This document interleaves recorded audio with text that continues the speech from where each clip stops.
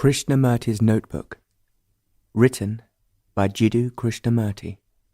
Narrated by Anthony Wren. Ojai, June 18th, 1961, New York. In the evening it was there. Suddenly it was there, filling the room, a great sense of beauty, power and gentleness. Others noticed it. 19th. All night it was there whenever I woke up.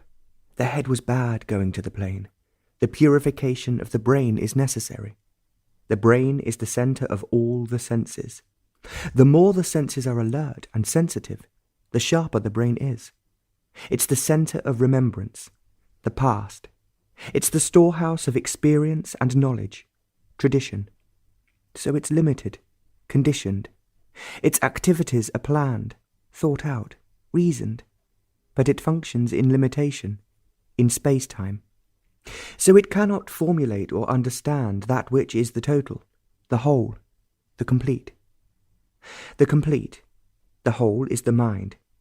It is empty, totally empty, and because of this, the emptiness, the brain exists in space-time. Only when the brain has cleansed itself of its conditioning, greed, envy, ambition, then only it can comprehend that which is complete. Love is the completeness. 20th. In the car on the way to Ojai, again it began. The pressure and the feeling of immense vastness. One was not experiencing this vastness. It was simply there. There was no centre from which or in which the experience was taking place. Everything, the cars, the people, the billboards, was startlingly clear, and colour was painfully intense. For over an hour it went on, and the head was very bad. The pain right through the head. The brain can and must develop. Its development will always be from a cause, from a reaction, from violence to non-violence, and so on. The brain has developed from the primitive state, and however refined, intelligent, technical, it will be within the confines of space-time. Anonymity is humility. It does not lie in the change of name, cloth, or with the identification with that which may be anonymous, an ideal, a heroic act, country, and so on. Anonymity is an act of the brain, the conscious anonymity. There's an anonymity which comes with the awareness of the complete. The complete is never within the field of the brain or idea. 21st. Woke up about 2, and there was a peculiar pressure, and the pain was more acute, more in the centre of the head. It lasted over an hour, and one woke up several times with the intensity of the pressure. Each time there was great expanding ecstasy. This joy continued. Again, sitting in the dentist's chair, waiting, suddenly the pressure began. The brain became very quiet, quivering, fully alive. Every sense was alert. The eyes were seeing the bee on the window, the spider, the birds, and the violet mountains in the distance. They were seeing, but the brain was not recording them. One could feel the quivering brain, something tremendously alive, vibrant, and so not merely recording. The pressure and the pain was great, and the body must have gone off into a doze. Self-critical awareness is essential. Imagination and illusion distort clear observation. Illusion will always exist, so long as the urge for the continuation of pleasure and the avoidance of pain exist. The demand for those experiences which are pleasurable to continue or be remembered, the avoidance of pain, suffering. Both these breed illusion. To wipe away illusion altogether, pleasure and sorrow must be understood, not by control or sublimation, identification or denial. Only when the brain is quiet can there be right observation. Can the brain ever be quiet? It can when the brain, being highly sensitive, without the power of distortion, is negatively aware. All the afternoon, the pressure has been on. 22nd. Woke up in the middle of the night, and there was the experiencing of an incalculable expanding state of mind. The mind itself was that state.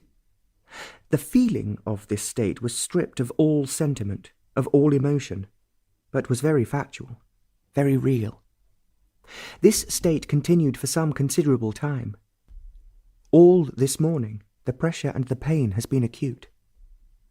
Destruction is essential, not of buildings and things, but of all the psychological devices and defences, gods, beliefs, dependence on priests, experiences, knowledge, and so on.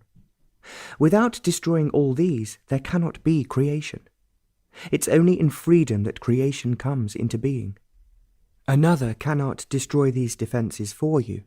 You have to, through your own self-knowing awareness.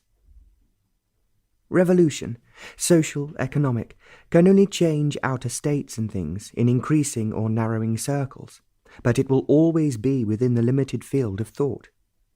For total revolution, the brain must forsake all its inward, secret mechanisms of authority, envy, fear, and so on.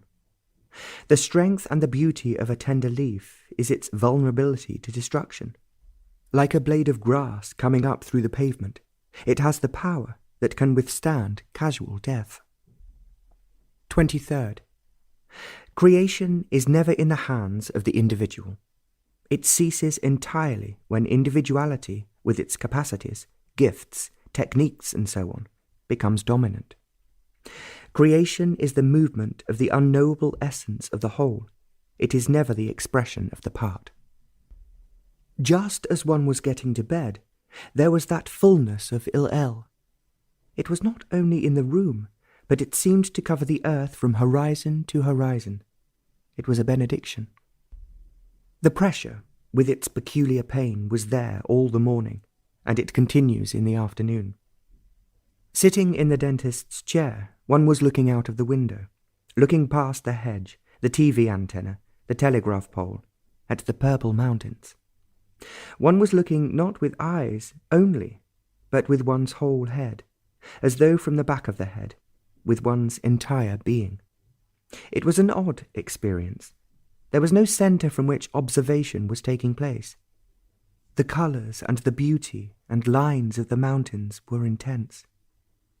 Every twist of thought must be understood, for all thought is reaction, and any action from this can only increase confusion and conflict. 24th. The pressure and the pain was there all day yesterday. It is all becoming rather difficult. The moment one's by oneself, it begins. Any desire for its continuance, any disappointment if it does not continue, does not exist. It is simply there, whether one wants it or not. It's beyond all reason and thought. To do something for its own sake seems quite difficult and almost undesirable. Social values are based on doing something for the sake of something else. This makes for barren existence, a life which is never complete, full. This is one of the reasons of disintegrating discontent. To be satisfied is ugly, but to be discontented breeds hatred. To be virtuous in order to gain heaven or the approval of the respectable of society makes of life a barren field which has been ploughed over and over again, but has never been sown.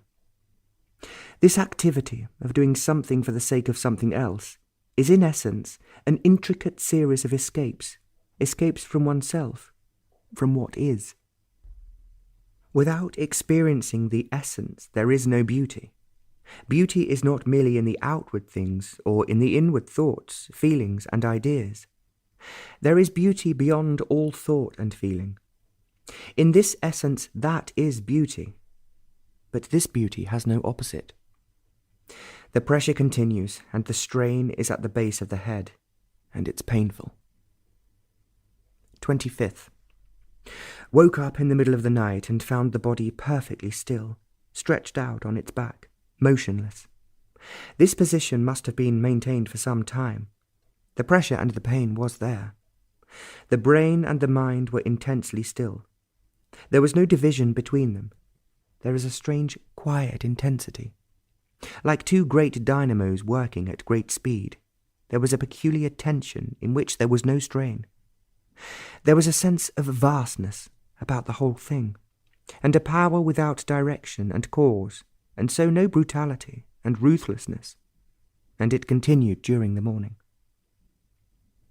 During the past year or so, one would wake up to experience in wakened state what had been going on while asleep, certain states of being.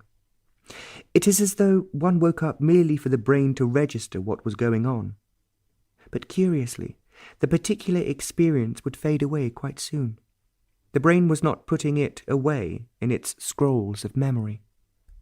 There is only destruction and no change, for all change is a modified continuity of what has been. All social, economic revolutions are reactions, a modified continuation of that which has been. This change does not in any way destroy the roots of egocentric activities. Destruction, in the sense we are using the word, has no motive. It has no purpose which implies action for the sake of result. Destruction of envy is total and complete. It implies the freedom from suspension, control, and without any motive whatsoever. This total destruction is possible.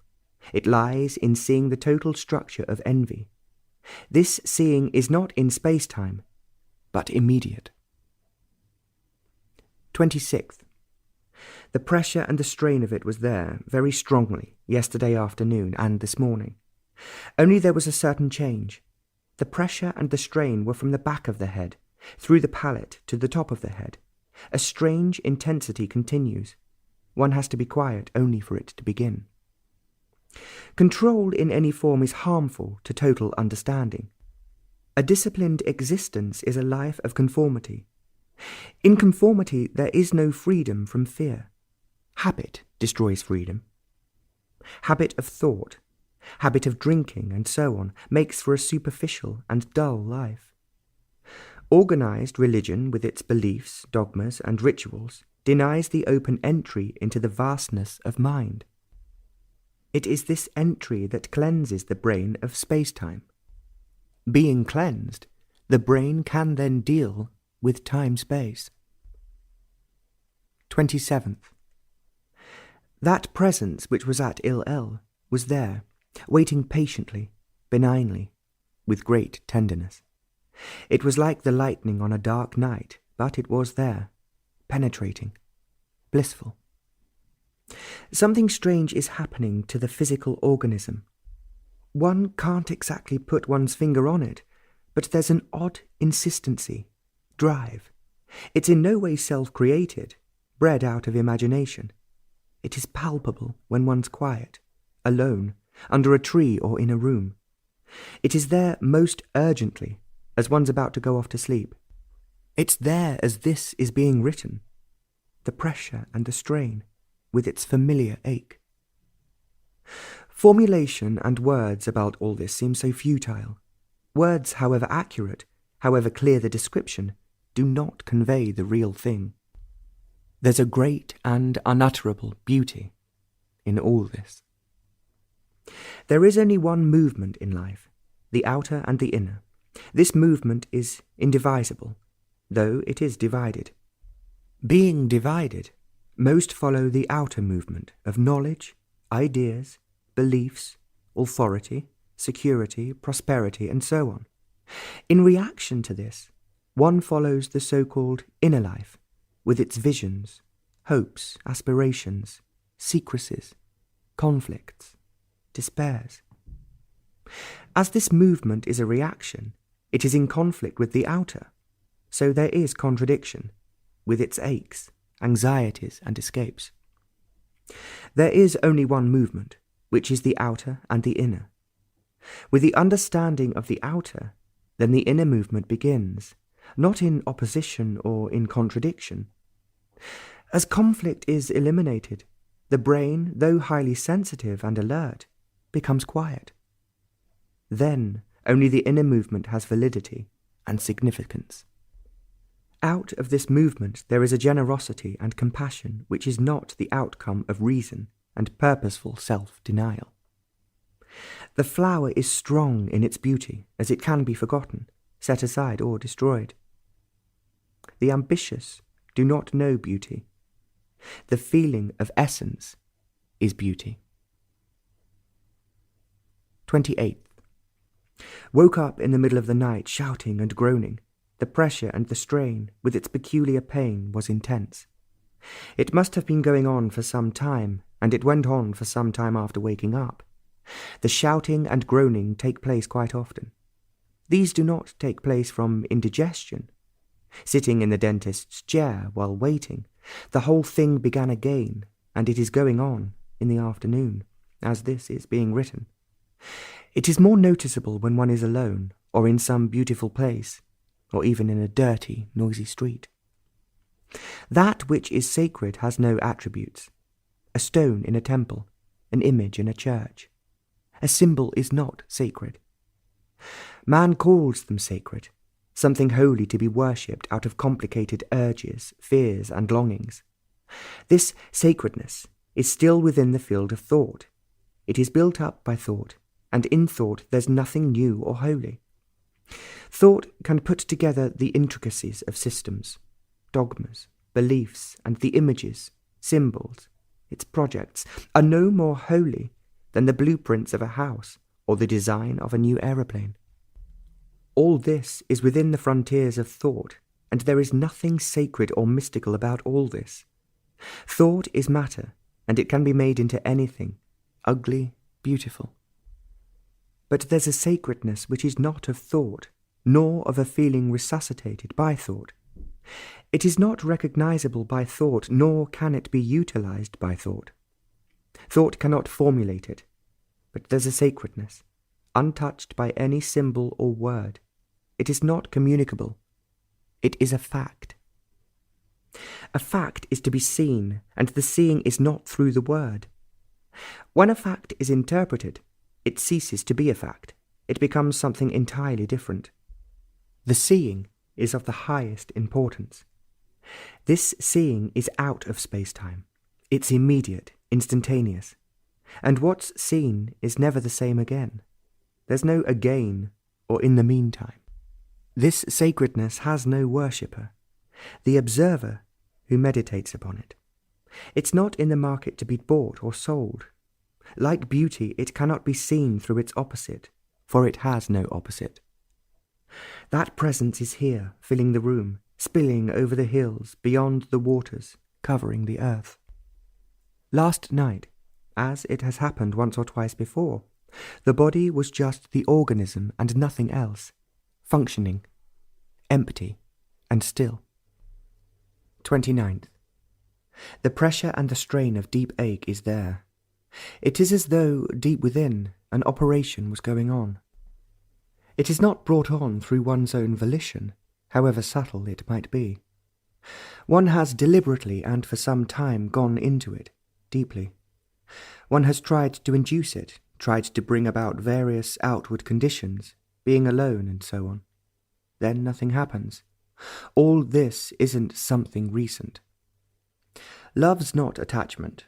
Love does not yield sorrow. Love has no despair or hope. Love cannot be made respectable, part of the social scheme. When it is not there, every form of travail begins. To possess and to be possessed is considered a form of love. This urge to possess a person or a piece of property is not merely the demands of society and circumstances, but springs from a far deeper source. It comes from the depths of loneliness. Each one tries to fill this loneliness in different ways: drink, organized religion, belief, some form of activity, and so on. And these are escapes. But it's still there. To commit oneself to some organization, to some belief or action, is to be possessed by them, negatively, and positively is to possess. The negative and positive possessiveness is doing good, changing the world and the so-called love. To control another, to shape another in the name of love, is the urge to possess, the urge to find security, safety in another, and the comfort. Self-forgetfulness through another, through some activity, makes for attachment. From this attachment there's sorrow and despair. and from this there is the reaction to be detached. And from this contradiction of attachment and detachment arises conflict and frustration. There's no escape from loneliness. It is a fact, and escape from facts breeds confusion and sorrow. But not to possess anything is an extraordinary state, not even to possess an idea, let alone a person or a thing. When thought takes root, it has already become a possession, and then the war to be free begins. And this freedom is not freedom at all, it's only a reaction. Reactions take root, and our life is the ground in which roots have grown. To cut all roots, one by one, is a psychological absurdity. It cannot be done. Only the fact, loneliness, must be seen, and then all other things fade away. 30th. Yesterday afternoon it was pretty bad, almost unbearable. It went on for several hours. Walking, surrounded by these violet, bare, rocky mountains, suddenly there was solitude. Complete solitude. Everywhere there was solitude. It had great, unfathomable richness. It had that beauty which is beyond thought and feeling. It was not still. It was living, moving, filling every nook and corner. The high, rocky mountain top was aglow with the setting sun, and that very light and colour filled the heavens with solitude. It was uniquely alone, not isolated, but alone, like a drop of rain which holds all the waters of the earth. It was neither joyous nor sad, but alone. It had no quality, shape, or colour. These would make it something recognizable, measurable. It came like a flash and took seed. It did not germinate, but it was there in its entirety. There was no time to mature. Time has roots in the past. This was a rootless, causeless state. So it is totally new, a state that has not been and never will be, for it is living. Isolation is known, and so is loneliness. They are recognizable, for they have often been experienced, actually or in imagination. The very familiarity of these breeds a certain self-righteous contempt and fear from which arises cynicism and gods. But self-isolation and loneliness do not lead to aloneness. They must be finished with, not in order to gain something, but they must die as naturally as the withering away of a gentle flower. Resistance breeds fear, but also acceptance. The brain must wash itself clean of all these cunning devices. Unrelated to all these twists and turns of self-contaminated consciousness, wholly different, is this immense solitude. In it all creation takes place. Creation destroys, and so it is ever the unknown. All the evening of yesterday, this solitude was and is there, and on waking in the middle of the night, it sustained itself. The pressure and the strain continue, increasing and decreasing in continuous waves. It's pretty bad today, during the afternoon. July 1st. It is as though everything stood still. There is no movement, no stirring, complete emptiness of all thought, of all seeing. There is no interpreter to translate, to observe, to censor. An immeasurable vastness that is utterly still and silent. There is no space nor time to cover that space. The beginning and the ending are here, of all things. There is really nothing that can be said about it. The pressure and the strain have been going on quietly all day, only now they have increased. 2nd. The thing which happened yesterday, that immeasurable still vastness, went on all the evening, even though there were people and general talk. It went on all night. It was there in the morning, though there was rather exaggerated, emotionally agitated talk, suddenly in the middle of it. It was there. And it is here. There's a beauty and a glory that there's a sense of wordless ecstasy. The pressure and the strain began rather early. 3rd. Been out all day. All the same, in a crowded town in the afternoon, For 2 or 3 hours, the pressure and the strain of it was on. 4th, been busy, but in spite of it, the pressure and the strain of it was there in the afternoon. Whatever actions one has to do in daily life, the shocks and the various incidents should not leave their scars. These scars become the ego, the self, and as one lives, it becomes strong, and its walls almost become impenetrable. 5th, been too busy, but whenever there is some quiet, the pressure and the strain was on. 6th, last night woke up with that sense of complete stillness and silence. The brain was fully alert and intensely alive. The body was very quiet. This state lasted for about half an hour, this in spite of an exhausting day. The height of intensity and sensitivity is the experiencing of essence. It's this that is beauty beyond word and feeling. Proportion and depth, light and shade are limited to time-space, caught in beauty-ugliness. But that which is beyond line and shape, beyond learning and knowledge, is the beauty of essence. 7th, woke up several times shouting. Again there was that intense stillness of the brain and a feeling of vastness. There has been pressure and strain. Success is brutality. Success in every form, political and religious, art and business. To be successful implies ruthlessness. 8th, before going to sleep, or just going off to sleep, several times there were groans and shouts.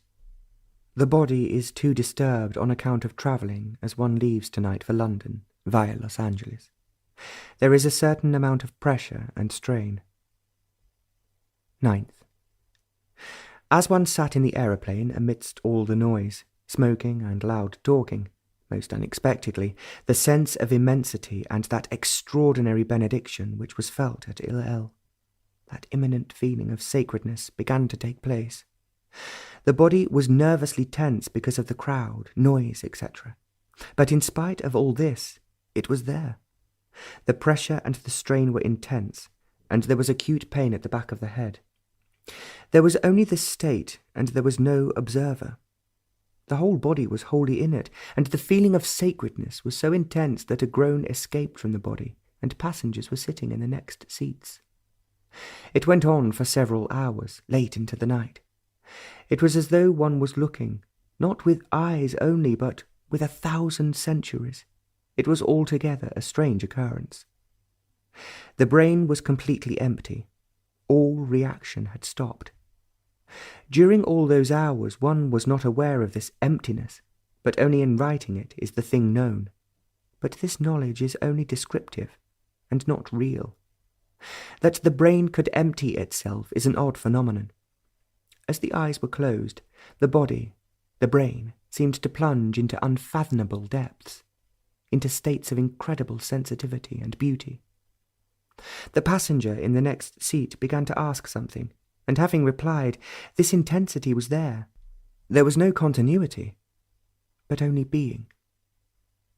And dawn was coming leisurely, and the clear sky was filling with light. As this is being written late in the day, with sleepless fatigue, that sacredness is there. The pressure and the strain, too. London, July 10th. Little sleep, but wake up to be aware that there is a great sense of driving energy which is focused in the head. The body was groaning, and yet it was very still, stretched out flat and very peaceful. The room seemed to be full, and it was very late, and the front door of the next house was shut with a bang. There was not an idea, not a feeling, and yet the brain was alert and sensitive. The pressure and the strain were there, causing pain. An odd thing about this pain is that it does not in any way exhaust the body.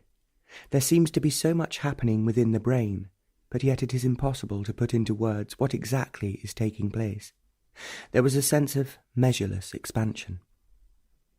11th. The pressure and strain have been rather heavy, and there is pain. The odd part of all this is that the body in no way protests or puts up resistance in any way. There is an unknown energy involved in all this. Too busy to write much. Kustad, July 12th. It was bad last night, shouting and groaning. The head was painful.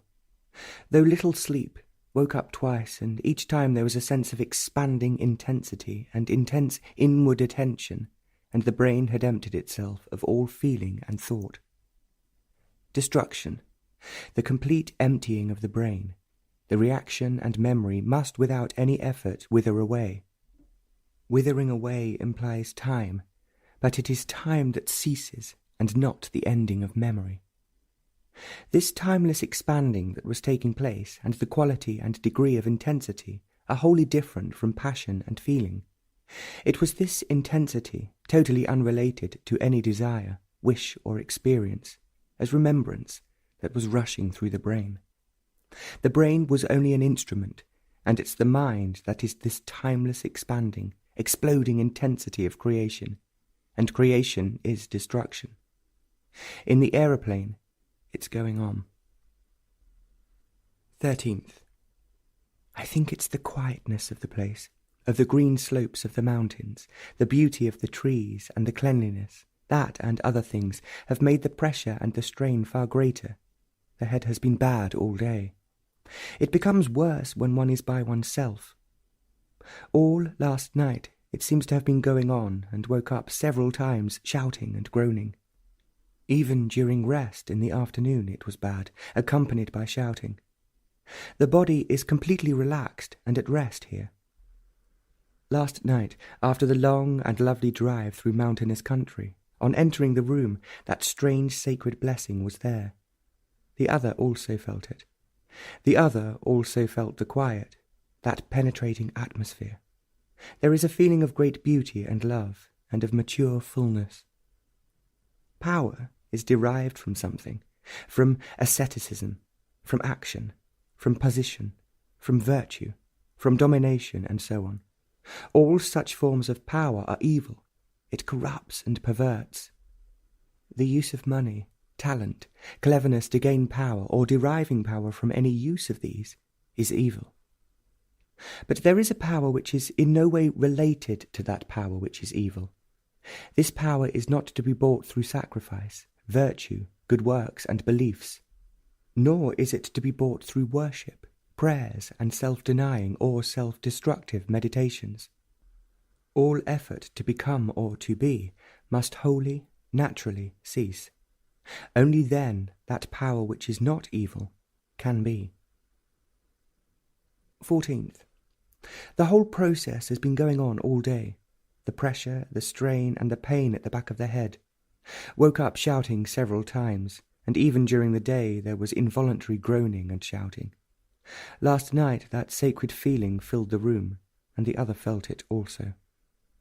How easy it is to deceive oneself about almost everything, especially about deeper and more subtle demands and wishes.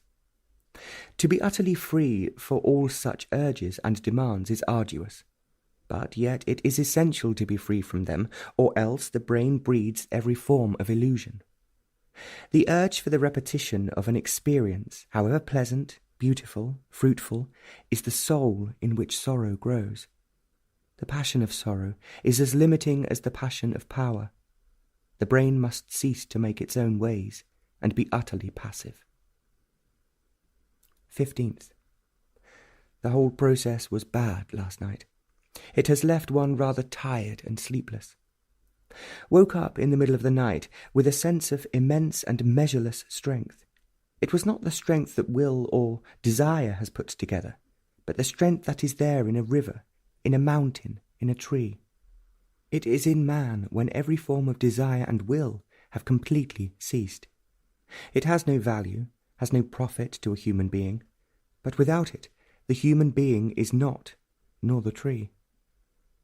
The action of man is choice and will, and in such action there is contradiction and conflict, and so sorrow. All such action has a cause, a motive, and hence it is reaction. Action of this strength has no cause, no motive, and therefore is immeasurable, and the essence. 16th. The whole process went on most of the night. It was rather intense. How much can the body stand? The whole body was quivering, and this morning woke up with the head shaking. There was, this morning, that particular sacredness filling the room. It had great penetrating power, entering into every corner of one's being, filling, cleansing, making everything of itself. The other felt it too. It is a thing that every human being craves for, and because they crave for it, it eludes them. The monk, the priest, the sannyasi torture their bodies and their character in their longing for this, but it evades them. For it cannot be bought. Neither sacrifice, virtue, nor prayer can bring this love. This life, this love cannot be if death is the means. All seeking, all asking, must wholly cease. Truth cannot be exact. What can be measured is not truth. That which is not living can be measured, and its heights be found. 17th. We were going up the path of a steep wooded side of a mountain, and presently sat on a bench. Suddenly, most unexpectedly, that sacred benediction came upon us. The other felt it too, without our saying anything. As it several times filled a room, this time it seemed to cover the mountainside across the wide, extending valley and beyond the mountains. It was everywhere. All space seemed to disappear. What was far, the wide gap, the distant snow-covered peaks, and the person sitting on the bench faded away. There was not one or two or many, but only this immensity. The brain had lost all its responses. It was only an instrument of observation. It was seeing, not as the brain belonging to a particular person, but as a brain which is not conditioned by time-space, as the essence of all brains. It was a quiet night, and the whole process was not so intense. On waking this morning, there was an experiencing whose duration was perhaps a minute, an hour, or timeless. An experiencing that is informed with time ceases to be experiencing.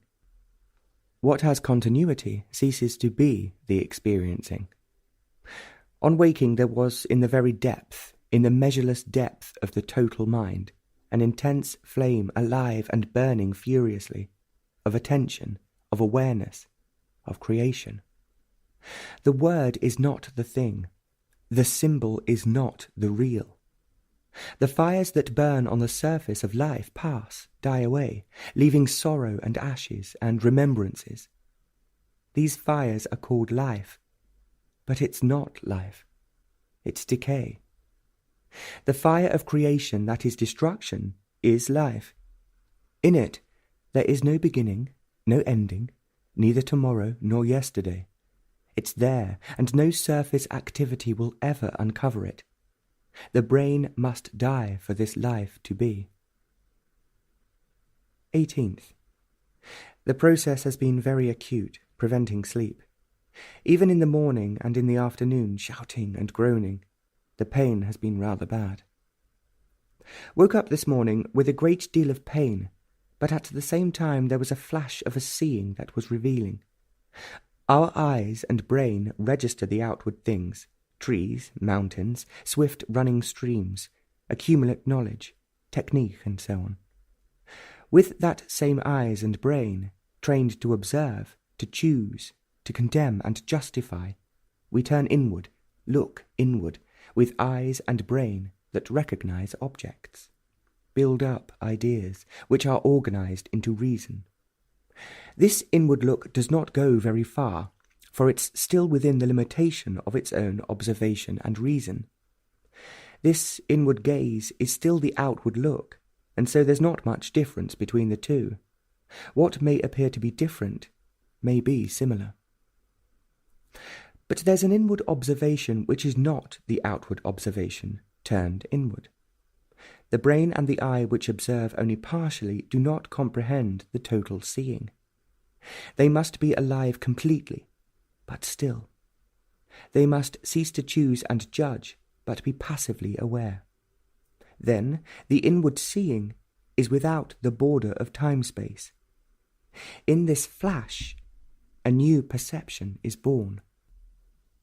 19th. It had been rather bad all the afternoon of yesterday, and it seemed more painful. Towards the evening that sacredness came and filled the room, and the other felt it too. All night it was fairly quiet, though the pressure and strain were there, like the sun behind the clouds. Early this morning, the process began again. It appears one is awakened merely to register a certain experience. This has happened quite often for the past year. One was awakened this morning with a living feeling of joy. It was taking place as one woke up. It wasn't a thing in the past. It was actually taking place. It was coming, this ecstasy from outside, not self-induced. It was being pushed through the system, flowing through the organism with great energy and volume. The brain was not taking part in it, but only registering it, not as a remembrance, but as an actual fact which was taking place. There was, it seemed, immense strength and vitality behind this ecstasy. It wasn't sentimental, nor a feeling, an emotion, but as solid and real as that stream crashing down the mountainside, or that solitary pine on the green mountain slope. All feeling and emotion are related to the brain, and as love is not, so was this ecstasy. It is with this greatest difficulty the brain can recall it. Early this morning there was a benediction that seemed to cover the earth and fill the room. When it comes, an all-consuming quietness, a stillness that seems to have within it all movement. 20th. The process was particularly intense yesterday afternoon. In the car, waiting, one was almost oblivious of what was going on around one. The intensity increased, and it was almost unbearable, so that one was forced to lie down. Fortunately, there was someone in the room. The room became full with that benediction. Now what followed is almost impossible to put down in words. Words are such dead things, with definite set meaning, and what took place was beyond all words and description. It was the centre of all creation. It was a purifying seriousness that cleansed the brain of every thought and feeling. Its seriousness was as lightning, which destroys and burns up. The profundity of it was not measurable. It was there, immovable, impenetrable, a solidity that was as light as the heavens. It was in the eyes, in the breath. It was in the eyes, and the eyes could see. The eyes that saw, that looked, were wholly different from the eyes of the organ, and yet they were the same eyes. There was only seeing, the eyes that saw beyond space-time. There was impenetrable dignity and a peace that was the essence of all movement, action. No virtue touched it, for it was beyond all virtue and sanctions of man. There was love that was utterly perishable, and so it had the delicacy of all new things, vulnerable, destructible, and yet it was beyond all this. It was there, imperishable, unnameable, the unknowing. No thought could ever penetrate it, no action could ever touch it. It was pure, untouched, and so ever-dyingly beautiful. All this seemed to affect the brain. It was not as it was before. Thought is such a trivial thing, necessary, but trivial. Because of it, relationship seems to have changed. As a terrific storm, a destructive earthquake gives a new course to the rivers, changes the landscape, digs deep into the earth, so it has levelled the contours of thought, changed the shape of the heart. 21st. The whole process is going on as usual, in spite of cold and feverish state. It has become more acute and more insistent. One wonders how long the body can carry on. Yesterday, as we were walking up a beautiful narrow valley, its steep sides dark with pines and green fields full of wild flowers, suddenly, most unexpectedly, we were talking of other things. A benediction descended upon us like gentle rain. We became the centre of it. It was gentle, pressing, infinitely tender and peaceful. enfolding us in a power that was beyond all fault and reason. Early this morning, on waking, changing, changeless, purifying seriousness, and an ecstasy that had no cause. It was simply there. And during the day, whatever one did, it was there in the background, and it came directly and immediately to the fore when one was quiet. There is an urgency and beauty in it. No imagination or desire could ever formulate such profound seriousness. 22nd. While waiting in the doctor's dark, airless office, that benediction which no desire can construct came and filled the small room. It was there till we left. If it was felt by the doctor, it's impossible to say. Why is it that there is deterioration, inwardly as well as outwardly? Why? Time brings destruction to all mechanical organization. It wears out by use and disease every form of organism. Why should there be deterioration inwardly, psychologically? Beyond all explanations which a good brain can give, why do we choose the worse and not the better? Why hate rather than love? Why greed and not generosity? Why self-centered activity and not open, total action? Why be mean when there are soaring mountains and flashing streams? Why jealousy and not love? Why? Seeing the fact leads to one thing, and opinions, explanations to another. Seeing the fact that we decline, deteriorate, is all important, and not the why and wherefore of it. Explanation has very little significance in front of a fact, but to be satisfied with explanations, with words, is one of the major factors of deterioration. Why war and not peace? The fact is, we are violent. Conflict inside and outside the skin is part of our daily life, ambition and success. Seeing this fact and not the cunning explanation and the subtle word puts an end to deterioration. Choice, one of the major causes of decline, must wholly cease if it's to come to an end. The desire to fulfill and the satisfaction and sorrow that exists in its shadow is also one of the factors of deterioration. Woke up early this morning to experience that benediction. One was forced to sit up in that clarity and beauty. Later in the morning, sitting on a roadside bench under a tree, one felt the immensity of it. It gave shelter, protection like the tree overhead, whose leaves gave shelter against the strong mountain sun, and yet allowed light to come through. All relationship is such protection in which there's freedom, and because there's freedom, there is shelter. 23rd. Woke up early this morning with an enormous sense of power, beauty, and incorruptibility. It was not something that had happened, an experience that was past and woke up to remember it as in a dream, but something that was actually taking place. One was aware of something utterly incorruptible, in which nothing could possibly exist that could become corrupt, deteriorate. It was too immense for the brain to grasp, to remember. It could only register mechanically that there is such a state of incorruption. Experiencing such a state is vastly important. It was there, limitless, untouchable, impenetrable.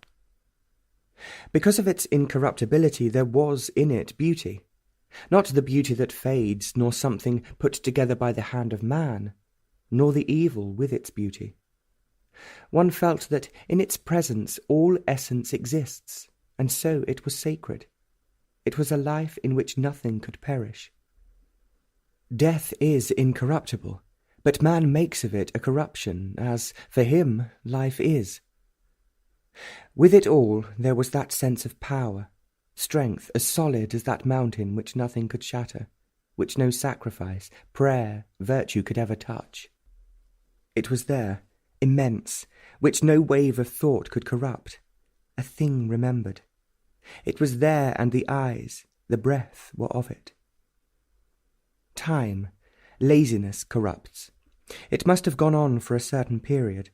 Dawn was just coming, and there was dew on the car outside and on the grass.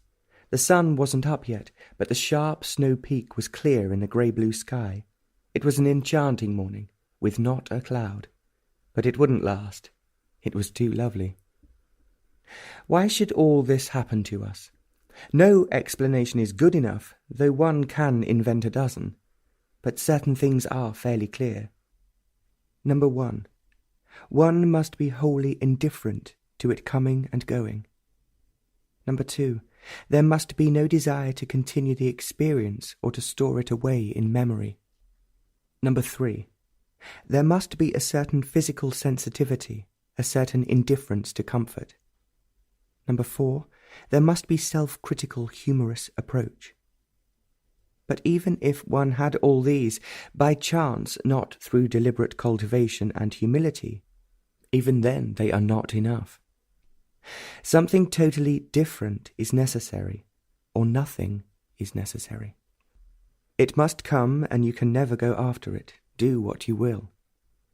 You can also add love to the list, but it is beyond love. One thing is certain, the brain can never comprehend it, nor can it contain it. Blessed is he to whom it is given, and you can add also a still, quiet brain. 24th. The process has not been so intense, as the body for some days has not been well. But though it is weak, now and then one can feel the intensity of it. It's strange how this process adjusts itself to circumstance. Yesterday, driving through the narrow valley, a mountain stream noisily making its way beside the wet road, there was this benediction.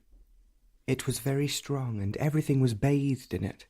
The noise of the stream was part of it, and the high waterfall which became the stream were in it. It was like the gentle rain that was coming down, and one became utterly vulnerable. The body seemed to have become light as a leaf, exposed and trembling. This went on through the long, cool drive. Talk became monosyllabic. The beauty of it seemed incredible. All the evening it remained, and though there was laughter, the solid, the impenetrable seriousness remained. On waking this morning, early when the sun was still below the horizon, there was the ecstasy of this seriousness. It filled the heart and the brain, and there was a sense of immovability. To look is important. We look to immediate things, and out of immediate necessities to the future, coloured by the past. Our seeing is very limited, and our eyes are accustomed to near things. Our look is as bound by time-space as our brain. We never look, we never see beyond this limitation. We do not know how to look through and beyond these fragmentary frontiers.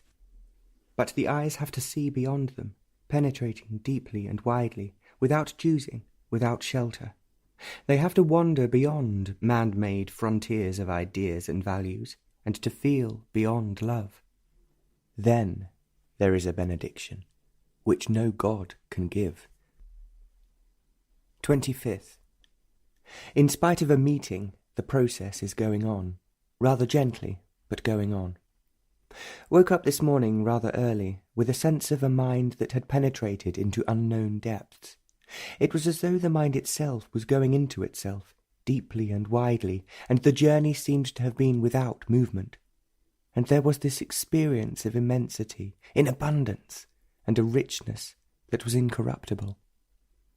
It's strange, though, that every experience, state, is utterly different.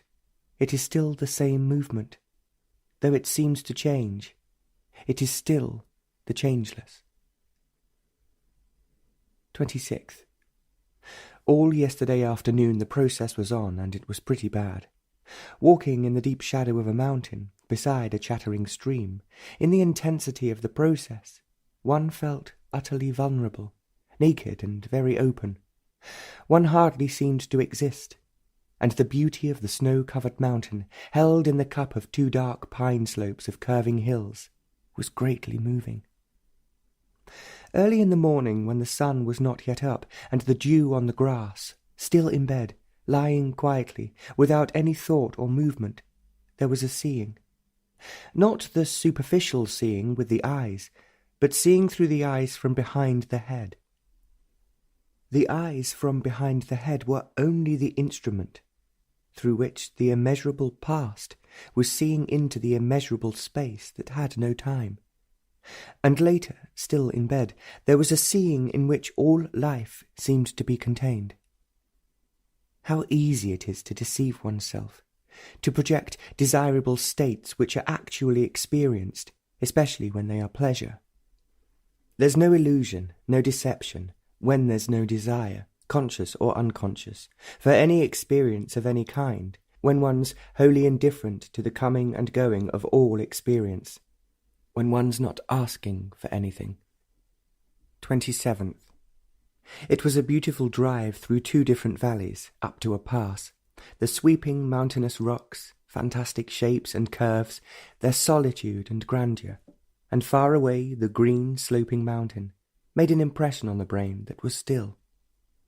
As we were driving, the strange intensity and the beauty of these many days came more and more pressing upon one, and the other felt it too. Woke up very early in the morning. That which is a benediction and that which is strength were there, and the brain was aware of them as it is aware of a perfume, but it was not a sensation, an emotion. They were simply there. Do what one will, they will always be there. There was nothing one could do about it. There was a talk this morning, and during the talk, the brain which reacts, thinks, constructs, was absent. The brain was not working, except probably for the memory of words. 28th. Yesterday we were walking along the favourite road beside the noisy stream. In the narrow valley of dark pine trees, fields with flowers, and in the distance the massive snow-covered mountain and a waterfall. It was enchanting, peaceful and cool. There, walking, that sacred blessing came, a thing that one could almost touch, and deep within one there were movements of change. It was an evening of enchantment and of beauty that was not of this world. The immeasurable was there, and then there was stillness. This morning woke up early to register that the process was intense, and through the back of the head, rushing forward as an arrow with that peculiar sound as it flies through the air, was a force, a movement that came from nowhere and was going nowhere. And there was a sense of vast stability, and a dignity that could not be approached, and an austerity that no thought could formulate, but with it a purity of infinite gentleness. All these are merely words, and so they can never represent the real. The symbol is never the real, and the symbol is without value. All the morning the process was on, and a cup that had no height and no depth seemed to be full to the overflowing. 29th. Had been seeing people, and after they left, one felt as though one was suspended between 2 worlds, and presently the world of the process and that unquenchable intensity came back. Why this separation? The people one saw were not serious. At least they thought they were serious, but they were serious only in a superficial way. One could not give oneself completely, and hence this feeling of not being at home again. But all the same, it was an odd experience. We were talking, and a little bit of the stream between the trees was pointed out. It was an ordinary sight, an everyday incident. But as one looked, several things took place. Not any outward incidents, but clear perception. It's absolutely necessary for maturity that there should be 1. Complete simplicity which goes with humility, not in things or possessions, but in the quality of being. 2. Passion with that intensity which is not merely physical. 3. Beauty. Not only the sensitivity to outward reality, but being sensitive to that beauty which is beyond and above thought and feeling. 4. Love, the totality of it, not the thing that knows jealousy, attachment, dependence, not that is divided into carnal and divine, the whole immensity of it. 5. And the mind that can pursue, that can penetrate without motive, without purpose, into its own immeasurable depths, that has no barrier, that is free to wander without time-space. Suddenly one was aware of all this, and all the implications involved in it, just the mere sight of a stream between decaying branches and leaves on a rainy, dismal day. As we were talking, for no reason, for what we were talking about was not too serious, out of some unapproachable depths, suddenly one felt this immense flame of power, destructive in its creation. It was the power that existed before all things came into being. It was unapproachable, and by its very strength one could not come near it. Nothing exists but that one thing, immensity and awe. Part of this experience must have continued while asleep, for on waking early this morning it was there, and the intensity of the process had awakened one. It is beyond all thought and words to describe what's going on, the strangeness of it and the love, the beauty of it. No imagination could ever build all this up, nor is it an illusion. The strength and the purity of it is not for a make-believe mind-brain. It's beyond and above all faculties of man. 30th. It was a cloudy day, heavy with dark clouds. It had rained in the morning, and it had turned cold. After a walk we were talking, but more looking at the beauty of the earth, the houses, and the dark trees. Unexpectedly, there was a flash of that unapproachable power and strength that was physically shattering. The body became frozen into immobility, and one had to shut one's eyes not to go off into a faint. It was completely shattering, and everything that was didn't seem to exist. And the immobility of that strength, and the destructive energy that came with it, burned out the limitations of sight and sound. It was something indescribably great, whose height and depth are unknowable. Early this morning, just as dawn was breaking, with not a cloud in the sky, and the snow-covered mountains just visible, woke up with that feeling of impenetrable strength in one's eyes and throat. It seemed to be a palpable state, something that could never not be there. For nearly an hour it was there, and the brain remained empty. It was not a thing to be caught by thought and stored up in memory to be recalled. It was there, and all thought was dead. Thought is functional. It is only useful in that realm. Thought could not think about it, for thought is time, and it is beyond all time and measure. Thought, desire could not seek for its continuation or for its repetition. For thought, desire, was totally absent. Then what is it that remembers to write this down? Merely a mechanical record? But the record, the word, is not the thing. The process goes on, more gently, probably because of all the talks, and there is also a limit beyond which the body will crack. But it's there, persistent and insistent. 31st. While walking along the path that followed the fast-running stream, cool and pleasant, with many people about, there was that benediction, as gentle as the leaves, and there was in it a dancing joy.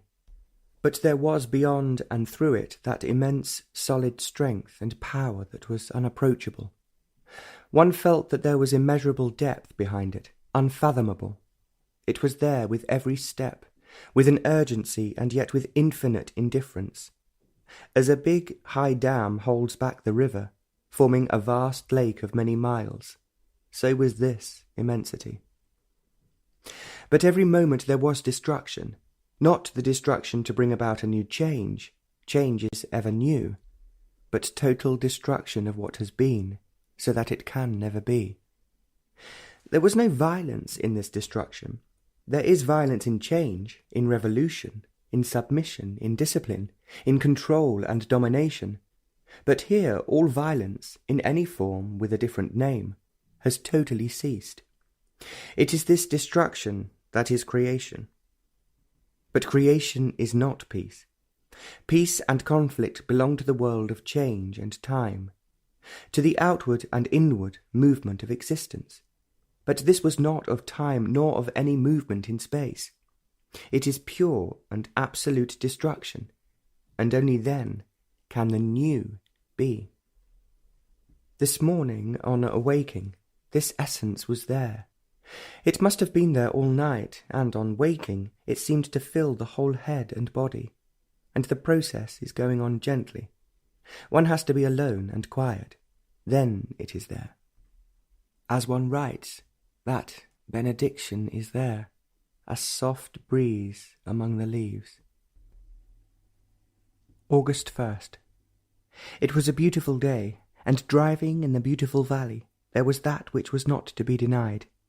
It was there as the air, the sky and the mountains.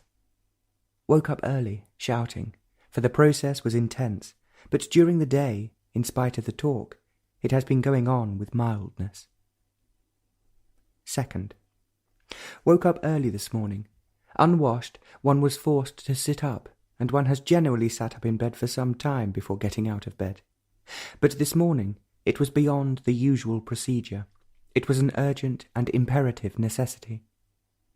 As one sat up, in a little while there came that immense benediction, and presently one felt that this whole power, this whole impenetrable, stern strength, was in one, about one, and in the head, and in the very middle of all this immensity there was complete stillness.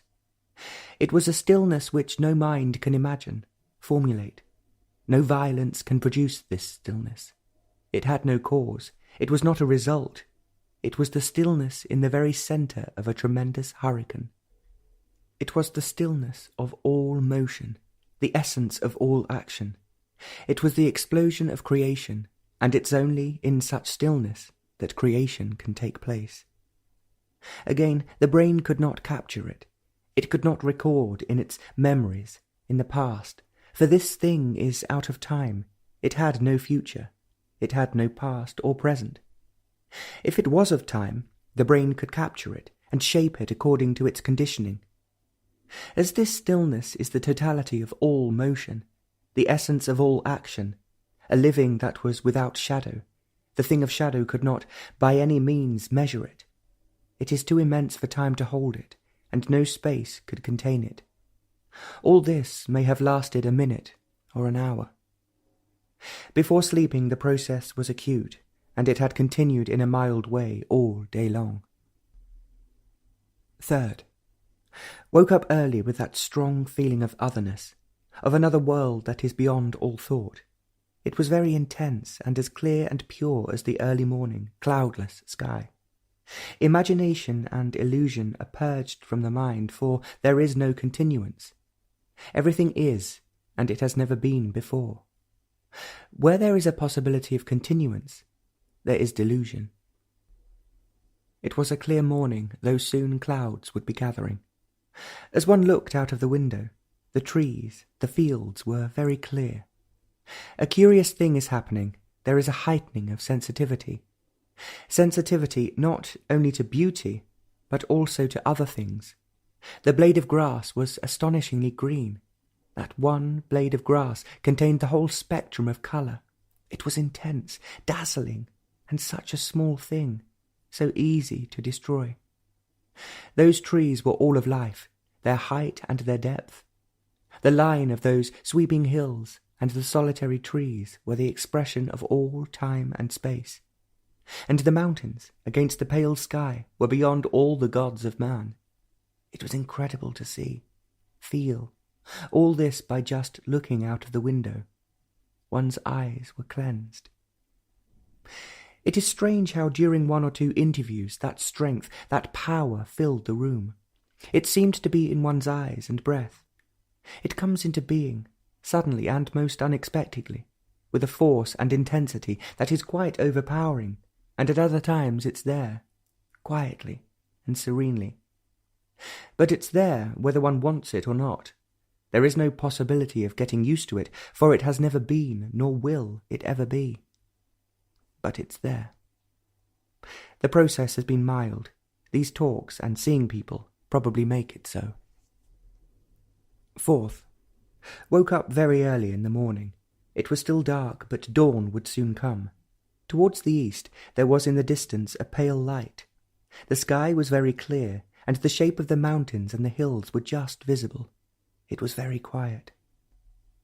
Out of this vast silence, suddenly, as one sat up in bed, when thought was quiet and far away, when there wasn't even a whisper of a feeling, there came that which was now the solid, inexhaustible being.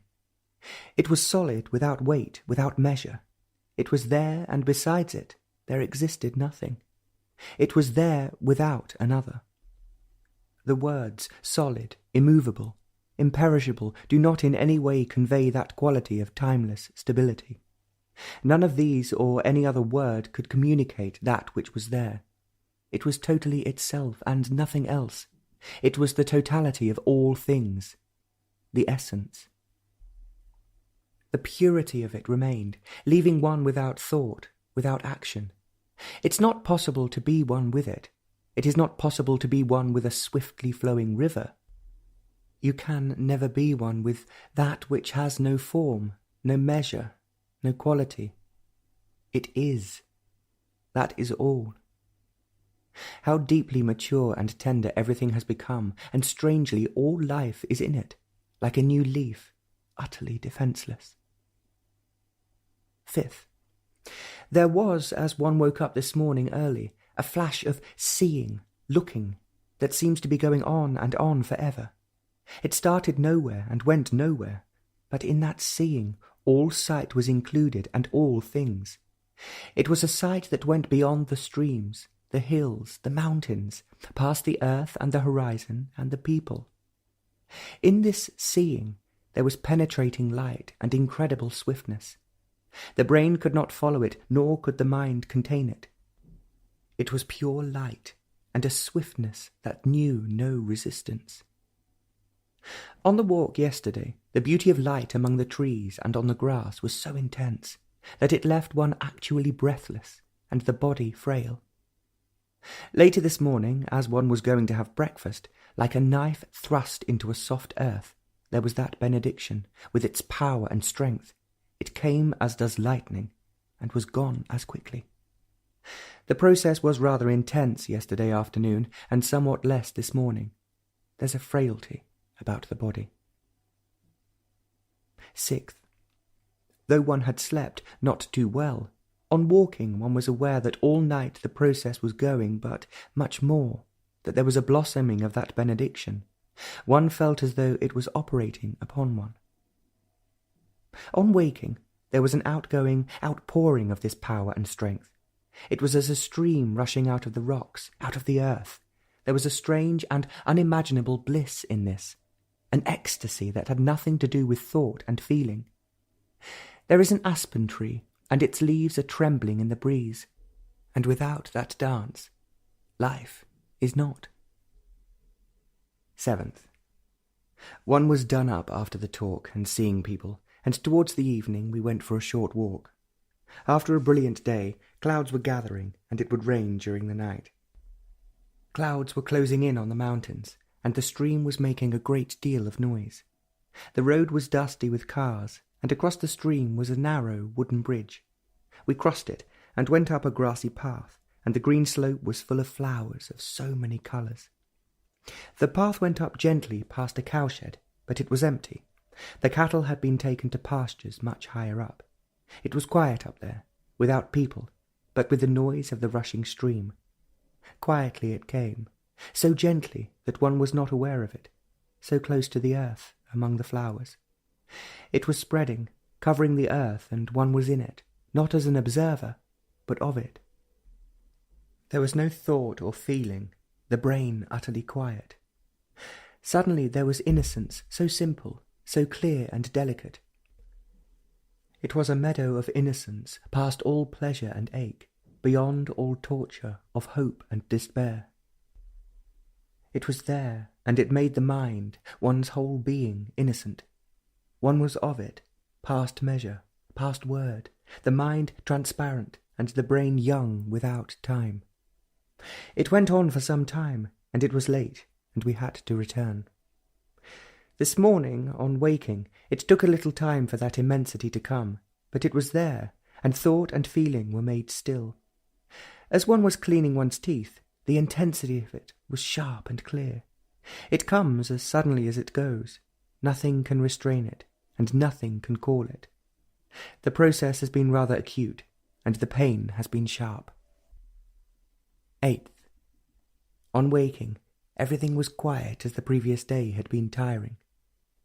It was surprisingly quiet, and one sat up to carry on with the usual meditation.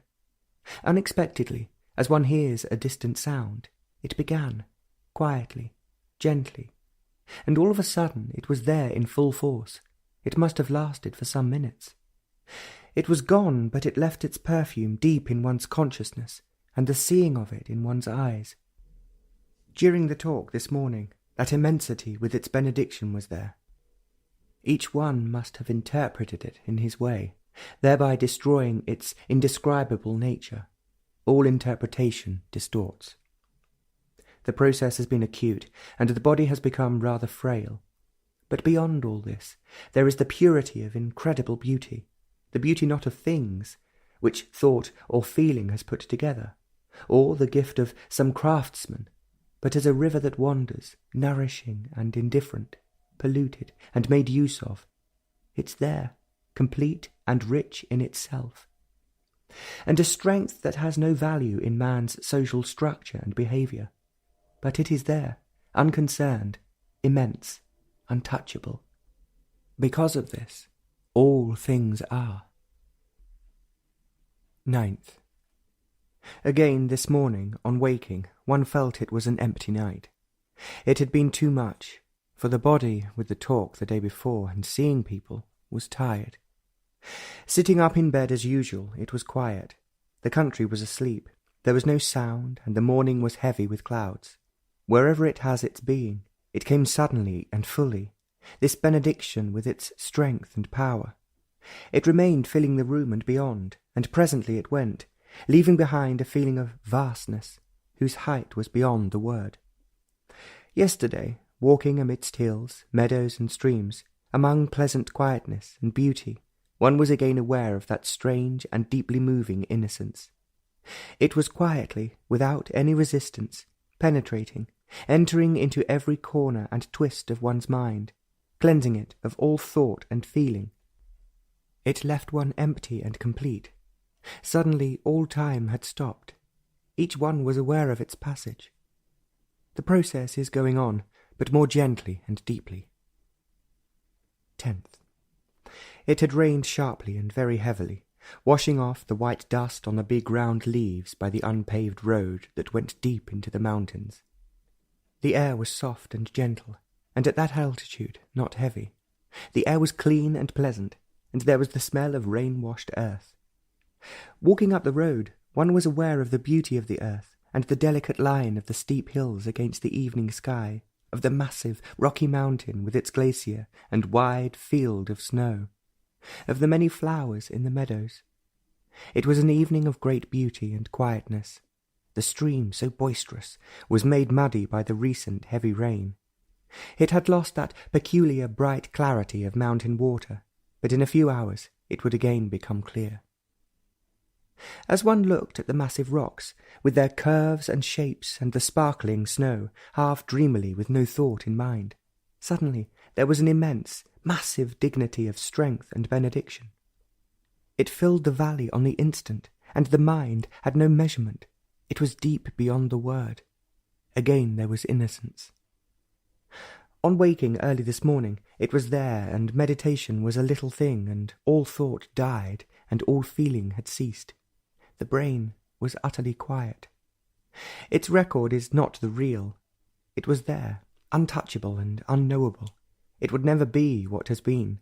It is of never-ending beauty. It was an extraordinary morning. This has been going on for 4 solid months. Whatever the environment, whatever the condition of the body, it's never the same, and yet the same. It is destruction and never-ending creation. Its power and strength are beyond all comparison and word, and it's never continuous. It is death and life. The process has been rather acute, and it all seems rather unimportant. August the 11th, 1961. While sitting in the car beside a boisterous mountain stream and in the middle of green, rich meadows and a darkening sky, that incorruptible innocence was there, whose austerity was beauty. The brain was utterly quiet, and it was touched by it. The brain is nourished by reaction and experience. It lives on experience. But experience is always limiting and conditioning. Memory is the machinery of action. Without experience, knowledge, and memory, action is not possible, but such action is fragmentary, limited. Reason, organized thought, is always incomplete. Idea, responsive thought, is barren, and belief is the refuge of thought.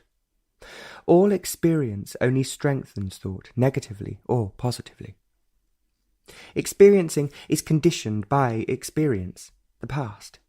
Freedom is the emptying of the mind of experience. When the brain ceases to nourish itself through experience, memory, and thought, when it dies to experiencing, then its activity is not self-centered. It then has its nourishment from elsewhere. It is this nourishment that makes the mind religious. On waking this morning, beyond all meditation and thought, and the delusions that feelings create, there was an intense bright light at the very centre of the brain, and beyond the brain, at the very centre of consciousness, of one's being. It was a light that had no shadow, nor was it set in any dimension. It was there without movement. With that light, there was present that incalculable strength and beauty beyond thought and feeling. The process was rather acute in the afternoon. 12th. Yesterday, walking up the valley, the mountains covered with clouds and the stream seemingly more noisy than ever, there was a sense of astonishing beauty. Not that the meadows and hills and the dark pines had changed, only the light was different, more soft, with a clarity that seemed to penetrate everything, leaving no shadow. As the road climbed, we were able to look down on a farm, with green pasture land around it. It was a green meadow, a rich green that is seen nowhere, but that little farmhouse and that green pasture contained all the earth and all mankind. There was an absolute finality about it. It was the finality of beauty that is not tortured by thought and feeling. The beauty of a picture, a song, a building is put together by man, to be compared, to be criticized, to be added up by this beauty, was not the handiwork of man. All the handiwork of man must be denied with a finality before this beauty can be. For it needs total innocence, total austerity. Not the innocence that thought had contrived, nor the austerity of sacrifice.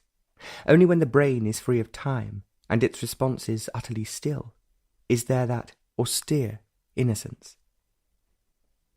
Woke up long before dawn when the air is very still and the earth waiting for the sun. Woke up with a clarity that was peculiar and an urgency that demanded full attention. The body was completely motionless, an immobility that was without strain, without tension.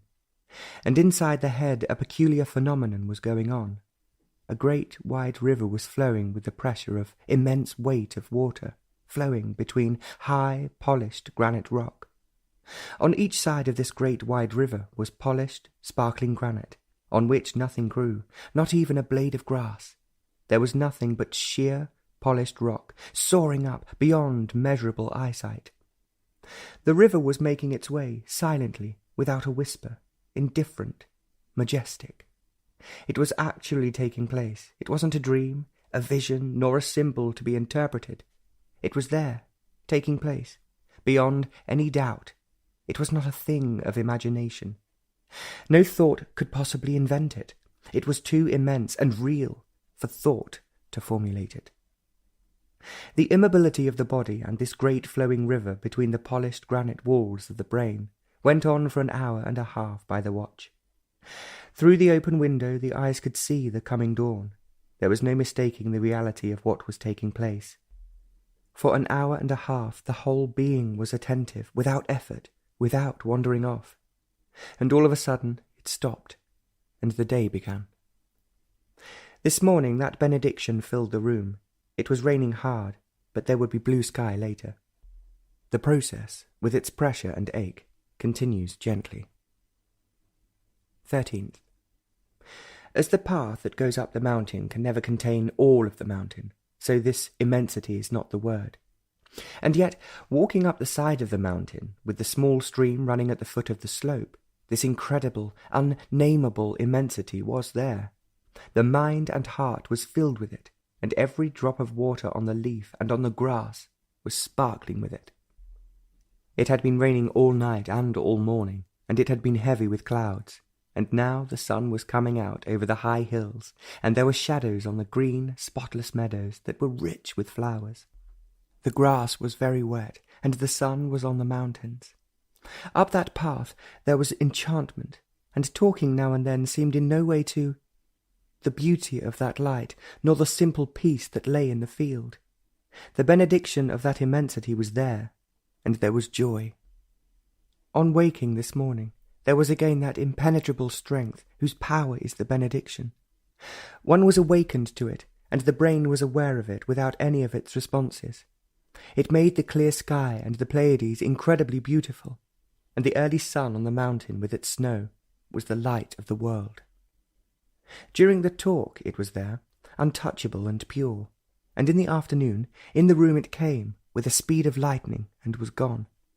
But it's always here in some measure, with its strange innocency, whose eyes have never been touched. The process was rather acute last night, and as this is being written. 14th. Though the body was done up this morning after the talk of yesterday, and seeing people, sitting in the car under a spreading tree, there was a deep strange activity going on. It was not an activity which the brain, with its customary responses, could comprehend and formulate. It was beyond its scope.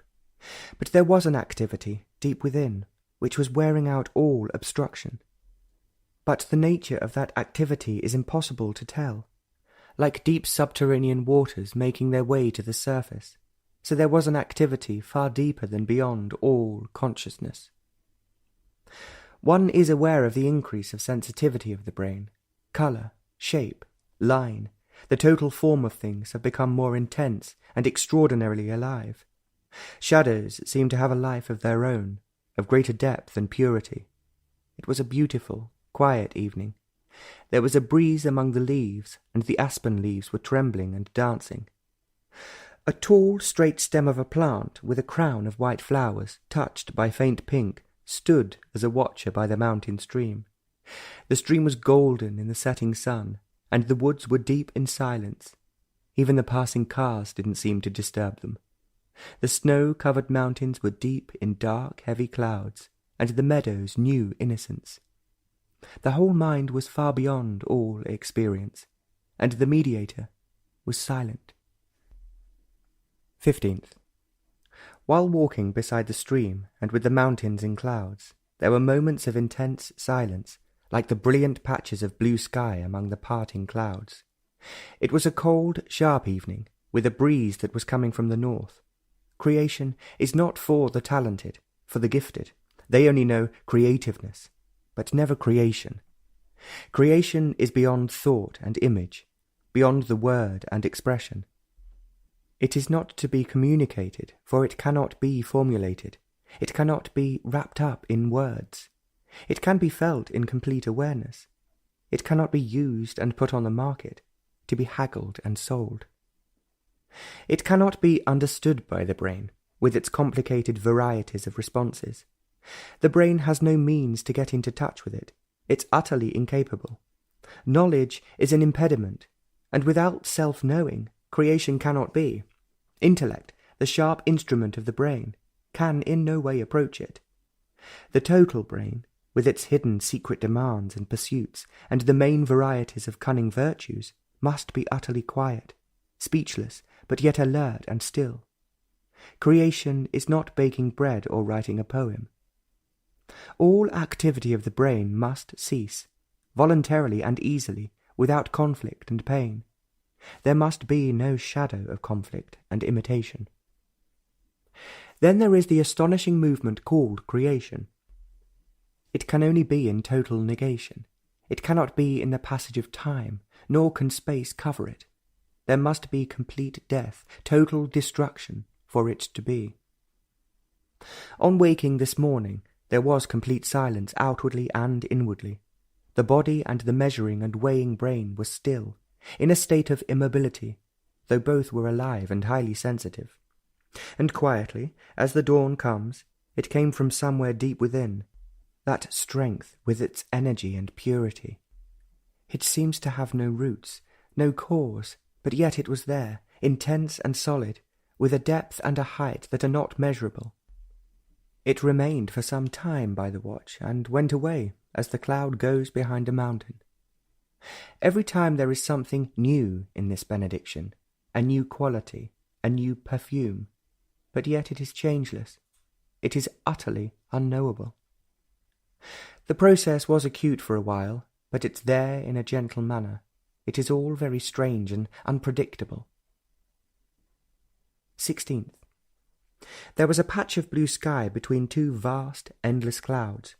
It was a clear, startling blue, so soft and penetrating. It would be swallowed up in a few minutes, and it would disappear forever. No sky of that blue would ever be seen again. It had been raining most of the night and the morning, and there was fresh snow on the mountains and on the higher hills. And the meadows were greener and richer than ever, but that little patch of limpid blue sky would never be seen again. In that little patch was the light of all heaven and the blue of all the skies. As one watched it, its form began to change, and the clouds were rushing to cover it, lest too much of it be seen.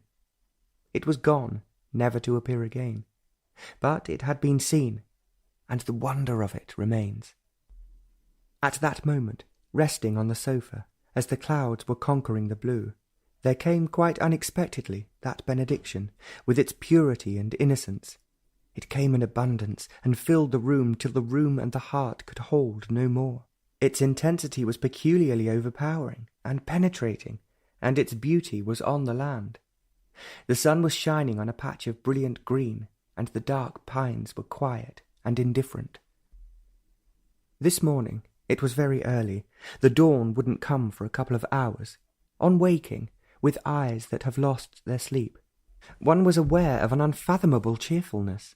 There was no cause to it, no sentimentality or that emotional extravagance, enthusiasm behind it. It was clear, simple, cheer, uncontaminated and rich, untouched and pure. There was no thought or reason behind it, and neither could one ever understand it, for there was no cause to it. This cheerfulness was pouring out of one's whole being, and the being was utterly empty. As a stream of water gushes out from the side of a mountain, naturally and under pressure, this cheer was pouring out in great abundance, coming from nowhere and going nowhere. But the heart and mind would never be the same again. One was not aware of the quality of this cheer as it was bursting forth. It was taking place, and its nature would show itself, probably, to time, and time would have no measure for it. Time is petty, and it cannot weigh abundance. The body has been rather frail and empty, but last night and this morning the process has been acute, not lasting for long. 17th. It had been a cloudy, rainy day with northwest wind, hard and cold. Up the road that led to the waterfall, which became the noisy stream, we were walking. There were few on the roads, and few cars went by, and the stream rushed on, faster than ever. We walked up the road with the wind behind us, and the narrow valley widened, and there were patches of sun on the sparkling green pasture. They were widening the road, and as we passed they greeted us, with friendly smiles and a few words in Italian. They had been labouring all day, digging and carrying rocks, so that it seemed incredible that they should smile at all. But they did, and up further on, under a large shed, modern machinery was cutting wood, drilling holes and cutting patterns on heavy lumber. And the valley opened more and more, and there was a village further on, and still further on was the waterfall from the glacier, high up in the rocky mountain. One felt more than one saw the beauty of the land and the weary people, the fast-running stream and the quiet meadows. On the way back, near the chalet, all the sky was covered with heavy clouds, and suddenly the setting sun was on some rocks high up in the mountain. That patch of sunlight on the face of those rocks revealed a depth of beauty and feeling that no graven image can hold. It was as though they were a light from within, a light of their own, serene and never fading.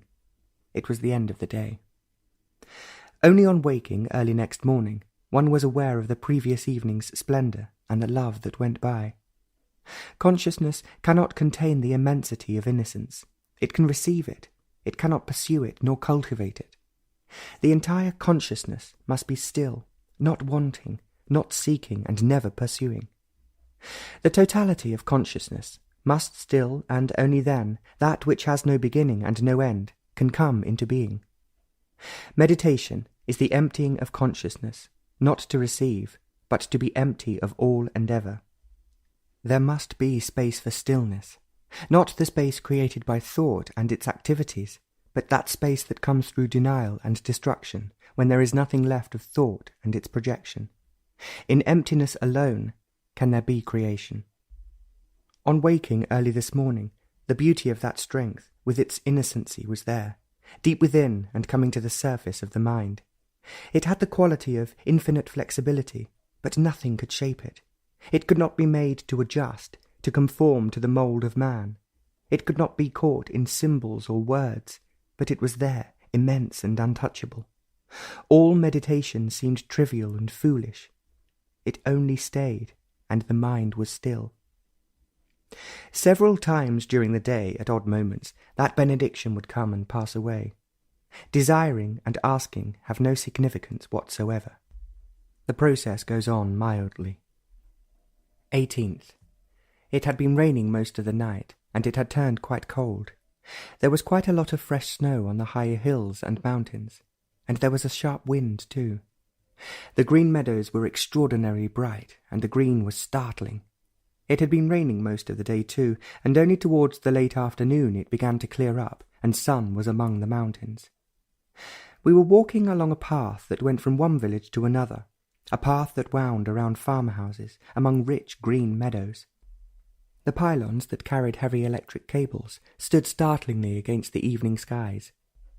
Looking up at these towering steel structures against scudding clouds, there was beauty and power. As one crossed over a wooden bridge, the stream was full, swollen by all this rain. It was running fast, with an energy and force that only mountain streams have. Looking up and down the stream, held in by tightly packed banks of rocks and trees, one was aware of the movement of time, the past, the present, and future. The bridge was the present, and all life moved and lived through the present. But beyond all this, there was along that rain-washed and slushy lane an otherness, a world which could never be touched by human thought, its activities and its unending sorrows. This world was not the product of hope nor of belief. One was not fully aware of it at that moment. There were too many things to observe, feel, and smell. The clouds, the pale blue sky beyond the mountains, and the sun among them, and the evening light on the sparkling meadows, the smell of cowsheds and red flowers around the farmhouses. The otherness was there covering all this, never a little thing being missed. And as one lay awake in bed, it came pouring in, filling the mind and the heart. Then one was aware of its subtle beauty, its passion and love. It's not the love that is enshrined in images, evoked by symbols, pictures and words, nor that which is cloaked in envy and jealousy, but that which is there, freed from thought and feeling, a curving movement, everlasting. Its beauty is there with the self-abandonment of passion. There's no passion of that beauty if there is no austerity. Austerity is not a thing of the mind, carefully gathered through sacrifice, suppression and discipline. All these must cease, naturally, for they have no meaning for that otherness. It came pouring in with its measureless abundance. This love had no centre, nor periphery, and it was so complete, so invulnerable, that there was no shadow in it, and so ever destructible. We always look from outside within. From knowledge we proceed to further knowledge, always adding, and the very taking away is another addition.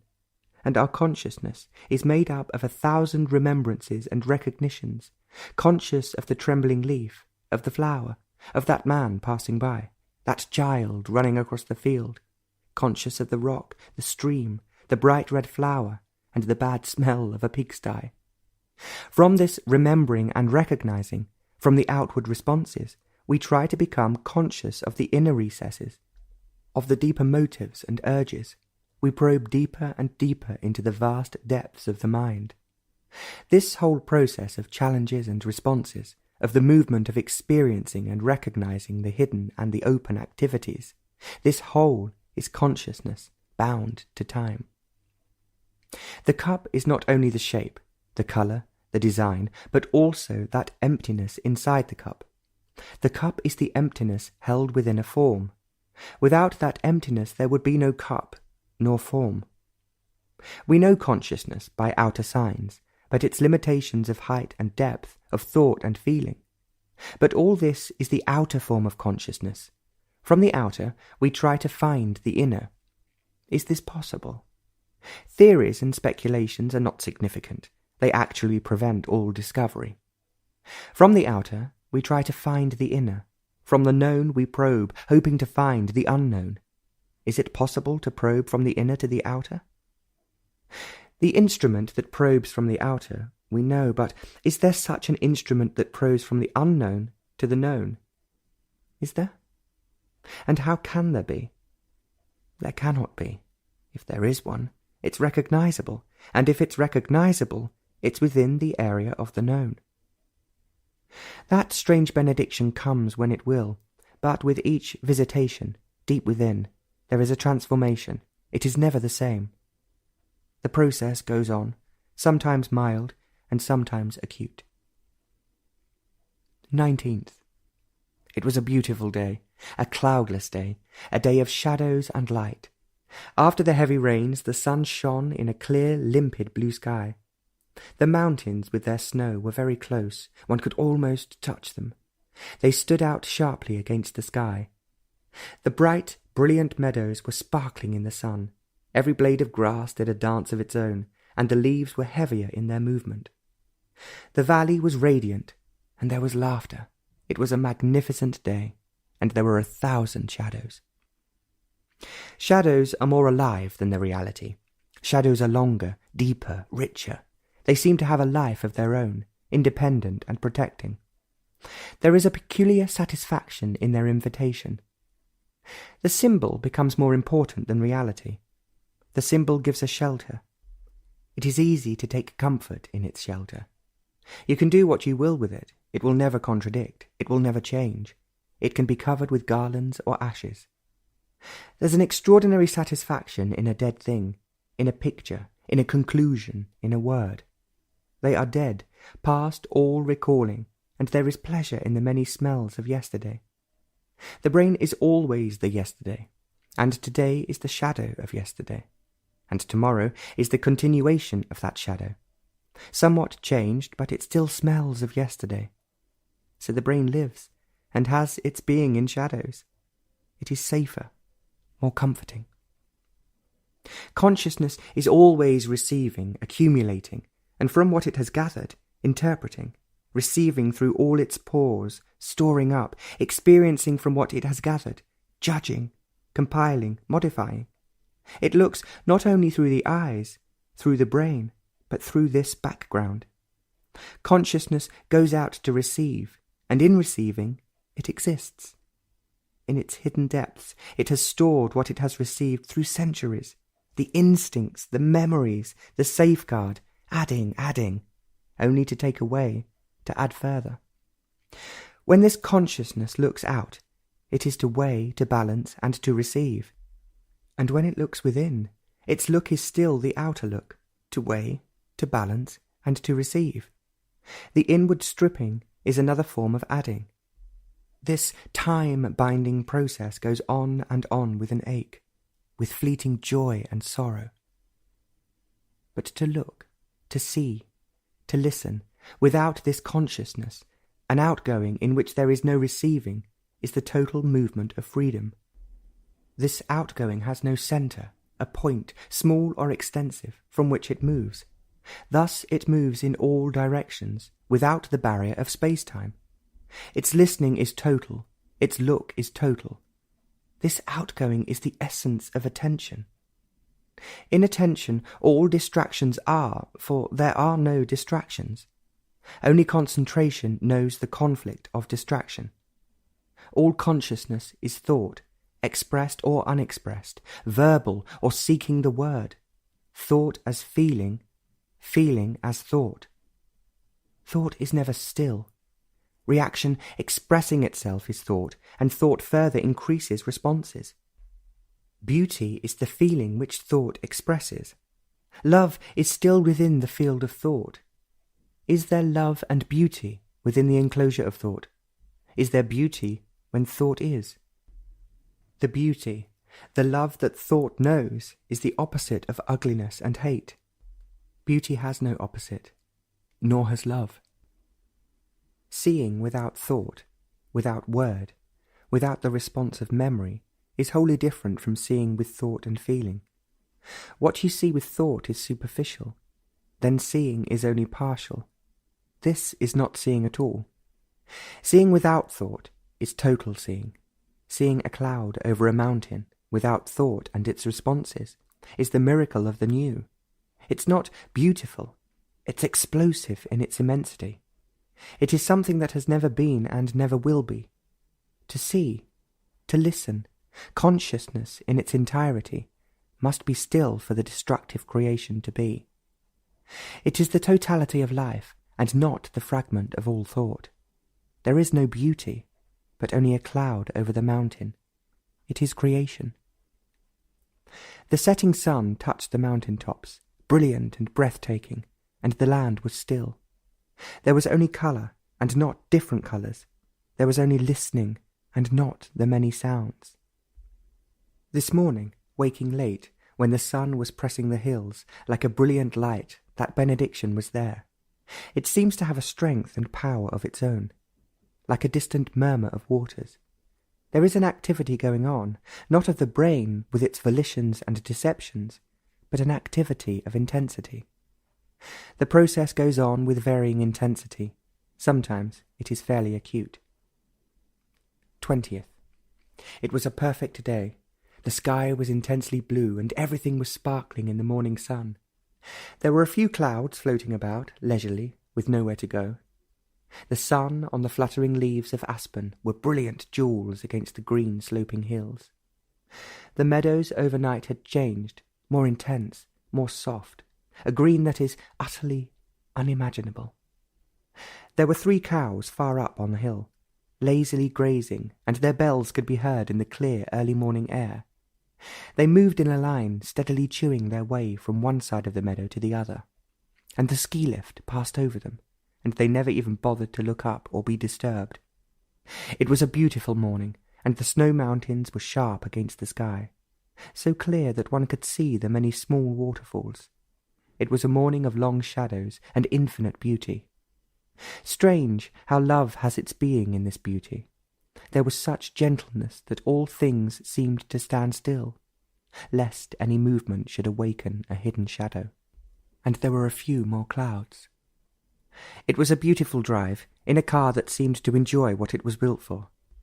It took every curve, however sharp, easily and willingly, and up the long incline it went, never grumbling, and there was plenty of power to go up wherever the road went. It was like an animal that knew its own strength. The road curved in and out through a dark sunlit wood, and every patch of light was alive, dancing with the leaves. Every curve of the road showed more light, more dances, more delight. Every tree, every leaf stood alone, intense and silent. You saw through a small opening of the trees a patch of startling green of a meadow that was open to the sun. It was so startling that one forgot that one was on a dangerous mountain road. But the road became gentle and lazily wound around to a different valley. The clouds were gathering in now, and it was pleasant not to have a strong sun. The road became almost flat, if a mountain road can be flat. It went on past a dark pine-covered hill, and there in front were the enormous, overpowering mountains, rocks and snow, green fields and waterfalls, small wooden huts, and the sweeping, curving lines of the mountain. One could hardly believe what the eyes saw. the overpowering dignity of those shaped rocks, the treeless mountain covered with snow, and crag after crag of endless rock, and right up to them were the green meadows, all held together in a vast embrace of a mountain. It was really quite incredible. There was beauty, love, destruction, and the immensity of creation. Not those rocks, not those fields, not those tiny huts. It wasn't in them or part of them. It was far beyond and above them. It was there with the majesty, with a roar that no eyes or ears could see or hear. It was there with such totality and stillness that the brain with its thoughts became as nothing as those dead leaves in the woods. It was there with such abundance, such strength, that the world, the trees, and the earth came to an end. It was love, creation, and destruction, and there was nothing else. There was the essence of depth. The essence of thought is that state when thought is not. However deeply and widely thought is pursued, thought will always remain shallow, superficial. The ending of thought is the beginning of that essence. The ending of thought is negation, and what is negative has no positive way. There is no method, no system to end thought. The method, the system, is a positive approach to negation, and thus thought can never find the essence of itself. It must cease for the essence to be. The essence of being is non-being, and to see the depth of non-being, there must be freedom from becoming. There is no freedom if there is continuity, and that which has continuity is time-bound. Every experience is binding thought to time, and a mind that's in a state of non-experiencing is aware of all essence. This state in which all experiencing has come to an end is not the paralysis of the mind. On the contrary, it is the additive mind, the mind that is accumulating, that is withering away. For accumulation is mechanical, a repetition. The denial to acquire and mere acquisition are both repetitive and imitative. The mind that destroys totally this accumulative and defensive mechanism is free, and so experiencing has lost its significance.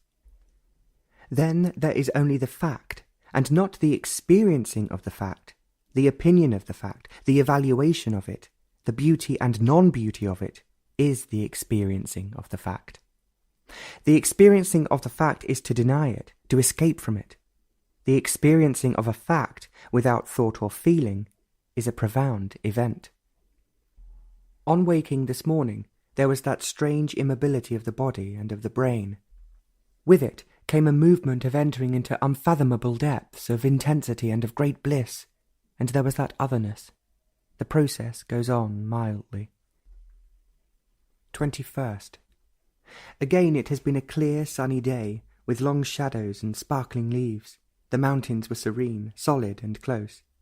The sky was of an extraordinary blue, spotless and gentle.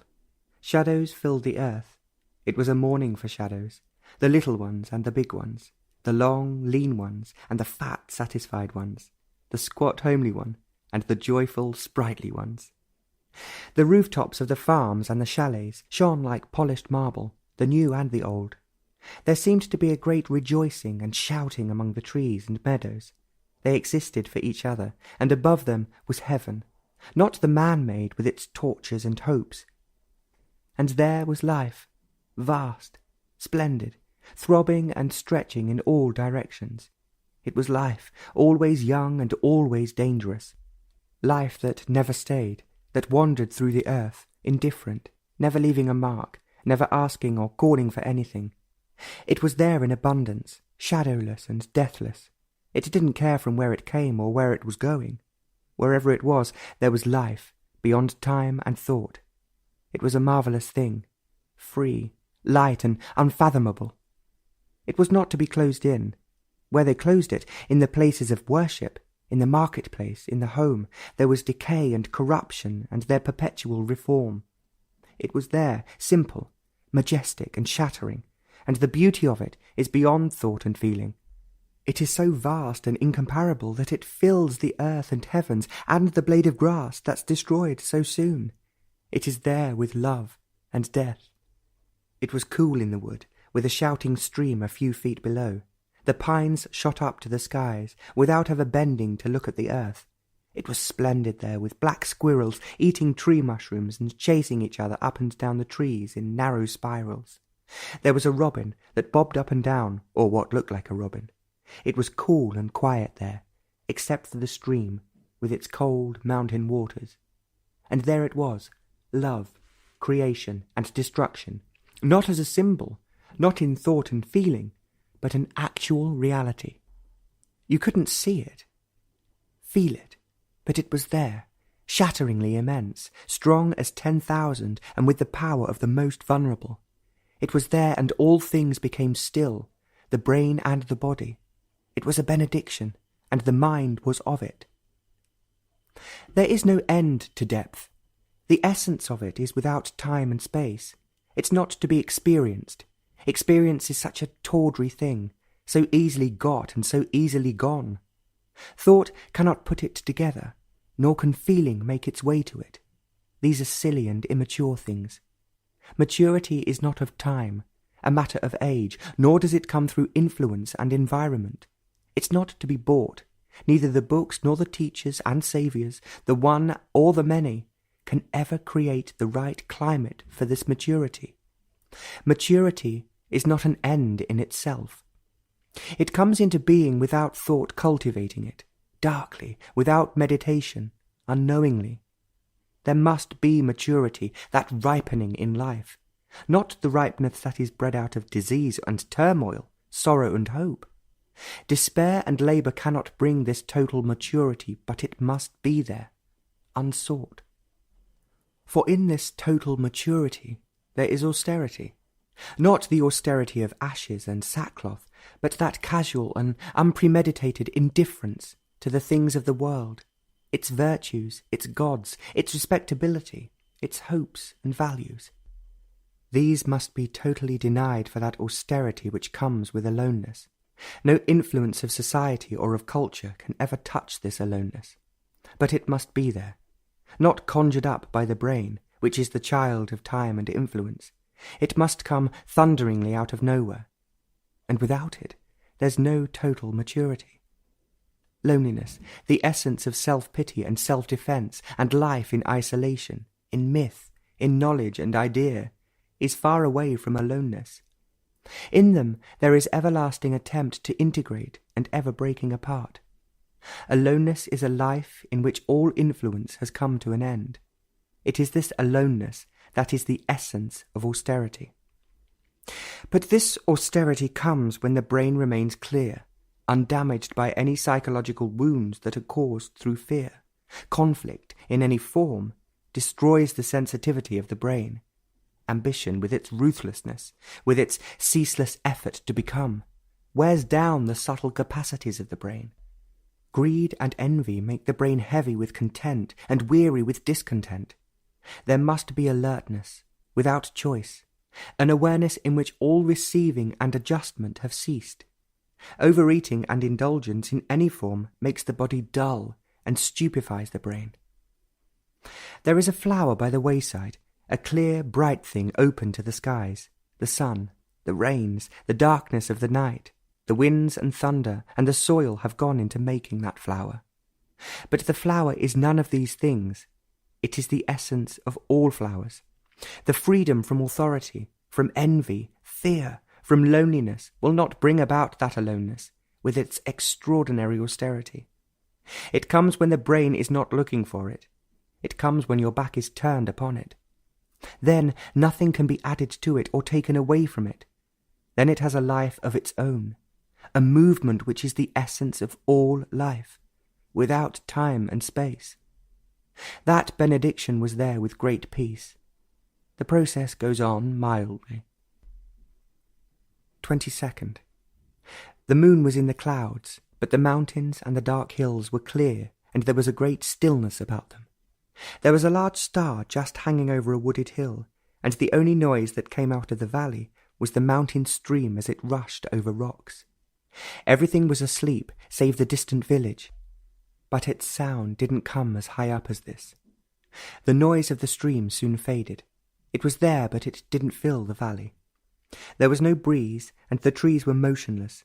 There was the light of the pale moon on the scattered roofs, and everything was still, even the pale shadows. In the air there was that feeling of unbearable immensity, intense and insistent. It was not a fanciful imagination. Imagination ceases when there's reality. Imagination is dangerous. It has no validity. Only fact has. Fancy and imagination are pleasurable and deceptive, and they must be wholly banished. Every form of myth, fancy, and imagination must be understood, and this very understanding deprives them of their significance. It was there, and what was started as meditation ended. Of what significance is meditation when reality is there? It was not meditation that brought reality into being. Nothing can bring it into being. It was there in spite of meditation, but what was necessary was a very sensitive, alert brain which had stopped entirely, willingly and easily, its chatter and reason and non-reason. It had become very quiet, seeing and listening without interpreting, without classifying. It was quiet, and there was no entity or necessity to make it quiet. The brain was very still and very alive. That immensity filled the night, and there was bliss.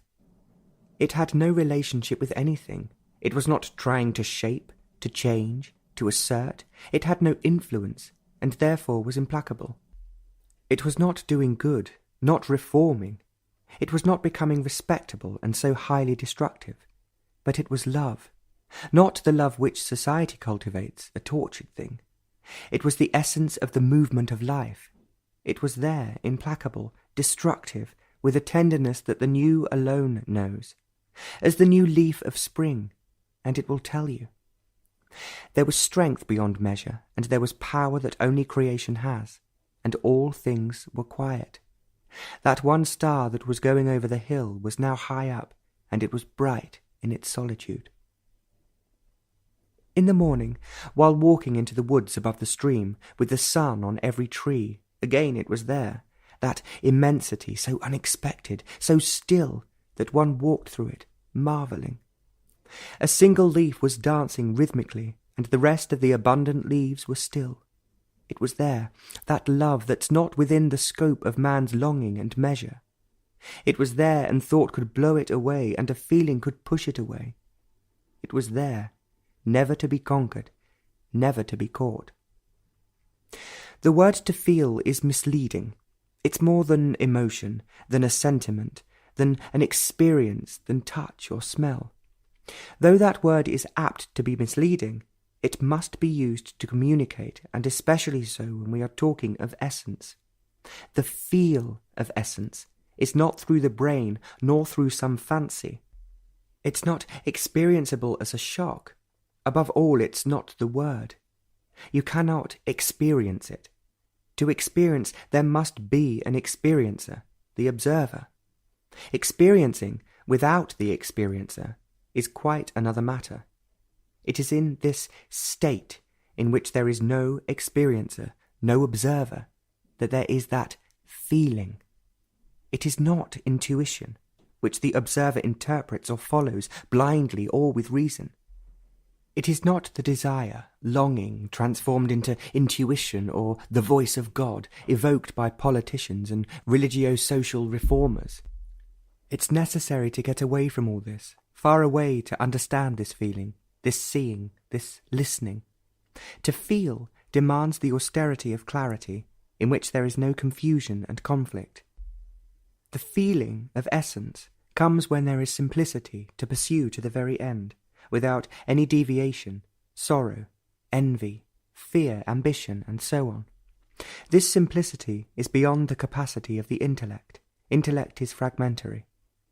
This pursuit is the highest form of simplicity, not the mendicant's robe or one meal a day. The feeling of essence is the negation of thought and its mechanical capacities, knowledge and reason. Reason and knowledge are necessary in the operation of mechanical problems, and all the problems of thought and feeling are mechanical. It's this negation of the machinery of memory, whose reaction is thought, that must be denied in the pursuit of the essence. Destroy to go to the very end. Destruction is not of the outer things, but of the psychological refuges and resistances, the gods and their secret shelters. Without this, there's no journey into that depth whose essence is love, creation, and death. On waking early this morning, the body and the brain lay motionless, for there was that power and strength which is a benediction. The process is gentle. 23rd. There were a few wandering clouds in the early morning sky, which was so pale, quiet, and without time. The sun was waiting for the excellency of the morning to finish. The dew was on the meadows, and there was no shadows, and the trees were alone, waiting for them. It was very early, and even the stream was hesitant to make its boisterous run. It was quiet, and the breeze hadn't yet awakened, and the leaves were still. There was no smoke yet from any of the farmhouses, but the roofs began to glow with the coming light. The stars were yielding reluctantly to dawn, and there was that peculiar silent expectation when the sun is about to come. The hills were waiting, and so were the trees, and meadows open in their joy. Then the sun touched the mountain tops, a gentle, soothing touch, and the snow became bright with the early morning light. The leaves began to stir from the long night, and smoke was going straight up from one of the cottages, and the stream was chattering away without any restraint. And slowly, hesitantly, and with delicate shyness, the long shadows spread across the land. The mountains cast their shadows on the hills, and the hills on the meadows, and the trees were waiting for their shadows. But soon they were there, the light ones and the deep ones, the feathery and the heavy, and the aspens were dancing.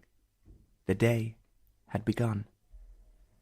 Meditation is this attention in which there is an awareness, without choice, of the movement of all things, the cawing of the crows, the electric saw ripping through the wood, the trembling of leaves, the noisy stream, a boy calling, the feelings, the motives, the thoughts chasing each other and going deeper, the awareness of total consciousness. And in this attention, time as yesterday pursuing in the space of tomorrow, and the twisting and turning of consciousness has become quiet and still. In this stillness, there is an immeasurable, not comparable movement, a movement that has no being. That's the essence of bliss and death and life. A movement that cannot be followed, for it leaves no path, and because it is still, motionless, it is the essence of all motion. The road went west, curling through rain-soaked meadows, past small villages on the slope of hills, crossing the mountain streams of clear snow waters, past churches with copper steeples. It went on and on into dark, cavernous clouds, and rain, with mountains closing in. It began to drizzle, and looking back casually through the back window of the slow-moving car, from where we had come, there were the sunlit clouds, blue sky, and the bright, clear mountains. Without saying a word, instinctively the car stopped, backed, and turned, and we went on towards light and mountains. It was impossibly beautiful, and as the road turned into an open valley, the heart stood still. It was still, and as open as the expanding valley. It was completely shattering. We had been through that valley several times. The shapes of the hills were fairly familiar. The meadows and the cottages were recognizable, and the familiar noise of the stream was there. Everything was there except the brain, though it was driving the car. Everything had become so intense. There was death. Not because the brain was quiet, not because of the beauty of the land, or of the light on the clouds, or the immovable dignity of the mountains. It was none of these things, though all these things may have added something towards it. It was literally death. Everything suddenly coming to an end. There was no continuity. The brain was directing the body in driving the car, and that was all. Literally, that was all. The car went on for some time and stopped. There was life and death, so closely, intimately, inseparably together, and neither was important. Something shattering had taken place. There was no deception or imagination. It was much too serious for that kind of silly aberration. It was not something to play about. Death is not a casual affair, and it would not go. There's no argument with it. You can have a lifelong discussion with life, but it is not possible with death.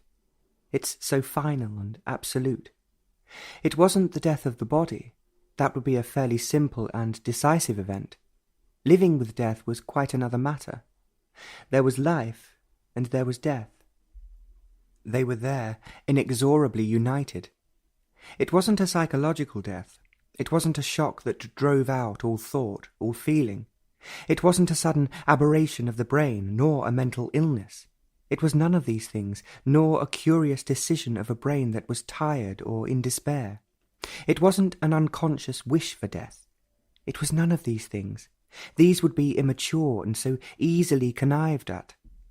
It was something in a different dimension. It was something that defied time-space description. It was there, the very essence of death. The essence of self is death, but this death was the very essence of life as well. In fact, they were not separate, life and death. This was not something conjured up by the brain for its comfort and ideational security. The very living was the dying, and the dying was living. In that car, with all that beauty and colour, with that feeling of ecstasy, death was part of love, part of everything.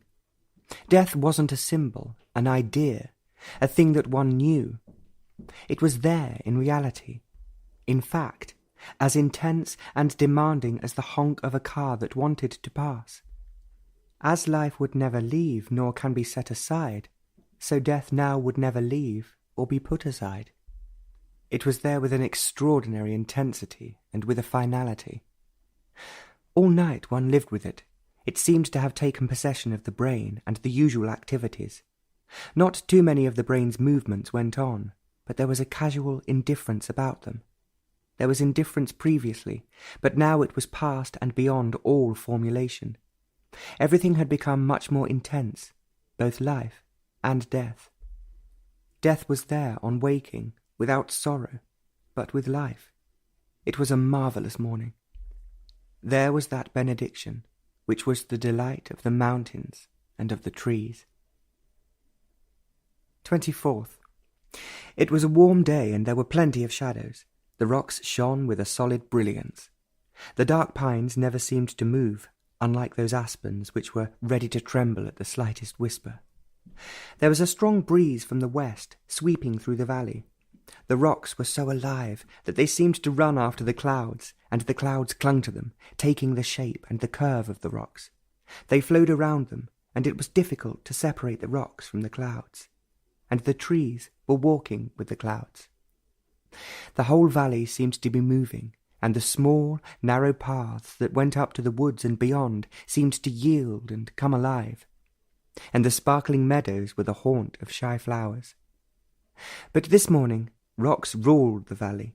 They were of so many colours that there was only one colour. These rocks were gentle this morning, and they were of so many shapes and sizes. And they were so indifferent to everything, to the wind, rains, and to the explosions for the needs of man. They had been there, and they were going to be past all time.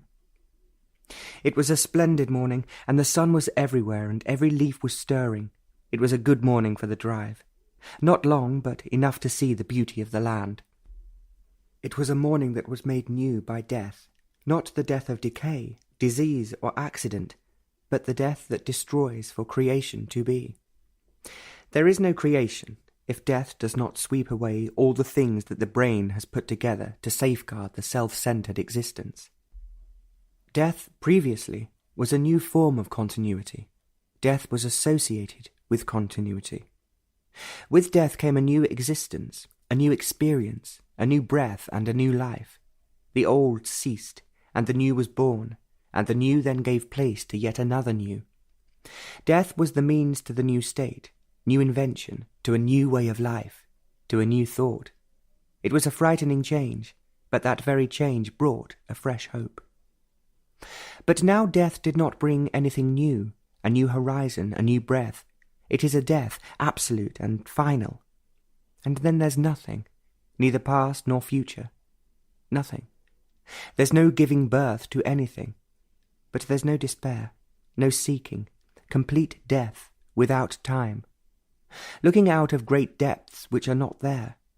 Death is there without the old or the new. It is death without smile and tear. It is not a mask covering up, hiding some reality. The reality is death, and there's no need for cover. Death has wiped away everything and left nothing.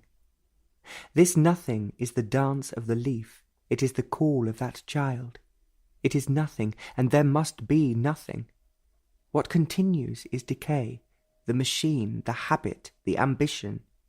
There is corruption, but not in death. Death is total nothingness. It must be there, for out of that life is, love is. For in this nothingness creation is. Without absolute death, there's no creation. We were reading something casually and remarking about the state of the world, when suddenly and unexpectedly the room became full with that benediction which has come so often now. The door was open in the little room, and we were just going to eat, when through the open door it came. One could literally, physically feel it, like a wave flowing into the room. It became more and more intense. The more is not comparatively used. It was something that was incredibly strong and immovable, with shattering power. Words are not the thing, and the actual thing can never be put into words. It must be seen, heard, and lived. Then it has quite a different significance. The process has been acute the last few days, and one need not write about it every day.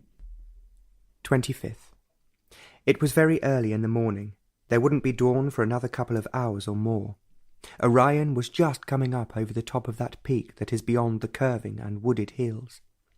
There was not a cloud in the sky, but from the feel of the air there would probably be fog. It was an hour of quietness, and even the stream was sleeping. There was a fading moonlight, and the hills were dark, clear in their shape, against the pale sky. There was no breeze, and the trees were still, and the stars were bright. Meditation is not a search. It's not a seeking, a probing, an exploration. It is an explosion and discovery. It's not the taming of the brain to conform, nor is it a self-introspective analysis. It is certainly not the training in concentration, which includes, chooses, and denies. It's something that comes naturally, when all positive and negative assertions and accomplishments have been understood and drop away easily. It is the total emptiness of the brain. It's the emptiness that is essential, not what's in the emptiness. There is seeing only from emptiness. All virtue, not social morality and respectability, springs from it. It's out of this emptiness love comes. Otherwise it's not love. Foundation of righteousness is in this emptiness. It's the end and beginning of all things. Looking out of the window, as Orion was climbing higher and higher, the brain was intensely alive and sensitive, and meditation became something entirely different. Something which the brain could not cope with, and so fell back upon itself and became silent. The hours till dawn and after seemed to have had no beginning, and as the sun came up, the mountains and the clouds caught its first rays, and there was astonishment in splendour, and day began. Strangely, meditation went on. 26th. It had been a beautiful morning, full of sunshine and shadows. The garden in the nearby hotel was full of colours, all colours, and they were so bright, and the grass so green, that they hurt the eye and the heart. And the mountains beyond were glistening with a freshness and a sharpness, washed by the morning dew. It was an enchanting morning, and there was beauty everywhere. Over the narrow bridge, across the stream, up a path into the wood, where the sunshine was playing with the leaves. They were trembling and their shadows moved. They were common plants, but they outdid in their greenness and freshness all the trees that soared up to the blue skies. You could only wonder at all this delight, at the extravagance, at the trembling. You could not but be amazed at the quiet dignity of every tree and plant, and at the endless joy of those black squirrels with long, bushy tails. The waters of the stream were clear and sparkling in the sun that came through the leaves. It was damp in the wood and pleasant. Standing there, watching the leaves dancing away, suddenly there was the otherness, a timeless occurrence, and there was stillness. It was a stillness in which everything moved, danced, and shouted. It wasn't a stillness which comes when a machine stops working. Mechanical stillness is one thing, and the stillness in emptiness is another. The one is repetitive, habitual, corrupting, which the conflicting and weary brain seeks as a refuge. The other is exploding, never the same. It cannot be searched out, is never repetitive, and so it does not offer any shelter. Such a stillness came and stayed as we wandered along, and the beauty of the wood intensified, and the colours exploded to be caught on the leaves and flowers. It was not a very old church, about the beginning of the 17th century. At least it said so over the arch. It had been renovated, and the wood was light-coloured pine, and the steel nails looked bright and polished, which was impossible, of course. One was almost sure that those who had gathered there to listen to some music never looked at those nails all over the ceiling. It was not an orthodox church. There was no smell of incense, candles, or images. It was there, and the sun came in through the windows. There were many children, told not to talk or play, which didn't prevent them from being restless, looking terribly solemn, and their eyes ready to laugh. One wanted to play, come close, but was too shy to come any nearer. They were rehearsing for the concert that evening, and everyone was dutifully solemn, and there was interest. Outside, the grass was bright, the sky clear blue, and shadows were numberless. Why this everlasting struggle to be perfect, to achieve perfection, as the machines are? The idea, the example, the symbol of perfection is something marvellous, ennobling. But is it? Of course there's the attempt to imitate the perfect example. Is imitation perfection? Is there perfection, or is it merely an idea given to man by the preacher to keep him respectable?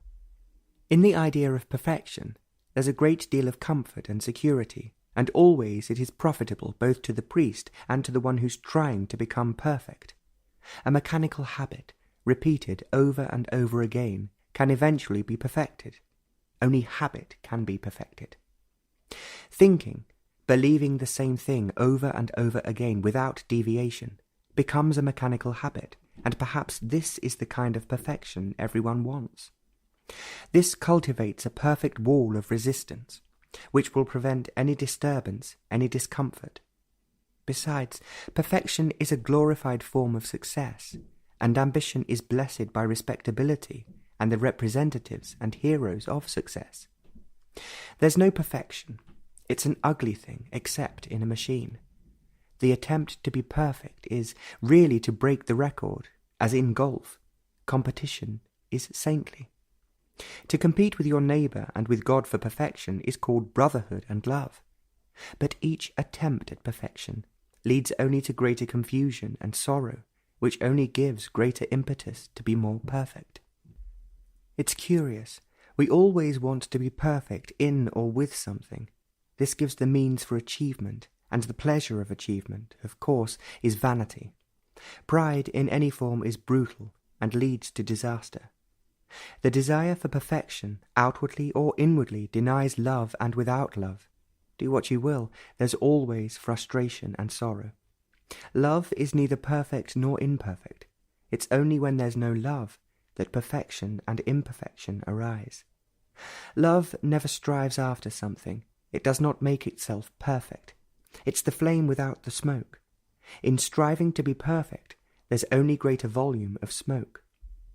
Perfection, then, lies only in striving, which is mechanical, more and more perfect in habit, in imitation, in engendering more fear. Each one is educated to compete, to become successful. Then the end becomes all-important.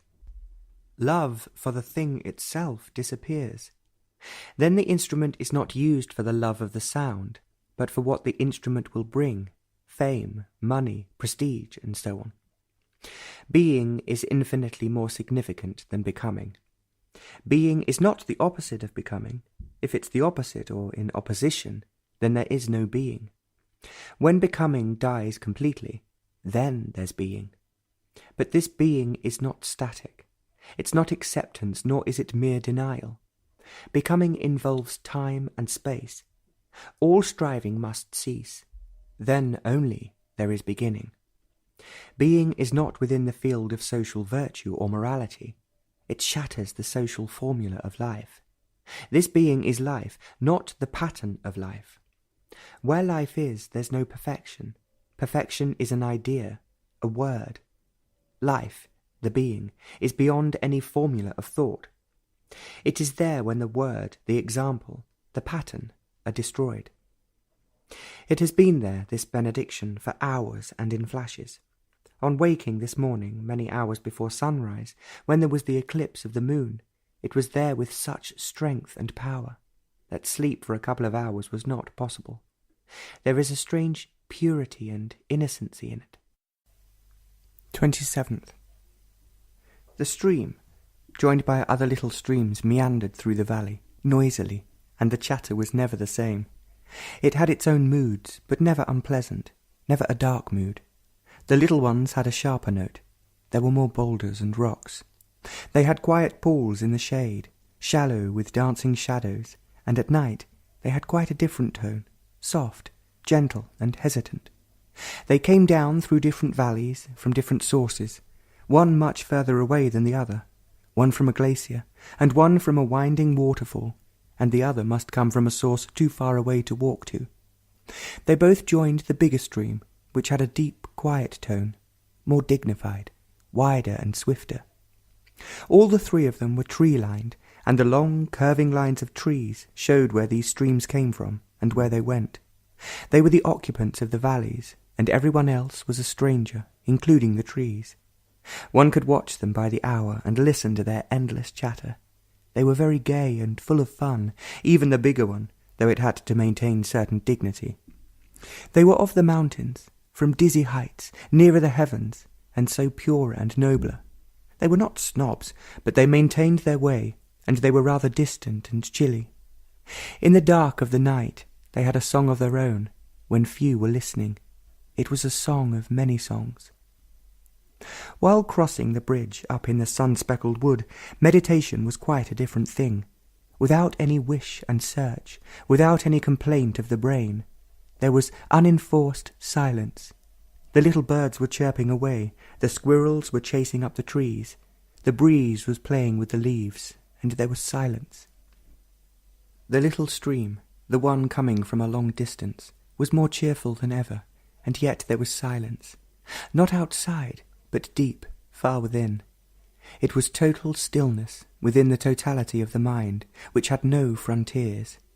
It was not the silence within an enclosure, within an area, within the limits of thought, and so recognized as stillness. There were no frontiers, no measurements, and so the silence was not held within experience, to be recognized and stored away. It may never occur again, and if it did, it would be entirely different. Silence cannot repeat itself. Only the brain through memory and recollection can repeat what had been, but what had been is not the actual. Meditation was this total absence of consciousness put together through time and space. Thought, the essence of consciousness, cannot, do what it will, bring about this stillness. The brain, with all its subtle and complicated activities, must quiet down of its own accord, without the promise of any reward or of security. Only then it can be sensitive, alive and quiet. The brain, understanding its own activities, hidden and open, is part of meditation. It's the foundation in meditation. Without it, meditation is only self-deception, self-hypnosis, which has no significance whatsoever. There must be silence for the explosion of creation. Maturity is not of time and age. There is no interval between now and maturity. There is never in the meantime. Maturity is that state when all choice has ceased. It's only the immature that choose and know the conflict of choice. In maturity there's no direction, but there's a direction which is not a direction of choice. Conflict, at any level, at any depth, indicates immaturity. There's no such thing as becoming mature, except organically.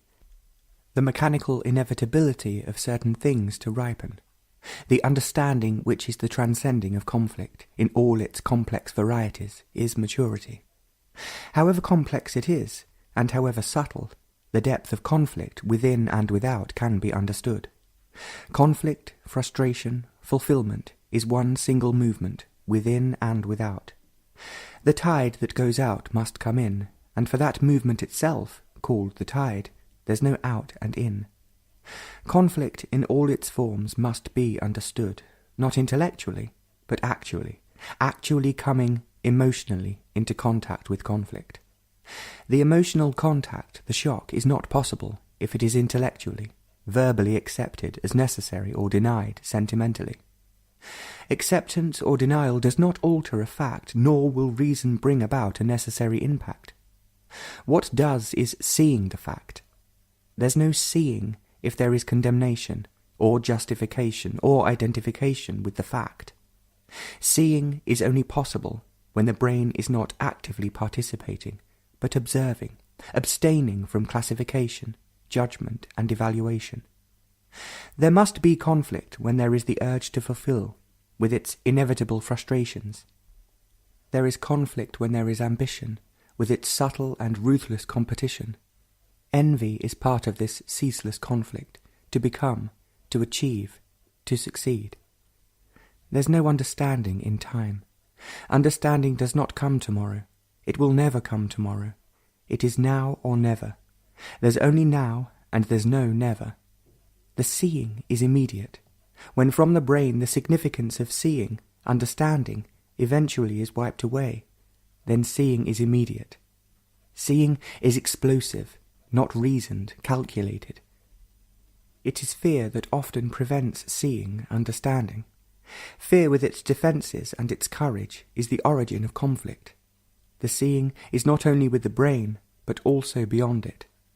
Seeing the fact brings its own action, entirely different from the action of idea, thought. Action from idea, thought, breeds conflict. Action then is an approximation, comparison with the formula, with the idea, and this brings conflict. There's no end to conflict, small or great, in the field of thought. The essence of conflict is non-conflict, which is maturity.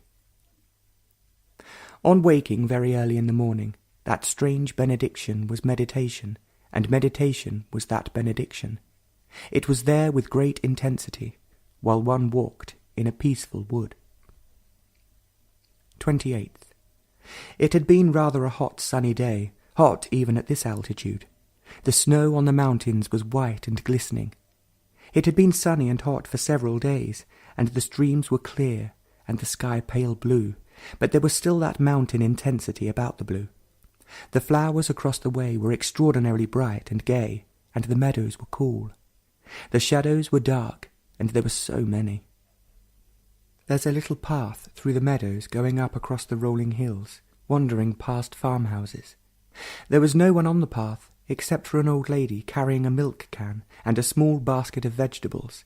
She must have been going up and down that path all her life, racing up the hills when she was young, and now, all bent and crippled, she was coming up, slowly, painfully, hardly looking up from the ground. She will die, and the mountains will go on. There were 2 goats higher up, white, with those peculiar eyes. They came up to be petted, keeping a safe distance from the electric fence, which kept them from wandering off.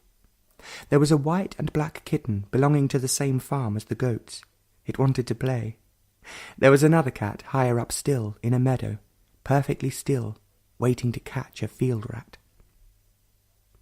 Up there in the shade, it was cool and fresh and beautiful. The mountains and the hills, the valleys and the shadows. The land was boggy in places, and there grew weeds, short and golden-coloured, and among the gold were white flowers. But this was not all. Going up and coming down, there was during that whole hour and a half that strength which is a benediction.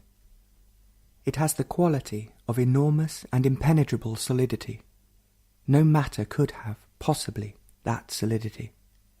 Matter is penetrable, can be broken down, dissolved, vaporized. Thought and feeling have certain weight. They can be measured, and they too can be changed, destroyed, and nothing left of them. But this strength, which nothing could penetrate nor dissolve, was not the projection of thought, and certainly not matter. This strength was not an illusion, a creation of a brain that was secretly seeking power, or that strength that power gives. No brain could formulate such strength, with its strange intensity and solidity. It was there, and no thought could invent it or dispel it. There comes an intensity when there is no need for anything. Food, clothes, and shelter are necessities, and they are not needs. The need is the hidden craving which makes for attachment. The need for sex, for drinking, for fame, for worship, with their complex causes. The need for self-fulfillment, with its ambitions and frustrations.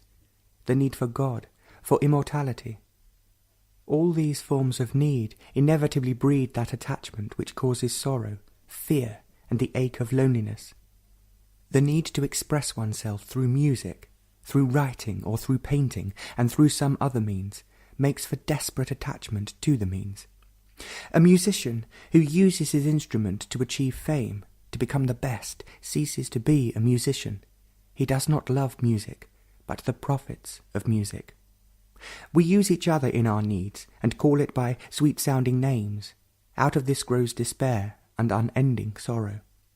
We use God as a refuge, as a protection, like some medicine, and so the church, the temple, with its priests become very significant when they have no significance. We use everything, machines, techniques for our psychological needs, and there is no love for the thing itself. There is love only when there is no need. The essence of the self is this need, and the constant change of needs, and the everlasting search from one attachment to another, from one temple to another, from one commitment to another. To commit oneself to an idea, to a formula, to belong to something, to some sect, to some dogma, is the drive of need. The essence of the self, which takes the form of most altruistic activities. It's a cloak, a mask. The freedom from need is maturity. With this freedom comes intensity, which has no cause and no profit. 29th. There is a path beyond the few scattered chalets and farmhouses that goes through the meadows and barbed wire fences. Before it goes down, there is a magnificent view of the mountains with their snows and glacier, of the valley and of the little town with so many shops. From there one can see the source of one stream and the dark pine-covered hills. The lines of these hills against the evening sky were magnificent, and they seemed to tell of so many things. It was a lovely evening. There hadn't been a cloud in the sky all day long, and now the purity of the sky and of the shadows was startling, and the evening light was a delight. The sun was going down behind the hills, and they were casting their great shadows across other hills and meadows. Crossing another grassy field, the path went down rather steeply, and joined a bigger and wider path, which went through the woods.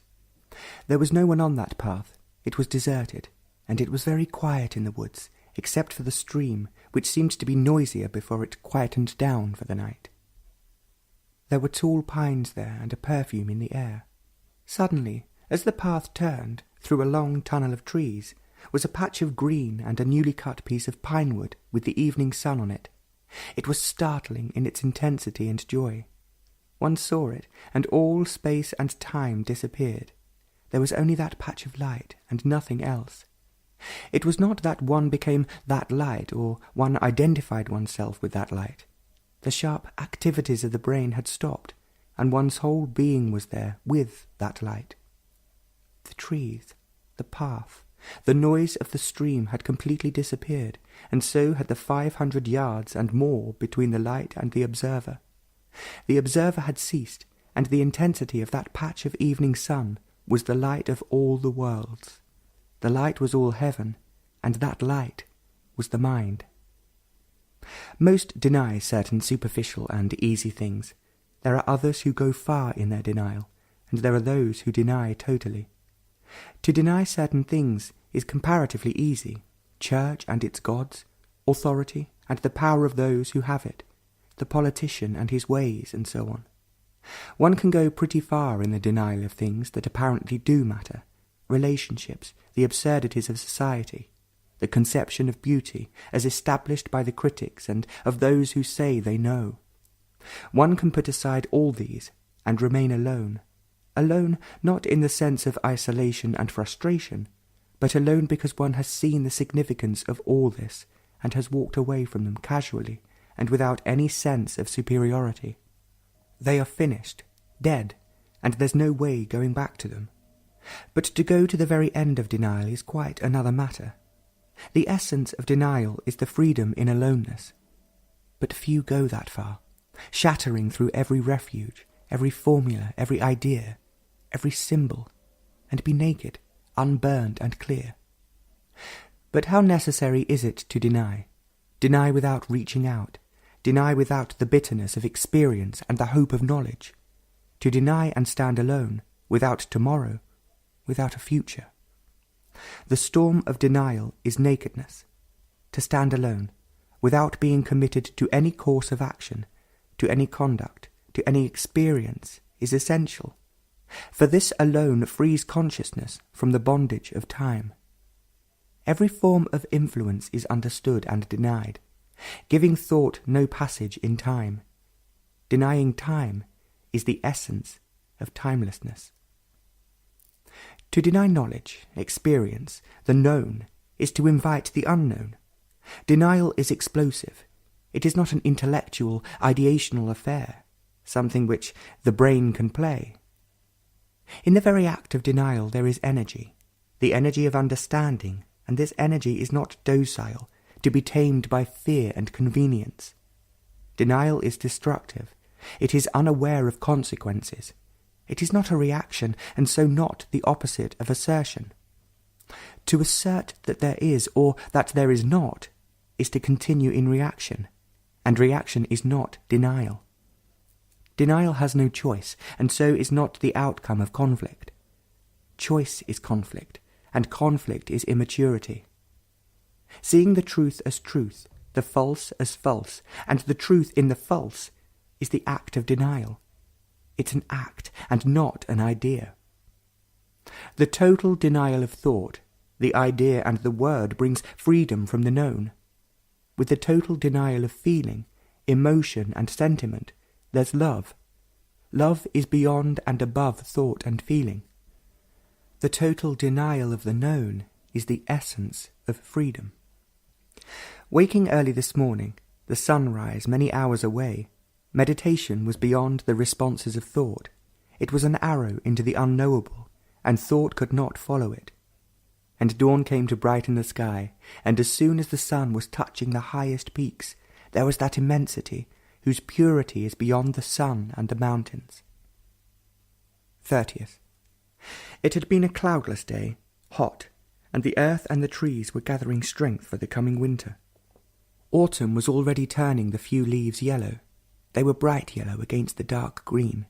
They were cutting the meadows and the fields of their rich grass for the cows during the long winter. Everyone was working, grown-ups and children. It was serious work, and there wasn't much talk or laughter. Machines were taking the place of scythes, and here and there scythes were cutting the pasture. And along the stream there's a path through the fields. It was cool there, for the hot sun was already behind the hills. The path went past farmhouses and a sawmill. In the newly cut fields there were thousands of crocuses, so delicate, with that peculiar perfume of their own. It was a quiet, clear evening, and the mountains were closer than ever. The stream was quiet. There were not too many rocks, and the water ran fast. You would have to run to keep with it. There was in the air the smell of freshly cut grass, in a land that was prosperous and contented. Every farm had electricity, and there seemed to be peace and plenty. How few see the mountains or a cloud. They look, make some remarks, and pass on. Words, gestures, emotions prevent seeing. A tree, a flower, is given a name, put into a category, and that's that. You see a landscape through an archway or from a window, and if you happen to be an artist or are familiar with art, you say almost immediately that it is like those medieval paintings, or mention some name of some recent painter. Or, if you are a writer, you look in order to describe it.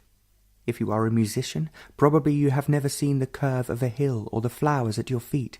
You are caught up in your daily practice, or ambition has you by the throat. If you are a professional of some kind, probably you never see it. But to see there must be humility, whose essence is innocent. There's that mountain with the evening sun on it. To see it for the first time, to see it as though it had never been seen before, to see it with innocence, to see it with eyes that have been bathed in emptiness, that have not been hurt with knowledge. To see, then, is an extraordinary experience. The word experience is ugly. With it goes emotion, knowledge, recognition, and a continuity. It is none of these things. It is something totally new.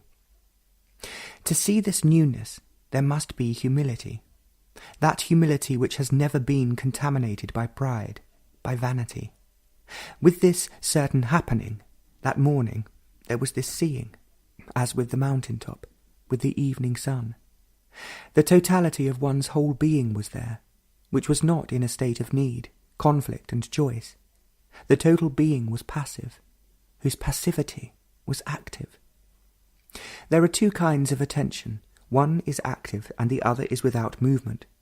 What was happening was actually new, a thing that had never happened before. To see it happening was the wonder of humility. The brain was completely still, without any response, though it was fully awake. To see that mountain peak, so splendid with the evening sun, though one had seen it 1,000 times, with eyes that had no knowledge, was to see the birth of the new. This is not silly romanticism or sentimentality with its cruelties and moods, or emotion with its waves of enthusiasm and depression.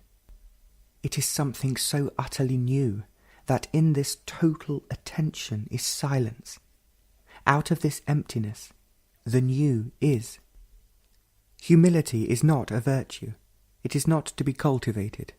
It's not within the morality of the respectable. The saints do not know it, for they are recognized for their saintliness.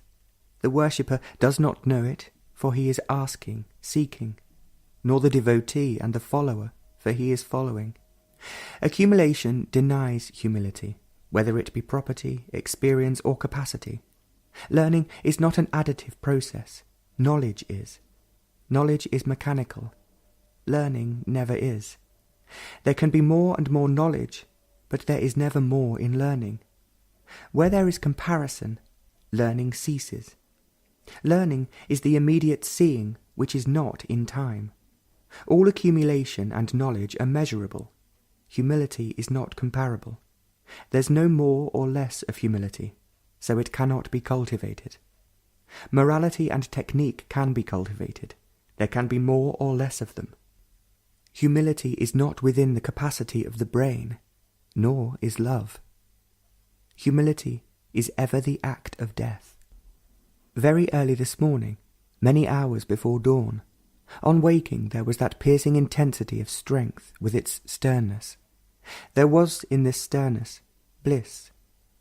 By the watch it lasted for 45 minutes with increasing intensity. The stream and the quiet night with their brilliant stars were within it. 31st. Meditation without a set formula, without a cause and reason, without end and purpose, is an incredible phenomenon. It is not only a great explosion, which purifies, but also it is death that has no tomorrow. Its purity devastates, leaving no hidden corner where thought can lurk in its own dark shadows. Its purity is vulnerable. It is not a virtue brought into being through resistance. It is pure because it has no resistance, like love. There is no tomorrow in meditation, no argument with death. The death of yesterday and of tomorrow does not leave the petty present of time, and time is always petty, but a destruction is the new. Meditation is this, not the silly calculations of the brain in search of security. Meditation is destruction to security, and there is great beauty in meditation, not the beauty of the things that have been put together by man or by nature, but of silence. This silence is emptiness, in which and from which all things flow and have their being. It is unknowable. Neither intellect nor feeling can make their way to it. There is no way to it, and a method to it is the invention of a greedy brain. All the ways and means of the calculating self must be destroyed wholly. All going forward or backward, the way of time must come to an end without tomorrow. Meditation is destruction. It's a danger to those who wish to lead a superficial life and a life of fancy and myth. The stars were very bright, brilliant, so early in the morning. Dawn was far away. It was surprisingly quiet. Even the boisterous stream was quiet, and the hills were silent. A whole hour passed in that state when the brain was not asleep, but awake, sensitive and only watching. During that state, the totality of the mind can go beyond itself, without directions, for there is no director. Meditation is a storm, destroying and cleansing. Then, far away, came dawn. In the east, there was spreading light, so young and pale, so quiet and timid. It came past those distant hills, and it touched the towering mountains and the peaks. In groups and singly, the trees stood still. The aspen began to wake up, and the stream shouted with joy. That white wall of a farmhouse facing west became very white. Slowly, peacefully, almost begging, it came and filled the land. Then the snow peaks began to glow, bright rose, and the noises of the early morning began. 3 crows flew across the sky, silently, all in the same direction. From far came the sound of a bell on a cow, and still there was quiet. Then a car was coming up the hill, and day began. On that path in the wood, a yellow leaf fell. For some of the trees autumn was here. It was a single leaf, with not a blemish on it, unspotted, clean. It was the yellow of autumn. It was still lovely in its death. No disease had touched it. It was still the fullness of spring and summer, and still all the leaves of that tree were green. It was death in glory. Death was there, not in the yellow leaf, but actually there. Not an inevitable, traditionalized death, but that death which is always there. It was not a fancy, but a reality that could not be covered up. It is always there round every bend of a road, in every house, with every god. It was there with all its strength and beauty. You can't avoid death. You may forget it, you may rationalize it, or believe that you will be reborn or resurrected. Do what you will, go to any temple or book, it is always there, in festival and in health. You must live with it to know it. You can't know it if you are frightened of it. Fear only darkens it. To know it, you must love it. To live with it, you must love it. The knowledge of it isn't the ending of it. It's the end of knowledge, but not of death. To love is not to be familiar with it. You can't be familiar with destruction. You can't love something you don't know, but you don't know anything, not even your wife or your boss, let alone a total stranger. But yet, you must love it, the stranger, the unknown. You only love that of which you are certain, that which gives comfort, security. You do not love the uncertain, the unknown. You may love danger, give your life for another, or kill another for your country. But this is not love. These have their own reward and profit. Gain and success you love, though there's pain in them.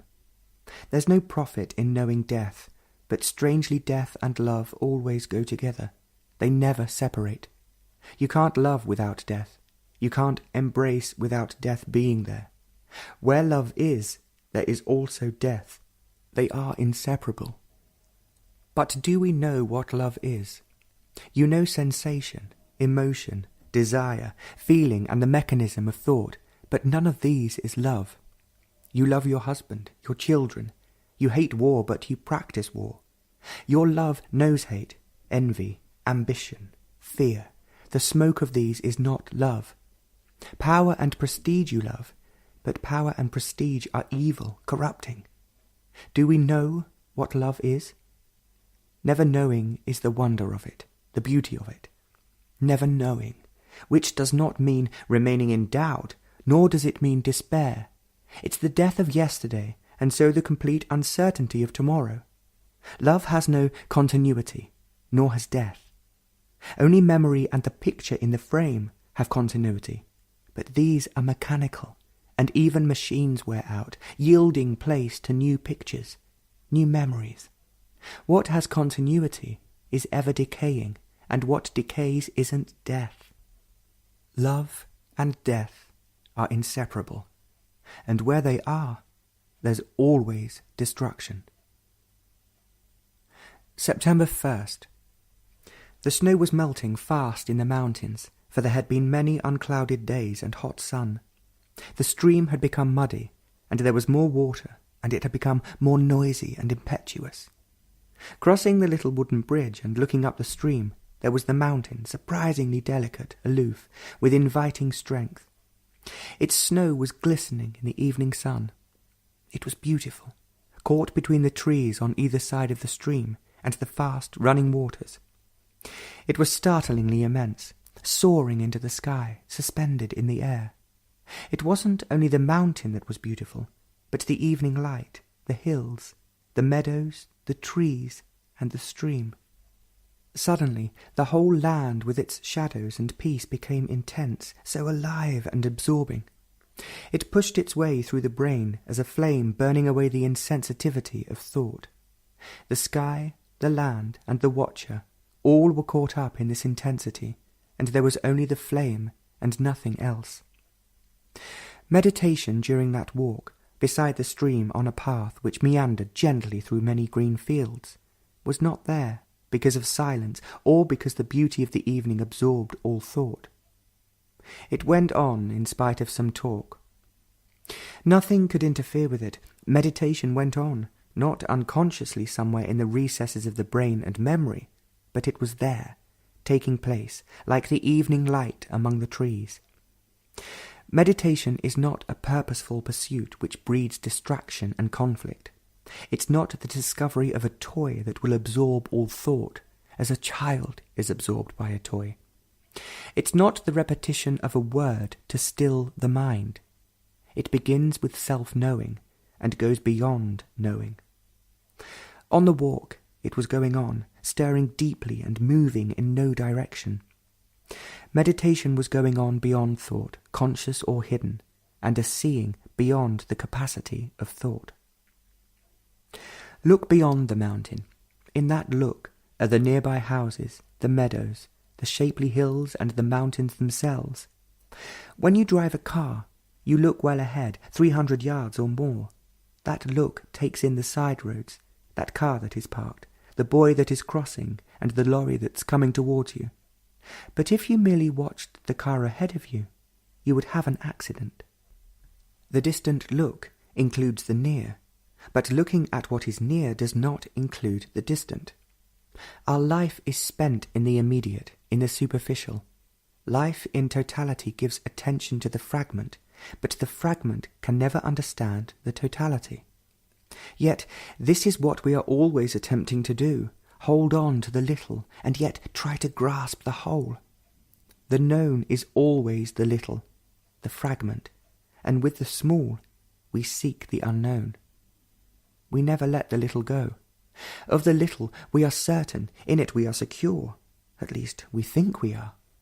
But actually we can never be certain about anything, except probably about superficial and mechanical things, and even they fail.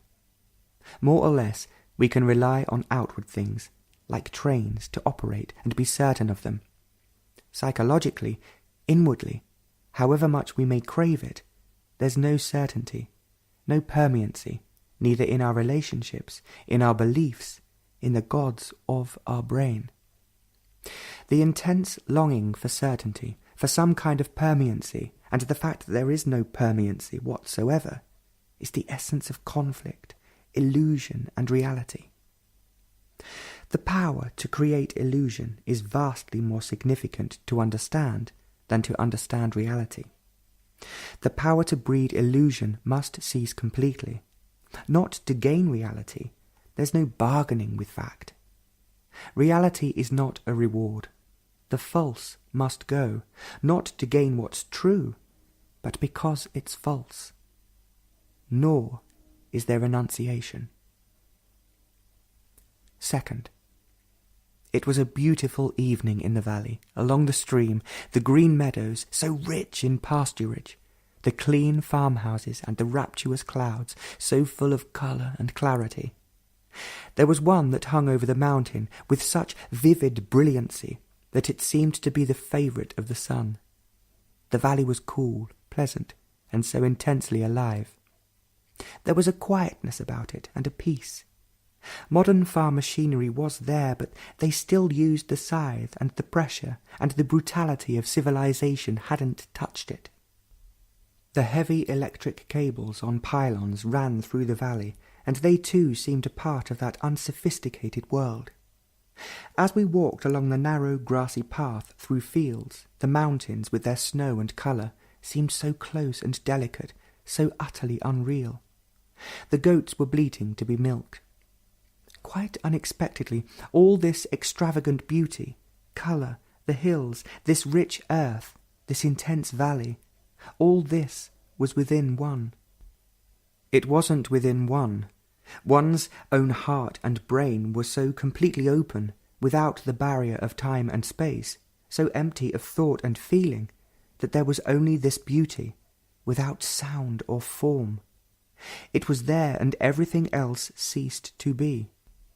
The immensity of this love, with beauty and death, was there, filling the valley, and one's whole being, which was that valley.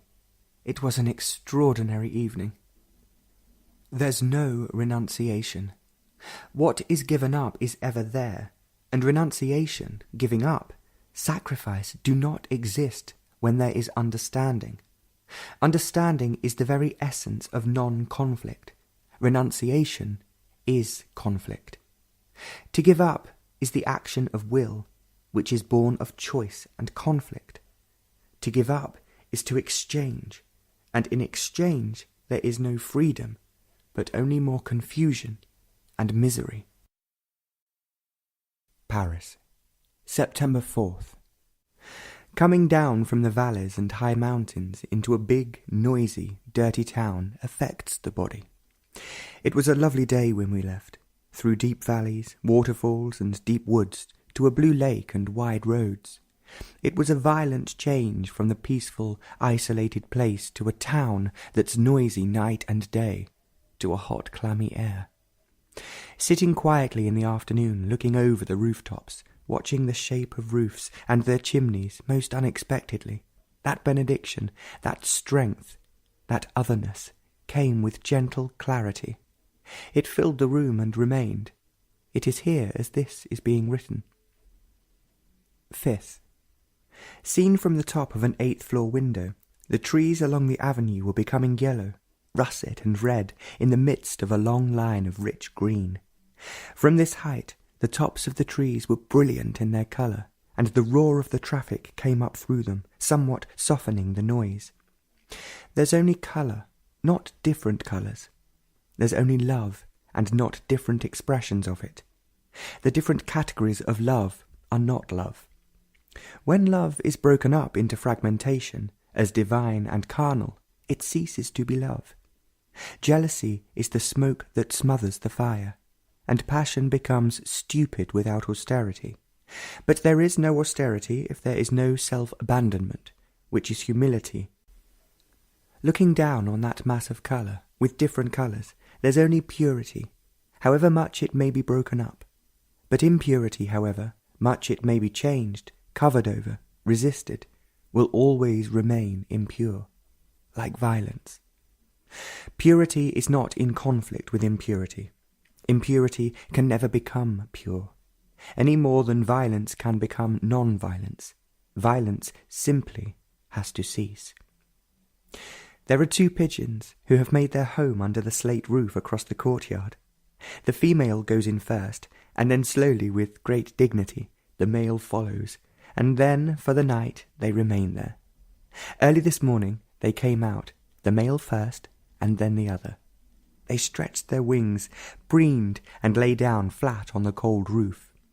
Soon, from nowhere, other pigeons came, a dozen of them. They settled around these two, preening, cooing, pushing each other in a friendly way. Then, all of a sudden, they all flew away, except the first two. The sky was overcast. There were heavy clouds full of light on the horizon, and a long streak of blue sky. Meditation has no beginning and no end. In it there's no achievement and no failure, no gathering and no renunciation. It is a movement without finality, and so beyond and above time and space. The experiencing of it is the denying of it, for the experiencer is bound to time and space, memory and recognition.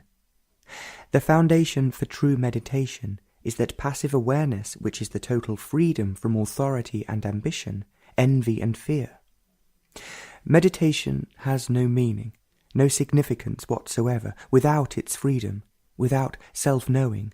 As long as there's choice, there's no self-knowing. Choice implies conflict, which prevents the understanding of what is. Wandering off into some fancy, into some romantic beliefs, is not meditation. The brain must strip itself of every myth, illusion and security, and face the reality of their falseness. There's no distraction. Everything is in the movement of meditation.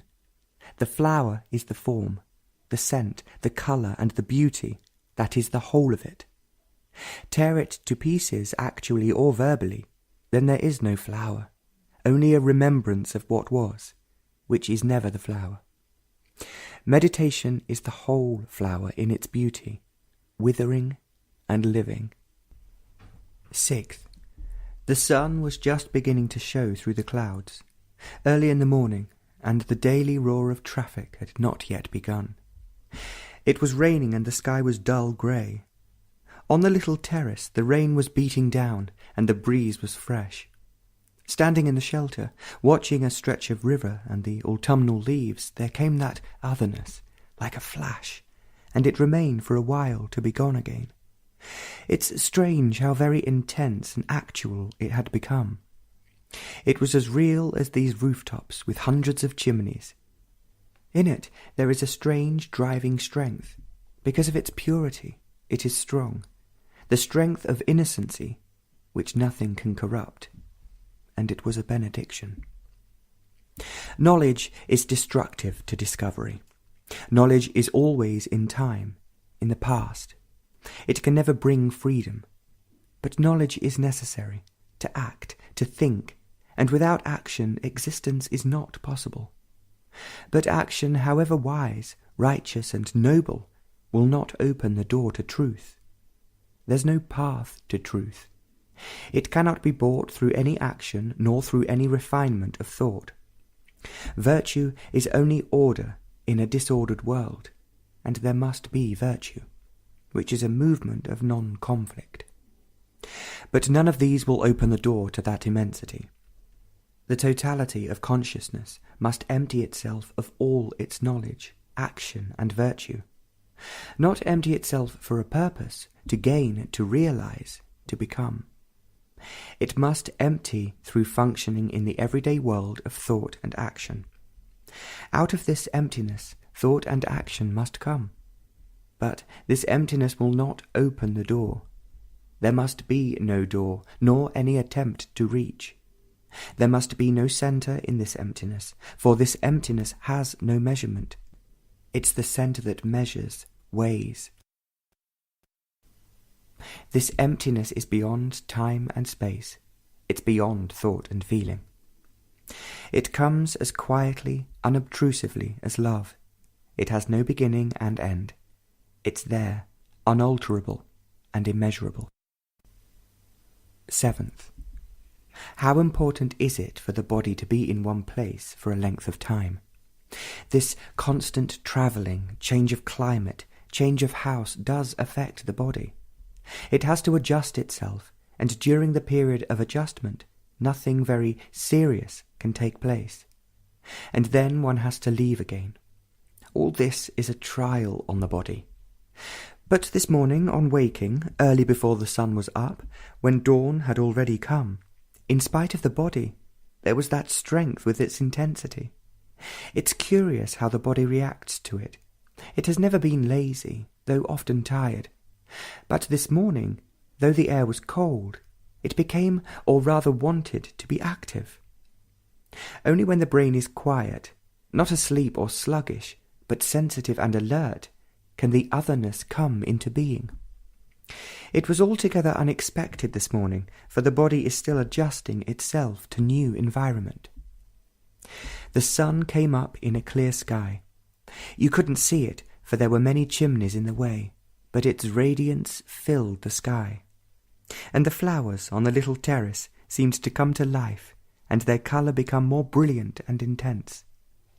It was a beautiful morning, full of light, and the sky became a marvellous blue. Meditation included that blue and those flowers. They were part of it. They wound their way through it. They were not a distraction. There's no distraction, really, for meditation is not concentration, which is exclusion, a cutting off, a resistance, and so a conflict. A meditative mind can concentrate, which then is not an exclusion, a resistance, but a concentrated mind cannot meditate. It's curious how all-important meditation becomes. There's no end to it, nor is there a beginning to it. It's like a raindrop. In that drop are all the streams, the great rivers, the seas, and the waterfalls. That drop nourishes the earth and man. Without it, the earth would be a desert. Without meditation, the heart becomes a desert, a wasteland. Meditation has its own movement. You can't direct it, shape it, or force it. If you do, it ceases to be meditation. This movement ceases if you are merely an observer, if you are the experiencer. Meditation is the movement that destroys the observer, the experiencer. It's a movement that is beyond all symbol, thought, and feeling. Its rapidity is not measurable. But the clouds were covering the sky, and there was a battle going on between them and the wind was conquering. There was a wide expanse of blue, so blue, and the clouds were extravagant, full of light and darkness, and those to the north seemed to have forgotten time, but space was theirs.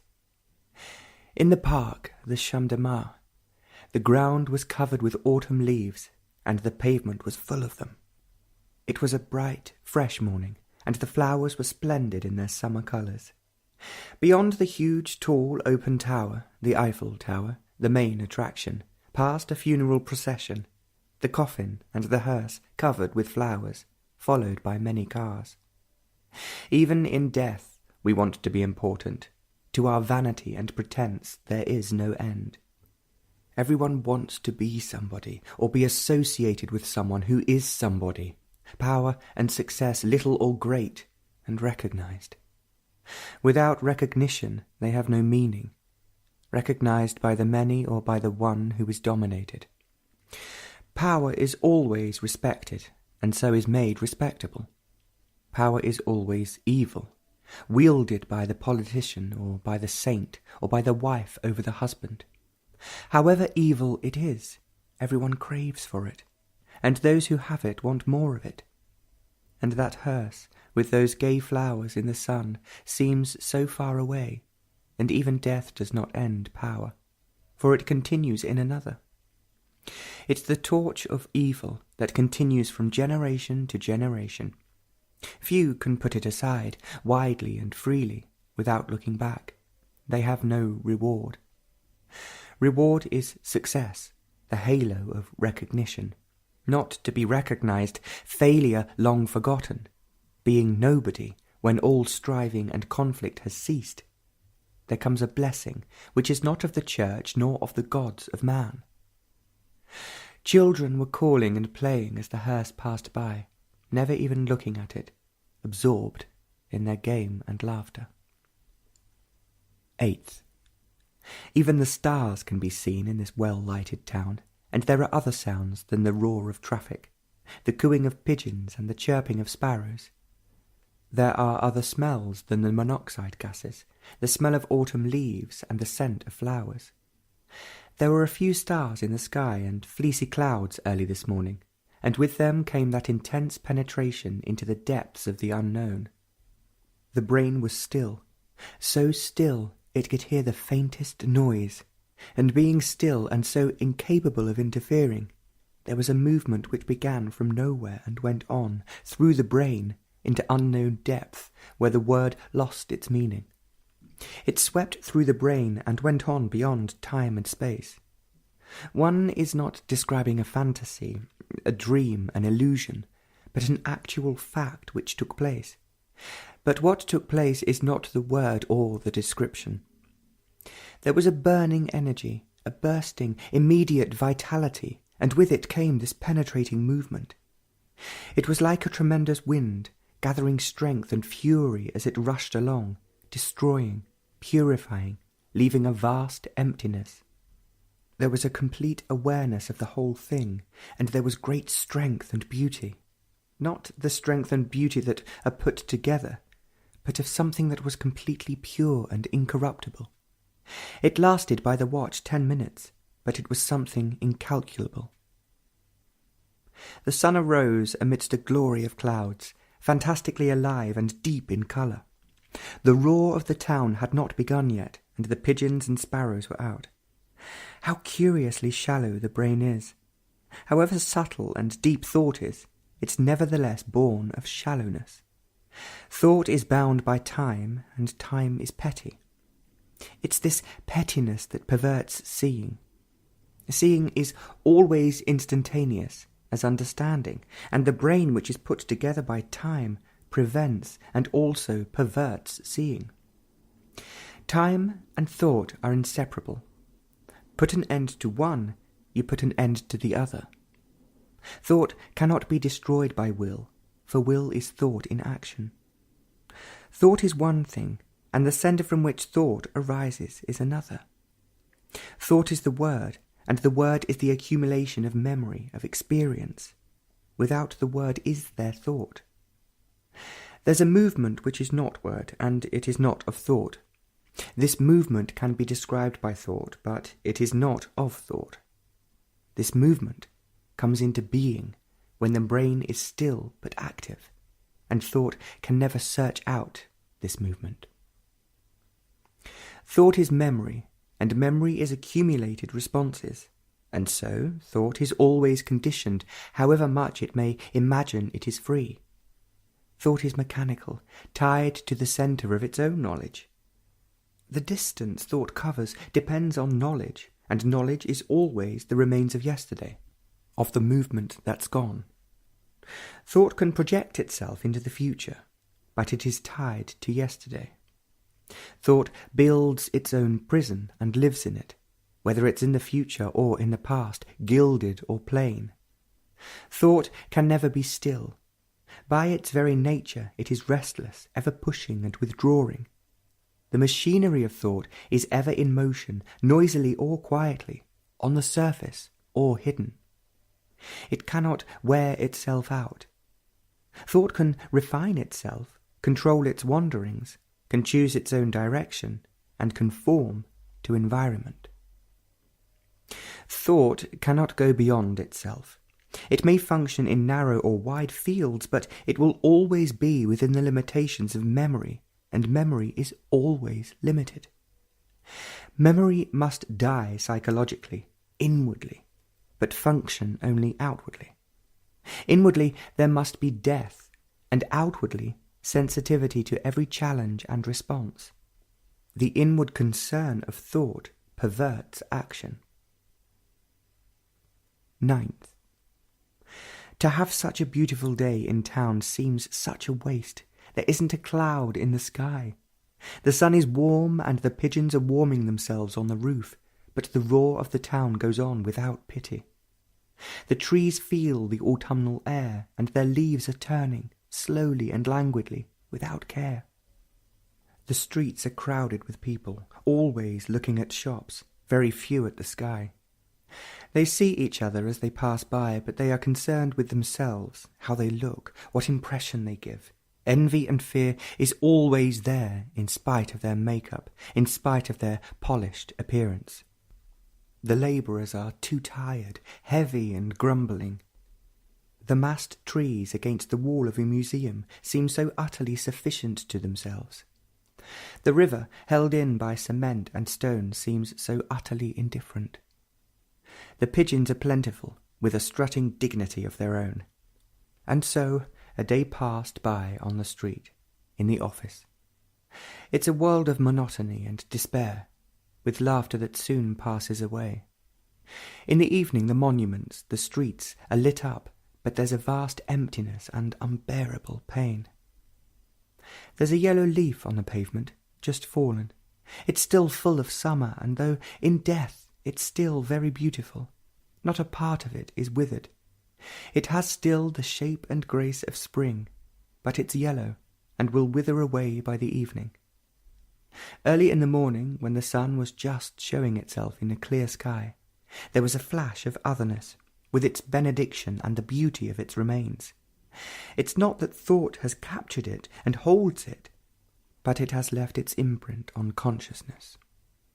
Thought is always fragmentary, and what it holds is always partial as memory. It cannot observe the whole, the part cannot see the whole, and the imprint of benediction is non-verbal and non-communicable through words, through any symbol. Thought will always fail in its attempt to discover, to experience that which is beyond time and space. The brain, the machinery of thought, can be quiet. The very active brain can be quiet. Its machinery can run very slowly. The quietness of the brain, though intensely sensitive, is essential. Then only can thought disentangle itself and come to an end. The ending of thought is not death. Then only can there be innocency, freshness, a new quality to thought. It's this quality that puts an end to sorrow and despair. 10th. It's a morning without a cloud. The sun seems to have banished every cloud from sight. It is peaceful, except for the roar of traffic, even though it is Sunday. The pigeons are warming themselves on the zinc roofs, and are almost the same colour as the roof. There's not a breath of air, though it's cool and fresh. There is peace beyond thought and feeling. It is not the peace of the politician, nor the priest, nor of the one who seeks it. It is not to be sought. What is sought must already be known, and what's known is never the real. Peace is not to the believer, to the philosopher who specializes in theory. It is not a reaction, a contrary response to violence. It has no opposite. All opposites must cease, the conflict of duality. There is duality, light and darkness, man and woman, and so on, but the conflict between the opposites is in no way necessary. Conflict between the opposites arises only when there's need, the compulsion to fulfill, the need for sex, the psychological demand for security. Then only is there conflict between the opposites, the escape from the opposites, attachment and detachment. Then is the search for peace through church and law. Law can and does give superficial order. The peace that church and temple offer is fancy, a myth to which a confused mind can escape. But this is not peace. The word, the symbol, must be destroyed. Not destroyed in order to have peace, but they must be shattered, for they are an impediment to understanding. Peace is not for sale, a commodity of exchange. Conflict in every form must cease, and then perhaps it is there. There must be total negation. The cessation of demand and need, then only does conflict come to an end. In emptiness there is birth. All the inward structure of resistance and security must die away. Then only is there emptiness. Only in this emptiness is there peace, whose virtue has no value nor profit. It was there early in the morning. It came with the sun in a clear, opaque sky. It was a marvellous thing full of beauty, a benediction that asked nothing, no sacrifice, no disciple, no virtue, no midnight hour. It was there in abundance, and only an abundant mind and heart could receive it. It was beyond all measure. 11th. In the park it was crowded. Everywhere there were people, children, nurses, different races. They were talking, shouting, playing, and the fountains were going. The head gardener must have very good taste. There were so many flowers and so many colours all mixed together. It was quite spectacular, and they had an air of gay festivity. It was a pleasant afternoon, and everyone seemed to be out in their best clothes. Going through the park, crossing a main thoroughfare, there was a quiet street with trees and old houses, well kept. The sun was just going down, setting fire to the clouds and to the river. It promised to be a nice day again tomorrow, and this morning the early sun caught a few clouds, turning them bright pink and rose. It was a good hour to be quiet, to be meditative. Lethargy and quietness don't go together. To be quiet, there must be intensity and meditation. Then it is not a meandering, but very active and forceful. Meditation is not a pursuit of thought or idea. It is the essence of all thought, which is to be beyond all thought and feeling. Then is it a movement into the unknown. Intelligence is not the mere capacity of design, remembrance, and communication. It is more than that. One can be very informed and clever at one level of existence, and quite dull at other levels. Mere knowledge, however deep and wide, does not necessarily indicate intelligence. Capacity is not intelligence. Intelligence is sensitive awareness of the totality of life. Life with its problems, contradictions, miseries and joys. To be aware of all this, without choice and without being caught by any one of its issues, and to flow with the whole of life, is intelligence. This intelligence is not the result of influence and environment. It is not the prisoner of either of them, and so can understand them, and thus be free of them. Consciousness is limited, open or hidden, and its activity, however alert, is confined within the borders of time. Intelligence is not. Sensitive awareness without choice of the totality of life is intelligence. This intelligence cannot be used for gain and profit, personal or collective. This intelligence is destruction, and so the form has no significance, and reform then becomes a retrogression. Without destruction, all change is modified continuity. Psychological destruction of all that has been, not mere outward change, that is the essence of intelligence. Without this intelligence, every action leads to misery and confusion. Sorrow is the denial of this intelligence. Ignorance is not the lack of knowledge, but of self-knowing. Without self-knowing, there is no intelligence. Self-knowing is not accumulative as knowledge. Learning is from moment to moment. It is not an additive process. In the process of gathering, adding, a centre is formed, a centre of knowledge. In this process, positive or negative, there is no understanding, for as long as there is an intention of gathering or resisting, the movement of thought and feeling are not understood. There is no self-knowing. Without self-knowing, there's no intelligence. Self-knowing is active present, not a judgment. All self-judgment implies an accumulation, evaluation from a centre of experience and knowledge. It is this past that prevents the understanding of the active present. In the pursuit of self-knowing, there is intelligence. 12.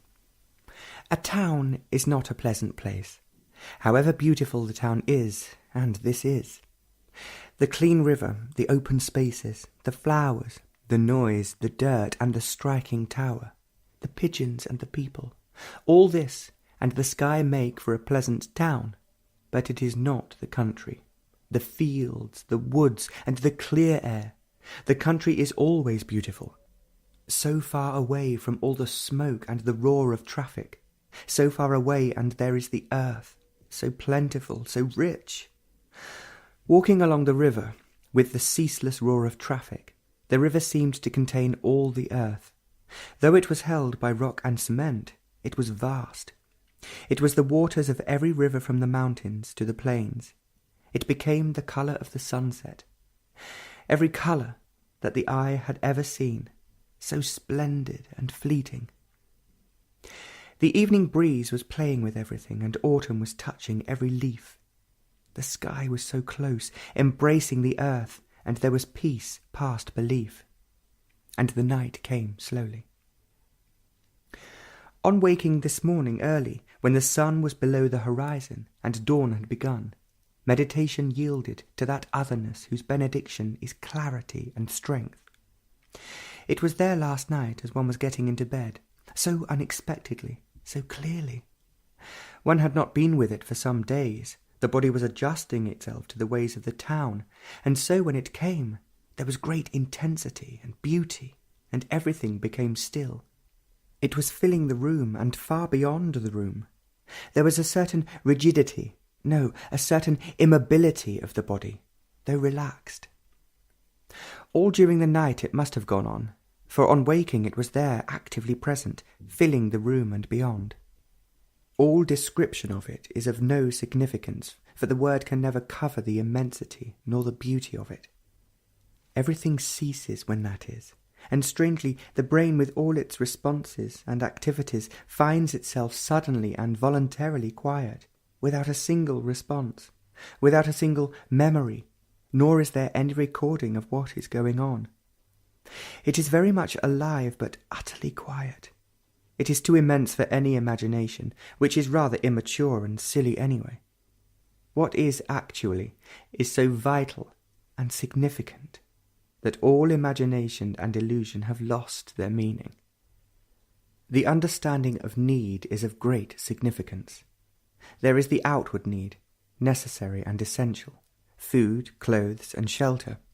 But beyond that, is there any other need? Though each one is caught up in the turmoil of inward needs, are they essential?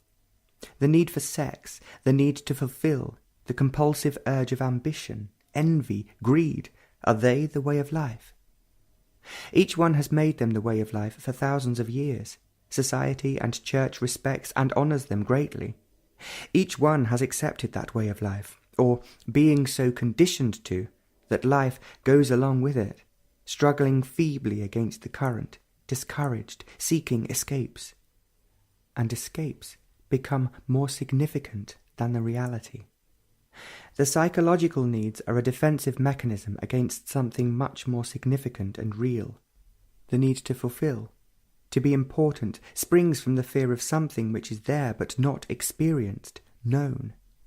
Fulfillment and self-importance, in the name of one's country or party, or because of some gratifying belief, are escapes from the fact of one's own nothingness, emptiness, loneliness, of one's own self-isolating activities. The inward needs which seem to have no end multiply, change, and continue. This is the source of contradictory and burning desire.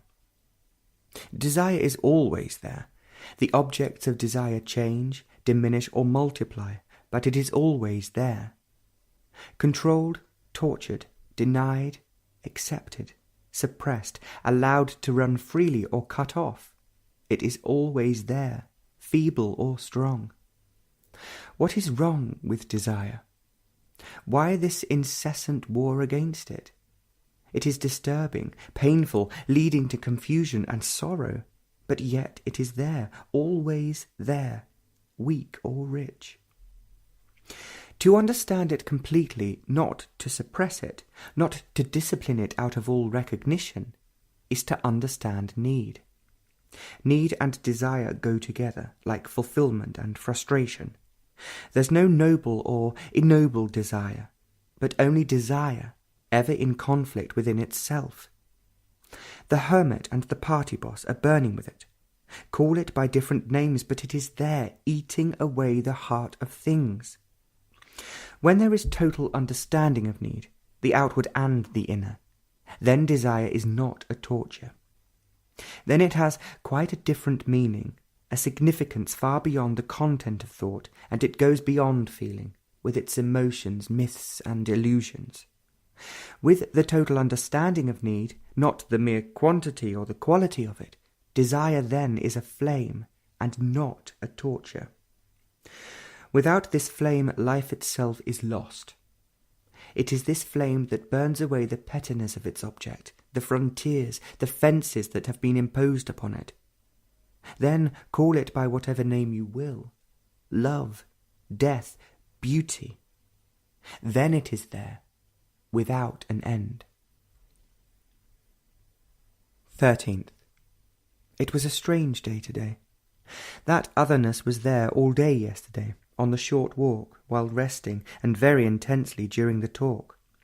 It was persistently there most of the night, and this morning, waking early after little sleep, it continued. The body is too tired and needs rest. Strangely, the body becomes very quiet, very still, motionless, but every inch of it very alive and sensitive. As far as the eye can see, there are short, small chimneys, all without smoke, for the weather is very warm. The horizon is far away, uneven, cluttered up. The town seems to stretch far out endlessly. Along the avenue there are trees, waiting for winter, for autumn is slowly beginning already. The sky was silver, polished and bright, and the breeze made patterns on the river. Pigeons stirred early in the morning, and as the sun made the zinc roofs warm, they were there warming themselves. Mind, in which are the brain, thought, feeling, and every subtle emotion, fancy and imagination, is an extraordinary thing. All its contents do not make up the mind, and yet without them it is not. It is more than what it contains. Without the mind, the contents would not be. They exist because of it. In the total emptiness of the mind, intellect, thought, feeling, all consciousness have their existence. A tree is not the word, nor the leaf, the branch, or the roots. The whole of it is the tree, and yet it is none of these things. Mind is that emptiness in which the things of the mind can exist, but the things are not the mind. Because of this emptiness, time and space come into being. But the brain and the things of the brain cover a whole field of existence. It is occupied with its multiple problems. It cannot capture the nature of the mind, as it functions only in fragmentation, and the many fragments do not make the whole. And yet it is occupied with putting together the contradictory fragments to make the whole. The whole can never be gathered and put together. The activity of memory, knowledge, and action, the conflict of opposing desire, the search for freedom, are still within the confines of the brain. The brain can refine, enlarge, accumulate its desires, but sorrow will go on. There's no ending of sorrow, as long as thought is merely a response of memory, of experience. There's a thinking born out of the total emptiness of the mind. That emptiness has no centre, and so is capable of infinite movement. Creation is born out of this emptiness, but it is not the creation of man putting things together. That creation of emptiness is love and death. Again, it has been a strange day. That otherness has been present wherever one has been, whatever the daily activity. It is as though one's brain was living in it. The brain has been very quiet without going to sleep, sensitive and alert. There's a sense of watching from infinite depth. Though the body is tired, there's a peculiar alertness, a flame that is always burning. 14th. It has been raining all night, and it is pleasant after many weeks of sun and dust. The earth has been dry, parched, and there were cracks. Heavy dust covered the leaves, and lawns were being watered. In a crowded and dirty city, so many days of sun was unpleasant. The air was heavy, and now it has been raining for many hours. Only the pigeons don't like it. They take shelter where they can, depressed, and have stopped cooing. The sparrows used to take their baths wherever there was water with the pigeons, and now they are hidden away somewhere. They used to come on the terrace, shy and eager, but the driving rain has taken over, and the earth is wet. Again, most of the night, that blessing, that otherness was there. Though there was sleep, it was there. One felt it on waking, strong, persistent, urgent. It was here as though it had continued throughout the night. With it there is always great beauty, not of images, feeling, or thought. Beauty is neither thought nor feeling. It has nothing whatsoever to do with emotion or sentiment. There is fear. Fear is never an actuality. It is either before or after the active present. When there is fear in the active present, is it fear? It is there, and there is no escape from it, no evasion possible. There, at that actual moment, there is total attention at that moment of danger, physical or psychological. When there is complete attention, there is no fear. But the actual fact of inattention breeds fear. Fear arises when there is an avoidance of the fact, a flight. Then the very escape itself is fear. Fear and its many forms, guilt, anxiety, hope, despair, is there in every movement of relationship. It is there in every search for security. It is there in so-called love and worship. It is there in ambition and success. It is there in life and in death.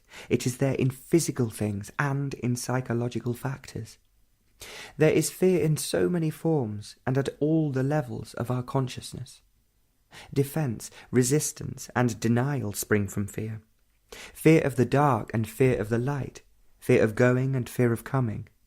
Fear begins and ends with the desire to be secure, inward and outward security, with the desire to be certain, to have permanency. The continuity of permanence is sought in every direction, in virtue, in relationship, in action, in experience, in knowledge, in outward and inward things. To find and be secure is the everlasting cry. It is this insistent demand that breeds fear. But is there permanency, outwardly or inwardly? Perhaps in a measure, outwardly there might be, and even that is precarious. Wars, revolutions, progress, accident, and earthquakes. There must be food, clothes, and shelter that is essential and necessary for all. Though it is sought after, blindly and with reason, is there ever inward certainty, inward continuity, permanency? There is not. The flight from this reality is fear. The incapacity to face this reality breeds every form of hope and despair. Thought itself is the source of fear. Thought is time. Thought of tomorrow is pleasure or pain. If it's pleasurable, thought will pursue it, fearing its end. If it's painful, the very avoidance of it is fear. Both pleasure and pain cause fear. Time as thought and time as feeling bring fear. It is the understanding of thought, the mechanism of memory and experience, that is the ending of fear. Thought is the whole process of consciousness, the open and the hidden. Thought is not merely the thing thought upon, but the origin of itself. Thought is not merely belief, dogma, idea and reason, but the centre from which these arise. This centre is the origin of all fear. But is there the experiencing of fear, or is there the awareness of the cause of fear from which thought is taking flight? Physical self-protection is sane, normal and healthy, but every other form of self-protection inwardly is resistance, and it always gathers, builds up strength, which is fear. But this inward fear makes outward security a problem of class, prestige, power, and so there is competitive ruthlessness. When this whole process of thought, time, and fear is seen, not as an idea, an intellectual formula, then there is total ending of fear, conscious or hidden. Self-understanding is the awakening and ending of fear. And when fear ceases, then the power to breed illusion, myth, visions, with their hope and despair also ceases, and then only begins a movement of going beyond consciousness, which is thought and feeling. It is the emptying of the innermost recesses and deep-hidden wants and desires. Then, when there is total emptiness, when there is absolutely and literally nothing, no influence, no value, no frontier, no word, then, in that complete stillness of time-space, there is that which is unnameable. 15th. It was a lovely evening. The sky was clear, and in spite of city light, the stars were brilliant. Though the tower was flooded with light from all sides, one could see the distant horizon, and down below patches of light were on the river. Though there was the everlasting roar of traffic, it was a peaceful evening. Meditation crept on like a wave covering the sands. It was not a meditation which the brain could capture in its net of memory. It was something to which the total brain yielded without any resistance. It was a meditation that went far beyond any formula, method. Method and formula and repetition destroy meditation. In its movement it took everything in, the stars, the noise, the quiet, and the stretch of water. But there was no mediator. The mediator, the observer, must cease for meditation to be. The breaking up of the mediator is also meditation. But when the mediator ceases, then there's an altogether different meditation. It was very early in the morning. Orion was coming up over the horizon, and the Pleiades were nearly overhead. The roar of the city had quietened, and at that hour there were no lights in any of the windows, and there was a pleasant, cool breeze. In complete attention there is no experiencing. In inattention there is. It is this inattention that gathers experience, multiplying memory, building walls of resistance. It is this inattention that builds up the self-centered activities. Inattention is concentration, which is exclusion, a cutting off. Concentration knows distraction and the endless conflict of control and discipline. In the state of inattention, every response to any challenge is inadequate. This inadequacy is experience. Experience makes for insensitivity, dulls the mechanism of thought, thickens the walls of memory, and habit, routine become the norm. Experience, inattention, is not liberating. Inattention is slow decay. In complete attention, there is no experiencing. There's no centre which experiences, nor a periphery within which experience can take place. Attention is not concentration, which is narrowing, limiting. Total attention includes, never excludes. Superficiality of attention is inattention. Total attention includes the superficial and the hidden, the past, and its influence on the present, moving into the future. All consciousness is partial, confined, and total attention includes consciousness with its limitations, and so is able to break down the borders, the limitations. All thought is conditioned, and thought cannot uncondition itself. Thought is time and experience. It is essentially the result of non-attention.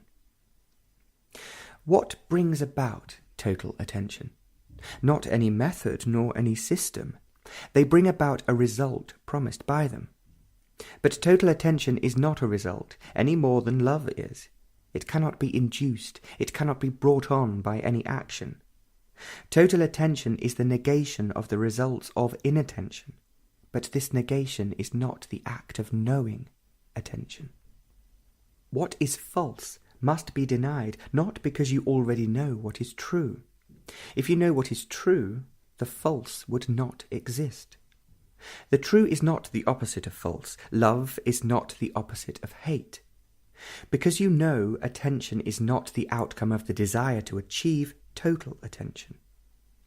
Seeing the false as the false and the true as the true, and the true in the false, is not the result of comparison. To see the false as the false is attention. The false as the false cannot be seen when there is opinion, judgment, evaluation, attachment, and so on, which are the result of non-attention. Seeing the whole fabric of non-attention is total attention. An attentive mind is an empty mind. The purity of the otherness is its immense and impenetrable strength. It was there with extraordinary stillness this morning. 16th. It was a clear, bright evening. There wasn't a cloud. It was so lovely that it was surprising that such an evening should happen in a town. The moon was between the arches of the tower, and the whole setting seemed so artificial and unreal. The air was so soft and pleasant that it might have been a summer's evening. On the balcony it was very quiet, and every thought had subsided, and meditation seemed a casual movement, without any direction. But there was, though. It began nowhere and went on into vast, unfathomable emptiness, where the essence of everything is. In this emptiness there is an expanding, exploding movement whose very explosion is creation and destruction. Love is the essence of this destruction. Either we seek through fear, or being free from it, we seek without any motive. This surge does not spring from discontent, not being satisfied with every form of thought and feeling. Seeing their significance is not discontent. Discontent is so easily satisfied when thought and feeling have found some form of shelter, success, a gratifying position, a belief, and so on, only to be roused again when that shelter is attacked, shaken, or broken down. With this cycle, most of us are familiar, hope and despair. Surge, whose motive is discontent, can only lead to some form of illusion, a collective or a private illusion, a prison of many attractions. But there is a seeking without any motive whatsoever. Then is it a seeking? Seeking implies, does it not, an objective, an end already known or felt or formulated. If it's formulated, it's the calculation of thought, putting together all the things it has known or experienced. To find what is sought after, methods and systems are devised. This is not seeking at all. It is merely a desire to gain a gratifying end, or merely to escape into some fancy or promise of a theory or belief. This is not seeking. When fear, satisfaction, escape have lost their significance, then is there seeking at all? If the motive of all search has withered away, discontent and the urge to succeed are dead, is there seeking? If there is no seeking, will consciousness decay, become stagnant? On the contrary, it is this seeking, going from one commitment to another, from one church to another, that weakens that essential energy to understand what is. The what is never new. It has never been, and it will never be.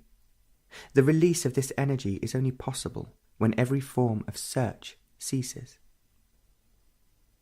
It was a cloudless morning, so early, and time seemed to have stopped.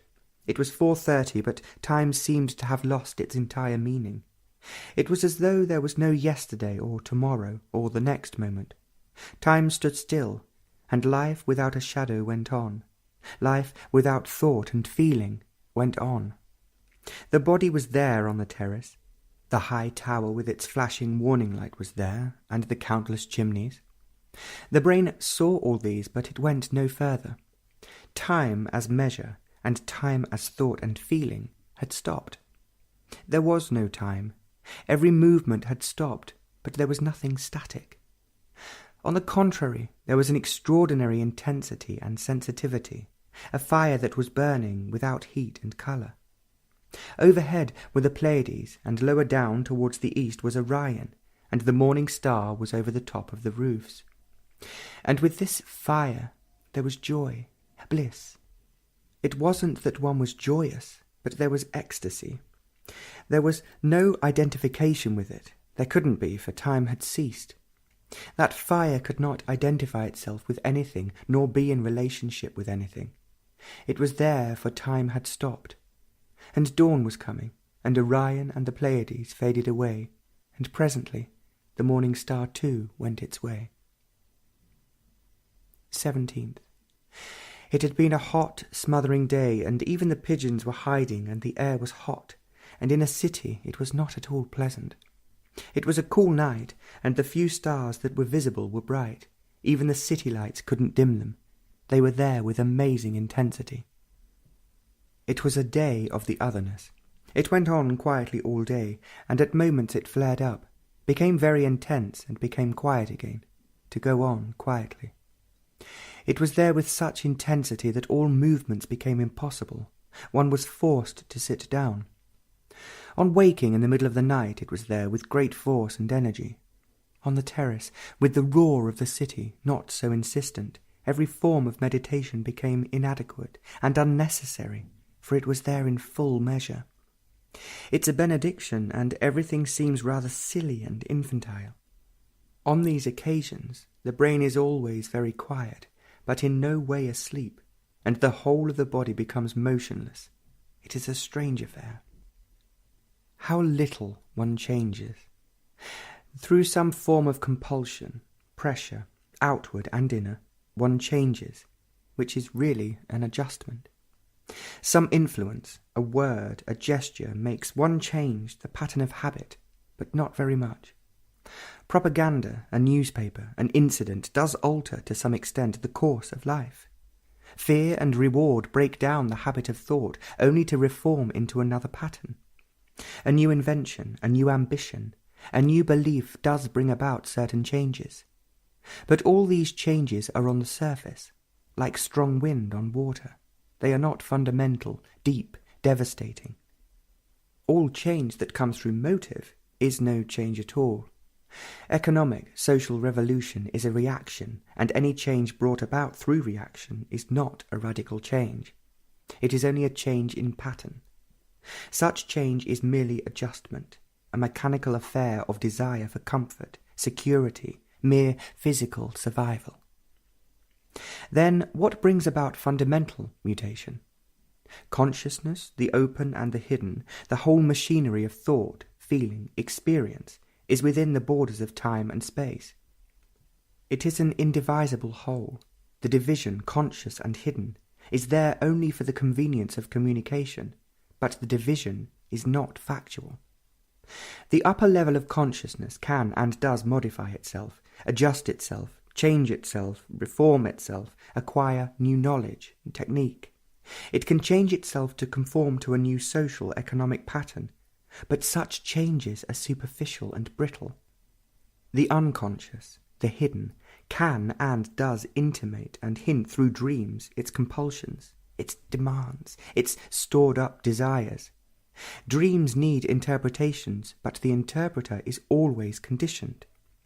There is no need for dreams if during the waking hours there is a choiceless awareness in which every fleeting thought and feeling is understood. Then sleep has altogether a different meaning. Analysis of the hidden implies the observer and the observed, the censor and the thing that is judged. In this there is not only conflict, but the observer himself is conditioned, and his evaluation, interpretation can never be true. It will be crooked, perverted. So self-analysis, or an analysis by another, however professional, may bring about some superficial changes, an adjustment in relationship and so on, but analysis will not bring about a radical transformation of consciousness. Analysis does not transform consciousness. 18th. The late afternoon sun was on the river, and among the russet leaves of autumnal trees along the long avenue. The colours were burning intensely, and of such variety. The narrow water was aflame. A whole long queue was waiting along the wharf to take the pleasure boat, and the cars were making an awful noise. On a hot day the big town was almost unbearable. The sky was clear and the sun was without mercy. But very early this morning, when Orion was overhead and only 1 or 2 cars passed along the river, There was on the terrace quietness, and meditation was a complete openness of mind and heart, verging on death. To be completely open, to be utterly vulnerable, is death. Death, then, has no corner to take shelter. Only in the shade, in the secret recesses of thought and desire, there is death. But death is always there to a heart that has withered in fear and hope, is always there where thought is waiting and watching. In the park an owl was hooting, and it was a pleasant sound, clear and so early. It came and went with varied intervals, and it seemed to like its own voice, for not another replied. Meditation breaks down the frontiers of consciousness. It breaks down the mechanism of thought and the feeling which thought arouses. Meditation, caught in a method, in a system of rewards and promises, cripples and tames energy. Meditation is the freeing of energy in abundance, and control, discipline, and suppression spoil the purity of that energy. Meditation is the flame burning intensely without leaving any ashes. Words, feeling, thought always leave ashes, and to live on ashes is the way of the world. Meditation is danger, for it destroys everything. Nothing whatsoever is left, not even a whisper of desire. And in this vast, unfathomable emptiness, there is creation and love. To continue, analysis, personal or professional, does not bring about mutation of consciousness. No effort can transform it. Effort is conflict, and conflict only strengthens the walls of consciousness. No reason, however logical and sane, can liberate consciousness, for reason is idea wrought by influence. Experience and knowledge, and all these are the children of consciousness.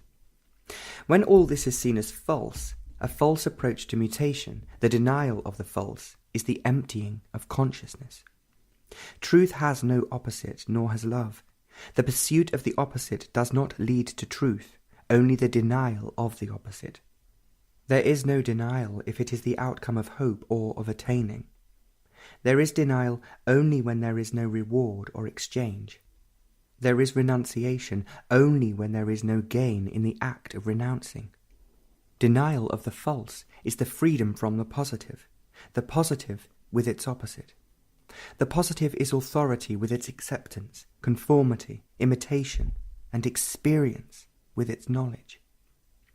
To deny is to be alone, alone from all influence, tradition, and from need, with its dependence and attachment. To be alone is to deny the conditioning, the background. The frame in which consciousness exists and has its being is its conditioning. To be choicely aware of this conditioning and the total denial of it is to be alone. This aloneness is not isolation, loneliness, self-enclosing occupation. Aloneness is not withdrawal from life. On the contrary, it is the total freedom from conflict and sorrow, from fear and death. This aloneness is the mutation of consciousness, complete transformation of what has been. This aloneness is emptiness.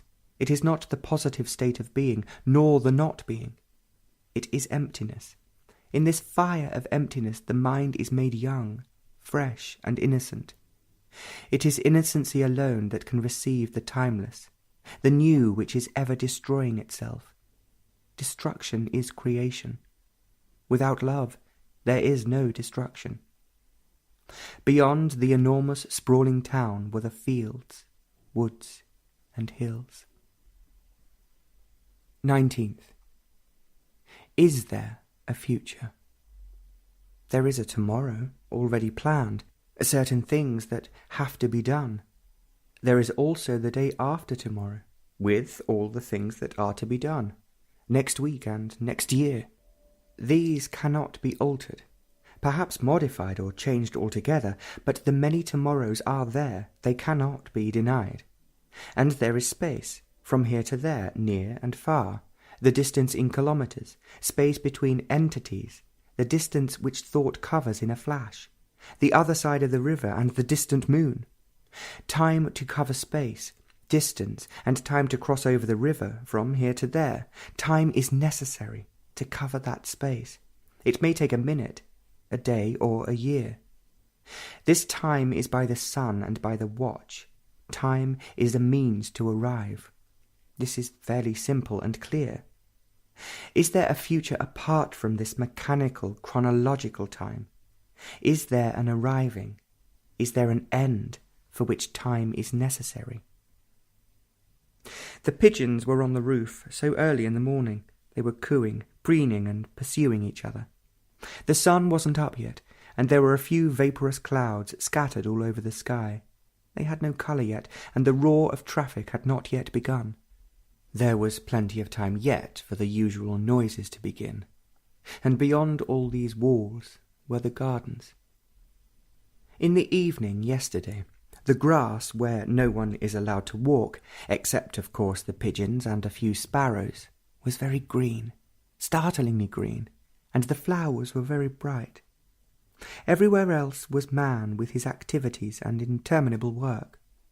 There was the tower, so strongly and delicately put together, and presently it would be flooded with brilliant light. The grass seemed so perishable, and the flowers would fade, for autumn was everywhere. But long before the pigeons were on the roof, on the terrace, meditation was gladness. There was no reason for this ecstasy. To have a cause for joy is no longer joy. It was simply there, and thought could not capture it and make it into a remembrance. It was too strong and active for thought to play with it, and thought and feeling became very quiet and still. It came, wave upon wave, a living thing which nothing could contain, and with this joy there was benediction. It was all so utterly beyond all thought and demand. Is there an arriving? To arrive is to be in sorrow and within the shadow of fear. Is there an arriving inwardly, a goal to be reached, an end to be gained? Thought has fixed an end, God, bliss, success, virtue, and so on.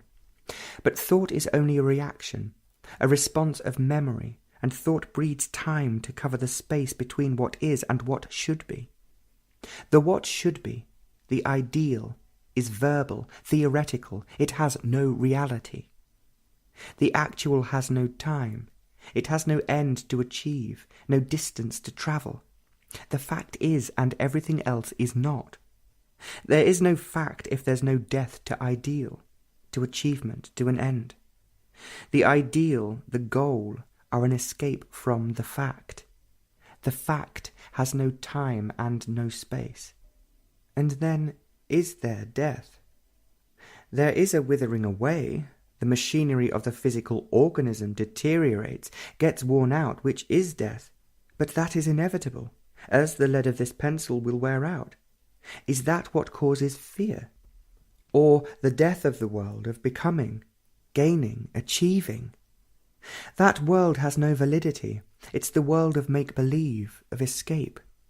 The fact, the what is, and the what should be are two entirely different things. The what should be involves time and distance, sorrow and fear. Death of these leaves only the fact, the what is. There is no future to what is. Thought, which breeds time, cannot operate on the fact. Thought cannot change the fact. It can only escape from it. And when all the urge to escape is dead, then the fact undergoes a tremendous mutation. But there must be death to thought, which is time. When time as thought is not, then is there the fact, the what is. When there is destruction of time as thought, there's no movement in any direction, no space to cover, there's only the stillness of emptiness.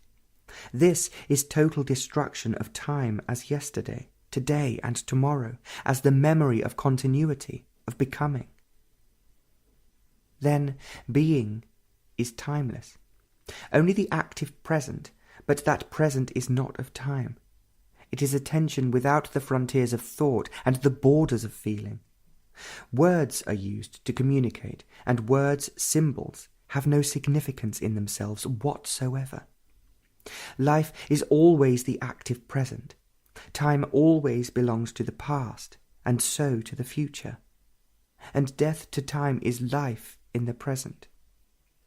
It is this life that is immortal, not the life in consciousness. Time is thought in consciousness, and consciousness is held within its frame. There is always fear and sorrow within the network of thought and feeling. The ending of sorrow is the ending of time. 20th.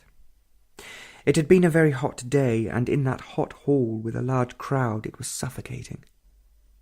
But in spite of all this and tiredness, woke up in the middle of the night with the otherness in the room. It was there with great intensity, not only filling the room and beyond, but it was there deep down within the brain, so profoundly that it seemed to go through and beyond all thought, space, and time.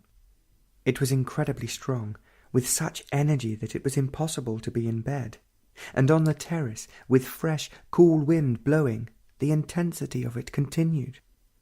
It went on for nearly an hour, with great force and drive. All the morning it had been there. It is not a make-believe. It's not desire taking this form of sensation. Excitement. Thought has not built it up from past incidents. No imagination could formulate such otherness.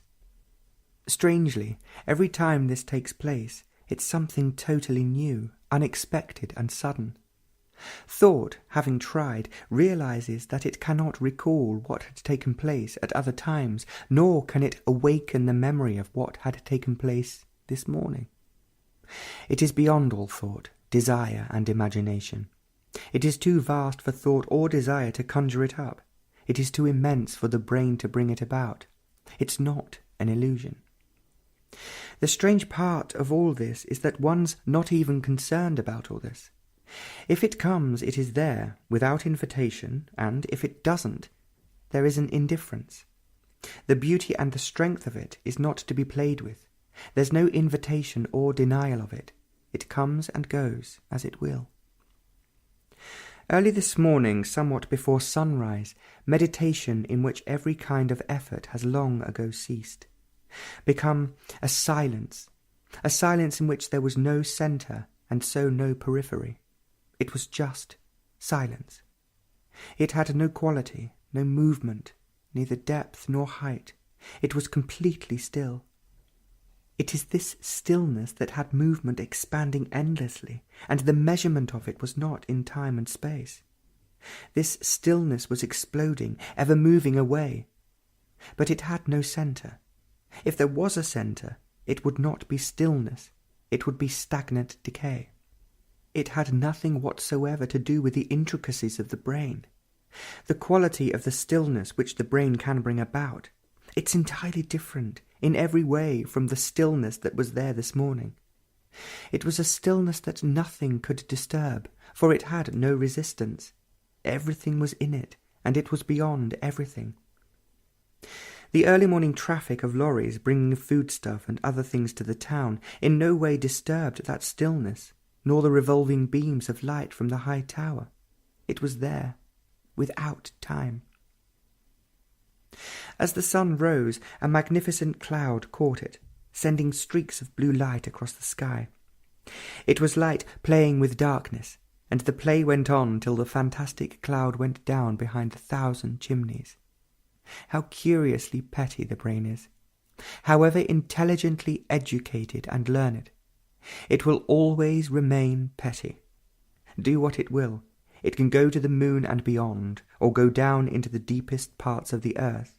It can invent, put together the most complicated machines, computers that will invent computers. It can destroy itself and recreate itself, but do what it will ever remain petty. For it can only function in time and space. Its philosophies are bound by its own conditionings. Its theories, its speculations are spun out of its own cunningness. It cannot escape from itself.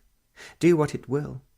Its gods and its saviours, its masters and leaders are all as small and petty as itself. If it's stupid, it tries to become clever, and its cleverness is measured in terms of success. It is always pursuing or being chased. Its shadow is its own sorrow. do what it will ever remain petty. Its action is the inaction of pursuing itself. Its reform is action that ever needs further reform. It is held by its own action and inaction. It never sleeps, and its dreams are the awakening of thought. However active, however noble or ignoble, it is petty. There is no end to its pettiness. It cannot run away from itself. Its virtue is mean, and its morality mean. There is only one thing it can do: be utterly and completely quiet. This quietness is not sleep or laziness. The brain is sensitive, and to remain sensitive without its familiar self-protective responses, without its customary judgments, condemnation and approval, the only thing it can do is to be utterly quiet, which is to remain in a state of negation, complete denial of itself and its activities. In this state of negation, it's no longer petty. Then it is no longer gathering to achieve, to fulfill, to become. It is then what it is: mechanical, inventive, self-protective, calculating. A perfect machine is never petty, and when it functions at that level, it is a wonderful thing. Like all machines, it wears out and dies. It becomes petty when it proceeds to investigate the unknown, that which is not measurable. Its function is in the known, and it cannot function in the unknown. Its creations are in the field of the known, but the creation of the unknowable it can never capture, neither in paint nor in word. Its beauty it can never know. Only when it is utterly quiet, silent, without a word, and still without a gesture, without movement, there is that immensity. 21st. The evening light was on the river, and the traffic across the bridge was furious and fast. The pavement was crowded with people returning home after a day's work in offices. The river was sparkling. There were ripples, small ones, pursuing each other with such delight. You could almost hear them, but the fury of the traffic was too much. Further down the river, the light on the water was changing, becoming more deep, and it would soon be dark. The moon on the other side of the huge tower, looking so out of place, so artificial. It had no reality, but the high steel tower had. There were people on it. The restaurant up there was lit up, and you could see crowds of people going into it. And as the night was hazy, the beams of the revolving lights were far stronger than the moon. Everything seemed so far away, except the tower. How little we know about ourselves. We seem to know so much about other things: the distance to the moon, the atmosphere of Venus, how to put together the most extraordinary and complicated electronic brains, to break up the atoms and the minutest particle of matter. But we know so little about ourselves. To go to the moon is far more exciting than to go into ourselves. Perhaps one's lazy or frightened, or it's not profitable in the sense of money and success to go into ourselves. It's a much longer journey than to go to the moon. No machines are available to take this journey, and no one can help. No book, no theories, no guide. You have to do it yourself. You have to have more energy than in inventing and putting together parts of a vast machine. You cannot get this energy through any drug, through any interaction of relationship, nor through control, denial. No gods, rituals, beliefs, prayers can give it to you. On the contrary, in the very act of putting these aside, in being aware of their significance, that energy comes to penetrate into consciousness and beyond. You can't buy that energy through accumulating knowledge about yourself. Every form of accumulation and the attachment to it diminishes and perverts that energy. Knowledge about yourself binds, weighs, ties you down. There's no freedom to move, and you act and move within the limits of that knowledge. Learning about yourself is never the same as accumulating knowledge about yourself. Learning is active present, and knowledge is the past. If you are learning in order to accumulate, it ceases to be learning. Knowledge is static. More can be added to it or taken away from it, but learning is active. Nothing can be added or taken away from it, for there is no accumulation at any time. Knowing, learning about yourself, has no beginning and no end, whereas knowledge has. Knowledge is finite, and learning, knowing, is infinite. Learning about yourself, which is, after all, a result, an accumulation, a putting together of so many things, learning about this conditioning is the freeing of it. Learning is seeing. Seeing is perverted, and so there is no actual seeing, when there is choice always based upon like and dislike. There is no seeing what actually is, the fact, when in the seeing there is choosing. You are the accumulated result of the many thousand centuries of man, his hopes and desires, his guilts and anxieties, his belief and gods, his fulfillments and frustrations. You are all that, and more additions made to it in recent times.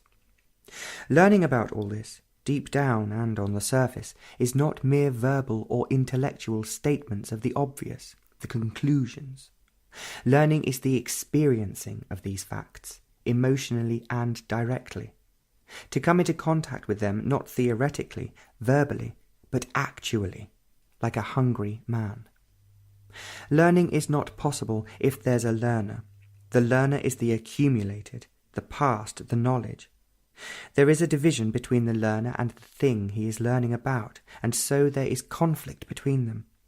This conflict destroys, diminishes energy to learn, to pursue to the very end the total make-up of consciousness. Choice is conflict, and choice prevents seeing. Condemnation, judgment also prevent seeing.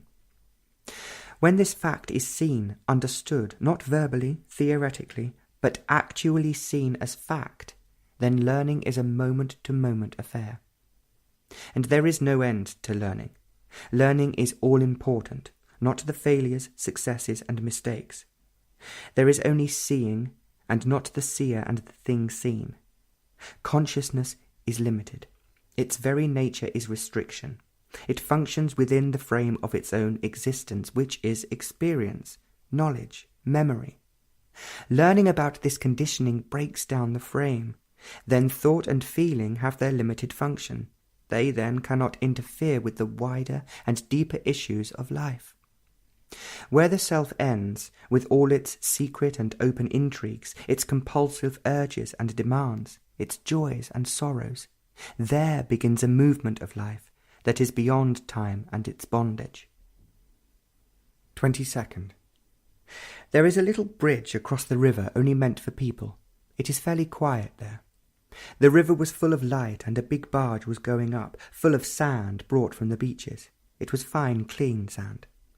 There was a heap of it in the park, purposefully put there for children to play with.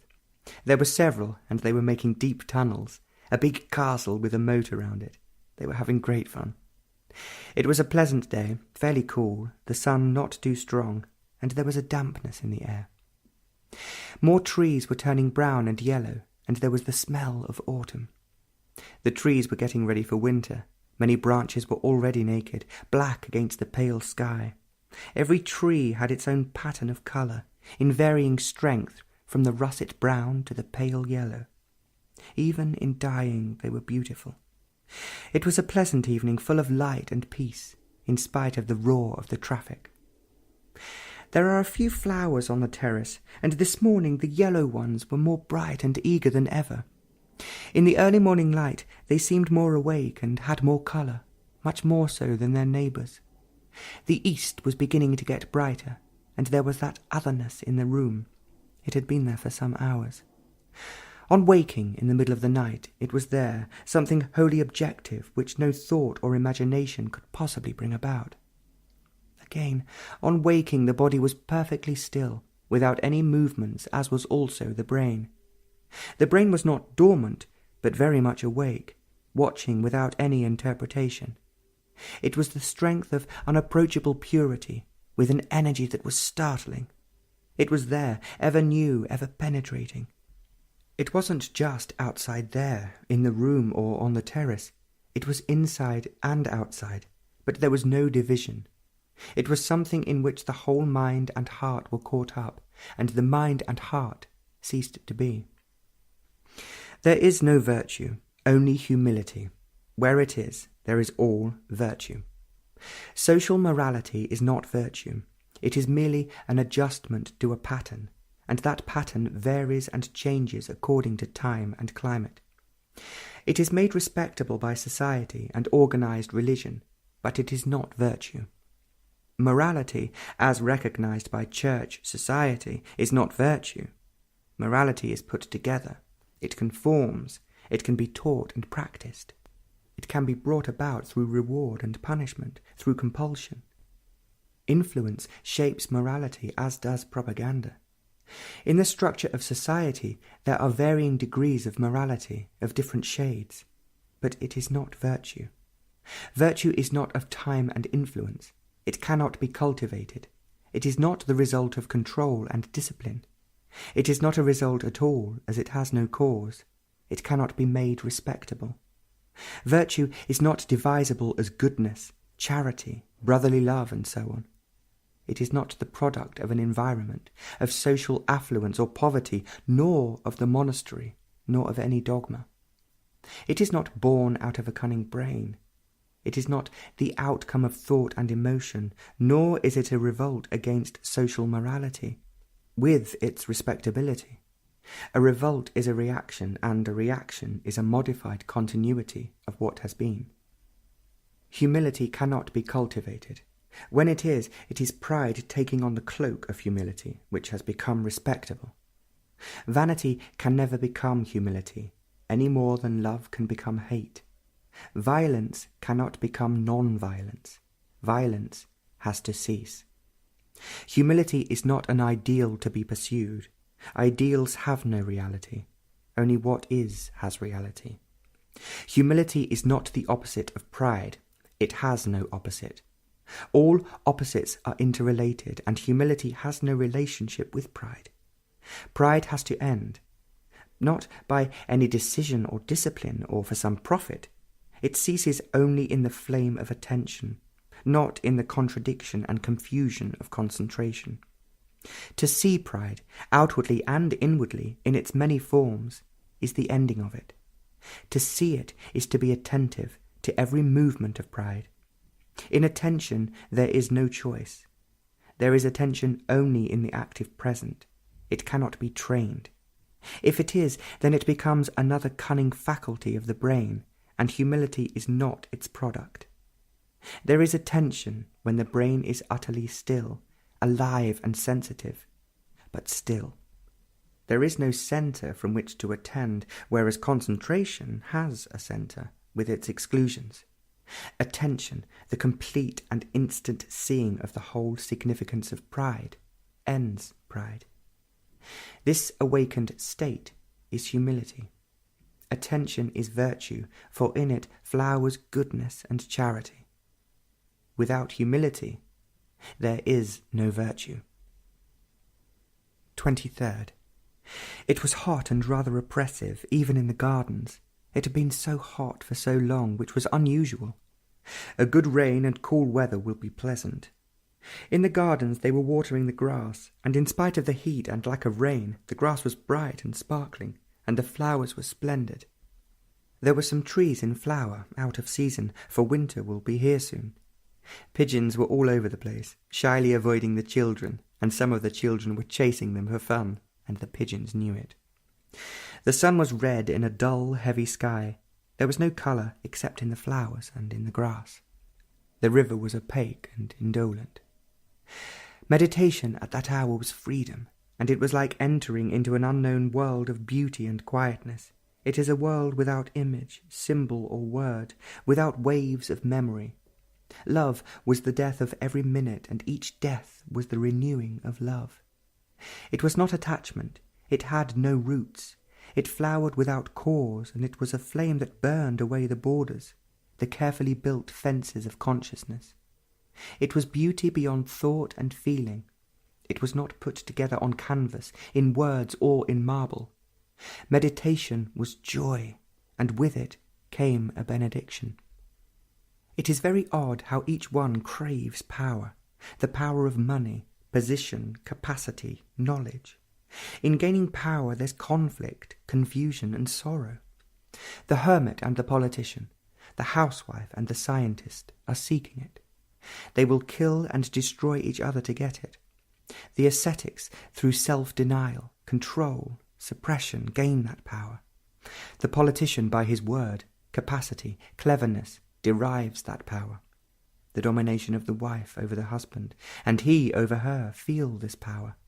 The priest, who has assumed, who has taken upon himself the responsibility of his God, knows this power. Everyone seeks this power, or wants to be associated with divine or worldly power. Power breeds authority, and with it comes conflict, confusion, and sorrow. Authority corrupts him that has it, and those that are near it or seeking it. The power of the priest and the housewife, of the leader and the efficient organizer, of the saint and the local politician, is evil. The more power, the greater the evil. It is a disease that every man catches and cherishes and worships, but with it come always endless conflict, confusion and sorrow, but no one will deny it, put it aside. With it goes ambition and success, and a ruthlessness that has made respectable and so acceptable. Every society, temple and church gives it its blessing, and so love is perverted and destroyed. And envy is worshipped, and competition is moral. But with it all comes fear, war and sorrow, but yet no man will put these aside. To deny power in every form is the beginning of virtue. Virtue is clarity. It wipes away conflict and sorrow. This corrupting energy, with its endless cunning activities, always brings its inevitable mischief and misery. There is no end to it. However much it is reformed and fenced in, by law or by moral convention, it will find its way out, darkly and unbidden. For it is there, hidden in the secret corners of one's thoughts and desires. It is these that must be examined and understood if there is to be no conflict, confusion and sorrow. Each one has to do this, not through another, not through any system of reward or punishment. Each one has to be aware of the fabric of his own make-up. To see what is the ending of that which is. With the complete ending of this power, with its confusion, conflict and sorrow, each one faces what he is, a bundle of memories and deepening loneliness. The desire for power and success is an escape from this loneliness and the ashes which are memories. To go beyond, one has to see them, face them, not avoid them in any way, by condemning them or through fear of what is. Fear arises only in the very act of running away from the fact, the what is. One must completely and utterly, voluntarily and easily put aside power and success, and then, in facing, seeing, being passively aware, without choice, the ashes and loneliness have a wholly different significance. To live with something is to love it, not to be attached. To live with the ashes of loneliness, there must be great energy, and this energy comes when there is no longer fear. When you have gone through this loneliness, as you would go through a physical door, then you will realize that you and the loneliness are one. You are not the observer watching that feeling which is beyond the word. You are that. And you cannot get away from it as you did before in many subtle ways. You are that loneliness. There is no way to avoid it, and nothing can cover it or fill it. Then only are you living with it. It is part of you. It is the whole of you. Neither despair nor hope can banish it, nor any cynicism, nor any intellectual cunning. You are that loneliness, the ashes that had once been fire. This is complete loneliness, irremediable, beyond all action. The brain can no longer devise ways and means of escape. It is the creator of this loneliness, through its incessant activities of self-isolation, of defense and aggression. When it is aware of this, negatively, without any choice, then it is willing to die, to be utterly still. Out of this loneliness, out of these ashes, a new movement is born. It is the movement of the alone. It is that state when all influences, all compulsion, every form of search and achievement have naturally and completely stopped. It is death of the known. Then only is there the never-ending journey of the unknowable. Then is there power whose purity is creation. 24th. There was a beautifully kept lawn, not too large, and it was incredibly green. It was behind an iron grill, well watered, carefully looked after, rolled and splendidly alive, sparkling in its beauty. It must have been many 100 years old. Not even a chair was on it, isolated and guarded by a high and narrow railing. At the end of the lawn was a single rose bush, with a single red rose in full bloom. It was a miracle. The soft lawn and the single rose. They were there apart from the whole world of noise, chaos, and misery.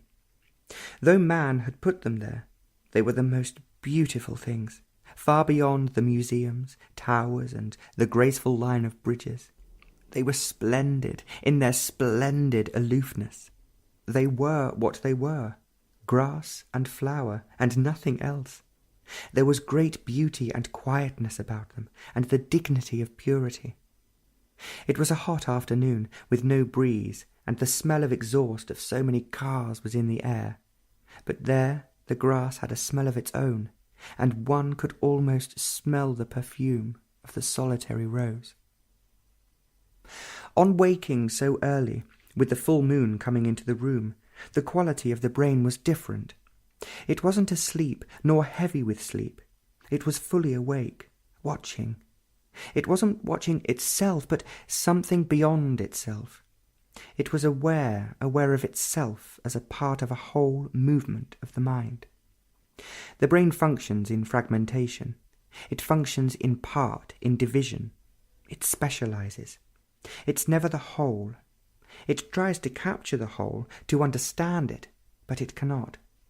By its very nature, thought is always incomplete, as is feeling. Thought, the response of memory, can function only in the known things or interpret from what it has known, knowledge. The brain is the product of specialization. It cannot go beyond itself. It divides and specializes. The scientist, the artist, the priest, the lawyer, the technician, the farmer.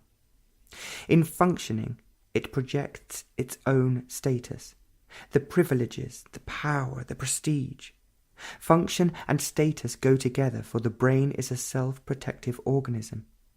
From the demand for status begins the opposing and contradictory elements in society.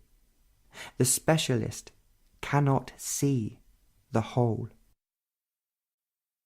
Rome and Florence, September 25th. Meditation is the flowering of understanding. Understanding is not within the borders of time. Time never brings understanding. Understanding is not a gradual process to be gathered little by little with care and patience. Understanding is now or never. It is a destructive flash, not a tame affair. It is this shattering that one is afraid of, and so one avoids it, knowingly or unknowingly. Understanding may alter the course of one's life, the way of thought and action. It may be pleasant or not, but understanding is a danger to all relationship. But without understanding, sorrow will continue. Sorrow ends only through self-knowing, the awareness of every thought and feeling, every movement of the conscious and that which is hidden. Meditation is the understanding of consciousness, the hidden and the open, and of the movement that lies beyond all thought and feeling. The specialist cannot perceive the whole. His heaven is what he specializes in, but his heaven is a petty affair of the brain, the heaven of religion or of the technician. Capacity, gift is obviously detrimental, for it strengthens self-centeredness. It is fragmentary and so breeds conflict. Capacity has significance only in the total perception of life, which is in the field of the mind and not of the brain. Capacity and its function is within the limits of the brain, and so becomes ruthless, indifferent to the total process of life. Capacity breeds pride, envy, and its fulfillment becomes all-important, and so it brings about confusion, enmity, and sorrow. It has its meaning only in the total awareness of life. Life is not merely at one fragmentary level: bread, sex, prosperity, ambition. Life is not fragmentary when it's made to be. It becomes utterly a matter of despair and endless misery. Brain functions in specialization of the fragment, in self-isolating activities, and within the limited field of time. It is incapable of seeing the whole of life. The brain is a part. However educated it be, it is not the whole. Mind alone sees the whole, and within the field of the mind is the brain. The brain cannot contain the mind, do what it will. To see wholly, the brain has to be in a state of negation. Negation is not the opposite of the positive. All opposites are related within the fold of each other. Negation has no opposite. The brain has to be in a state of negation for total seeing. It must not interfere with its evaluations and justifications, with its condemnations and defences.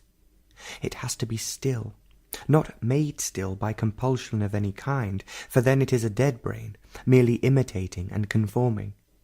When it is in a state of negation, it is choicelessly still. Only then is there total seeing. In this total seeing, which is the quality of the mind, there is no seer, no observer, no experiencer. There's only seeing. The mind then is completely awake. In this fully wakened state, there is no observer and the observed. There is only light, clarity. The contradiction and conflict between the thinker and thought ceases. 27th. Walking along the pavement overlooking the biggest basilica and down the famous steps to a fountain and many picked flowers of so many colours, crossing the crowded square, we went along a narrow one-way street, via Margata, quiet, with not too many cars. There in that dimly lit street, with few unfashionable shops, suddenly and most unexpectedly, that otherness came with such intense tenderness and beauty that one's body and brain became motionless. For some days now it had not made its immense presence felt. It was there vaguely in the distance, a whisper, but there the immense was manifesting itself, sharply, and with waiting patience. Thought and speech were gone, and there was peculiar joy and clarity. It followed down the long, narrow street, till the roar of traffic and the overcrowded pavement swallowed us all. It was a benediction that was beyond all image and thought. 28th. At odd and unexpected moments, the otherness has come, suddenly and unexpectedly, and went its way, without invitation and without need. All need and demand must wholly cease for it to be. Meditation in the still hours of early morning, with no car rattling by, was the unfolding of beauty. It was not thought exploring with its limited capacity, nor the sensitivity of feeling. It was not any outward or inward substance which was expressing itself. It was not the movement of time, for the brain was still. It was total negation of everything known, not a reaction, but a denial that had no cause. It was a movement in complete freedom, a movement that had no direction and dimension. In that movement there was boundless energy whose very essence was stillness. Its action was total inaction, and the essence of that inaction is freedom. There was great bliss, a great ecstasy, that perished at the touch of thought. 30th. The sun was setting in great clouds of colour behind the Roman hills. They were brilliant, splashed across the sky, and the whole earth was made splendid, even the telegraph poles and the endless rows of building. It was soon becoming dark, and the car was going fast. The hills faded, and the country became flat. To look with thought and to look without thought are two different things. To look at those trees by the roadside and the buildings across the dry fields with thought keeps the brain tied to its own moorings of time, experience, and memory. The machinery of thought is working endlessly, without rest, without freshness. The brain is made dull, insensitive, without the power of recuperation. It is everlastingly responding to challenge, and its response is inadequate and not fresh. To look with thought keeps the brain in the groove of habit and recognition. It becomes tired and sluggish. It lives within the narrow limitations of its own making. It is never free. This freedom takes place when thought is not looking. To look without thought does not mean a blank observation, absence in distraction. When thought does not look, then there is only observation, without the mechanical process of recognition and comparison, justification and condemnation. This seeing does not fatigue the brain, for all mechanical processes of time have stopped. Through complete rest, the brain is made fresh, to respond without reaction, to live without deterioration, to die without the torture of problems.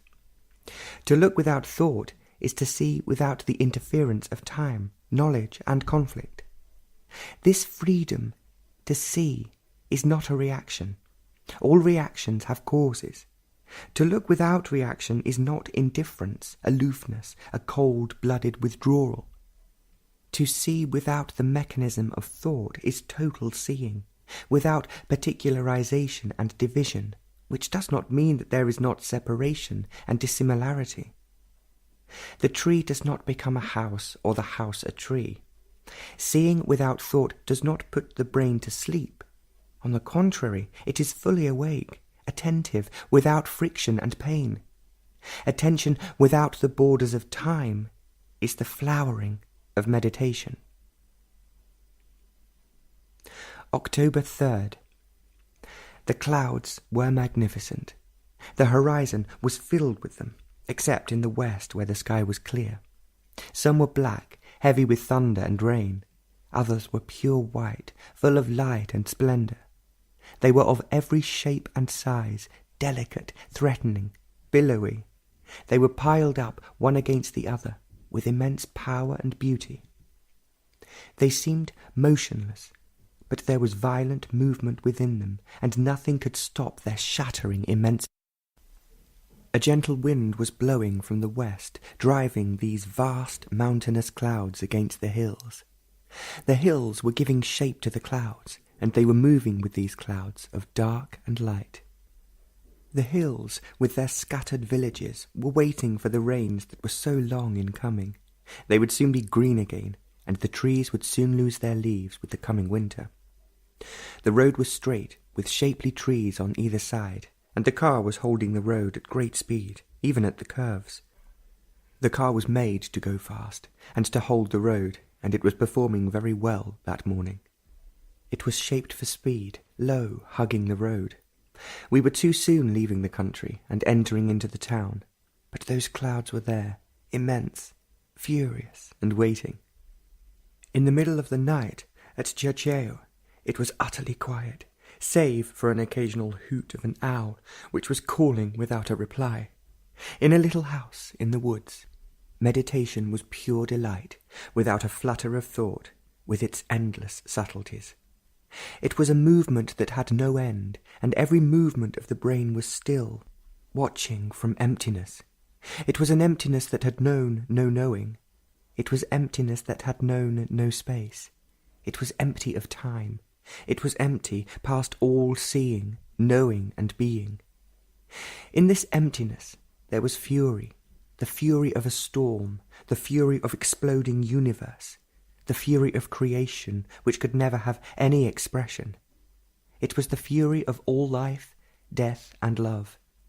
But yet it was empty, a vast, boundless emptiness, which nothing could ever fill, transform, or cover up. Meditation was the ecstasy of this emptiness. The subtle interrelationship of the mind, the brain, and the body is the complicated play of life. There is misery when one predominates over the other, and the mind cannot dominate the brain or the physical organism. When there is harmony between the two, then the mind can consent to abide with them. It is not a plaything of either. The whole can contain the particular, but the little, the part, can never formulate the whole. It is incredibly subtle for the two to live together in complete harmony, without one or the other forcing, choosing, dominating. The intellect can and does destroy the body, and the body with its dullness, insensitivity, can pervert, bring about the deterioration of the intellect. The neglect of the body, with its indulgent and demanding tastes, with its appetites, can make the body heavy and insensitive, and so make dull thought. And thought, becoming more refined, more cunning, can and does neglect the demands of the body, which then sets about to pervert thought. A fat, gross body does interfere with the subtleties of thought, and thought, escaping from the conflicts and problems it has bred, does make the body a perverse thing. The body and the brain have to be sensitive and in harmony to be with the incredible subtleness of the mind, which is ever explosive and destructive. The mind is not a plaything of the brain, whose function is mechanical. When the absolute necessity of complete harmony of the brain and body is seen, then the brain will watch over the body, not dominating it, and this very watching sharpens the brain and makes the body sensitive. The seeing is the fact, and with the fact there is no bargaining. It can be put aside, denied, avoided, but it still remains a fact. The understanding of the fact is essential, and not the evaluation of the fact. When the fact is seen, then the brain is watchful of the habits, the degenerating factors of the body. Then thought does not impose a discipline on the body, nor control it. For discipline, control, makes for insensitivity, and any form of insensitivity is deterioration, a withering away. Again, on waking, when there were no cars roaring up the hill, and the smell of a small wood nearby was in the air, and rain was tapping on the window, there was that otherness again filling the room. It was intense, and there was a sense of fury. It was the fury of a storm, of a full, roaring river, the fury of innocency. It was there in the room with such abundance that every form of meditation came to an end, and the brain was looking, feeling out of its own emptiness. It lasted for a considerable time, in spite of the fury, of its intensity, or because of it, the brain remained empty, full of that otherness. It shattered everything that one thought of, that one felt or saw. It was an emptiness in which nothing existed. It was complete destruction. Fourth, the train to Florence was going very fast, over 90 miles an hour. The towns on the hills were familiar, and the lake Trasimenus seemed a friend. It was a familiar country, the olive and the cypress and the road that followed the railway. It was raining, and the earth was glad of it. For months had passed without rain, and now there were new shoots of green, and the rivers were running brown, fast and full. The train was following the valleys, shouting at the crossroads, and the workmen, labouring along the metalled way, stopped and waved as the train slowed down. It was a pleasant, cool morning, and autumn was turning many leaves brown and yellow. They were ploughing deep for the winter sowing, and the hills seemed so friendly, never too high, gentle and old.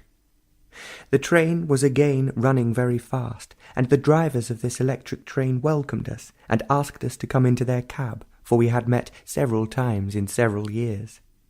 Before the train started, they said we must come and see them. They were as friendly as the rivers and the hills. From their window, the country was open, and the hills with their towns and the river that we were following seemed to be waiting for the familiar roar of their train. The sun was touching a few of the hills, and there was a small smile upon the face of the land. As we raced north, the sky was becoming clear, and the cypress and the olive against the blue sky were delicate in their splendour. The earth, as ever, was beautiful. It was deep in the night when meditation was filling the spaces of the brain and beyond. Meditation is not conflict, a war between what is and what should be. There was no control, and so no distraction. There was no contradiction between the thinker and the thought, for neither existed. There was only seeing without the observer. This seeing came out of emptiness, and that emptiness had no cause. All causation breeds inaction, which is called action. How strange love is, and how respectable it has become. The love of God, the love of the neighbour, the love of the family. How neatly it has been divided, the profane and the sacred, duty and responsibility, obedience and the willingness to die and to deal out death. The priests talk of it, and so do the generals, planning wars. The politicians and the housewife everlastingly complain about it. Jealousy and envy nourish love, and relationship is held in its prison. They have it on the screen and in the magazine, and every radio and television blares it out. When death takes away love, there is the photo in the frame, or the image which memory keeps on revising, or it is tightly held in belief. Generation after generation is bred upon this, and sorrow goes on without an end. Continuity of love is pleasure, and with it comes always pain, but we try to avoid the one and cling to the other. This continuity is the stability and security in relationship, and in relationship there must be no change, for relationship is habit, and in habit there is security and sorrow. To this unending machinery of pleasure and pain we cling, and this thing is called love. To escape from its weariness there is religion and romanticism. The word changes and becomes modified with each one, but romanticism offers a marvellous escape from the fact of pleasure and sorrow. And, of course, the ultimate refuge and hope is God, who has become so very respectful and profitable. But all this isn't love. Love has no continuity. It cannot be carried over to tomorrow. It has no future. What has is memory, and memories are ashes of everything dead and buried. Love has no tomorrow. It cannot be caught in time and made respectable. It is there when time is not. It has no promise, no hope. Hope breeds despair. It belongs to no God, and so to no thought and feeling. It is not conjured up by the brain. It lives and dies each minute. It's a terrible thing, for love is destruction. It is destruction without tomorrow. Love is destruction. Fifth, there is a huge tall tree in the garden. It has an enormous trunk, and during the night its leaves were noisy in the autumnal wind. Every tree in the garden was alive, rustling, and winter was still far away. They were all whispering, shouting, and the wind was restless. But the tree dominated the garden. It towered over the 4-story house, and the river Mognone fell. It was not one of those large rivers, sweeping and dangerous. Its life had been made famous, and it curves in and out of the valleys, and enters the sea, some distance. There is always water in it, and there are fishermen hanging over the bridges and along its banks. In the night the small waterfall complains a great deal, and its noise fills the air. The rustle of leaves, the waterfall, and the restless wind seem to be talking to each other a great deal. It was a lovely morning, with a blue sky and a few clouds scattered about. There are 2 cypresses beyond all others that stand clear against the sky. Again, well after midnight, when the wind was noisy among the trees, meditation became a fierce explosion, destroying all the things of the brain. Every thought shapes every response and limits action. Action born of idea is non-action. Such non-action breeds conflict and sorrow. It was in the still moment of meditation that there was strength. Strength is not the many threads of will. Will is resistance, and the action of will breeds confusion and sorrow within and without. Strength is not the opposite of weakness. All opposites contain their own contradiction. 7th. It had begun to rain, and the sky was heavy with clouds. Before the sky was covered over entirely, immense clouds filled the horizon, and it was a marvellous thing to see them. They were so immense and powerful. It was the peace of enormous power and strength. And the Tuscan hills were so close to them, waiting for their fury. It came during the night, shattering thunder and lightning, that showed every leaf a quiver with wind and life. It was a splendid night, full of storm, life, and immensity. All the afternoon the otherness had been coming, in the car and in the street. It was there most of the night and early this morning, long before dawn, when meditation was making its way into the unknown depths and heights. It was there, with insistent fury. Meditation yielded to the otherness. It was there in the room, with the branches of that huge tree in the garden. It was there with such incredible power and life that the very bones felt it. It seemed to press right through one, and made the body and brain completely motionless. It had been there all night in a mild and gentle way, and sleep became a very light affair. But as dawn was coming near, it became a crushing, penetrating power. The body and the brain were very alert, listening to the rustle of leaves and seeing the dawn coming through the dark branches of a tall, straight pine. It had great tenderness and beauty that was past and beyond all thought and emotion. It was there, and with it was benediction. Strength is not the opposite of weakness. All opposites breed further opposites. Strength is not an event of will, and will is action in contradiction. There is a strength that has no cause, that is not put together through multiple decisions. It is that strength that exists in negation and denial. It is that strength that comes into being out of total aloneness. It is that strength which comes when all conflict and effort have completely ceased. It is there when all thought and feeling have come to an end, and there is only seeing. It is there when ambition, greed, envy have come to an end without any compulsion. They wither away with understanding. There is that strength when love is death, and death life. The essence of strength is humility.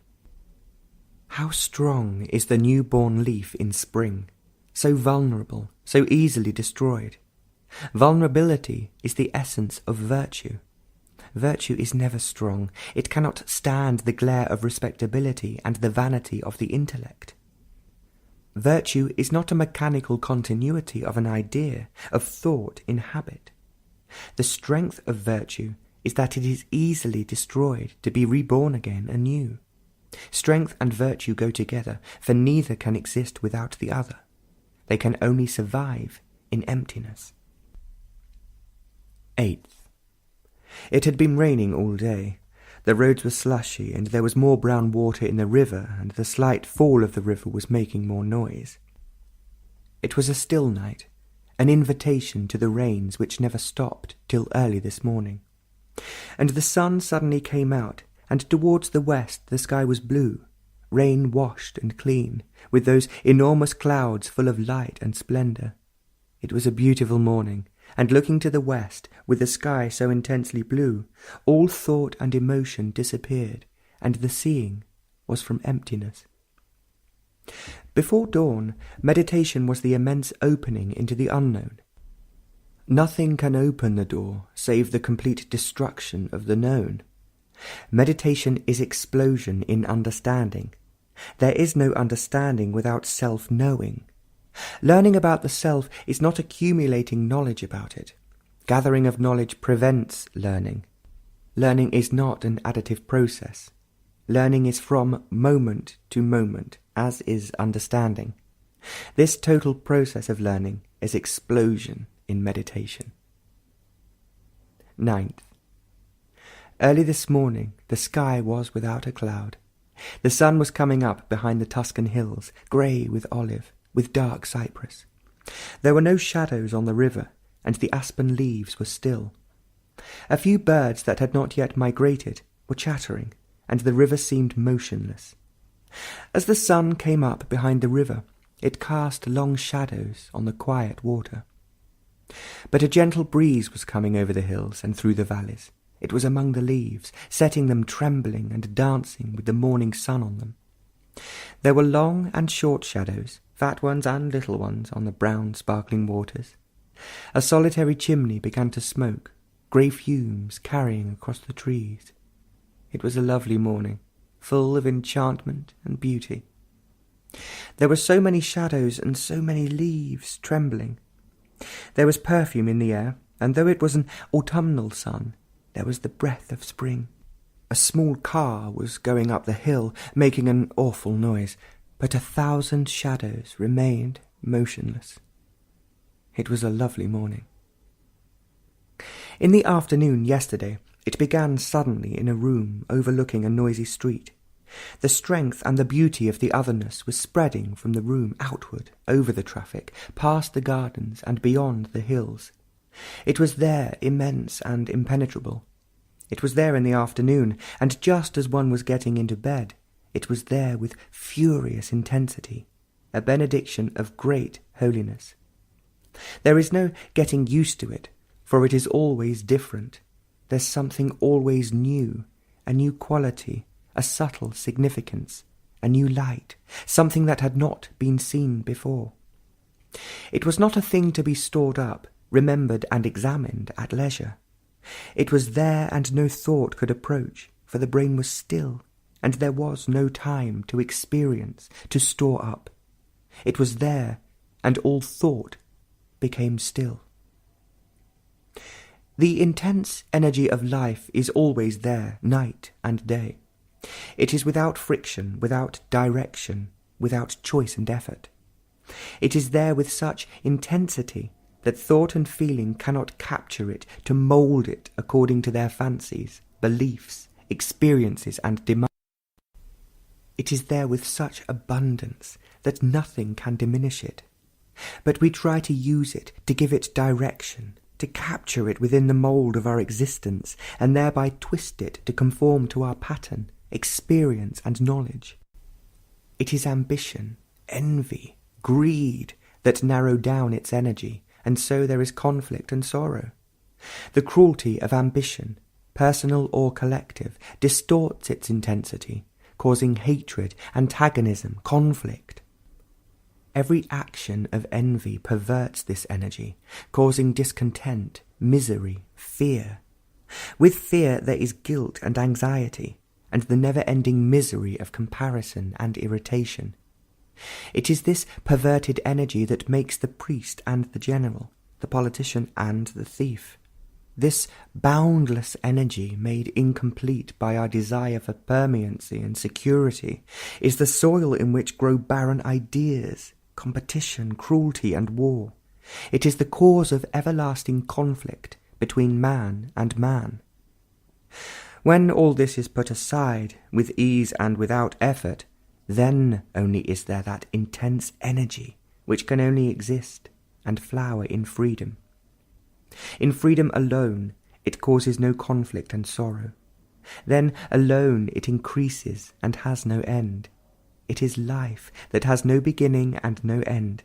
It is creation, which is love, destruction. Energy used in one direction leads to one thing, conflict and sorrow. Energy that is the expression of total life is bliss beyond measure. 12th. The sky was yellow in the setting sun, and the dark cypress and the grey olive were startlingly beautiful, and down below the winding river was golden. It was a splendid evening, full of light and silence. From that height you could see the city in the valley, the dome, and the beautiful campanile and the river curving through the town. Going down the incline and down the steps, one felt the great beauty of the evening. There were few people, and the odd, restless tourists had passed by there earlier, always chattering, taking photos, and hardly ever seeing. There was perfume in the air, and as the sun went down, the silence became intense, rich, and unfathomable. Out of this silence only, there is seeing, listening really, and out of this came meditation, though the little car went down the curving road noisily, with a great many bumps. There were 2 Roman pines against the yellowing sky, and though one had seen them often before, it was as if they were never seen. The gentle, sloping hill was silver-grey with the olive, and the darkly solitary cypress was everywhere. Meditation was explosion, not carefully planned, contrived, and joined together with determined pursuit. It was an explosion without leaving any remnant of the past. It exploded time, and time never need again stop. In this explosion everything was without shadow, and to see without shadow is to see beyond time. It was a marvellous evening, so full of humour and space. The noisy town with its lights and the smooth-running train were in this vast silence, and its beauty was everywhere. The train going south back to Rome was crowded with many tourists and businessmen. They were endlessly smoking, eating heavily when the meal was served. The country was beautiful, rain-washed, fresh, and there was not a cloud in the sky.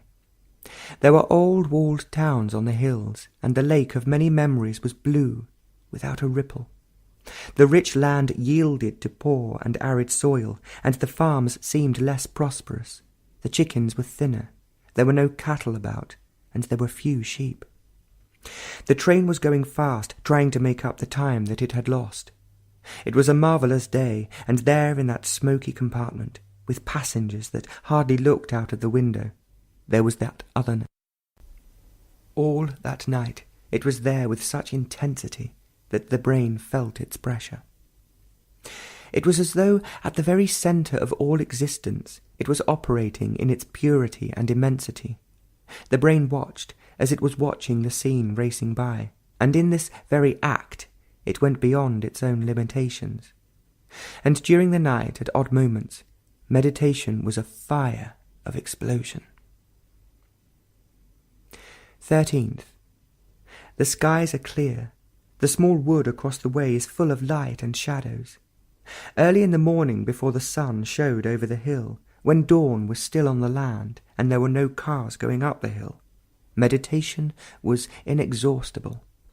Thought is always limited. It cannot go very far, for it is rooted in memory. And when it does go far, it becomes merely speculative, imaginative, without validity. Thought cannot find what is and what is not beyond its own borders of time. Thought is time-binding.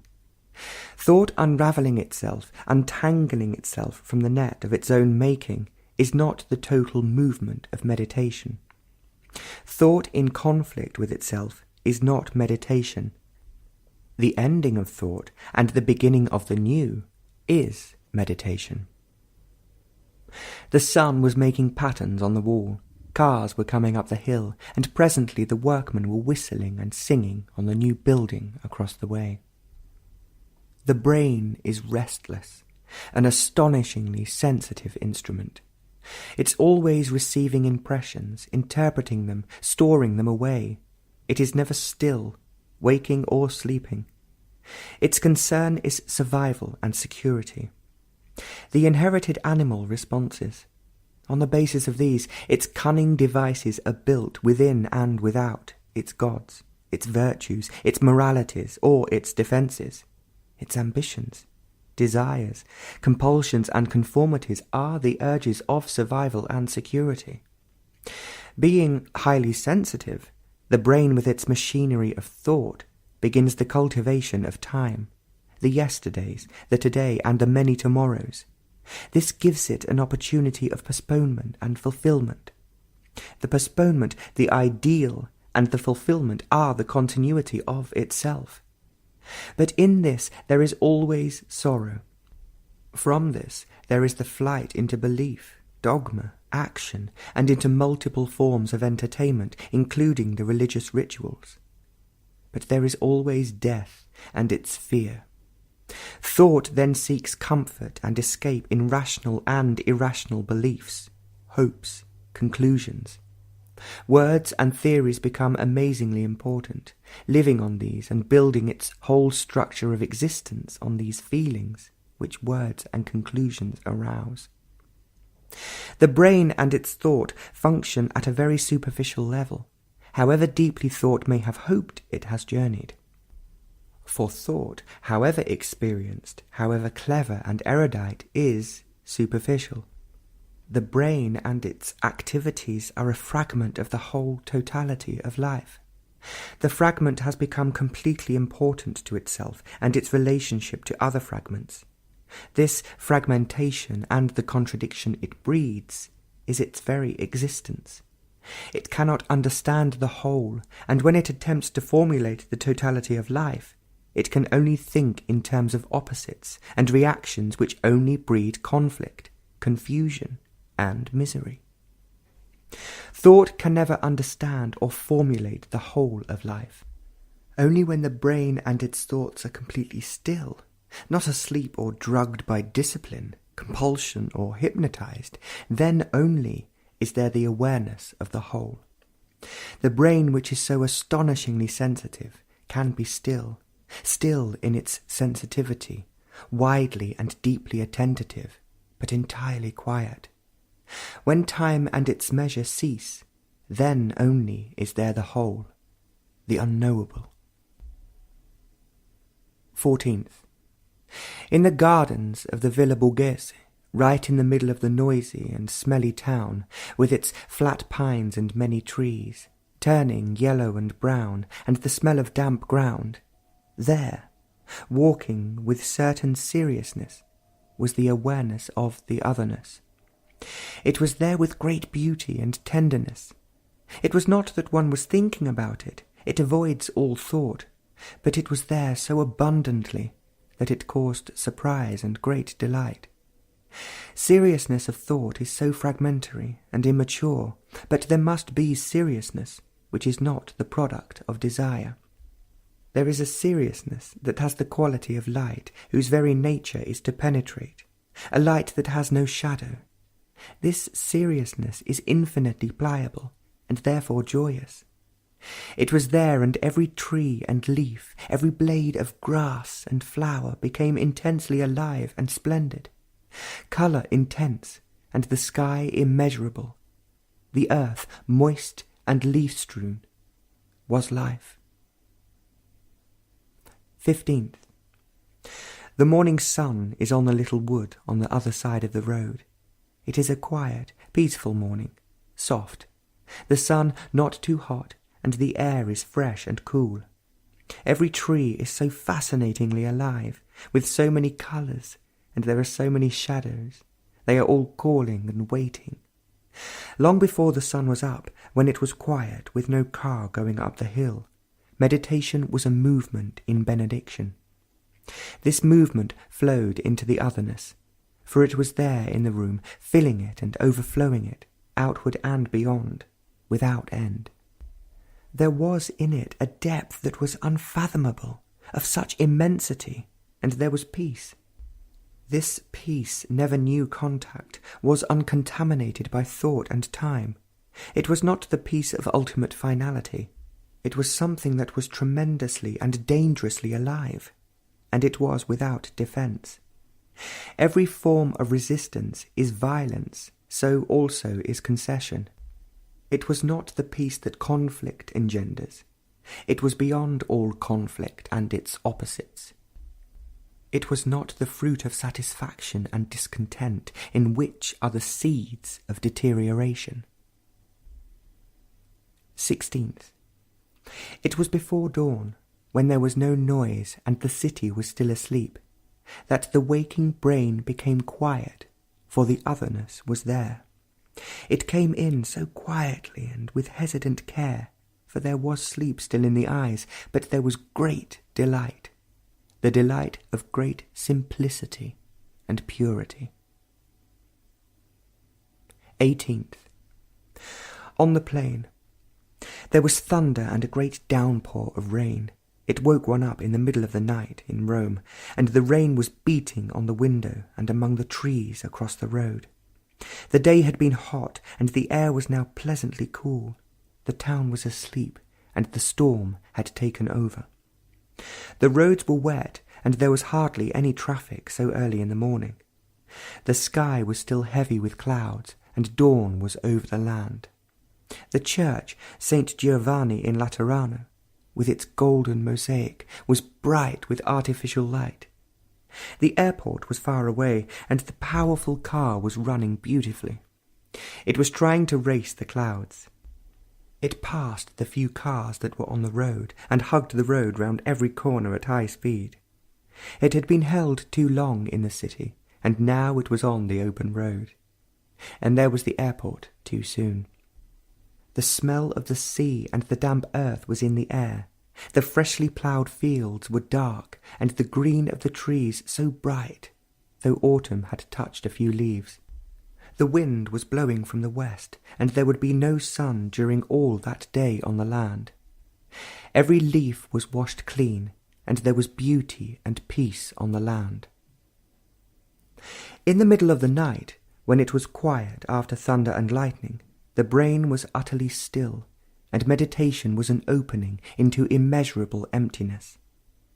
The very sensitivity of the brain made it still. It was still for no cause. The action of stillness with cause is disintegration. It was so still that the limited space of a room had disappeared and time had stopped. There was only an awakened attention, with a centre which was attentive. It was the attention in which the origin of thought had ceased, without any violence, naturally, easily. It could hear the rain and movement in the next room. It was listening without any interpretation and watching without knowledge. The body was also motionless. Meditation yielded to the otherness. It was of shattering purity. Its purity left no residue. It was there, that is all, and nothing existed. As there was nothing, it was. It was the purity of all essence. This peace is a vast, boundless space of immeasurable emptiness. Bombay and Rishi Valley. 20th. The sea far below, nearly 40,000 feet below, seemed to be without a wave, so calm, so vast, so empty of any movement. The desert, the burning red hills, treeless, beautiful and pitiless.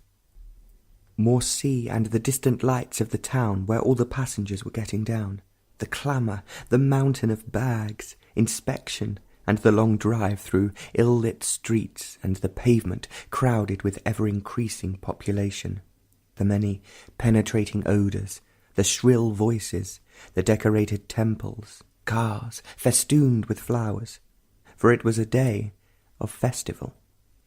The rich houses, the dark slums, and down a steep incline, the car stopped, and the door was opened. There is a tree full of green bright leaves, very quiet in its purity and dignity, surrounded by houses that are ill-proportioned with people that have never looked at it or one single leaf of it. But they make money, go to offices, drink, beget children, and eat enormously. There was a moon over it last night, and all the splendid darkness was alive. And waking towards dawn, meditation was the splendour of light, for the otherness was there, in an unfamiliar room. Again it was an imminent and urgent peace, not the peace of politicians or of the priests, nor of the contented. It was too vast to be contained in space and time, to be formulated by thought or feeling. It was the weight of the earth and the things upon it. It was the heavens and beyond it. Man has to cease for it to be. Time is always repeating its challenge and its problems. The responses and answers are concerned with the immediate. We are taken up with the immediate challenge and with the immediate reply to it. This immediate answer to the immediate call is worldliness, with all its indissoluble problems and agonies. The intellectual answers with action born of ideas which have their roots in time, in the immediate, and the thoughtless, amazed, follow him. The priest of the well-organized religion of propaganda and belief responds to the challenge according to what he has been taught. The rest follow the pattern of like and dislike, of prejudice and malice. And every argument and gesture is the continuity of despair, sorrow, and confusion. There is no end to it. To turn your back on it all, calling this activity by different names, is not to end it. It is there whether you deny it or not, whether you have critically analysed it or whether you say the whole thing is an illusion, maya. It is there, and you are always measuring it. It is these immediate answers to a series of immediate calls that has to come to an end. Then you will answer from the emptiness of no time to the immediate demand of time, or you may not answer at all, which may be the true response. All reply of thought and emotion will only prolong the despair and the agony of problems that have no answers.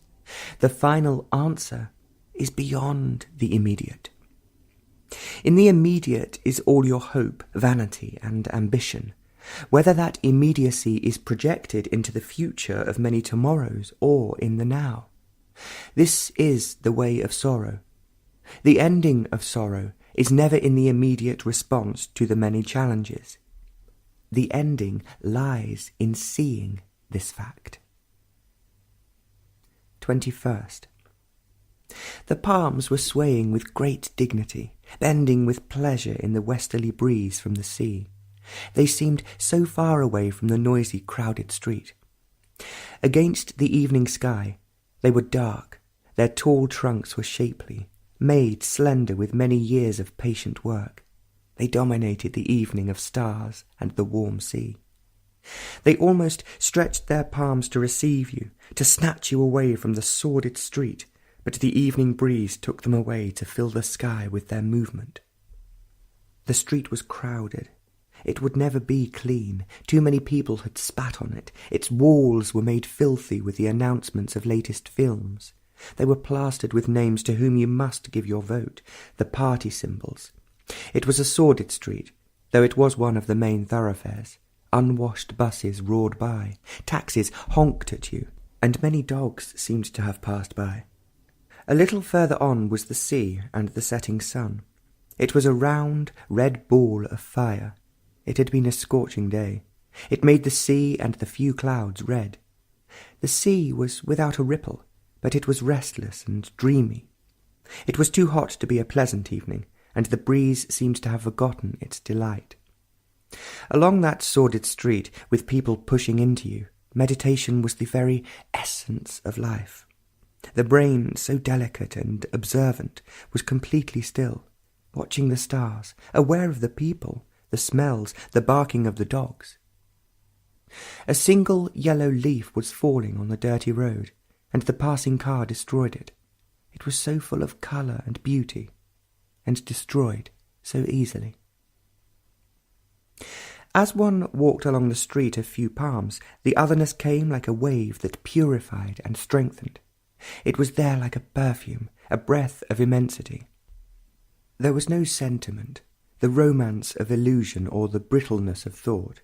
It was there, sharp and clear, without any vague possibility, unhesitating, definite. It was there, a holy thing, and nothing could touch it, nothing could break its finality. The brain was aware of the closeness of the passing buses, the wet street, and the squealing brakes. It was aware of all these things, and, beyond, the sea. But the brain had no relation to any of these things. It was completely empty, without any roots, watching, observing out of this emptiness. The otherness was pressing in with sharp urgency. It was not a feeling, a sensation, but as factual as the man who was calling. It was not an emotion that changes, varies, and continues, and thought could not touch it. It was there with the finality of death, which no reason could dissuade. As it had no roots and relation, nothing could contaminate it. It was indestructible. 23rd. The complete stillness of the brain is an extraordinary thing. It is highly sensitive, vigorous, fully alive, aware of every outward movement, but utterly still. It is still as it is completely open, without any hindrance, without any secret wants and pursuits. It is still as there is no conflict, which is essentially a state of contradiction. It is utterly still in emptiness. This emptiness is not a state of vacuum, a blankness. It is energy without a centre, without a border. While one walked down the crowded street, smelly and sordid, with the buses roaring by, the brain was aware of the things about it, and the body was walking along, sensitive, alive to the smells, to the dirt, to the sweating labourers, but there was no centre from which watching, directing, censoring took place. During the whole of that mile and back, the brain was without a movement, as thought and feeling. The body was getting tired, unaccustomed to the frightful heat and humidity, though the sun had set some time ago. It was a strange phenomenon, though it had happened several times before. One can never get used to any of these things, for it is not a thing of habit and desire. It is always surprising after it is over.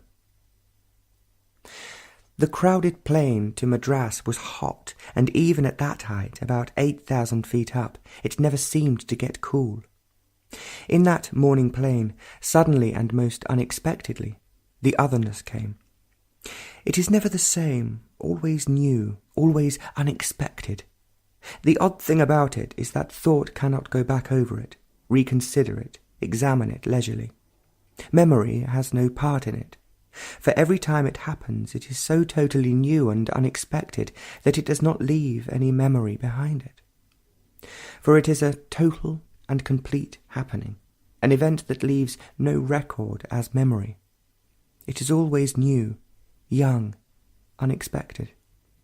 It came with extraordinary beauty, not because of the fantastic shape of clouds and the light in them, nor of the blue sky, so infinitely blue and tender. There was no reason, no cause for its incredible beauty, and that is why it was beautiful. It was the essence not of all the things put together and boiled down to be felt and seen, but of all life that has been, and that is, and that will be. Life without time. It was there, and it was the fury of beauty. The little car was going home to its valley, far from cities and civilizations. It was going over bumpy roads, over potholes, round sharp corners, groaning, creaking, but it went. It was not old, but it had been assembled carelessly. It smelled of petrol and oil, but it was racing home as fast as it could over the paved and unpaved roads. The country was beautiful. It had rained recently, the night before. The trees were alive with bright green leaves, the tamarind and the banyan and other innumerable trees. They were so vital, fresh and young, though some of them must have been quite old. There were hills and the red earth. They were not thundering hills, but gentle and old, some of the oldest on the earth. And in the evening light they were serene, with that ancient blue which only certain hills have. Some were rocky and barren. Others had scrubby bushes, and a few had some trees, but they were friendly, as though they had seen all sorrow. And the earth at their feet was red. The rains had made it more red. It was not the red of blood, or of the sun, or of any man-made dye. It was the red, the colour of all reds. There was a clarity and purity about it, and the green was the more startling against it. It was a lovely evening, and it was getting cooler, for the valley was at some height. In the midst of the evening light and the hills becoming more blue and the red earth richer, the otherness came silently with benediction. It is marvellously new each time, but yet it is the same. It was immense with strength, the strength of destruction and vulnerability. It came with such fullness and was gone in a flash. The moment was beyond all time. It was a tiring day, but the brain was strangely alert, seeing without the watcher, seeing not with experience, but out of emptiness. 24th. The moon was just coming over the hills, caught in a long serpentine cloud, giving her a fantastic shape. She was huge, dwarfing the hills, the earth, and the green pastures. Where she was coming up was more clear, fewer clouds, but she soon disappeared in dark, rain-bearing clouds. It began to drizzle, and the earth was glad. It doesn't rain much here, and every drop counts. The big banyan and the tamarind and the mango would struggle through, but the little plants and the rice crop were rejoicing at even a little rain. Unfortunately, even the few drops stopped, and presently the moon shone in a clear sky. It was raining furiously on the coast, but here, where the rain was needed, the rain-bearing clouds passed away. It was a beautiful evening, and there were deep dark shadows of many patterns. The moon was very bright, and the shadows were very still, and the leaves, washed clean, were sparkling. While walking and talking, meditation was going on below the words and the beauty of the night. It was going on at a great depth, flowing outwardly and inwardly. It was exploding and expanding. One was aware of it. It was happening. One wasn't experiencing it. Experiencing is limiting. It was taking place. There was no participation in it. Thought could not share it, for thought is such a futile and mechanical thing anyhow, nor could emotion get entangled in it. It was too disturbingly active for either. It was happening at such an unknown depth for which there was no measurement, but there was great stillness. It was quite surprising and not at all ordinary. The dark leaves were shining, and the moon had climbed quite high. She was on the westerly course and flooding the room. Dawn was many hours away, and there was not a sound. Even the village dogs, with their shrill yapping, were quiet. Waking, it was there, with clarity and precision. The otherness was there, and waking up was necessary, not sleep. It was deliberate, to be aware of what was happening, to be aware with full consciousness of what was taking place. Asleep it might have been a dream, a hint of the unconscious, a trick of the brain. But fully awake, this strange and unknowable otherness was a palpable reality, a fact, and not an illusion, a dream. It had a quality, if such a word can be applied to it, of weightlessness and impenetrable strength.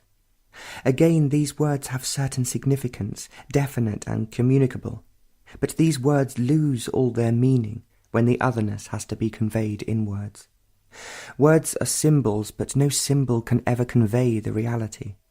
It was there with such incorruptible strength that nothing could destroy it, for it was unapproachable. You can approach something with which you are familiar. You must have the same language to commune, some kind of thought process, verbal or non-verbal. Above all, there must be mutual recognition. There was none. On your side you may say it is this or that quality, but at the moment of the happening there was no verbalization, for the brain was utterly still, without any movement of thought. But the otherness is without relationship to anything, and all thought and being is a cause-effect process, and so there was no understanding of it or relationship with it. It was an unapproachable flame, and you could only look at it and keep your distance. And on waking, suddenly, it was there. And with it came unexpected ecstasy, an unreasonable joy. There was no cause for it has never been sought or pursued. There was this ecstasy on waking again at the usual hour. It was there, and continued for a lengthy period of time. 25th. There is a long-stemmed weed, grass of some kind, which grows wildly in the garden, and it has a feathery, flowering, burnt gold, flashing in the breeze. swaying till it almost breaks, but never breaking, except in a strong wind. There is a clump of these weeds of golden beige, and when the breeze blows it sets them dancing. Each stem has its own rhythm, its own splendour, and they are like a wave when they all move together. The colour, then, with the evening light, is indescribable. It is the colour of the sunset, of the earth, and of the golden hills and clouds. The flowers beside them were too definite, too crude, demanding that you look at them. These weeds had a strange delicacy. They had a faint smell of wheat and of ancient times. They were sturdy and pure, full of abundant life. An evening cloud was passing by, full of light as the sun went down behind the dark hill. The rain had given to the earth a goodly smell, and the air was pleasantly cool. The rains were coming, and there was hope in the land. Of a sudden it happened, coming back to the room. It was there with an embracing welcome, so unexpected. One had come in only to go out again. We had been talking about several things, nothing too serious. It was a shock and a surprise to find this welcoming otherness in the room. It was waiting there with such open invitation that an apology seemed futile. Several times on the common, far away from here under some trees, along a path that was used by so many, it would be waiting just as the path turned. With astonishment one stood there, near those trees, completely open, vulnerable, speechless, without a movement. It was not a fancy, a self-projected delusion. The other who happened to be there felt it too. On several occasions it was there with an all-embracing welcome of love, and it was quite incredible every time. It had a new quality, a new beauty, a new austerity. And it was like that in this room, something totally new and wholly unexpected. It was beauty that made the entire mind still, and the body without a movement. It made the mind, the brain, and the body intensely alert and sensitive. It made the body tremble, and in a few minutes that welcoming otherness was gone, as swiftly as it must have come. No thought or fanciful emotion could ever conjure up such a happening. Thought is petty, do what it will, and feeling is so fragile and deceitful. Neither of them, in their wildest endeavour, could build up these happenings. They are too immeasurably great, too immense in their strength and purity for thought or feeling. These have roots, and they have none. They are not to be invited or held. Thought-feeling can play every kind of clever and fanciful trick, but they cannot invent or contain the otherness. It is by itself, and nothing can touch it. Sensitivity is wholly different from refinement. Sensitivity is an integral state. Refinement is always partial. There is no partial sensitivity. Either it is the state of one's whole being, total consciousness, or it is not there at all. It is not to be gathered bit by bit. It cannot be cultivated. It is not the result of experience and thought. It is not a state of emotionalism. It has the quality of precision, no overtones of romanticism and fancy. Only the sensitive can face the actual without escaping into all kinds of conclusions, opinions, and evaluations. Only the sensitive can be alone, and this aloneness is destructive. This sensitivity is stripped of all pleasure, and so it has the austerity, not of desire and will, but of seeing and understanding. There is pleasure in refinement. It has to do with education, culture, environment. The way of refinement is endless. It is the outcome of choice, conflict, and pain, and there is always the chooser, the one who refines, the censor. And so there is always conflict and contradiction and pain. Refinement leads to isolation, self-enclosing aloofness, the separation which intellect and knowledge breed. Refinement is self-centered activity, however enlightened aesthetically and morally. There is great satisfaction in the refining process, but no joy of depth. It is superficial and petty, without great significance. Sensitivity and refinement are two different things. One leads to isolating death, and the other to life that has no end. 26. There is a tree just across the veranda with large leaves and with many large red flowers. They are spectacular, and the green, after the recent rains, is vivid and strong. The flowers are orange-red, and against the green and the rocky hill, they seem to have taken the earth to themselves, and they cover the whole space of the early morning.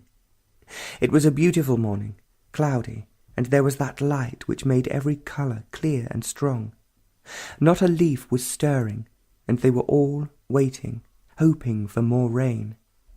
The sun would be hot, and the earth needed far more rain.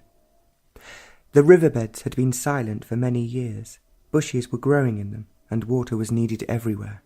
The wells were very low, and the villagers would suffer if there was not more water. The clouds were black over the hills, heavy with the promise of rain. There was thunder and distant lightning, and presently there was a downpour. It didn't last long, but enough for the time being, and there was a promise of more.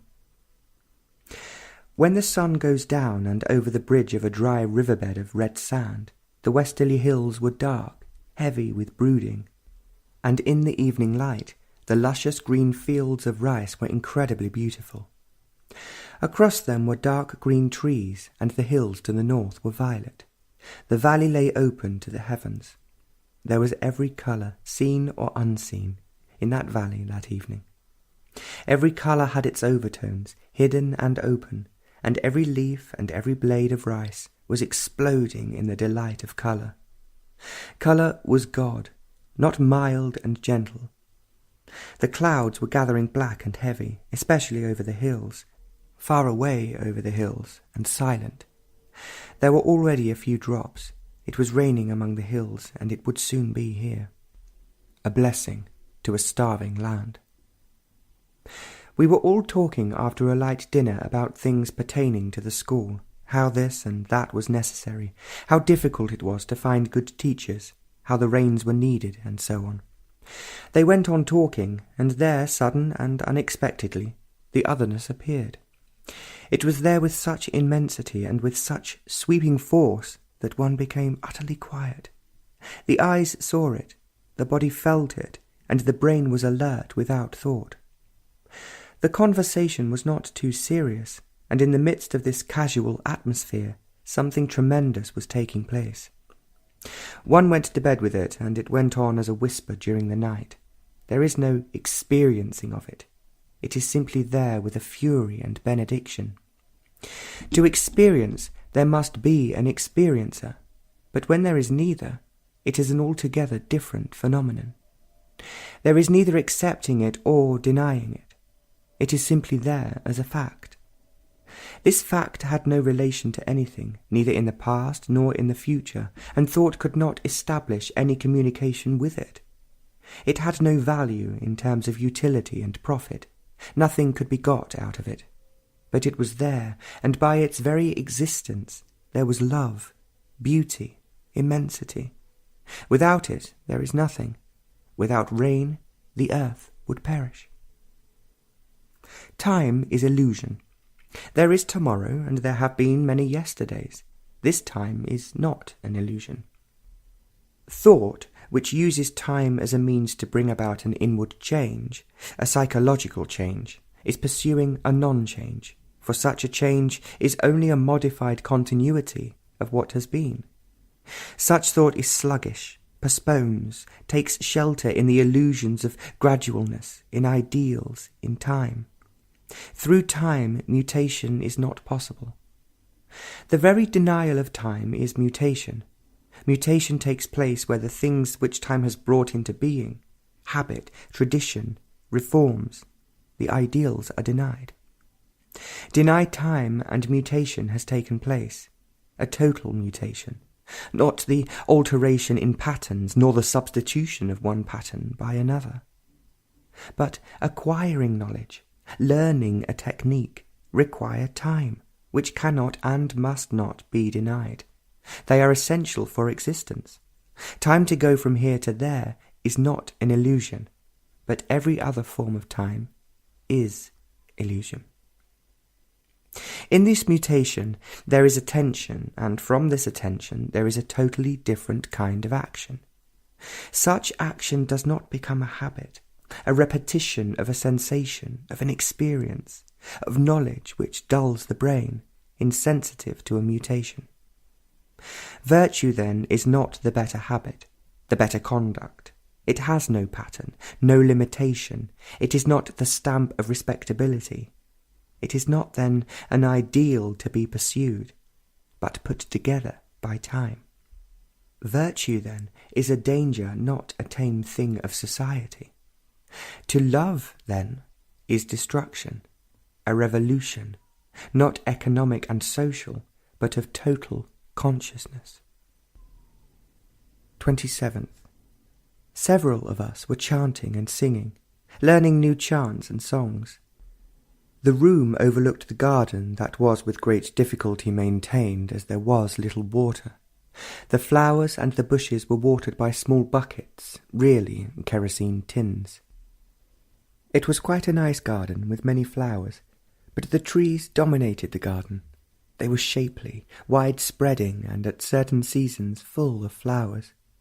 Now only one tree was flowering, orange-red flowers with large petals, a profusion of them. There were several trees with fine, small, delicate leaves, mimosa-like trees, but with greater abundance of foliage. So many birds came, and now, after 2 long heavy showers, they looked bedraggled, soaked to the skin, their feathers drenched. There was a yellow bird with black wings, larger than a starling, nearly as big as a blackbird. The yellow was so bright against the dark green foliage, and its bright, elongated eyes were watching everything. The slightest movement among the trees and the coming and going of other birds. There were 2 blackbirds, smaller than crows, their feathers soaked, sitting close to the yellow one on the same tree. They had spread out their tail feathers and were fluttering their wings to get them dry. Several other birds of different sizes came to that tree, all at peace with each other, all alertly watching. The valley needed the rain very badly, and every drop was welcome. The wells were low, and the big urban tanks were empty, and these rains would help to fill them. They had been empty for many years, and there was hope now. The valley had become very beautiful, rain-washed, fresh, filled with varying rich green. The rocks had been washed clean and had lost their heat, and the stunted bushes that grew among the rocks in the hills looked pleased, and the dry riverbeds were singing again. The land was smiling again.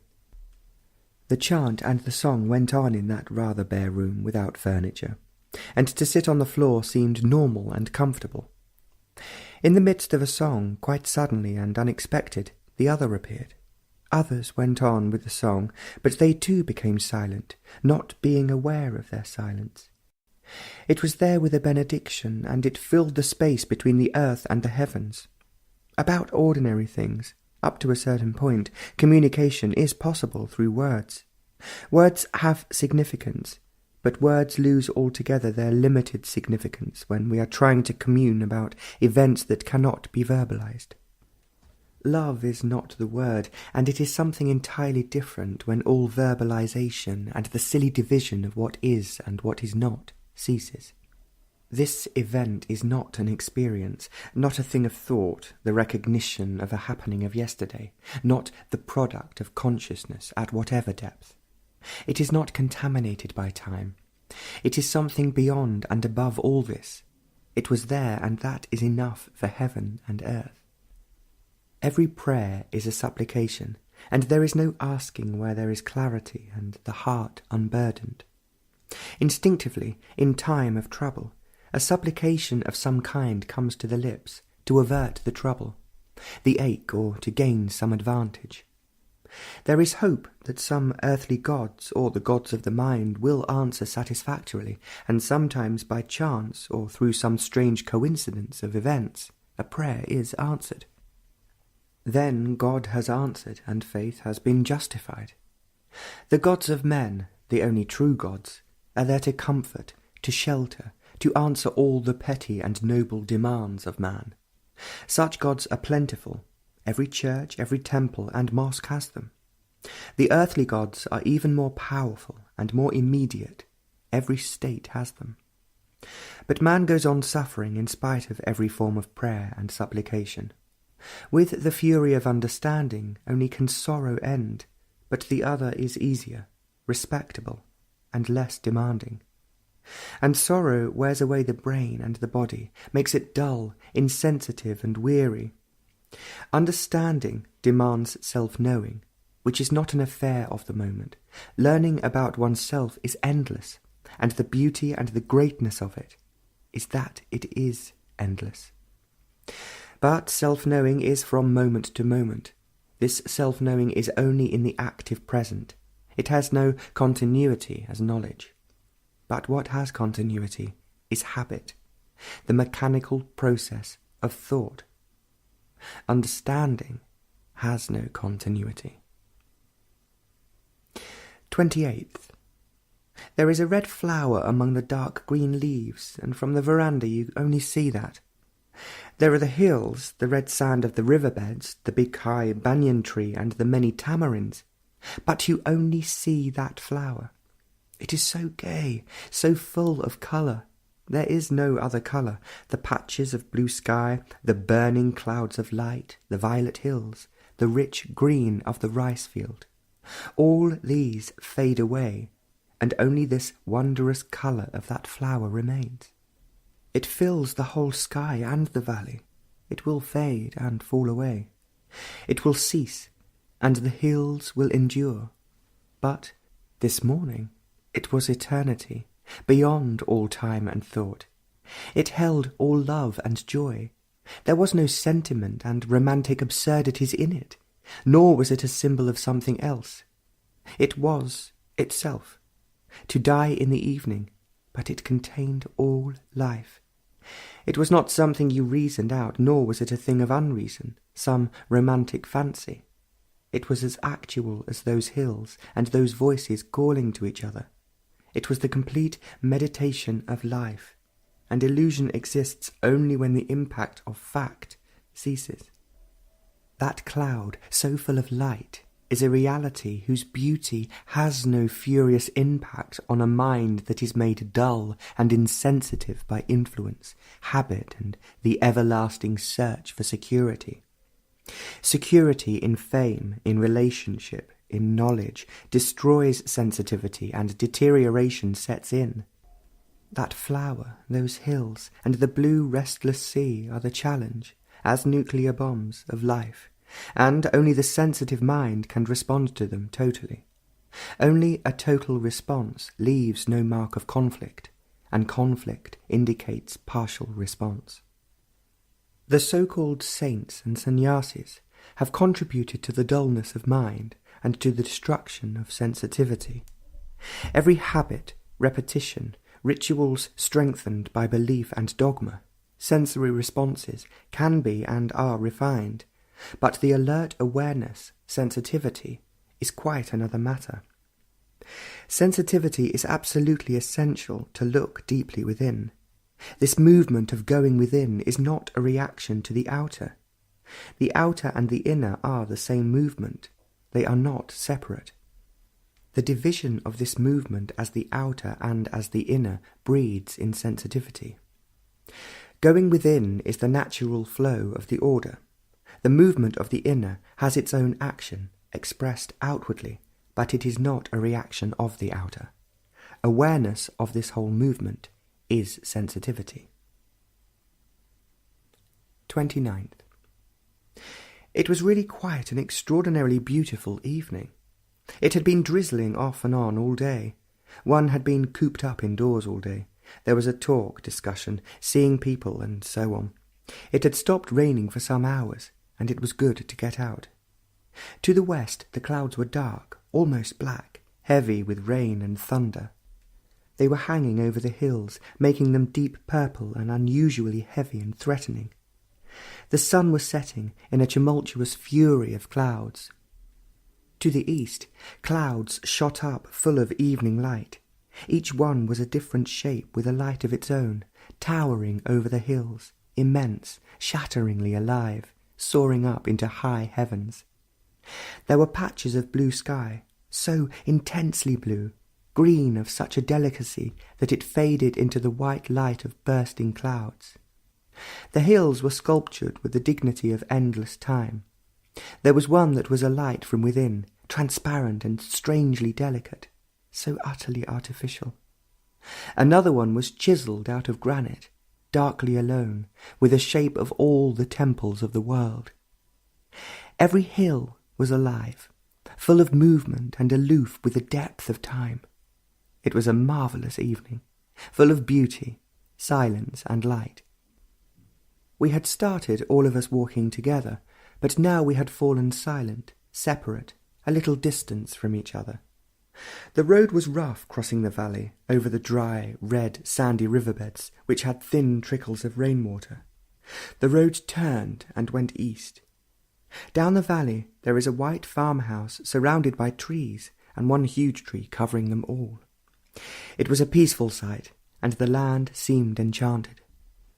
The house was a mile or so away, among the green, luscious rice fields, and silent.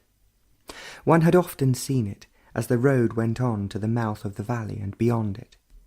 It was the only road in and out of the valley by car and foot. The white house among few trees had been there for some years, and it had always been a pleasant sight. But seeing it, that evening, as the road turned, there was an altogether different beauty and feeling about it. For the otherness was there, and coming up the valley, it was like a curtain of rain, but only there was no rain. It was coming as a breeze comes, soft and gently, and it was there inside and outside. It was not thought, it was not feeling, nor was it a fancy, a thing of the brain. Each time it is so new and amazing, the pure strength and vastness of it, that there is astonishment and joy. It is something totally unknown, and the known has no contact with it. The known must wholly die for it to be. Experience is still within the field of the known, and so it was not an experience. All experience is a state of immaturity. You can only experience and recognize as experience something which you have already known. But this was not experienceable, knowable. Every form of thought must cease, and every feeling, for they are all known and knowable. The brain and the totality of consciousness must be free of the known and be empty without any form of effort. It was there, inside and outside. One was walking in it and with it. The hills, the land, the earth were with it. It was quite early in the morning, and it was still dark. The night was thunderous and rainy. Windows banged, and rain was pouring into the room. Not a star was visible. The sky and the hills were covered with clouds, and it was raining with fury and noise. On waking, the rain had stopped, and it was still dark. Meditation is not a practice, following a system, a method. These only lead to the darkening of the mind, and it is ever a movement within the boundaries of the known. There is despair and illusion within their activity. It was very quiet so early in the morning, and not a bird or leaf was stirring. Meditation, which began at unknown depths and went on with increasing intensity and sweep, carved the brain into total silence, scooping out the depths of thought, uprooting feeling, emptying the brain of the known and its shadow. It was an operation, and there was no operator, no surgeon. It was going on as a surgeon operates for cancer, cutting out every tissue which has been contaminated, lest the contamination should again spread. It was going on, this meditation, for an hour by the watch, and it was meditation without the meditator. The meditator interferes with his stupidities and vanities, ambitions and greed. The meditator is thought, nurtured in these conflicts and injuries, and thought in meditation must totally cease. This is the foundation for meditation. 30th. Everywhere there was silence, The hills were motionless, the trees were still, and the riverbeds empty. The birds had found shelter for the night, and everything was still, even the village dogs. It had rained, and the clouds were motionless. Silence grew and became intense, wider and deeper. What was outside was now inside. The brain which had listened to the silence of the hills, fields, and groves was itself now silent. It no longer listened to itself. It had gone through that and had become quiet, naturally, without any enforcement. It was still, ready to stir itself on the instant. It was still, deep within itself, like a bird that folds its wings. It had folded upon itself. It was not asleep nor lazy, but in folding upon itself, it had entered into depths which were beyond itself. The brain is essentially superficial. Its activities are superficial, almost mechanical. Its activities and responses are immediate, though this immediacy is translated in terms of the future. Its thoughts and feelings are on the surface, though it may think and feel far into the future and way back into the past. All experience and memory are deep only to the extent of their own limited capacity, but the brain being still and turning upon itself, it was no longer experiencing outwardly or inwardly. Consciousness, the fragments of many experiences, compulsions, fears, hopes and despairs of the past and the future, the contradictions of the race and its own self-centred activities, was absent. It was not there. The entire being was utterly still, and as it became intense, it was not more or less. It was intense. There was an entering into a depth, or a depth which came into being, which thought, feeling, consciousness could not enter into. It was a dimension which the brain could not capture or understand, and there was no observer witnessing this depth. Every part of one's whole being was alert, sensitive, but intensely still. This depth was expanding, exploding, going away, developing in its own explosions, but out of time and beyond time and space. 31st. It was a beautiful evening. The air was clean, the hills were blue, violet and dark purple. The rice fields had plenty of water, and were a varying rich green from light to metallic to dark flashing green. Some trees had already withdrawn from the night, dark and silent, and others were still open and held the light of day. The clouds were black over the western hills, and to the north and east the clouds were full of the reflection of the evening sun, which had set behind the heavy purple hills. There was no one on the road. The few that passed were silent, and there wasn't a patch of blue sky. Clouds were gathering in for the night. Yet everything seemed to be awake. The rocks, the dry riverbed, the bushes in the fading light. Meditation along that quiet and deserted road came like a soft rain over the hills. It came as easily and naturally as the coming night. There was no effort of any kind, and no control with its concentrations and distractions. There was no order and pursuit, no denial or acceptance, nor any continuity of memory in meditation. The brain was aware of its environment, but quiet without response, uninfluenced, but recognizing without responding. It was very quiet, and words had faded with thought. There was that strange energy, call it by any other name, it has no importance whatsoever, deeply active, without object and purpose. It was creation, without the canvas and the marble, and destructive. It was not the thing of human brain, of expression and decay. It was not approachable, to be classified and analysed, and thought and feeling are not the instruments of its comprehension.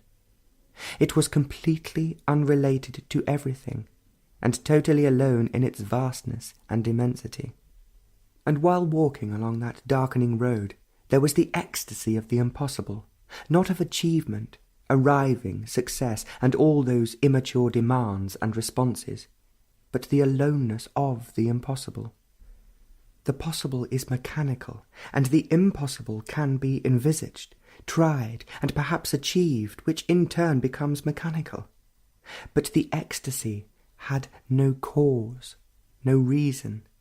It was simply there, not as an experience, but as a fact, not to be accepted or denied, to be argued over and dissected. It was not a thing to be sought after, for there is no path to it. Everything has to die for it to be. Death, destruction, which is love.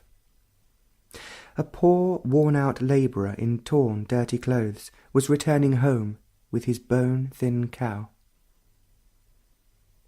November 1st.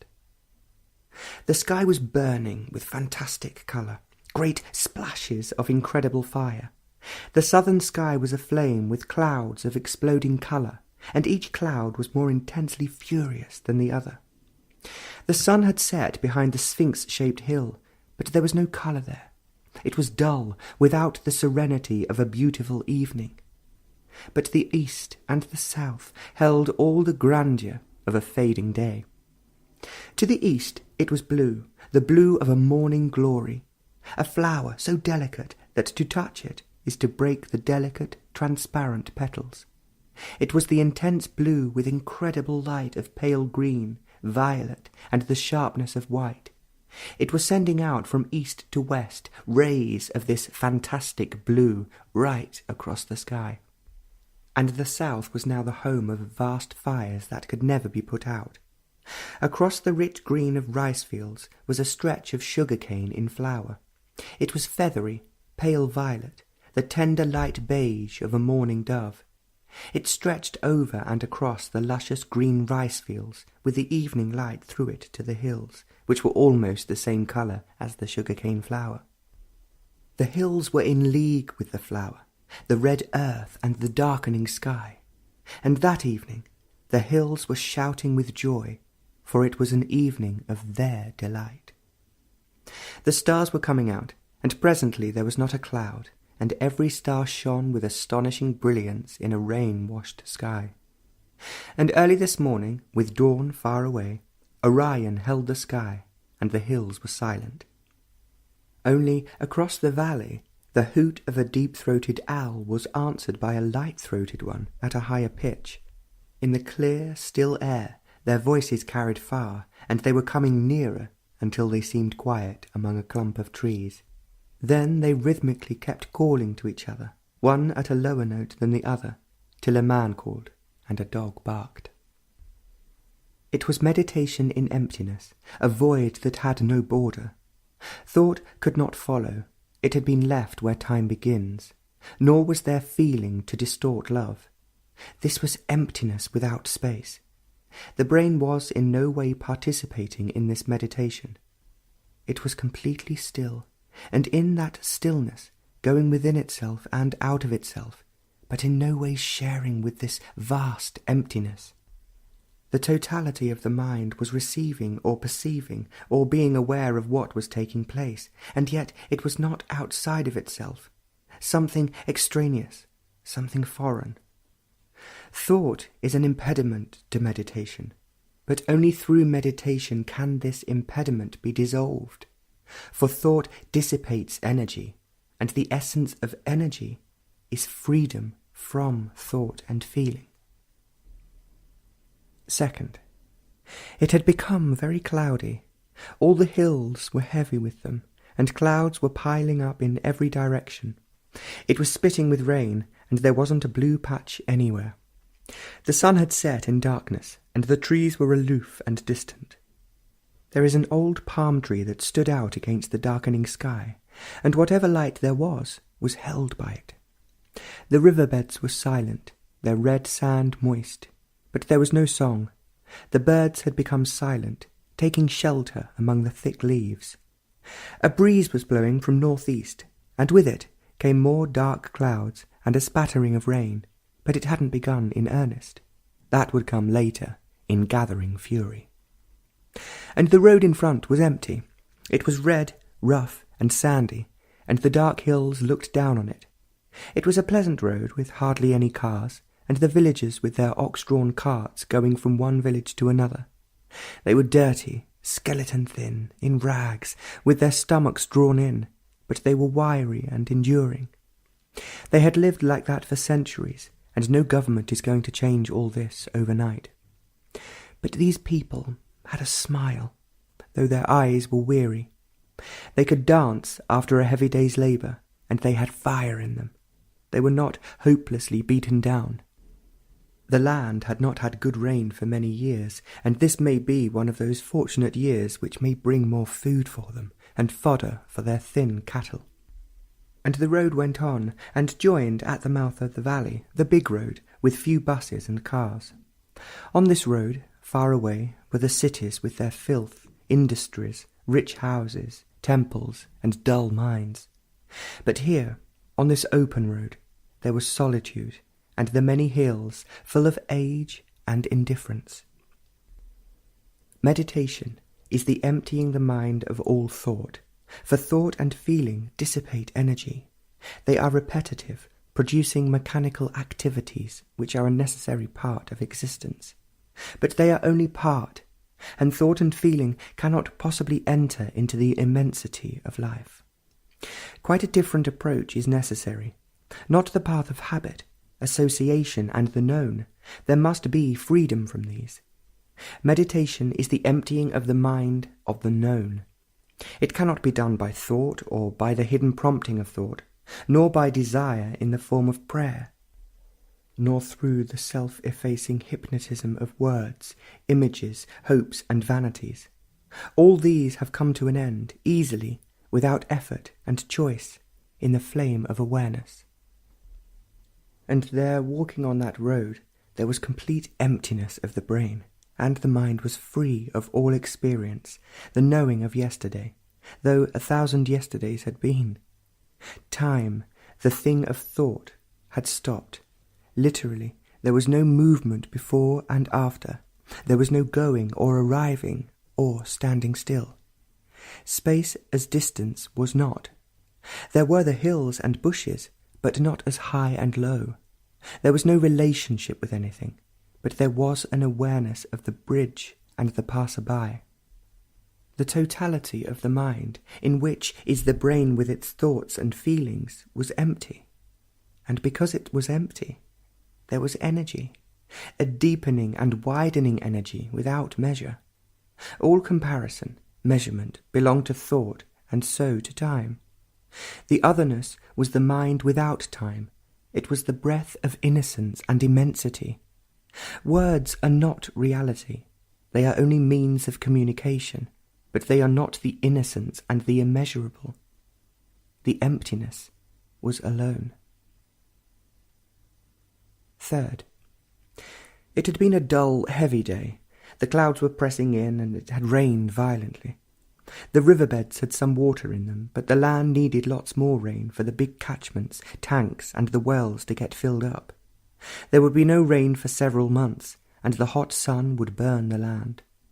Water was needed urgently for this part of the country, and every drop was welcome. One had been indoors all day, and it was good to get out. The roads were running with water. There was a heavy shower, and under every tree there was a puddle, and the trees were dripping with water. It was getting dark. The hills were visible. They were just dark against the sky, the colour of the clouds.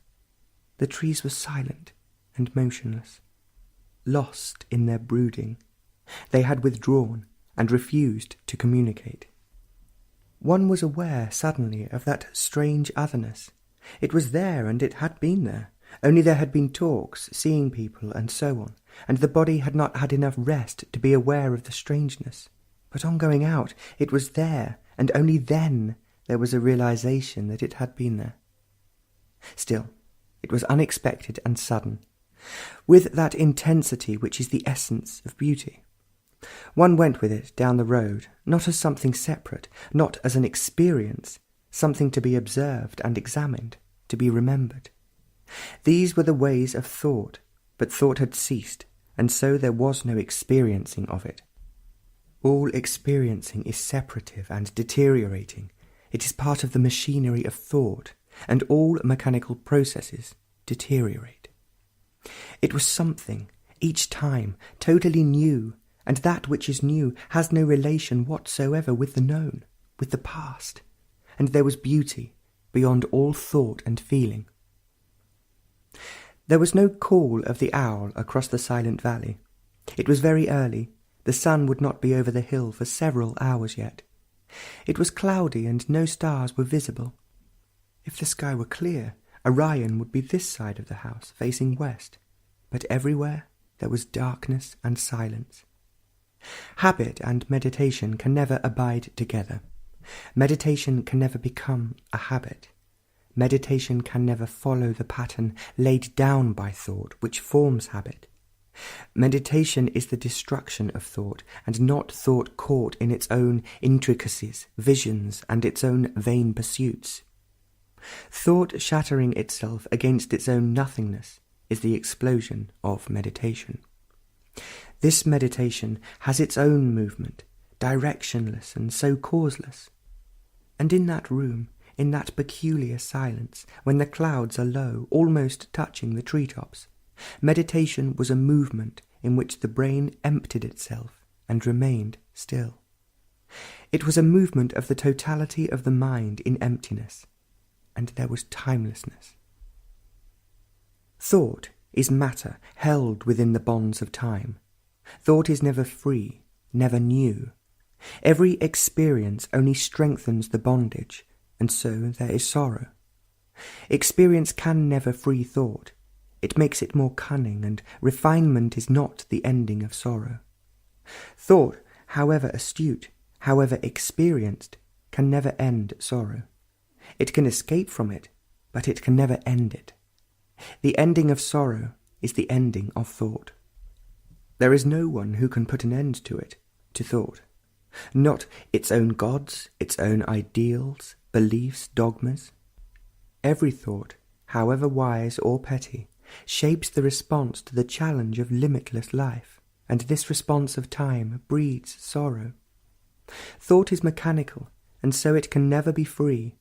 Only in freedom there is no sorrow. The ending of thought is the ending of sorrow. Fourth, it had been threatening to rain, but it never rained. The blue hills were heavy with clouds. They were always changing, moving from one hill to another, but there was a long white grey cloud stretching west over many hills to the horizon, which had its birth in one of the eastern hills. It seemed to begin from there, from the side of the hill, and went on to the western horizon in a rolling movement, alive with the light of the setting sun. It was white and grey, but deep within it was violet, a fading purple. It seemed to be carrying on its way the hills it covered. In the western gap, the sun was setting in a fury of clouds, and the hills were getting darker and more grey, and the trees were heavy with silence. There is a huge, unmolested banyan tree, many years old, by the side of the road. It is really magnificent, huge, vital, unconcerned, and that evening it was the lord of the hills, the earth and the streams. It had majesty, and the stars seemed very small. Along that road, a villager and his wife were walking, one behind the other. The husband led, and the wife followed. They seemed a little more prosperous than the others than one met on the road. They passed us. She never looked at us, and he looked at the far village. We caught up with her. She was a small woman, never taking her eyes off the ground. She wasn't too clean. She had a green, soiled sari, and her blouse was salmon-coloured and sweat-stained. She had a flower in her oily hair, and was walking barefooted. Her face was dark, and there was about her a great sadness. There was a certain firmness and gaiety in her walk, which in no way touched her sadness. Each was leading its own life, independent, vital, and unrelated. But there was great sadness, and you felt it immediately. It was an irremediable sadness. There was no way out, no way to soften it, no way to bring about a change. It was there, and it would be there. She was across the road, a few feet away, and nothing could touch her. We walked side by side for a while, and presently she turned off and crossed the riverbed of sand and went on to her village, the husband leading, never looking back, and she following. Before she turned off, a curious thing was taking place. The few feet of road between us disappeared, and with it also disappeared the two entities. There was only that woman walking in her impenetrable sadness. It was not an identification with her, nor overwhelming sympathy and affection. These were there, but they were not because of the phenomenon. Identification with another, however deep, still maintains separation and division. There are still two entities, one identifying with the other, a conscious or an unconscious process, through affection or hate. In it there is an endeavour of some kind, subtle or open. But here there was none at all. She was the only human being that existed on that road. She was, and the other was not. It was not a fancy or an illusion. It was a simple fact, and no amount of clever reasoning and subtle explanation could alter that fact. Even when she turned off the road and was going away, the other was not on that straight road that went on. It was some time before the other found himself walking beside a long heap of broken stones, ready for renewing the road. Along that road, over the gap in the southern hills, came that otherness with such intensity and power that it was with the greatest difficulty that one could stand up and continue to walk. It was like a furious storm, but without the wind and the noise, and its intensity was overwhelming. Strangely, every time it comes, there is always something new. It is never the same, and always unexpected. This otherness is not something extraordinary, some mysterious energy, but is mysterious in the sense that it is something beyond time and thought. A mind that is caught in time and thought can never comprehend it. It is not a thing to be understood, any more than love can be analysed and understood. But without this immensity, strength and energy, life and all existence at any level becomes trivial and sorrowful. There is an absoluteness about it, not a finality. It is absolute energy. It is self-existent without cause. It is not the ultimate final energy, for it is all energy. Every form of energy and action must cease for it to be. But in it, all action is. Love and do what you will. There must be death and total destruction for it to be. Not the revolution of outward things, but the total destruction of the known in which all shelter and existence is cultivated. There must be total emptiness, and only then that otherness, the timeless, comes. But this emptiness is not to be cultivated. It is not the result whose cause can be bought and sold, nor is it the outcome of time and evolutionary process. Time can only give birth to more time. Destruction of time is not a process. All methods and processes prolong time. Ending of time is the ending of total thought and feeling. Fifth, beauty is never personal. The hills were dark blue and carried the light of the evening. It had been raining, and now great spaces of blue appeared. The blue was ablaze with white clouds surrounding it. It was the blue that made the eyes sparkle with forgotten tears. It was the blue of infancy and innocence. And that blue became a pale Nile green of early leaves of spring, and beyond it was the fire red of a cloud that was gathering speed to cross the hills. And over the hills were the rain clouds, dark, heavy, and immovable. These clouds were piling up against the hills in the west, and the sun was caught between the hills and the clouds. The ground was soaked, red and clear, and every tree and bush had deep moisture. There were already new leaves. The mango had long russet tender leaves, the tamarind had bright yellow small leaves. The rain tree had a few shoots of fresh light green. After a long wait of many months of baking sun, the rains brought comfort to the earth. The valley was smiling. The poverty-ridden village was filthy, smelly, and so many children were playing, shouting and laughing. They didn't seem to care for anything except the games they were playing. Their parents seemed so weary, haggard and forgotten. They would never know one day of rest, cleanliness and comfort, hunger, labour, and more hunger. They were sad, though they smiled readily enough, their eyes forlorn, beyond recalling. Everywhere there was beauty, the grass, the hills, and the crowded sky. The birds were calling, and high in the air an eagle was circling. There were lean goats on the hills, devouring everything that grew. They were insatiably hungry, and their little ones pranced from rock to rock. They were so soft to touch, their skin sparkling, clean and healthy. The boy who was looking after them was singing away, sitting on a rock, and occasionally calling to them. The personal cultivation of the pleasure of beauty is self-centered activity. It leads to insensitivity. 6th. It was a lovely morning, clear. Every star was ablaze, and the valley was full of silence. The hills were dark, darker than the sky, and cool air had a smell of rain, the scent of leaves, and some strong scented flowering jasmine. Everything was asleep, and every leaf was still, and the beauty of the morning was magic. It was the beauty of the earth, heavens, and of man, of the sleeping birds, and the fresh stream in a dry riverbed. It was incredible that it was not personal. There is a certain austerity about it, not the cultivated, which is merely the activities of fear and denial, but the austerity of completeness, so utterly complete that it knew no corruption. There on the veranda, with Orion in the western sky, the fury of beauty wiped away the defences of time.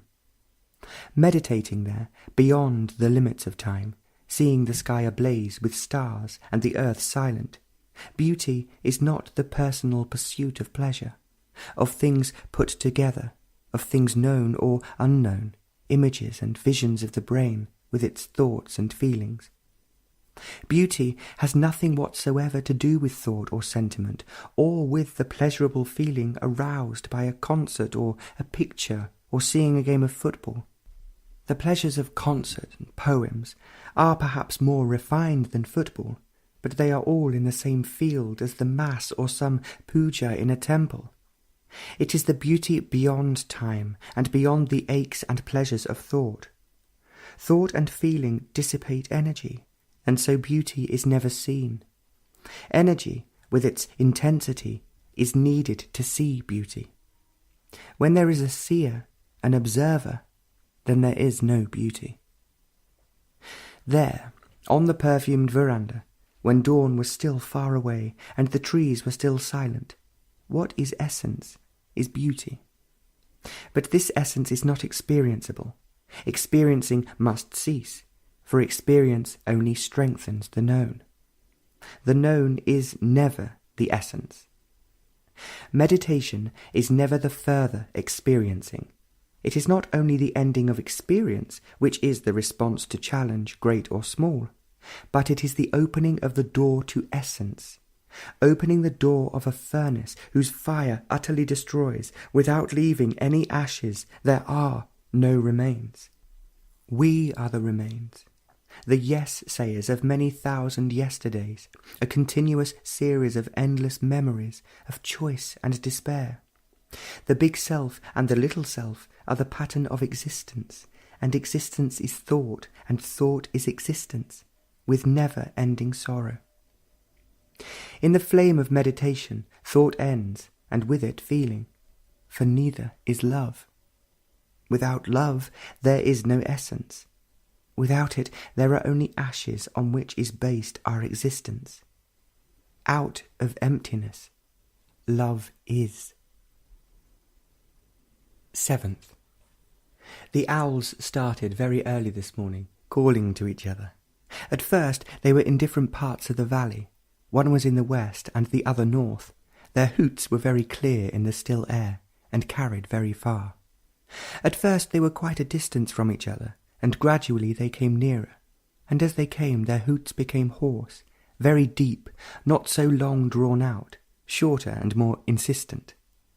As they came nearer, they kept calling to each other more frequently. They must have been large birds. One couldn't see them. It was too dark, even when they were in the same tree, quite close, and the tone and quality of their hoots changed. They were talking to each other at so profound a depth that they could hardly be heard. They were there for considerable time, till dawn came. Then, slowly, a series of noises began. A dog barked, somebody called, a firecracker went off. For the last 2 days there was some kind of festival. A door opened, and as it became lighter, all the noises of the day began. To deny is essential. To deny today without knowing what tomorrow will bring is to keep awake. To deny the social, economic and religious pattern is to be alone, which is to be sensitive. Not to be able to deny totally is to be mediocre. Not to be able to deny ambition and all its ways is to accept the norm of existence, which breeds conflict, confusion and sorrow. To deny the politician, and so the politician in us, the response to the immediate, to live with short vision, is to be free from fear. Total denial is the negation of the positive, the imitative urge, conformity. But this denial itself is positive, for it is not a reaction. To deny the accepted standard of beauty, past or present, is to discover beauty which is beyond thought and feeling. But to discover it, energy is necessary. This energy comes from where there is no conflict, contradiction, and action is no longer partial. 8th, humility is the essence of all virtue. Humility is not to be cultivated, nor is virtue. The respectable morality of any society is mere adjustment to the pattern set by social, economic, religious environment. But such morality of changing adjustment is not virtue. Conformity and the imitative self-concern of security, called morality, is the denial of virtue. Order is never permanent. It has to be maintained every day, as a room has to be cleaned every day. Order has to be maintained from moment to moment, every day. This order is not personal. Individual adjustment to the pattern of conditioned responses of like and dislike, pleasure and pain. This order is not a means of escape from sorrow. The understanding of sorrow and the ending of sorrow is virtue, which brings about order. Order is not an end in itself. Order as an end in itself leads to the dead end of respectability, which is deterioration and decay. Learning is the very essence of humility, learning from everything and from everybody. There is no hierarchy in learning. Authority denies learning, and a follower will never learn. There was a single cloud, a flame with the light of the setting sun behind the eastern hills. No fantasy could build such a cloud. It was the form of all forms. No architect could have designed such structure. It was the result of many winds, of many suns and nights, of pressure and strains. Other clouds were dark without light. They had no depth or height, but this one shattered space. The hill beyond which the cloud was appeared emptied of life and strength. It had lost its usual dignity and its purity of line. The cloud had absorbed all the quality of hills, their might and silence. Below the towering cloud lay the valley, green and rain-washed. There is something very beautiful in this ancient valley when it has rained. It becomes spectacularly bright and green, green of every shade, and the earth becomes more red. The air is clear, and the big rocks on the hills are polished red, blue, green, and pale violet. There were several people in the room, some sitting on the floor and some on chairs. There was the quietness of appreciation and enjoyment. A man was playing on an 8-stringed instrument. He was playing with his eyes closed, delighted as the little audience. It was pure sound, and on that sound one rode, far and very deep. Each sound carried one deeper. The quality of sound that instrument produced made the journey infinite. From the moment he touched it till the moment he stopped, it was the sound that mattered, not the instrument, not the man, not the audience. It had the effect of shutting out all other sound, even the fireworks that the boys were setting off. You heard them crash and crack, but it was part of the sound, and the sound was everything. The cicadas that were singing, the boys laughing, the call of a small girl, and the sound of silence. He must have played for over half an hour, and during that entire period, the journey far and deep continued. It was not a journey that is taken in imagination, on the wings of thought, or in the frenzy of emotion. Such journeys are short, with some meaning or pleasure. This had no meaning and no pleasure. There was only sound and nothing else, no thought, no feeling. That sound carried one through and beyond the confines of time. And quietly it went on into great, immense emptiness, from which there was no return. What is returning, always, is memory, a thing that has been. But here there was no memory, no experience. Fact has no shadow. Memory. 9th. There wasn't a cloud in the sky as the sun went down behind the hills. The air was still and not a leaf moved. Everything seemed held tight, in the light of a cloudless sky. The reflection of the evening light on a little stretch of water by the roadside was full of ecstatic energy, and a little wildflower by the wayside was all life. There is a hill that looks like one of those ancient and ageless temples. It was purple, darker than violet, intense and vastly unconcerned.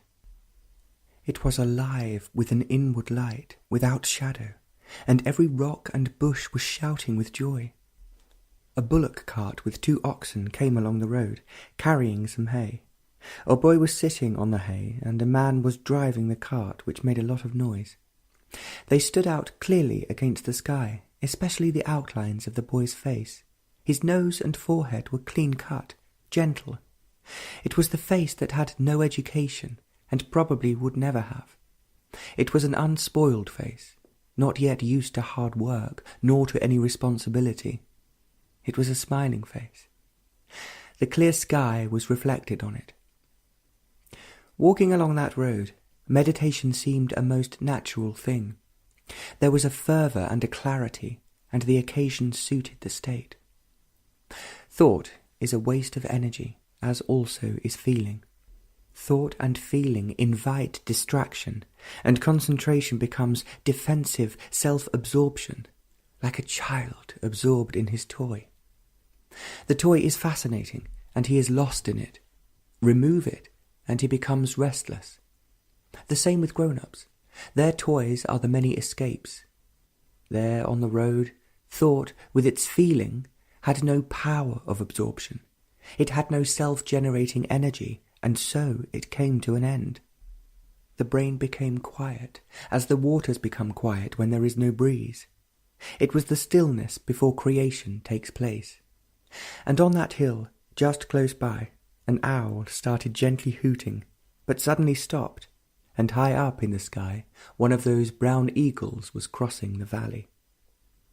It is the quality of stillness that has significance. An induced stillness is stagnation. A stillness that is bought is a merchandise which has hardly any value. A stillness that is the outcome of control, discipline, suppression, is clamorous with despair. There was not a sound in the valley nor in the mind, but the mind went beyond the valley and time, and there was no returning, for it had not gone. Silence is the depth of emptiness. At the bend of the road gently goes down across a couple of bridges over dry red riverbeds to the other side of the valley. The bullock cart had gone down that road. Some villagers were coming up it, shy and noiseless. There were children playing in the riverbed, and a bird kept on calling. Just as the road turned east, that otherness came. It came pouring down in great waves of benediction, splendid and immense. It seemed as though the heavens opened, and out of this immensity came the unnameable. It had been there all day. One realized suddenly, and only now, walking alone, with the others a little way off, did one realize the fact. And what made it extraordinary was this thing that was happening. It was the culmination of what had been going on, and not an isolated incident. There was light, not of the setting sun, nor powerful artificial light. This makes shadows, but there was light without shadow, and it was light. 10th. A deep-throated owl was hooting in the hills. Its deep voice penetrated the room and quickened hearing. Except for those hoots, everything was still. There was not even the croak of a frog or the rustle of some passing animal. The silence intensified between the hoots, which came from the southern hills. They filled the valley and the hills, and the air throbbed with the call. It wasn't answered for a very long time, and when it came, it was way down the valley to the west. Between them, they held the silence and the beauty of the night. Dawn would come presently, but now it was dark. You could see the outlines of the hill and that huge banyan tree. The Pleiades and Orion were setting in a clear, cloudless sky.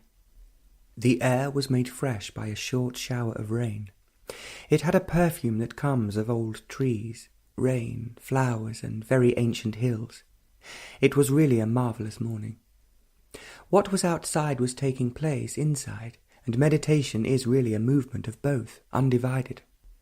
The many systems of meditation merely trap the mind in a pattern offering marvellous escapes and sensations. It is only the immature that play with them, getting a great deal of satisfaction from them. Without self-knowing, all meditation leads to delusion and to varying forms of self-deception, factual and fancied. It was a movement of intense energy, that energy which conflict will never know. Conflict perverts and dissipates energy, as ideals and conformity do.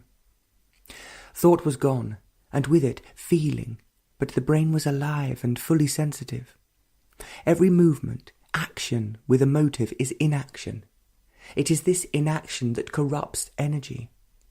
Love with motive ceases to be love. There is love without motive. The body was completely motionless, and the brain utterly still, and both were actually aware of everything, but there was neither thought nor motion. It was not a form of hypnosis, an induced state, because there was nothing to be gained by it, no visions, sensations, all that silly business. It was a fact, and a fact has no pleasure or pain, and the movement was lost to all recognition, to the known. Dawn was coming, and with it came the otherness, which is essentially part of meditation. A dog barked, and the day had begun. 11th. There are only facts, not greater or lesser facts. The fact, the what is, cannot be understood when approached with opinions or judgments. Opinions, judgments, then become the fact, and not the fact that you wish to understand. In pursuing the fact, in watching the fact, the what is, the fact teaches, and its teaching is never mechanical.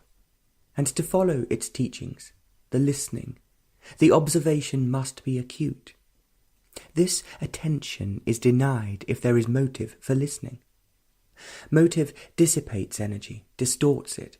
Action with a motive is inaction, leading to confusion and sorrow. Sorrow has been put together by thought, and thought feeding upon itself forms the I and the me. As a machine has life, so does the I and the me, a life which is fed by thought and feeling. Fact destroys this machinery.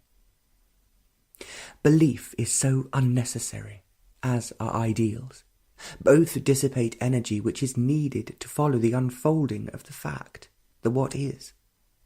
Beliefs, like ideals, are escapes from the fact. and in escapes there is no end to sorrow. The ending of sorrow is the understanding of the fact from moment to moment. There is no system or method which will give understanding, but only a choiceless awareness of a fact. Meditation, according to a system, is the avoidance of the fact of what you are. It is far more important to understand yourself, the constant changing of the facts about yourself, than to meditate in order to find God, have visions, sensations, and other forms of entertainment. A crow was cawing its head off. It was sitting on a branch with thick foliage. It wasn't visible. Other crows came and went, but it went on, hardly stopping its sharp, penetrating croak. It was angry with something or complaining about something. The leaves shook around it, and even the few drops of rain didn't stop it. It was so completely absorbed in whatever it was that was disturbing it.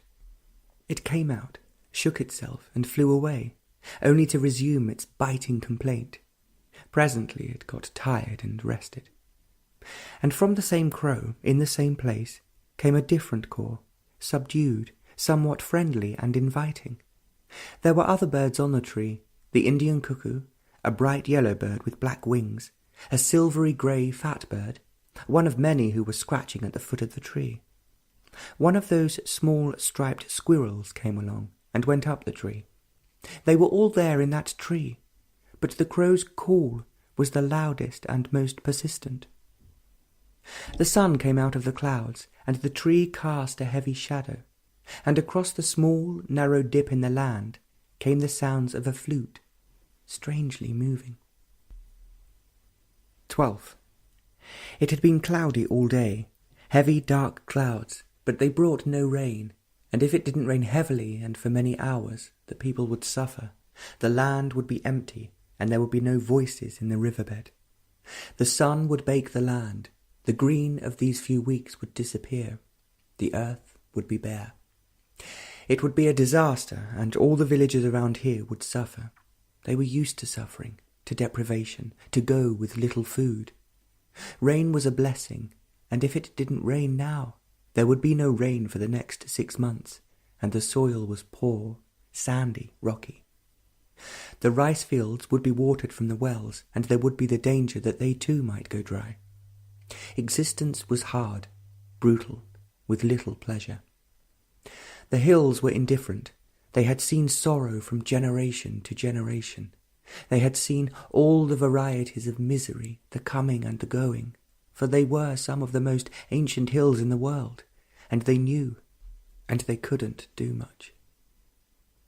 People cut down their forests, their trees for firewood, and the goats destroyed their bushes, and the people had to live.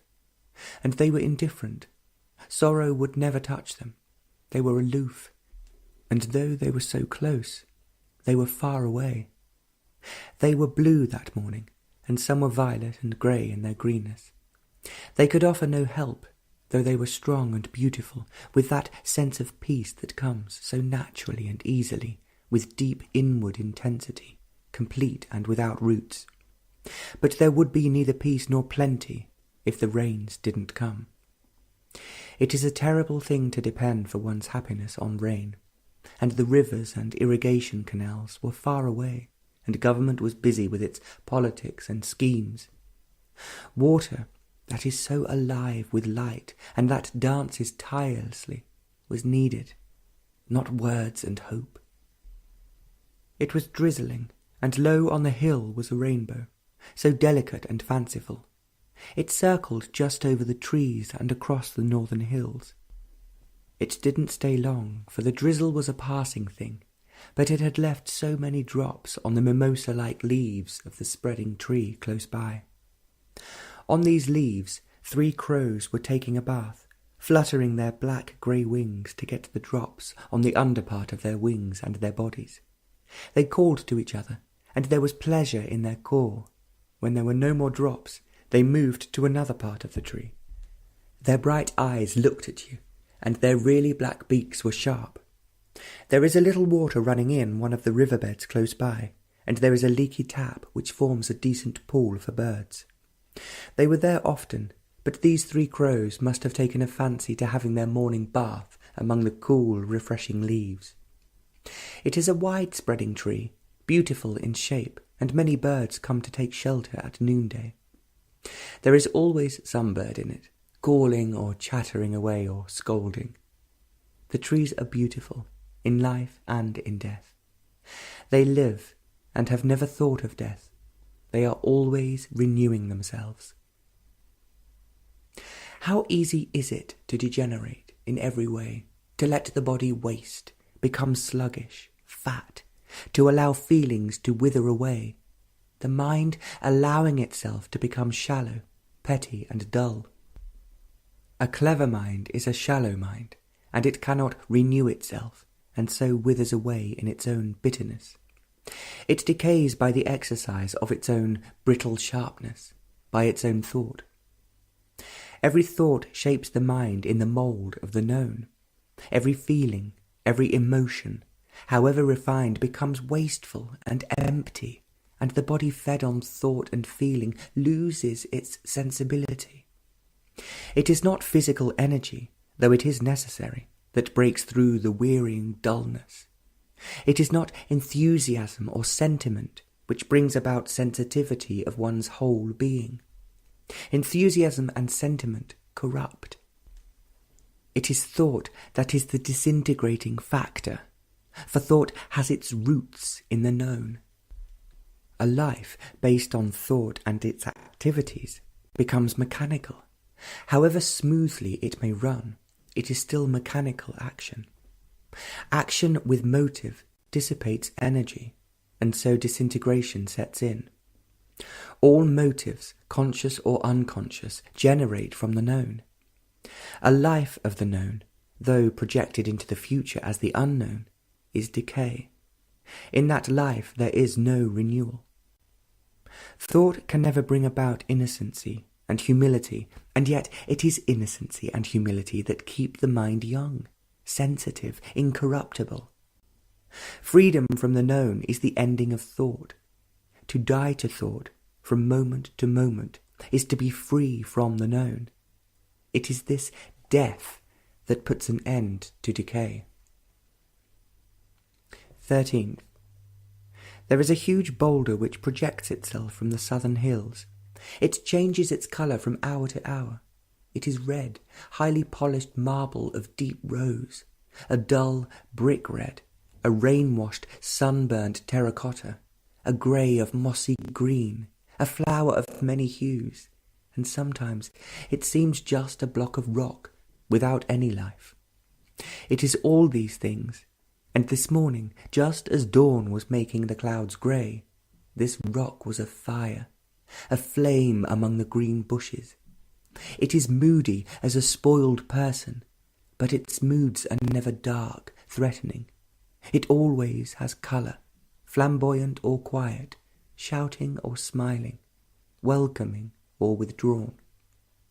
It might be one of the gods that is worshipped, but it is still a rock of colour and dignity. All these hills seem to have something special to each of them. None of them is too high. They are hard in a hard climate. They seem to be sculptured and exploding. They seem to go with the valley, not too large, far away from towns and traffic, green when it rains and arid. The beauty of the valley is the trees in the green rice fields. Some of the trees are massive, big of trunk and branch, and they are splendid in their shape. Others are waiting expectantly for the rain, stunted but slowly growing. Others are full of leaves and shade. There are not too many of them, but those that survive are really quite beautiful. The earth is red, and the trees are green, and the bushes very close to the red earth. They all survive in the rainless, harsh, sunny days of many months, and when it does rain, their rejoicings shatter the quietness of the valley.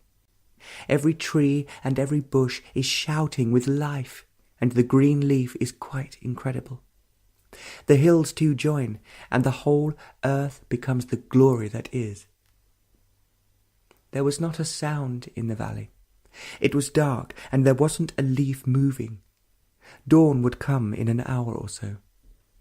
Meditation is not self-hypnosis, by words or thought, by repetition or image. All imaginations of every kind must be put aside, for they lead to delusion. The understanding of facts and not theories, not the pursuits of conclusions and adjustments to them, and the cultivation of visions. All these must be set aside, and meditation is the understanding of these facts, and so going beyond them. Self-knowing is the beginning of meditation. Otherwise, so-called meditation leads to every form of immaturity and silliness.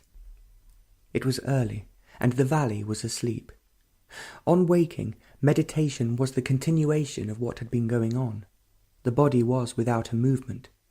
It was not made to be quiet, but it was quiet. There was no thought, but the brain was watchful, without any sensation. Neither feeling nor thought existed. And a timeless movement began. Word is time, indicating space. Word is of the past or the future, but the active present has no word. The dead can be put into words, but the living cannot. Every word used to communicate about the living is the denial of the living. It was a movement that passed through and between the walls of the brain, but the brain had no contact with it. It was incapable of pursuit or of recognition. This movement was something that was not born out of the known. The brain could follow the known as it could recognize it, but here no recognition of any kind was possible. A movement has direction, but this had no direction. It was not static. Because it was without direction, it was the essence of action. All direction is of influence or of reaction.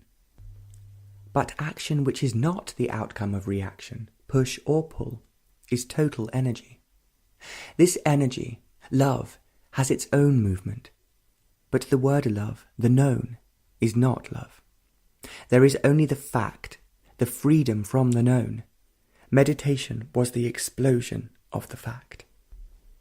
Our problems multiply and continue. The continuation of a problem perverts and corrupts the mind. A problem is a conflict, an issue which has not been understood. Such problems leave scars and innocency is destroyed. Every conflict has to be understood and so ended. One of the factors of deterioration is the continued life of a problem. Every problem breeds another problem, and a mind burnt with problems, personal or collective, social or economic, is in a state of deterioration. 14th. Sensitivity and sensation are two different things. Sensations, emotions, feelings always leave a residue, whose accumulation dulls and distorts. Sensations are always contradictory and so conflicting. Conflict always dulls the mind, perverts perception. The appreciation of beauty in terms of sensation, of like and dislike, is not to perceive beauty. Sensation can only divide as beauty and ugliness, but division is not beauty. Because sensations, feelings, breed conflict.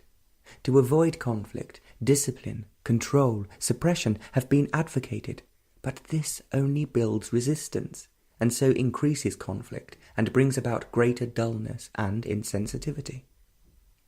The saintly control and suppression is the saintly insensitivity and brutal dullness which is so highly regarded. To make the mind more stupid and dull, ideals and conclusions are invented and spread around. All forms of sensations, however refined or gross, cultivate resistance and a withering away. Sensitivity is the dying to every residue of sensation. To be sensitive, utterly and intensely, to a flower, to a person, to a smile, is to have no scar of memory, for every scar destroys sensitivity. To be aware of every sensation, feeling, thought, as it arises from moment to moment, choicelessly, is to be free from scars, never allowing a scar to be formed. Sensations, feelings, thoughts are always partial, fragmentary and destructive. Sensitivity is a total of body, mind and heart. Knowledge is mechanical and functional. Knowledge, capacity, used to acquire status, breeds conflict, antagonism, envy. The cook and the ruler are functions, and when status is stolen by either, then begin the quarrels, snobbery, and the worship of position, function, and power. Power is always evil, and it is this evil that corrupts society. The psychological importance of function breeds the hierarchy of status. To deny hierarchy is to deny status. There is hierarchy of function, but not of status. Words are of little importance, but fact is of immense significance. Fact never brings sorrow, but words covering the fact and escapes from it do breed untold conflict and misery. A whole group of cattle were feeding on the green land. They were all brown, of different shades, and when they moved together, it was as though the earth moved. They are quite big, indolent, and pestered by flies. These are specially cared for, well fed, unlike the village cattle. Those are bone-thin, small, yielding very little, rather smelly, and seem to be everlastingly hungry. There is always some boy or a little girl with them, shouting at them, talking to them, calling them. Everywhere life is hard. There is disease and death. There is an old woman who goes by every day, carrying a little pot of milk or food of some kind. She seems to be shy, without teeth. Her clothes are dirty, and there is misery on her face. Occasionally she smiles, but it is rather forced. She is from the village nearby, and always barefooted. They are surprisingly small feet and hard, but there is fire in her. She is a wiry old lady. Her gentle walk is not at all gentle. Everywhere there is misery and a forced smile. The gods have gone except in the temples, and the powerful of the land never have eyes for that woman.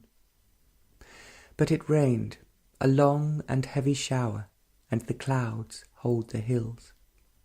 The trees follow the clouds, and the hills were pursuing them, and man is left behind. 15th. It was dawn. The hills were in clouds, and every bird was singing, calling, screeching. A cow was bellowing, and a dog howled. It was a pleasant morning. The light was soft, and the sun was behind the hills and clouds. And a flute was being played under the old big banyan tree. It was accompanied by a small drum. The flute dominated the drum and filled the air. By its very soft, gentle notes, it seemed to penetrate into your very being. You listened to it, though other sounds were coming to you. The varying throbs of the little drum came to you on the waves of the flute, and the harsh call of the crow came with the drum. Every sound penetrates. Some you resist, and others you welcome. The unpleasant and the pleasant, and so you lose. The voice of the crow came with the drum, and the drum rode on the delicate note of the flute, and so the whole sound was able to go deeply beyond all resistance and pleasure. And in that there was great beauty, not the beauty which thought and feeling know. And on that sound rode the exploding meditation, and in that meditation the flute, the throbbing drum, the harsh caw of the crow, and all the things of the earth joined in, and thereby gave depth and vastness to the explosion. Explosion is destructive, and destruction is the earth and life, as love is. That note of the flute is explosive, if you let it be. But you won't, for you want a safe, secure life, and so life becomes a dull affair. Having made it dull, then you try to give significance, purpose to the ugliness with its trivial beauty. And so music is something to be enjoyed, arousing a lot of feeling, as football or some religious ritual does. Feeling, emotion, is wasteful and so easily turned to hate. But love is not sensation, a thing captured by feeling. Listening completely, without resistance, without any barrier, is the miracle of explosion, shattering the known. And to listen to that explosion without motive, without direction, is to enter where thought, time, cannot pursue. The valley is probably about a mile wide at its narrowest point, where the hills come together, and they run east and west. Though one or two hills prevent the others from running freely, they are to the west. Where the sun comes from is open, hill after hill. These hills fade into the horizon with precision and height. They seem to have that strange quality of blue-violet that comes with vast age and hot sun. In the evening these hills catch the light of the setting sun, and then they become utterly unreal, marvellous in their colour. Then the eastern sky has all the colour of the setting sun. You might think that the sun went down there. It was an evening of light pink and dark clouds. The moment one stepped out of the house, talking with another of quite different things, that otherness, that unknowable, was there. It was so unexpected, for one was in the midst of a serious conversation, and it was there with such urgency. All talk came to an end, very easily and naturally. The other did not notice the change in the quality of the atmosphere, and went on saying something which needed no reply. We walked the whole mile almost without a word, and we walked with it, under it, in it. It is wholly the unknown, though it comes and goes. All recognition has stopped, for recognition is still the way of the known. Each time there is greater beauty and intensity and impenetrable strength. This is the nature of love too. 16th. It was a very quiet evening. The clouds had gone and were gathering around the setting sun. The trees, made restless by the breeze, were settling down for the night. They too had become quiet. The birds were coming in, taking shelter for the night among the trees that had thick foliage. There were two small owls sitting high up on the wires, with their unblinking eyes, staring. And, as usual, the hills stood alone and aloof, far away from every kind of disturbance. During the day they had to put up with the noises of the valley, but now they withdrew from all communication, and darkness was closing in upon them, though there was the feeble light of the moon. The moon had a halo of vaporous clouds round it. Everything was preparing to go to sleep, save the hills. They never slept. They were always watching, waiting, looking and communing amongst themselves endlessly. Those two little owls on the wire made rattling noises, stones in a metal box. Their rattling was far louder than their little bodies. Like large fists, you would hear them in the night, going from tree to tree, their flight as silent as the big ones. They flew off the wire, flying low, just above the bushes, rising again to the lower branches of the tree, and from a safe distance they would watch and soon lose interest. On the crooked telephone pole further down was a large owl. It was brown, with enormous eyes, and with a sharp beak that seemed to come out between those staring eyes. It flew off with a few beats of its wings, with such a quietness and deliberation that it made you wonder at the structure and the strength of those graceful wings. It flew off into the hills and lost itself in darkness. This must be the owl, with its mate that has the deep hoot, calling the other in the night. Last night they must have gone into the other valleys beyond the hills. They would come back, for their home was in one of those northern hills where you could hear their early evening calls if you happened to pass by quietly. Beyond these hills were more fertile lands, with green, luscious rice fields. Questioning has become merely a revolt, a reaction to what is, and all reactions have little meaning. The communists revolt against the capitalists, the son against the father, refusal to accept the social norm, to break through the economic and class bondage. Perhaps these revolts are necessary, but yet they are not very deep. Instead of the old, a new pattern is repeated, and in the very breaking of the old, a new one is, closing in the mind, and so destroying it. The endless revolt within the prison is the questioning reaction of the immediate, and remodelling and redecorating the prison walls seems to give us such intense satisfaction that we never break through the walls. The questioning discontent is within the walls, which doesn't get us very far.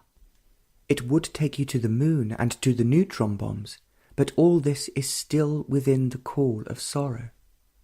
But the questioning of the structure of sorrow and going beyond it is not the escape of reaction. This questioning is far more urgent than going to the moon or to the temple. It is this questioning that tears down the structure and not the building of a new and more expensive prison, with its gods and saviours, with its economists and leaders. This questioning destroys the machinery of thought, and not the substitution of one by another thought, conclusion, theory. This questioning shatters authority, the authority of experience, word, and the most respected evil, power. This questioning, which is not born of reaction, of choice and motive, explodes the moral, respectable, self-centered activity. It is this activity that is always being reformed and never smashed. This endless reformation is the endless sorrow. What has cause and motive inevitably breeds agony and despair. We are afraid of this total destruction of the known, the ground of the self, the me and the mine. The known is better than the unknown. The known with its confusion, conflict and misery. Freedom from this known may destroy what we call love, relationship, joy, and so on. Freedom from the known, the explosive questioning, not reaction, ends sorrow. And so love then is something that thought and feeling cannot measure. Our life is so shallow and empty.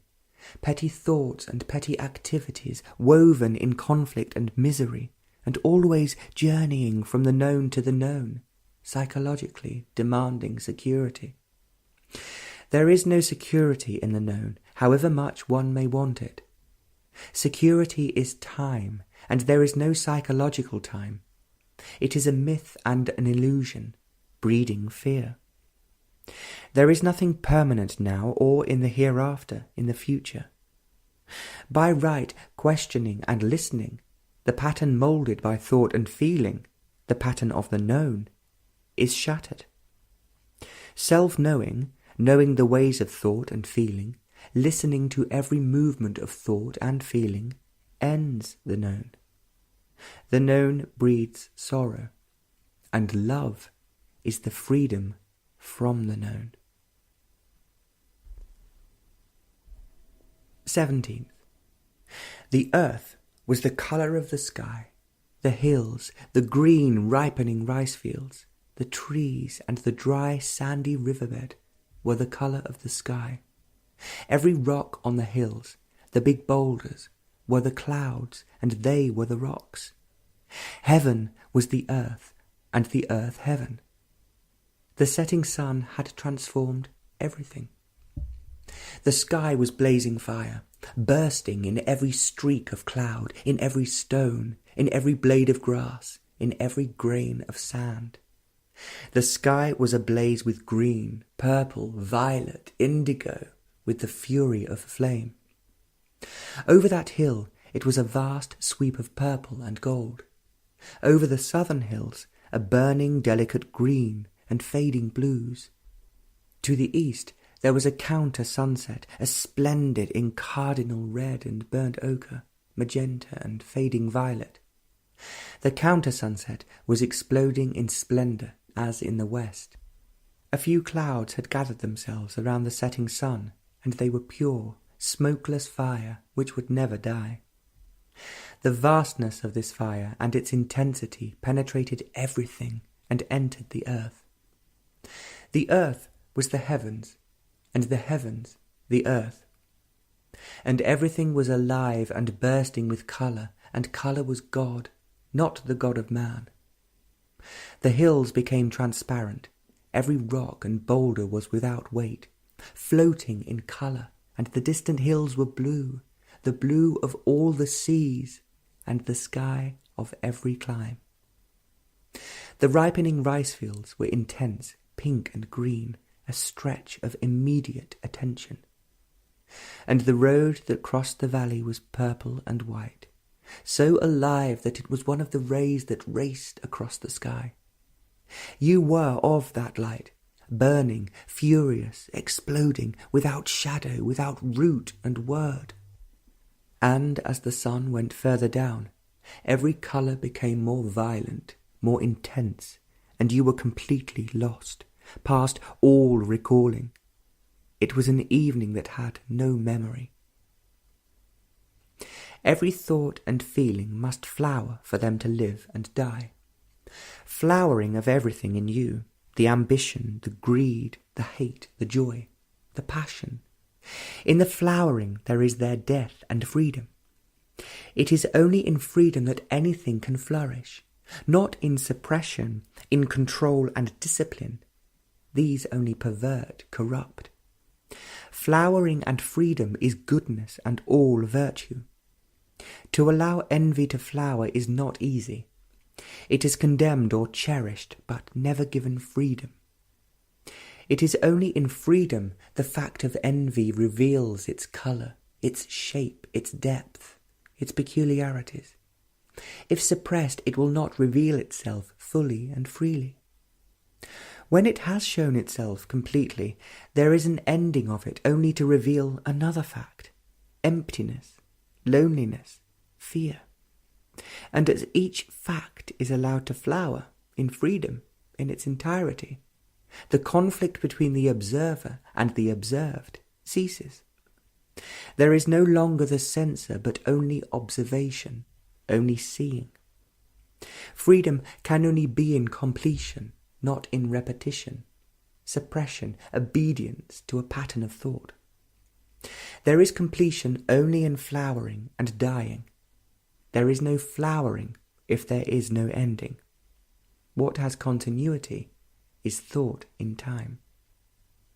The flowering of thought is the ending of thought, for only in death is there the new. The new cannot be if there is no freedom from the known. Thought, the old, cannot bring into being the new. It must die for the new to be. What flowers must come to an end. It has no future, for it has no seed. 20th. It was very dark. The stars were brilliant in a cloudless sky, and the mountain air was cool and fresh. The headlights caught the tall cacti, and they were polished silver. The morning dew was upon them, and they shone. The little plants were bright with the dew, and the headlights made the green sparkle and flash with a green that was not of the day. Every tree was silent, mysterious and dreaming and unapproachable. Orion and the Pleiades were setting among the dark hills. Even the owls were far away and silent. Except for the noise of the car, the country was asleep. Only the nightjars, with red, sparkling eyes, caught by the headlights, sitting on the road, stared at us and flutteringly flew away. So early in the morning, the villagers were asleep, and the few people on the road had wrapped themselves up, just showing their face, and were walking wearily from one village to another. They looked as though they had been walking all night. A few were huddled around a blaze, throwing long shadows across the road. A dog was scratching itself in the middle of the road. It wouldn't move, and the car had to go round it. Then, suddenly, the morning star showed itself. It was easily as large as a saucer, astonishingly bright, and seemed to hold the whole east in sway. As it climbed, Mercury appeared, just below her, pale and overpowering. There was a slight glow, and far away was the beginning of dawn. The road curved in and out, hardly ever straight, and trees on either side of the road held it from wandering off into the fields. There were large stretches of water to be used for irrigation purposes in the summer when water would be scarce.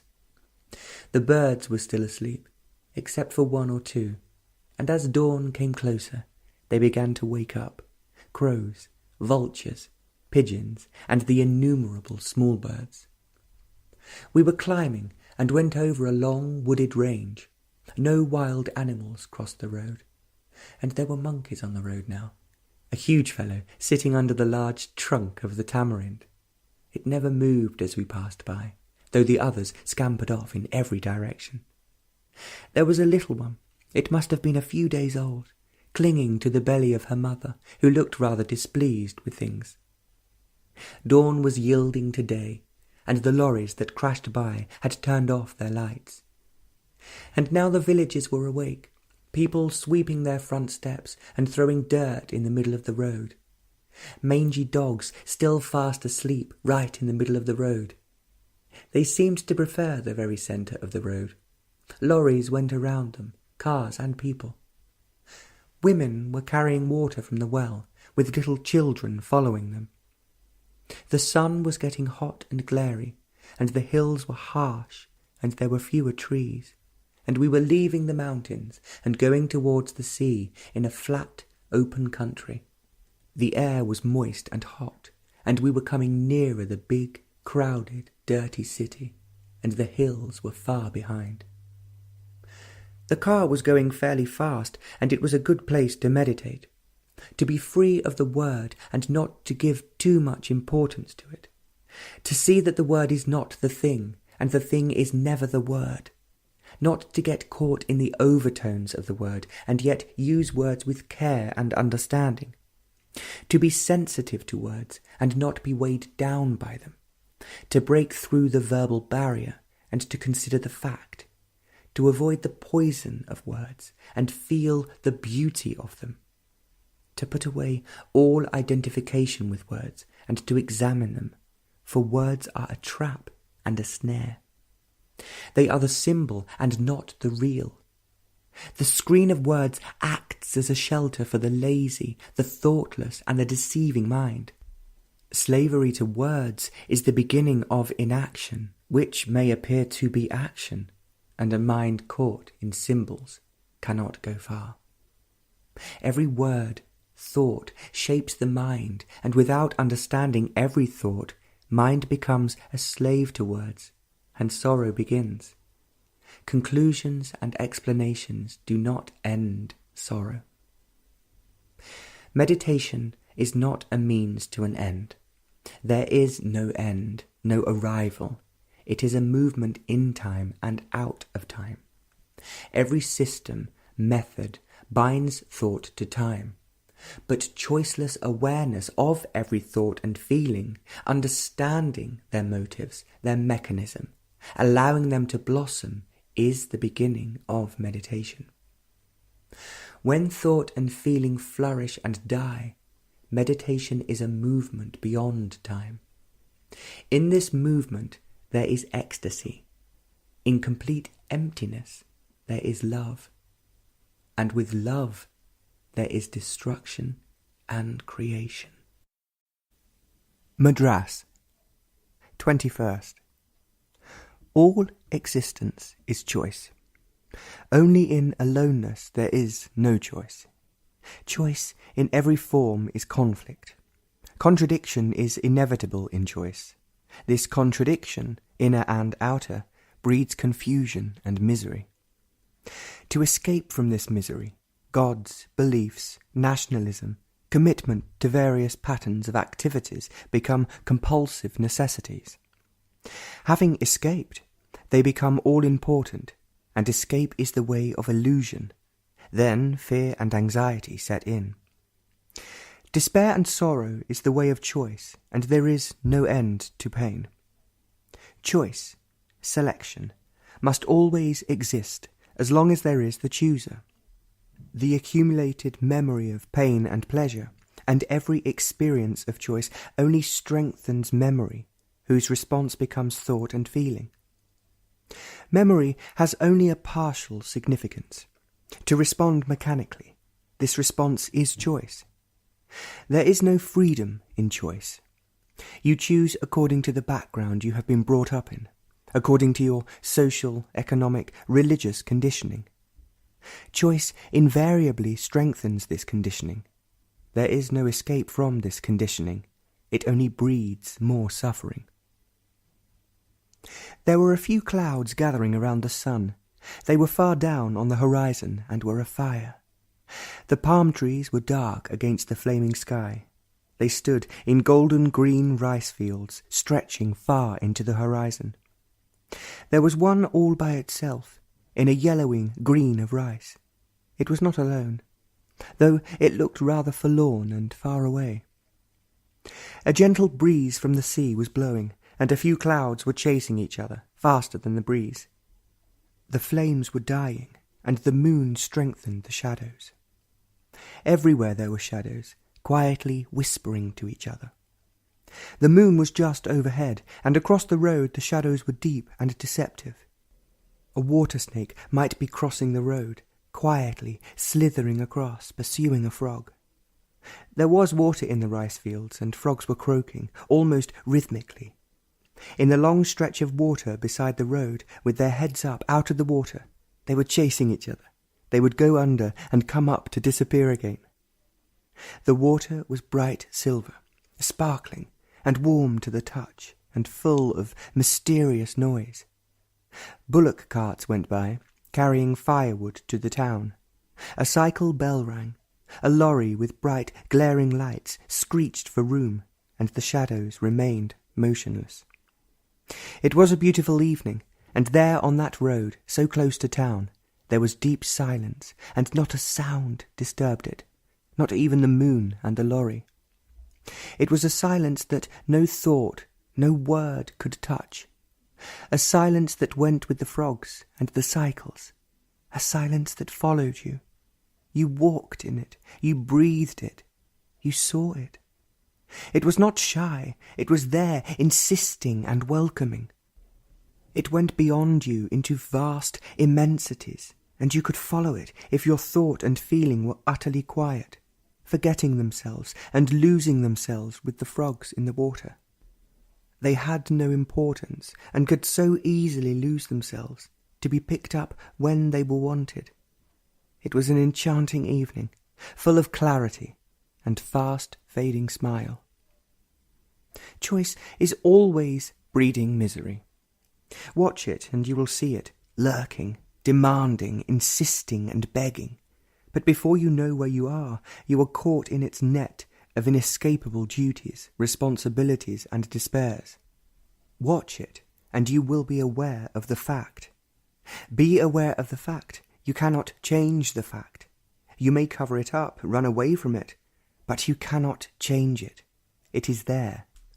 If you will let it alone, not interfering with it with your opinions and hopes, fears and despairs, with your calculated and cunning judgments, it will flower and show all its intricacies, its subtle ways, and there are many, its seeming importance and ethics, its hidden motives and fancies. If you will leave the fact alone, it will show you all these and more. But you must be choicelessly aware of it, walking softly. Then you will see that choice, having flowered, dies, and there is freedom. Not that you are free, but there is freedom. You are the maker of choice. You have ceased to make choice. There is nothing to choose. Out of this choiceless state, there flowers aloneness. Its death is never ending. It is always flowering, and it is always new. Dying to the known is to be alone. All choice is in the field of the known. Action in this field always breeds sorrow. There is the ending of sorrow in aloneness. 22nd. In the opening of masses of leaves was a pink flower of 3 petals. It was embedded in green, and it too must have been surprised by its own beauty.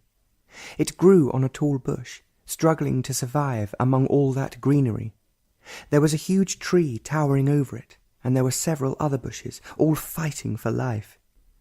There were many other flowers on this bush, but this one among the leaves had no companion. It was all by itself, and so more startling. There was a slight breeze among the leaves, but it never got to this flower. It was motionless and alone, and because it was alone, it had a strange beauty, like a single star when the sky is bare. And beyond the green leaves was a black trunk of the palm.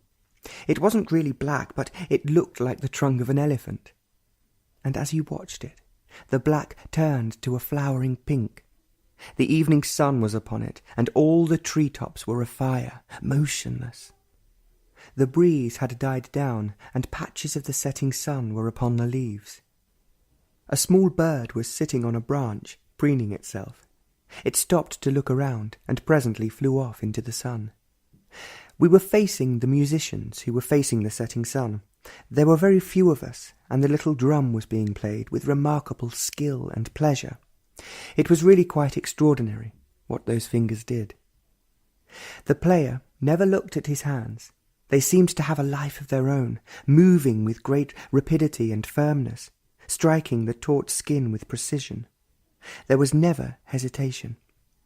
What the right hand did, the left hand never knew, for it was beating out a different rhythm, but always in a harmony. The player was quite young, grave, with sparkling eyes. He had talent, and was delighted to be playing to that small, appreciative audience. Then a stringed instrument joined in, and the small drum followed. It was no longer alone. The sun had set, and the few wandering clouds were turning pale rose. At this latitude there is no twilight, and the moon, nearly full, was clear in a cloudless sky. Walking on that road, with the moonlight on the water and the croaking of many frogs, became a blessing. It is strange how far away the world is, and into what great depth one has travelled. The telegraph poles, the buses, the bullock carts, and the worn-out villages were there beside you, but you were far away, so deep that no thought could follow. Every feeling stayed far away. You were walking, aware of everything that was happening around you, the darkening of the moon by masses of clouds, the warning of the cycle bell, but you were far away. Not you, but great, vast depth. This depth went on more profoundly within itself, past time and the limits of space. Memory couldn't follow it. Memory is tethered, but this wasn't. It was total, complete freedom, without route and direction. And deep, far from thought, there was bursting energy, which was ecstasy, a word that had pleasurable, gratifying significance to thought. But thought could never capture it, or travel the spaceless distance to pursue it. Thought is a barren thing, and could never follow or communicate with that which is timeless. The thundering bus, with its blinding lights, nearly pushed one off the road, into the dancing waters. The essence of control is suppression. The pure seeing puts an end to every form of suppression. Seeing is infinitely more subtle than mere control. Control is comparatively easy. It doesn't need much understanding. Conformity to a pattern, obedience to established authority, fear of not doing the right thing, of tradition, the drive for success. These are the very things that bring about suppression of what is, or the sublimation of what is. The pure act of seeing the fact, whatever the fact be, brings its own understanding, and from this, mutation takes place. 25th. The sun was behind the clouds, and the flat lands stretched far into the horizon, which was turning golden brown and red. There was a little canal, over which the road went among the rice fields. They were golden yellow and green, spreading on both sides of the road, east and west to the sea and to the setting sun. There is something extraordinarily touching and beautiful to see palm trees, black against the burning sky among the rice fields. It was not that the scene was romantic or sentimental or picture postcardish. Probably it was all this, but there was an intensity and a sweeping dignity and delight in the earth itself and in the common things that one passed by every day.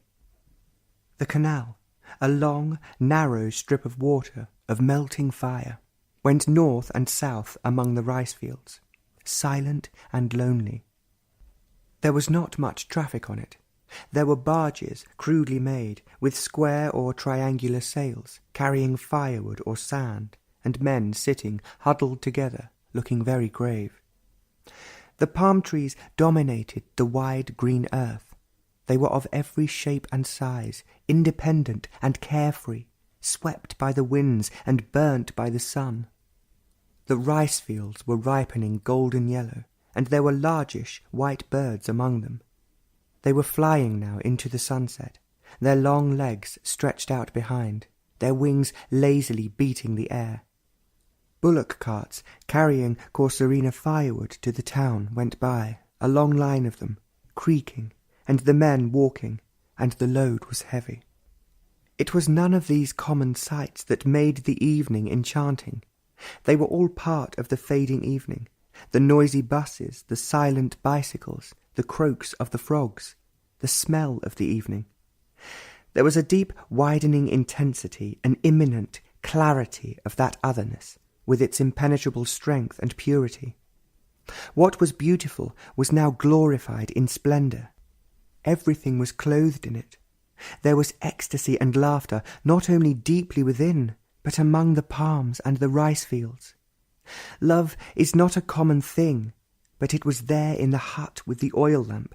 It was with that old woman, carrying something heavy on her head, with that naked boy swinging on a piece of string, a piece of wood which gave out many sparks, for it was his fireworks. It was everywhere, so common that you could pick it up under a dead leaf or in that jasmine by the old crumbling house. But everyone was occupied, busy and lost. It was there filling your heart, your mind, and the sky. It remained and would never leave you. Only you would have to die to everything, without roots, without a tear. Then it would come to you. If you were lucky, and you forever ceased to run after it, begging, hoping, crying. Indifferent to it, but without sorrow, and thought left far behind. And it would be there, on that dusty, dark road. The flowering of meditation is goodness. It is not a virtue to be gathered, bit by bit, slowly, in the space of time. It is not morality made respectable by society, nor is it the sanction of authority. It is the beauty of meditation that gives perfume to its flowering. How can there be joy in meditation if it is the coaxing of desire and pain? How can it flower if you are seeking it through control, suppression, and sacrifice? How can it blossom in the darkness of fear, or in corrupting ambition and in the smell of success? How can it bloom in the shadow of hope and despair? You will have to leave all these far behind, without regret, easily, naturally. You see, meditation has not the strain of building defences, to resist and to wither. It is not fashioned out of a sustained practice of any system. All systems will inevitably shape thought to a pattern, and conformity destroys the flowering of meditation. It blossoms only in freedom, and the withering of that which is. Without freedom, there is no self-knowing, and without self-knowing, there is no meditation. Thought is always petty and shallow, however far it may wander in search of knowledge. Acquiring, expanding knowledge is not meditation. It flowers only in the freedom from the known, and withers away in the known. 26th. There is a palm tree, all by itself, in the middle of a rice field. It is no longer young. There are only a few palms. It is very tall and very straight. It has the quality of righteousness without the fuss and noise of respectability. It is there, and it is alone.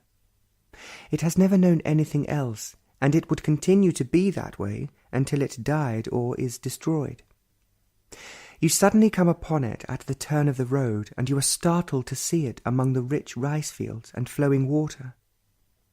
The water and the green fields were murmuring to each other, which they always have been doing from ancient days, and these gentle mutterings never reached the palm. It was alone with the high heaven and flashing clouds. It was by itself, complete and aloof, and it would be nothing else. The water was sparkling in the evening light, and away from the road towards the west was the palm tree, and beyond it were more rice fields. Before coming upon it, you had to go through some noisy, dirty, dusty streets full of children, goats, and cattle. The buses raised clouds of dust which nobody seemed to mind, and the mangy dogs crowded the road. The car turned off the main thoroughfare, which went on, past many small houses and gardens, past rice fields. The car turned left, went through some pompous gates, and a little further on, there in the open, were deer grazing. There must have been 2 or 3 dozen. Some had tall, heavy antlers, and some of the young ones were already showing sharply what they would be. Many of them were spotted white. They were nervous, flicking their large ears, but they went on grazing. Many crossed the red road into the open, and there were several more waiting among the bushes to see what was going to happen. The little car had stopped, and presently all of them crossed over and joined the others. The evening was clear, and the stars were coming out, bright and clear. The trees were withdrawing for the night, and the impatient chattering of the birds had come to an end. The evening light was on the water. In that evening light, along that narrow road, the intensity of delight increased, and there was no cause for it. It had begun while watching a small jumping spider which jumped with astonishing rapidity on flies and held them fiercely. It had begun while watching a single leaf fluttering while the other leaves were still. It had begun while watching the small striped squirrel scolding something or other, its long tail bobbing up and down. The delight had no cause, and joy that is a result is so trivial anyway and changes with the change. This strange unexpected delight increased in its intensity, and what is intense is never brutal. It has the quality of yielding, but still it remains intense. It is not the intensity of all energy concentrated. It is not brought about by thought pursuing an idea or occupied with itself. It is not a heightened feeling, for all these have motives and purposes. This intensity had no cause, no end, nor was it brought into being through concentration, which really bars the awakening of the total energy. It increased without something being done about it. It was as something outside of you, over which you had no control. You had no say in the matter. In the very increasing of intensity, there was gentleness. This word is spoiled. It indicates weakness, sloppiness, irresolution, uncertainty, a shy withdrawal, a certain fear, and so on. But it was none of these things. It was vital and strong, without defences, and so intense. You couldn't cultivate it if you wished. It didn't belong to the category of the strong and the weak. It was vulnerable, as love is. The delight with its gentleness increased in intensity. There was nothing else but that. The coming and the going of people, the drive in the car and the talk, the deer and the palm tree, the stars and the rice field were there in their beauty and freshness, but they were all inside and outside this intensity. A flame has a form, a line, but inside the flame there is only intense heat, without form and line. 27th. The clouds were piling up to the southwest, driven by a strong wind. They were magnificent, great billowing clouds full of fury and space. They were white and dark grey, rain-bearing, filling the sky. The old trees were angry with them and the wind. They wanted to be left alone, though they wanted rain. It would wash them clean again, wash away all the dust, and their leaves would sparkle again. But they didn't like being disturbed, like old people. The garden had so many flowers, so many colours, and each flower was doing a dance, a skip and a jump, and every leaf was astir. Even the little blades of grass on the little lawn were being shaken. And 2 old, thin women were weeding it. 2 old women, old before their age, thin and worn out. They were squatting upon the lawn, chatting and weeding leisurely. They weren't all there. They were somewhere else, carried away by their thoughts, though they were weeding and talking. They looked intelligent, their eyes sparkling, but perhaps too many children and lack of good food had made them old and weary. You became them. They were you and the grass and the clouds. It wasn't a verbal bridge over which you crossed out of pity or out of some vague, unfamiliar sentiment. You were not thinking at all, nor were your emotions stirred. They were you, and you were they. Distance and time had ceased. A car came with a chauffeur, and he entered into that world. His shy smile and salute were those of yours, and you were wondering at whom he was smiling and whom he was saluting. He was feeling a little awkward, not quite used to the feeling of being together. The women and the chauffeur were you, and you were they. The barrier which they had built was gone, and as the clouds overhead went by, it all seemed a part of a widening circle, including so many things, the filthy road and the splendid sky and the passer-by. It had nothing to do with thought. Thought is such a sordid thing anyway, and feeling was involved in no way. It was like a flame that burned its way through everything, leaving no mark, no ashes. It wasn't an experience, with its memories to be repeated. They were you, and you were they, and it died with the mind. It is strange, the desire to show off or to be somebody. Envy is hate, and vanity corrupts. It seems so impossibly difficult to be simple, to be what you are and not pretend. To be what you are is in itself very arduous, without trying to become something, which is not too difficult. You can always pretend, put on a mask, but to be what you are is an extremely complex affair, because you are always changing. You are never the same, and each moment reveals a new facet, a new depth, a new surface. You can't be all this at one moment, for each moment brings its own change. So, if you are at all intelligent, you give up being anything. You think you are very sensitive, and an incident, a fleeting thought, shows that you are not.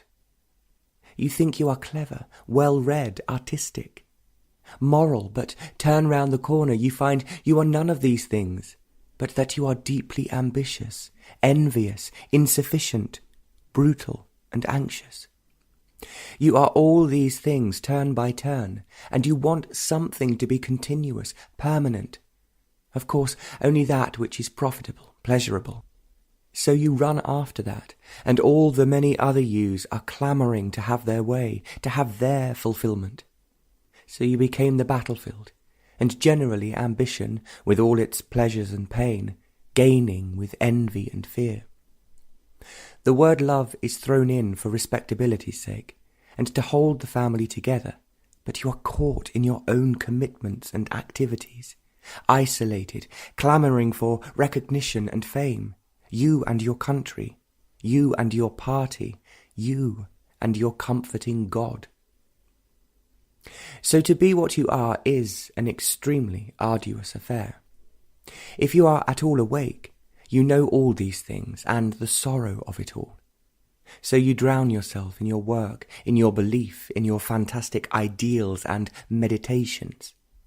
By then you have become old and ready for the grave, if you are not already dead inwardly. To put away all these things, with their contradictions and increasing sorrow, and be nothing, is the most natural and intelligent thing to do. But before you can be nothing, you must have unearthed all these hidden things, exposing them, and so understanding them. To understand these hidden urges and compulsions, you will have to be aware of them, without choice, as with death. Then, in the pure act of seeing, they will wither away, and you will be without sorrow, and so be as nothing. To be as nothing is not a negative state. The very denial of everything you have been is the most positive action, not the positive of reaction, which is inaction. It is this inaction which causes sorrow. This denial is freedom. This positive action gives energy, and mere ideas dissipate energy. Idea is time, and living in time is disintegration, sorrow. 28th. There was a large opening in the thick, closely planted Corserina grove beside a quiet road. Towards the evening it was dark, deserted, and the opening invited the heavens. Further down the road there was a thin, walled hut with palm leaves woven together for its roof. In the hut was a dim light, a wick burning in a saucer of oil, and two people, a man and a woman, were sitting on the floor, eating their evening meal, chatting loudly, with occasional laughter. Two men were coming through the rice fields on a narrow path, dividing the fields, and to hold water. They were talking volubly, carrying something on their heads. There was a group of villagers, laughing shrilly and explaining something to each other with a great many gestures. A few days-old calf was being led by a woman, followed by the mother, softly assuring the baby. A flock of white birds with long legs were flying north, their wings beating the air slowly and rhythmically. The sun had set in a clear sky, and a rose-coloured ray shot across the sky, almost from horizon to horizon. It was a very quiet evening, and the lights of the city were far away.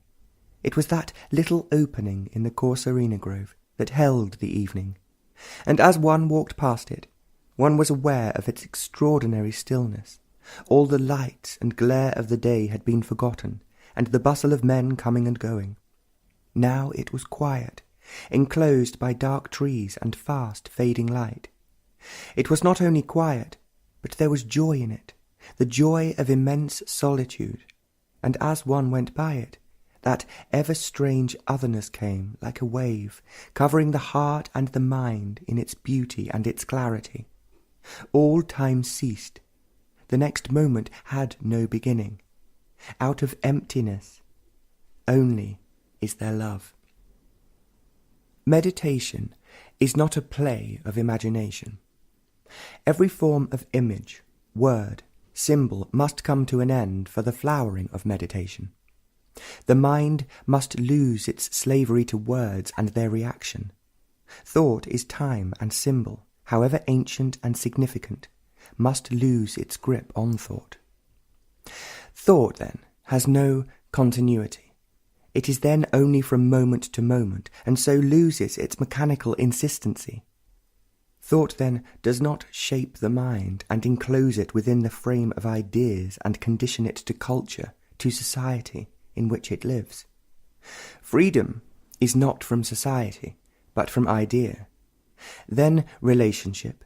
Society does not condition the mind. The whole of consciousness is residual, changing, modifying, conforming, and mutation is only possible when time and idea have come to an end. The ending is not a conclusion, a word to be destroyed, an idea to be denied or accepted. It is to be understood through self-knowing. Knowing is not learning. Knowing is recognition and accumulation, which prevents learning. Learning is from moment to moment, for the self, the me, is ever changing, never constant. Accumulation, knowledge, distorts and puts an end to learning. Gathering knowledge, however expanding its frontier, becomes mechanical, and a mechanical mind is not a free mind. Self-knowing liberates the mind from the known. To live the entire life in the activity of the known breeds endless conflict and misery. Meditation is not personal achievement, a personal quest for reality. It becomes one when it is restricted by methods and systems, and thereby deceptions and illusions are bred. Meditation frees the mind from the narrow, limited existence to the ever-expanding, timeless life. 29th. Without sensitivity there can be no affection.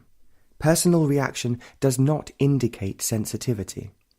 You may be sensitive about your family, about your achievement, about your status and capacity. This kind of sensitivity is a reaction, limited, narrow, and is deterioration. Sensitivity is not good taste, for good taste is personal, and the freedom from personal reaction is the awareness of beauty. Without the appreciation of beauty, and without the sensitive awareness of it, there is no love. This sensitive awareness of nature, of the river, of the sky, of the people, of the filthy road, is affection. The essence of affection is sensitivity. But most people are afraid of being sensitive. To them, to be sensitive is to get hurt, and so they harden themselves, and so preserve their sorrow. Or they escape into every form of entertainment, the church, the temple, gossip and cinema and social reform. But being sensitive is not personal, and when it is, it leads to misery. To break through this personal reaction is to love, and love is for the one and the many. It is not restricted to the one or to the many. To be sensitive, all the senses must be fully alive, active, and fear of being a slave to the senses is merely the avoidance of a natural fact. The awareness of the fact does not lead to slavery. It is the fear of the fact that leads to bondage. Thought is of the senses, and thought makes for limitation, but yet you are not afraid of thought. On the contrary, it is ennobled with respectability and enshrined with conceit. To be sensitively aware of thought, of feeling, of the world about you, of your office and of nature, is to explode from moment to moment in affection.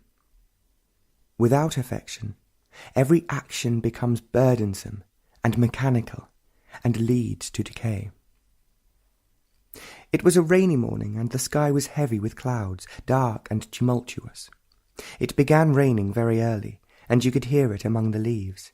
And there were so many birds on the little lawn, big and little ones, light grey, brown with yellow eyes, large black crows and little ones, smaller than sparrows. They were scratching, pulling, chattering, restless, complaining and pleased. It was drizzling, and they didn't seem to mind, but when it began to rain harder, they all flew off, complaining loudly. But the bushes and the large old trees were rejoicing. Their leaves were washed clean of the dust of many days. Drops of water were clinging to the ends of the leaves. One drop would fall to the ground, and another would form to fall. Each drop was the rain, the river, and the sea. And every drop was bright, sparkling. It was richer than all the diamonds, and more lovely. It gathered to a drop, remained in its beauty, and disappeared into the ground, leaving no mark. It was an endless procession, and disappeared into the ground. It was an endless procession beyond time. It was raining now, and the earth was filling itself for the hot days of many months. The sun was behind many clouds, and the earth was taking rest from the heat. The road was very bad, full of deep potholes, filled with brown water. Sometimes the little car went through them, sometimes dodged them, but went on. There were pink flowers which crept up trees along the barbed wire fences, growing wildly over bushes, and the rain was among them, making their colours softer and more gentle. They were everywhere, and would not be denied. The road went past a filthy village, with filthy shops and filthy restaurants, and as it turned, there was a rice field enclosed among the palm trees. They surrounded it, almost holding it to themselves, lest men should spoil it. The rice field followed the curving lines of the palms, and beyond it were banana groves whose large, shining leaves were visible through the palms. That rice field was enchanted. It was so amazingly green, so rich and wondrous. It was incredible. It took your mind and heart away. You looked, and you disappeared, never to be again the same. That colour was God, was music, was the love of the earth. The heavens came to the palms and covered the earth, but that rice field was the bliss of eternity. And the road went on to the sea. That sea was pale green, with enormous rolling waves crashing on a sandy beach. They were murderous waves, and angry with the pent-up fury of many storms. The sea looked furiously calm, and the waves showed its danger. There were no boats on the sea, those flimsy catamarans, so crudely put together by a piece of rope. All the fishermen were in those dark, palm-thatched huts on the sands, so close to the water. And the clouds came rolling along, carried by winds that you couldn't feel, and it would rain again, with a pleasant laughter. To the so-called religious, to be sensitive is to sin, an evil reserved for the worldly. To the religious, the beautiful is temptation, to be resisted. It's an evil distraction to be denied. Good works are not a substitute for love, and without love all activity leads to sorrow, noble or ignoble. The essence of affection is sensitivity, and without it all worship is an escape from reality. To the monk, to the sannyasi, the senses are the way of pain, save thought, which must be dedicated to the God of their conditioning. But thought is of the senses. It is thought that puts together time, and it is thought that makes sensitivity sinful. To go beyond thought is virtue, and that virtue is heightened sensitivity, which is love. Love, and there is no sin. Love, and do what you will, and then there is no sorrow. 30th. A country without a river is desolate. It is a small river, if it can be called a river, but it has a fairly large bridge of stone and brick. It is not too wide, and the buses and cars have to go slowly, and there are always people on foot and the inevitable bicycle. It pretends to be a river, and during the rains it looks like a deep, full river. But now, when the rains are nearly over, it looks like a large sheet of water with a large island, with many bushes in the middle of it. It goes to the sea due east, with a great deal of animation and joy. But now there is a wide sandbar, and so it waits for the next rainy reason. Cattle were fording onto the island, and a few fishermen were trying to catch some fish. The fish were always small, about the size of a large finger, and they smelt dreadful as they were being sold under the trees. And that evening, in the quiet waters, was a large heron, utterly frozen and still. It was the only bird on the river. In the evening crows and other birds would be flying across the river, but there were none that evening, except for this single heron. You couldn't help seeing it. It was so white, motionless, with a sunlit sky. The yellow sun and the pale green sea were some distance, and as the land went towards them, 3 large palm trees faced the river and the sea. The evening sun was upon them, and the sea beyond, restless, dangerous, and pleasantly blue. From the bridge, the sky seemed so vast, so close and unspoiled. It was far from the airport. But that evening, that single heron and the 3 palm trees were the whole earth, time past and present, and life that had no past. Meditation became a flowering without roots, and so a dying. Negation is a marvellous movement of life, and the positive is only a reaction to life, a resistance. With resistance there is no death, but only fear. Fear breeds further fear and degeneration. Death is the flowering of the new. Meditation is the dying of the known. It is strange that one can never say, "I don't know." To really say it and feel it, there must be humility. But one never admits to the fact of never knowing. It is vanity that feeds the mind with knowledge. Vanity is a strange disease, ever hopeful and ever dejected. But to admit to not knowing is to stop the mechanical process of knowing. There are several ways of saying "I don't know," pretense and all its subtle and underhand methods, to impress, to gain importance, and so on. The "I don't know" which is really marking time to find out, and the "I don't know" which is not searching out to know. The former state never learns, it only gathers and so never learns, and the latter is always in a state of learning, without ever accumulating. There must be freedom to learn, and so the mind can remain young and innocent. Accumulation makes the mind decay, grow old and wither. Innocency is not the lack of experience, but to be free of experience. This freedom is to die to every experience and not let it take root in the soil of the enriching brain. Life is not without experience, but life is not when the soil is full of roots. But humility is not the conscious clearing of the known. That is the vanity of achievement, but it is that complete not knowing which is dying. Fear of death is only in knowing, not in not knowing. There is no fear of the unknown, only in the changing of the known, in the ending of the known. But the habit of the word, the emotional content of the word, the hidden implications of the word, prevent the freedom from the word. Without this freedom, you are a slave to words, to conclusions, to ideas. If you live on words, as so many do, the inward hunger is insatiable. It is forever ploughing and never sowing. Then you live in the world of unreality, of make-believe, of sorrow that has no meaning. A belief is a word, a conclusion of thought, made up of words, and it is that corrupts, spoiling the beauty of the mind. To destroy the word is to demolish the inward structure of security, which has no reality in any way.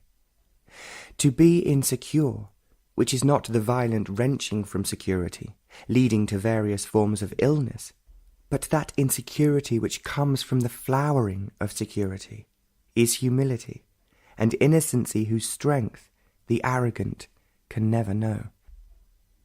December 1st, 1961. The road was muddy, deep-rutted, full of people. It was outside the town, and slowly a suburb was being built.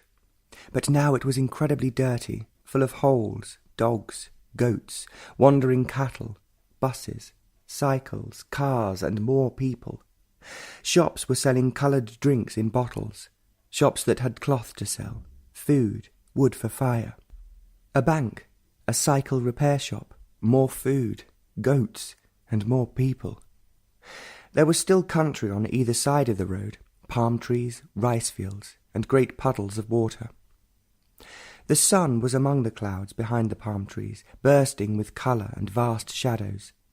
The pools were ablaze, and every bush and tree was amazed by the vastness of the sky.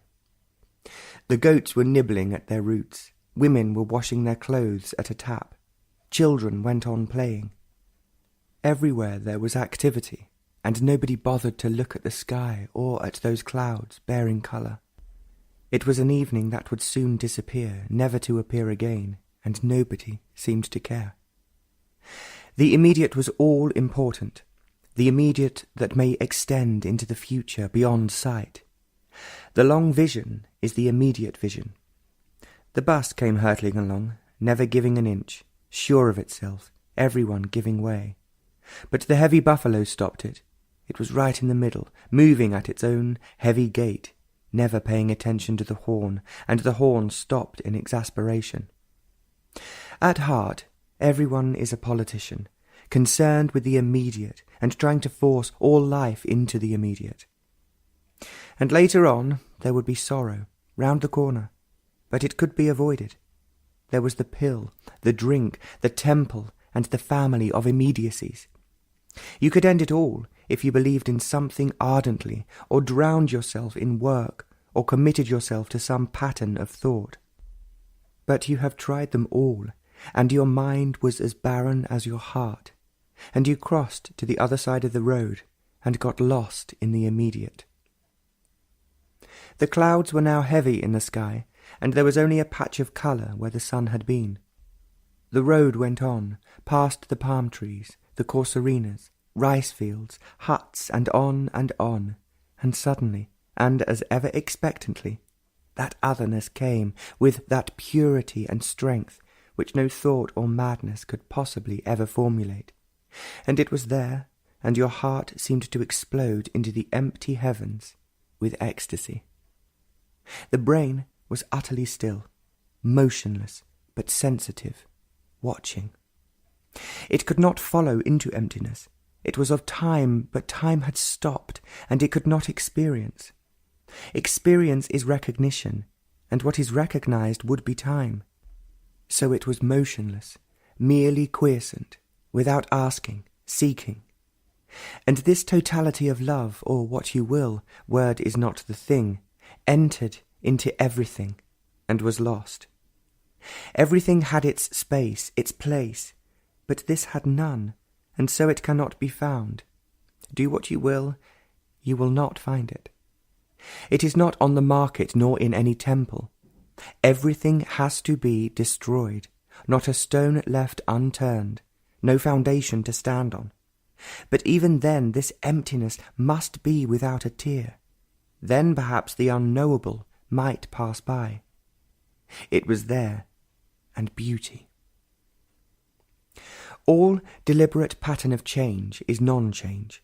Change has motive, purpose, direction, and so it is merely a continuity, modified of what has been. Such change is futile. It is like changing clothes on a doll, but it remains mechanical, lifeless, brittle, to be broken and thrown away. Death is the inevitable end of change. Economic, social revolution is death in the pattern of change. It is not a revolution at all. It is a continuity, modified of what has been. Mutation, total revolution, takes place only when change, the pattern of time, is seen as false, and in its total abandonment, mutation takes place. Second, the sea was rough, with thunderous waves that came in from afar. Nearby was a village built round a large deep pond, a tank it is called, and a broken-down temple. The water of the tank was pale green, and steps led down to it from all sides. The village was neglected, dirty, and there were hardly any roads. And round about this tank were houses, and on one side was the old temple in ruins, and a comparatively new one, with red-striped walls. The houses were dilapidated, but that village had a familiar, friendly feeling about it. Beside the way that led to the sea, a whole group of women were haggling over some fish at the top of their voices. Everyone seemed so excited about everything.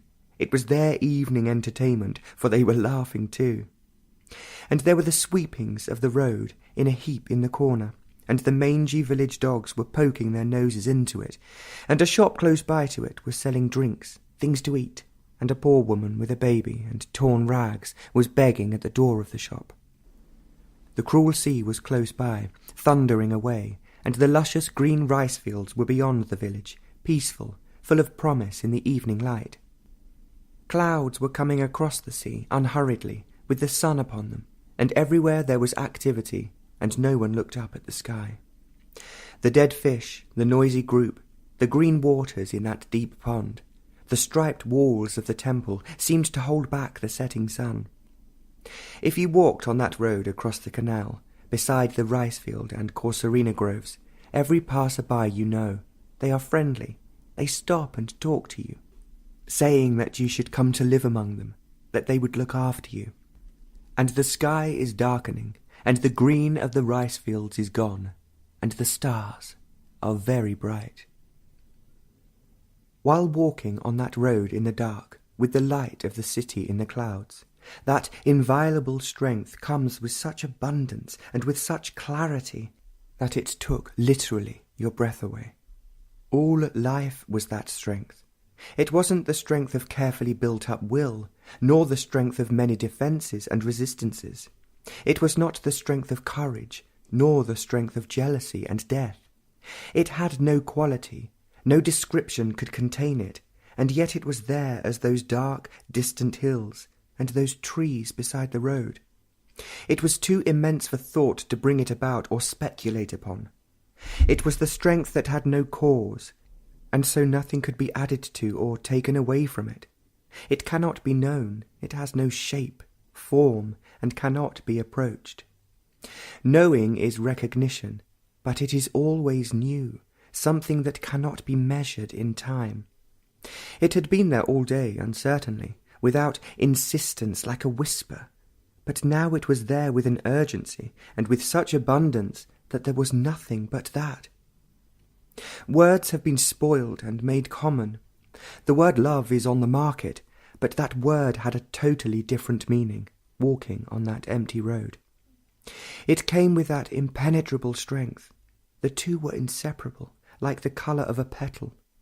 The brain, the heart, and the mind were totally consumed by it, and there was nothing left but that. But yet the buses rattled by, the villagers were talking loudly, and the Pleiades were just over the horizon.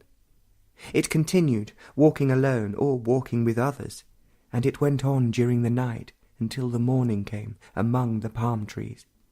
But it is there like a whisper, among the leaves. What an extraordinary thing meditation is! If there is any kind of compulsion, effort to make thought conform, imitate, then it becomes a wearisome burden. The silence which is desired ceases to be illuminating. If it is the pursuit of visions and experiences, then it leads to illusions and self-hypnosis. Only in the flowering of thought, and so ending thought, does meditation have significance. Thought can only flower in freedom, not in ever-widening patterns of knowledge. Knowledge may give newer experiences of greater sensation, but a mind that is seeking experiences of any kind is immature. Maturity is the freedom from all experience. It is no longer under any influence to be and not to be.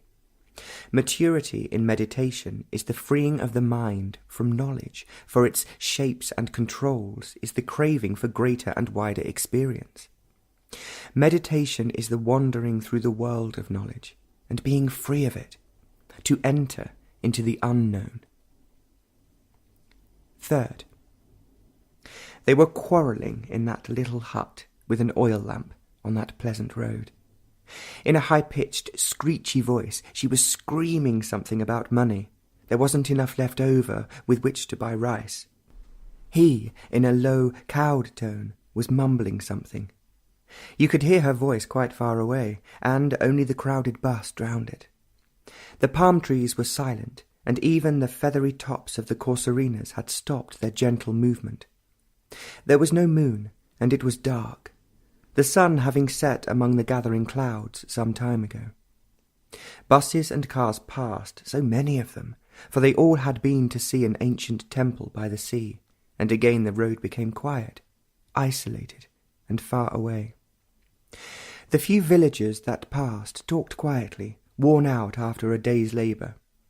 That strange immensity was coming, and it was there with incredible gentleness and affection. As a tender new leaf in spring, so easily destroyed, it was there, utterly vulnerable, and so everlastingly indestructible. Every thought and feeling disappeared, and recognition ceased. It is strange how important money has become, both to the giver and to the receiver, to the man in power and to the poor. They talk everlastingly of money, or avoid talking of money, as it is bad form, but are conscious of money. Money to do good work, money for the party, money for the temple, and money to buy rice. If you have money, you are miserable, and if you haven't, you are in misery too. They tell you what he is worth, as they tell you his position and the degrees he has taken, his cleverness, his capacity, and how much he is making. The envy of the rich and the envy of the poor. The competition to show off. Knowledge, clothes, and the brilliancy of conversation. Everyone wants to impress somebody. The larger the crowd, the better. But money is more important than anything else except power. These two things are a marvellous combination. The saint has power, though he has no money. He is influencing the rich and poor. The politician will use the country, the saint the gods that be, to come to the top and tell you the absurdity of ambition and the ruthlessness of power. There is no end to money and power. The more you have, the more you want, and there is no end to it. But behind all money and power, there is sorrow which cannot be denied. You may put it aside, try to forget it, but it is always there. You can't argue it away, and it is always there, a deep wound that nothing seems to heal. Nobody wants to be free of it. It is too complex to understand sorrow. It is all explained in the books, and the books, words, conclusions become all important, but sorrow is still covered over with ideas. And escape becomes significant. Escape is the essence of superficiality, though it may have varying depths. But sorrow is not so easily cheated. You have to go into the very heart of it to end it. You have to dig very deep into yourself, never leaving a corner uncovered. You have to see every twist and turn of cunning thought, every feeling about everything, every move of every reaction, without restraint, without choice. It is like following a river to its source. The river will take you to it. You have to follow every thread, every clue to the heart of sorrow. You have only to watch, see, listen. It is all there, open and clear. You have to take the journey, not to the moon, not to the gods, but into yourself. You can take a swift step into yourself, and so swiftly end sorrow or prolong the journey, idling, lazy, and dispassionate. You need to have passion to end sorrow, and passion is not bought through escape. It is there when you stop escaping. Fourth, under the trees it was very quiet. There were so many birds calling, singing, chattering, endlessly restless. The branches were huge, beautifully shaped, polished, smooth, and it was quite startling to see them, and they had a sweep and a grace that brought tears to the eyes and made you wonder at the things of the earth. The earth had nothing more beautiful than the tree, and when it died it would still be beautiful. Every branch naked, open to the sky, bleached by the sun, and there would be birds resting upon its nakedness. There would be shelter for owls, there in that deep hollow, and the bright, screeching parrots would nest high up in the hole of that branch. Woodpeckers would come, with their red, crested feathers sticking straight out of their heads, to drive in a few holes. Of course, there would be those striped squirrels, racing about the branches, ever complaining about something, and always curious. Right on the topmost branch, there would be a white and red eagle, surveying the land with dignity and alone. There would be many ants, red and black, scurrying up the tree, and others racing down, and their bite would be quite painful. But now the tree was alive, marvellous, and there was plenty of shade, and the blazing sun never touched you. You could sit there by the hour and see and listen to everything that was alive and dead, outside and inside. You cannot see and listen to the outside without wandering on to the inside. Really, the outside is the inside, and the inside is the outside, and it is difficult, almost impossible, to separate them. You look at this magnificent tree, and you wonder who is watching whom, and presently there is no watcher at all. Everything is so intensely alive, and there is only life, and the watcher is as dead as that leaf. There is no dividing line between the tree, the birds, and that man sitting in the shade, and the earth that is so abundant. Virtue is there without thought, and so there is order. Order is not permanent. It is there only from moment to moment, and that immensity comes with the setting sun so casually, so freely welcoming. The birds have become silent, for it is getting dark, and everything is slowly becoming quiet, ready for the night. The brain, that marvellous, sensitive, alive thing, is utterly still, only watching, listening without a moment of reaction, without recording, without experiencing, only seeing and listening. With that immensity, there is love and destruction, and that destruction is unapproachable strength. These are all words like that dead tree, a symbol of that which was and it never is. It has gone, moved away from the word. The word is dead, which would never capture that sweeping nothingness. Out of that immense emptiness is there love, with its innocency. How can the brain be aware of that love? The brain that is so active, crowded, burdened with knowledge, with experience? Everything must be denied for that to be. Habit, however convenient, is destructive of sensitivity. Habit gives the feeling of security, and how can there be alertness, sensitivity, when habit is cultivated? Not that insecurity brings alert awareness. How quickly everything becomes habit, sorrow as well as pleasure, and then boredom sets in, and that peculiar thing called leisure. After habit, which has been working for 40 years, then you have leisure, or leisure at the end of the day. Habit had its turn, and now it's the turn of leisure, which again turns into habit. Without sensitivity, there is no affection, and that integrity which is not the driven reaction of contradictory existence. The machinery of habit is thought, which is always seeking security, some comforting state from which it will never be disturbed. It is this search for the permanent that denies sensitivity. Being sensitive never hurts, only those things in which you have taken shelter cause pain. To be totally sensitive is to be wholly alive, and that is love. But thought is very cunning. It will evade the pursuer, which is another thought. Thought cannot pursue another thought. Only the flowering of thought can be seen, listened to, and what flowers in freedom comes to an end, dies, without leaving a mark. Fifth, this cuckoo, which has been calling from dawn, was smaller than a crow, greyer, with long tail and brilliant red eyes. It was sitting on a small palm tree, half hidden, calling in clear, soft tones. Its tail and head were showing, and there, on a small tree, was its mate.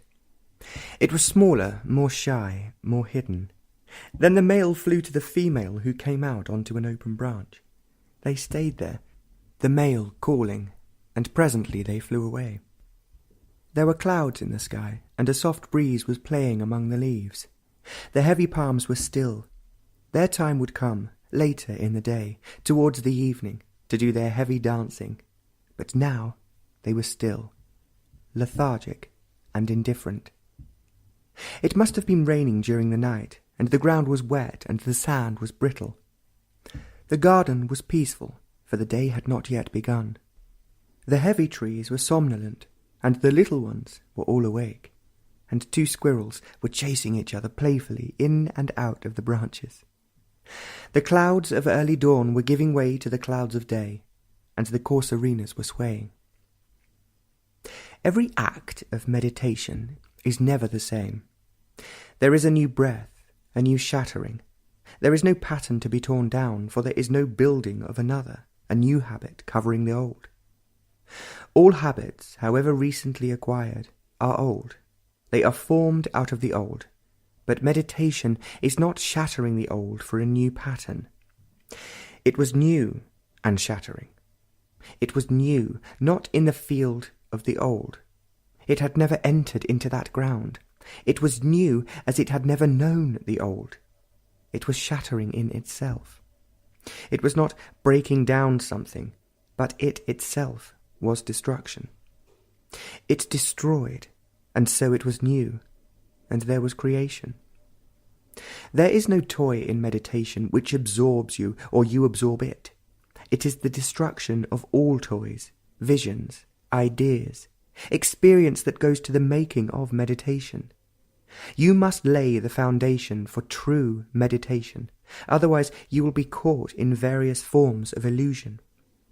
Meditation is purest negation, negation which is not the outcome of reaction. To deny and to remain with the denial in negation is action without motive, which is love. 6th. There was a grey-speckled bird, nearly as large as a crow. It wasn't a bit shy, and it could be watched as long as one liked. It was eating berries, choosing very carefully, which were hanging down in heavy bunches, green and silver. Presently, 2 other birds, nearly as large as the speckled one, came to hang on the other bunches. They were the cuckoos of yesterday. There was no soft-throated calls this time. They were all eating busily. They generally are shy birds, these cuckoos, but they didn't seem to mind someone standing so close, watching them, only a few feet away. Then the striped squirrel came to join them, but all the 3 flew off, and the squirrel set to, and was eating away ravenously, when a crow came cawing, and this was too much for it, and it raced away. The crow didn't eat any of the berries, but probably didn't like others enjoying themselves. It was a cool morning, and the sun was coming up slowly behind the thick trees. There were long shadows, and the soft dew was still on the grass, and in the little pond there were 2 blue lilies with hearts of gold. It was light golden in colour, and the blue was the blue of spring skies, and the pads were round, very green, and a small frog was sitting on one of them, motionless, eyes staring. The 2 lilies were the delight of the whole garden. Even the large trees looked down upon them without shadow. They were delicate, soft, and quiet in their pond. When you looked at them, all reaction ceased. Your thoughts and feelings faded away, and only they remained, in their beauty and their quietness. They were intense, like every living thing is, except man, who is so everlastingly occupied with himself. As you watched these 2, the world changed, not into some better social order with less tyranny and more freedom or poverty eliminated, but there was no pain, no sorrow, the coming and going of anxiety, and there was no toil of boredom. It was changed because these 2 were there, blue with golden hearts. It was the miracle of beauty. That road was familiar with us all now. The villager, the long line of bullock carts with a man walking beside each one of them, 15 or 20 of them in a long line, with the dogs, goats, and the ripening rice fields. And that evening it was smilingly open, and the skies were very close. It was dark, and the road shone with the light of the sky, and night was closing in. Meditation is not the way of effort. Every effort contradicts, resists. Effort and choice always breed conflict, and meditation then only becomes an escape from fact, the what is. But on that road, meditation yielded to that otherness, utterly silencing the already quiet brain. The brain was merely a passage for that immeasurable. As a deep wide river between 2 steep banks, this strange otherness moved, without direction, without time. 7. Out of the window you could see a young palm tree, and a tree full of large pink-petalled flowers among the green leaves. The palm leaves were waving in every direction, heavily and clumsily, and the flowers were motionless.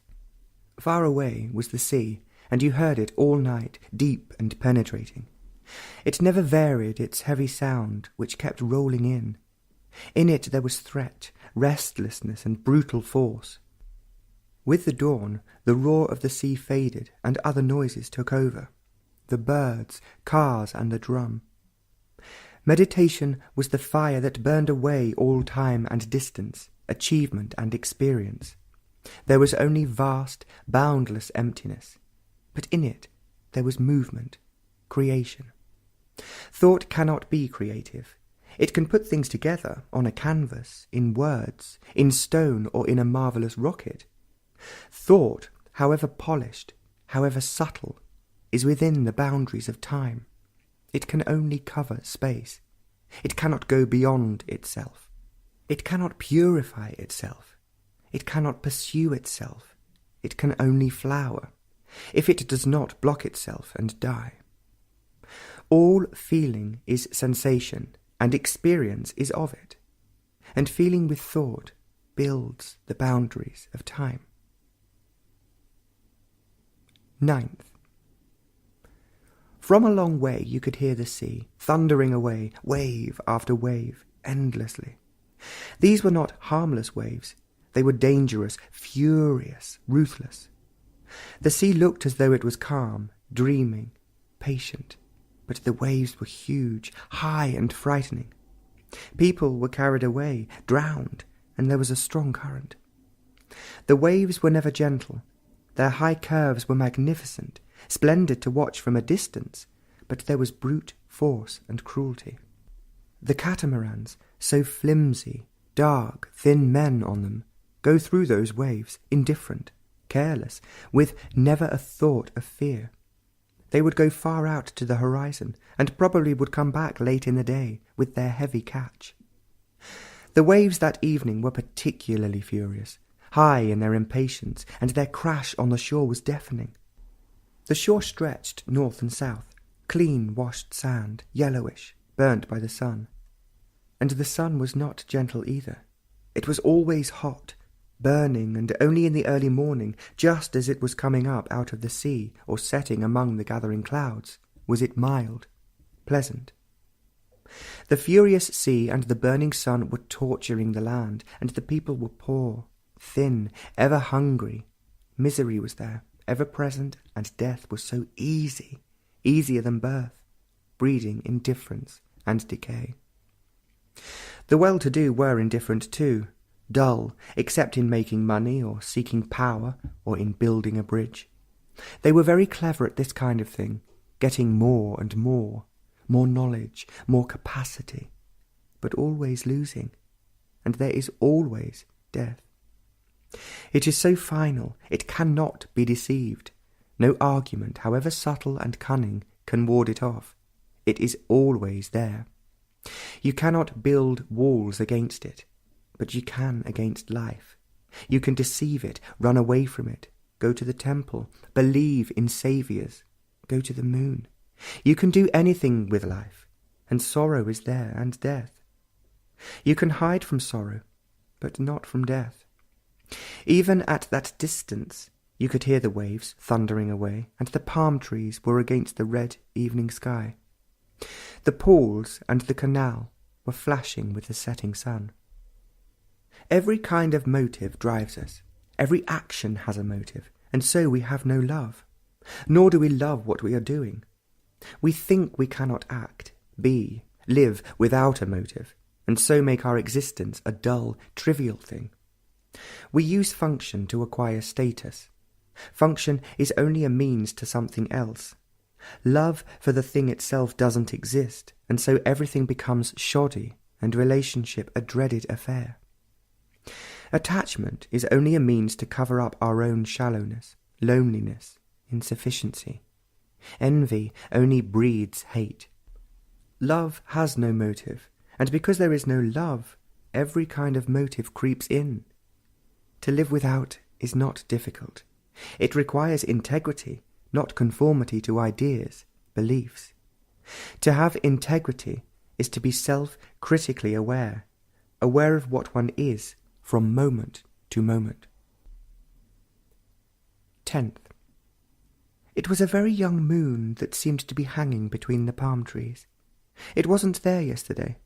It might have been hiding behind the clouds, shyly avoiding, for it was just a slip, like a delicate golden curving line, and between the palm trees, dark and solemn, it was a miracle of delight.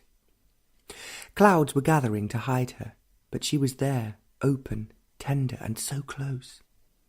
The palm trees were silent, austere, harsh, and the rice fields were turning yellow with age.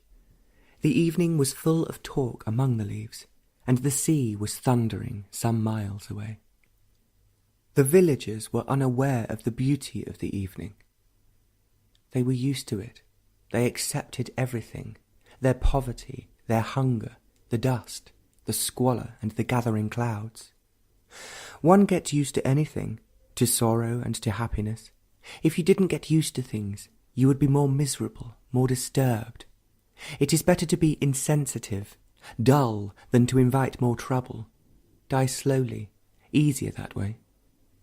You can find economic and psychological reasons for all this, but the fact remains, with the well-to-do and with the poor, that it is simpler to get used to things.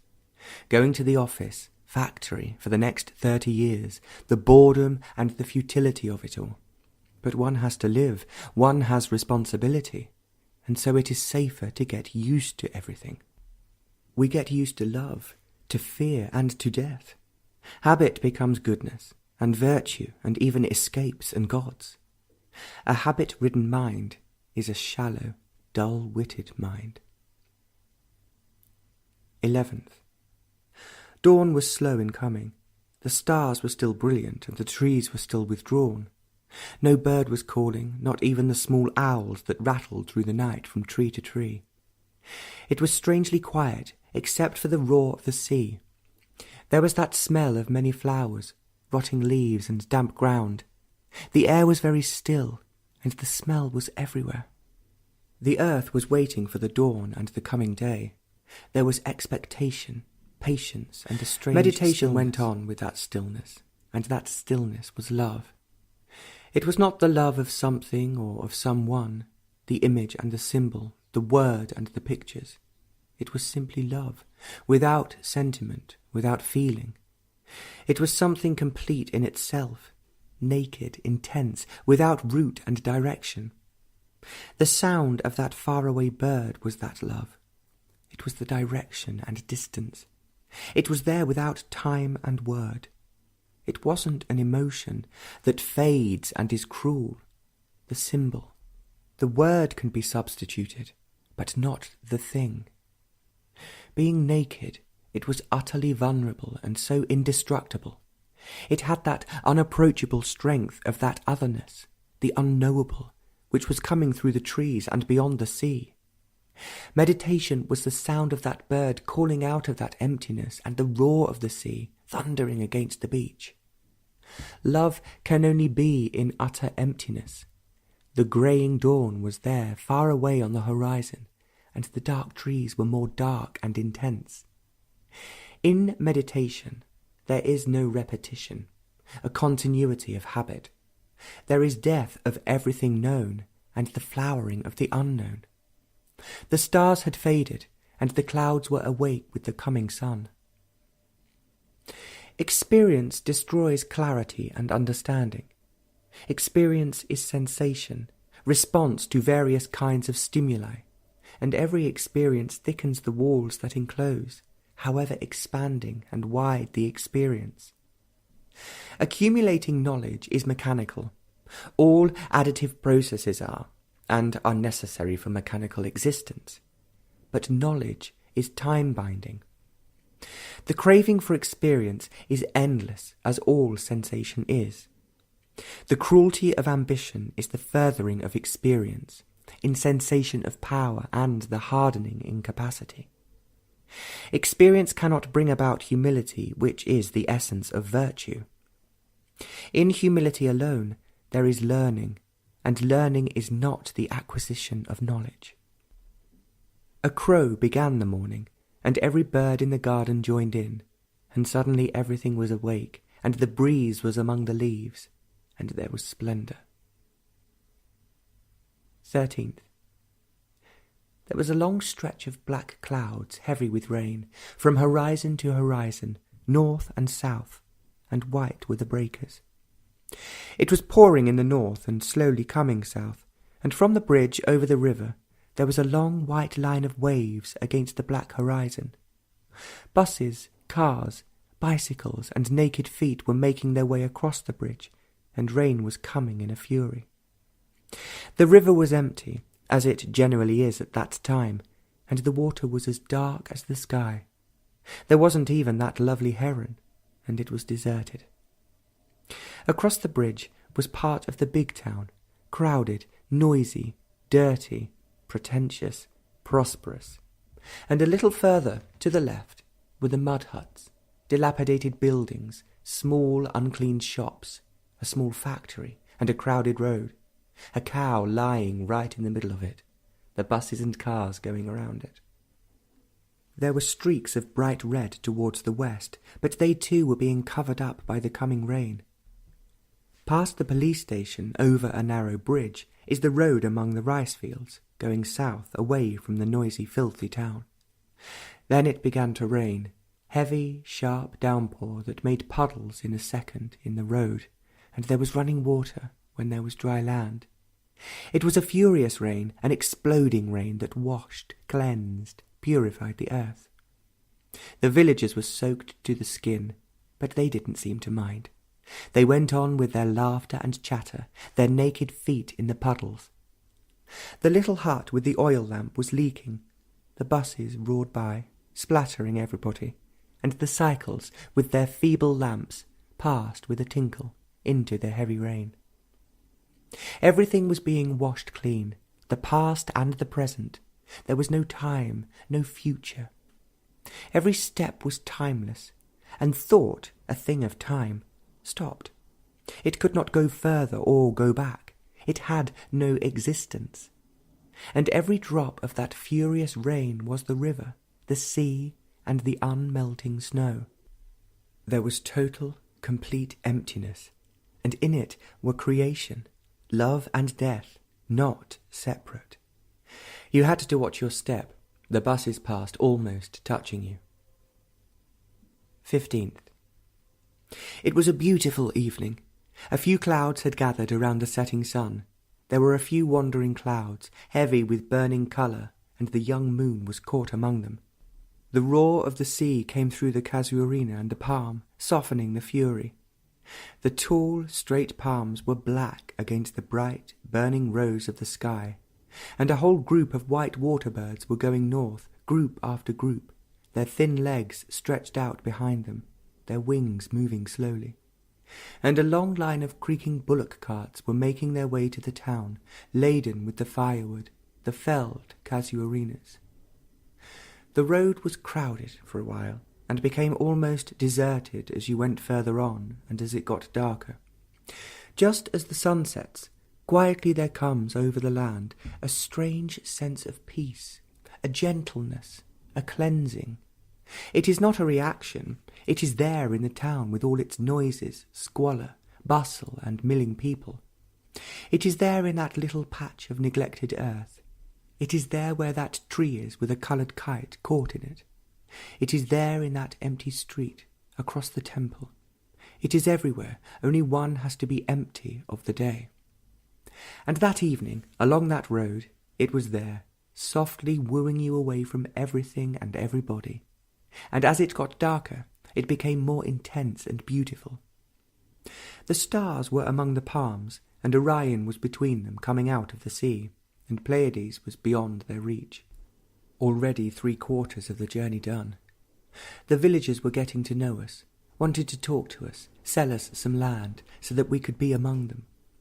And as the evening advanced, that otherness descended with exploding bliss, and the brain was as motionless as those trees, without a single leaf stirring.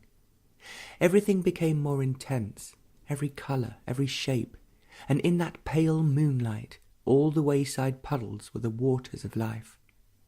Everything must go, be wiped away, not to receive it, but the brain must be utterly still, sensitive, to watch, to see.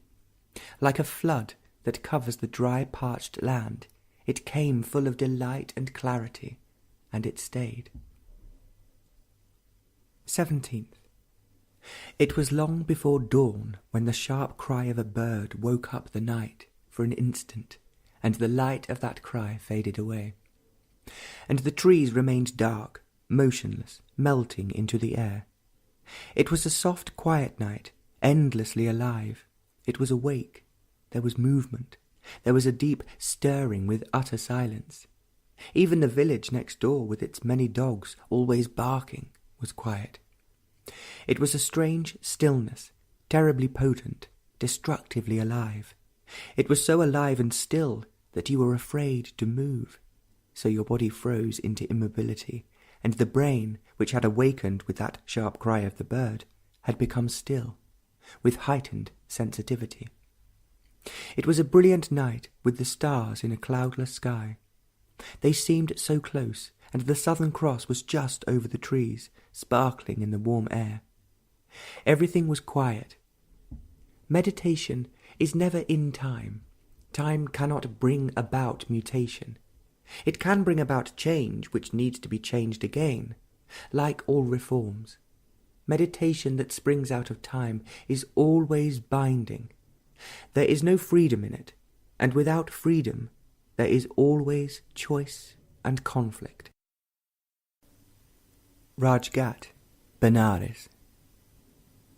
18th. High up in the mountains, among the barren rocks, with not a tree or bush, was a little stream coming out of a massive, unapproachable rock. It was hardly a stream, it was a trickle.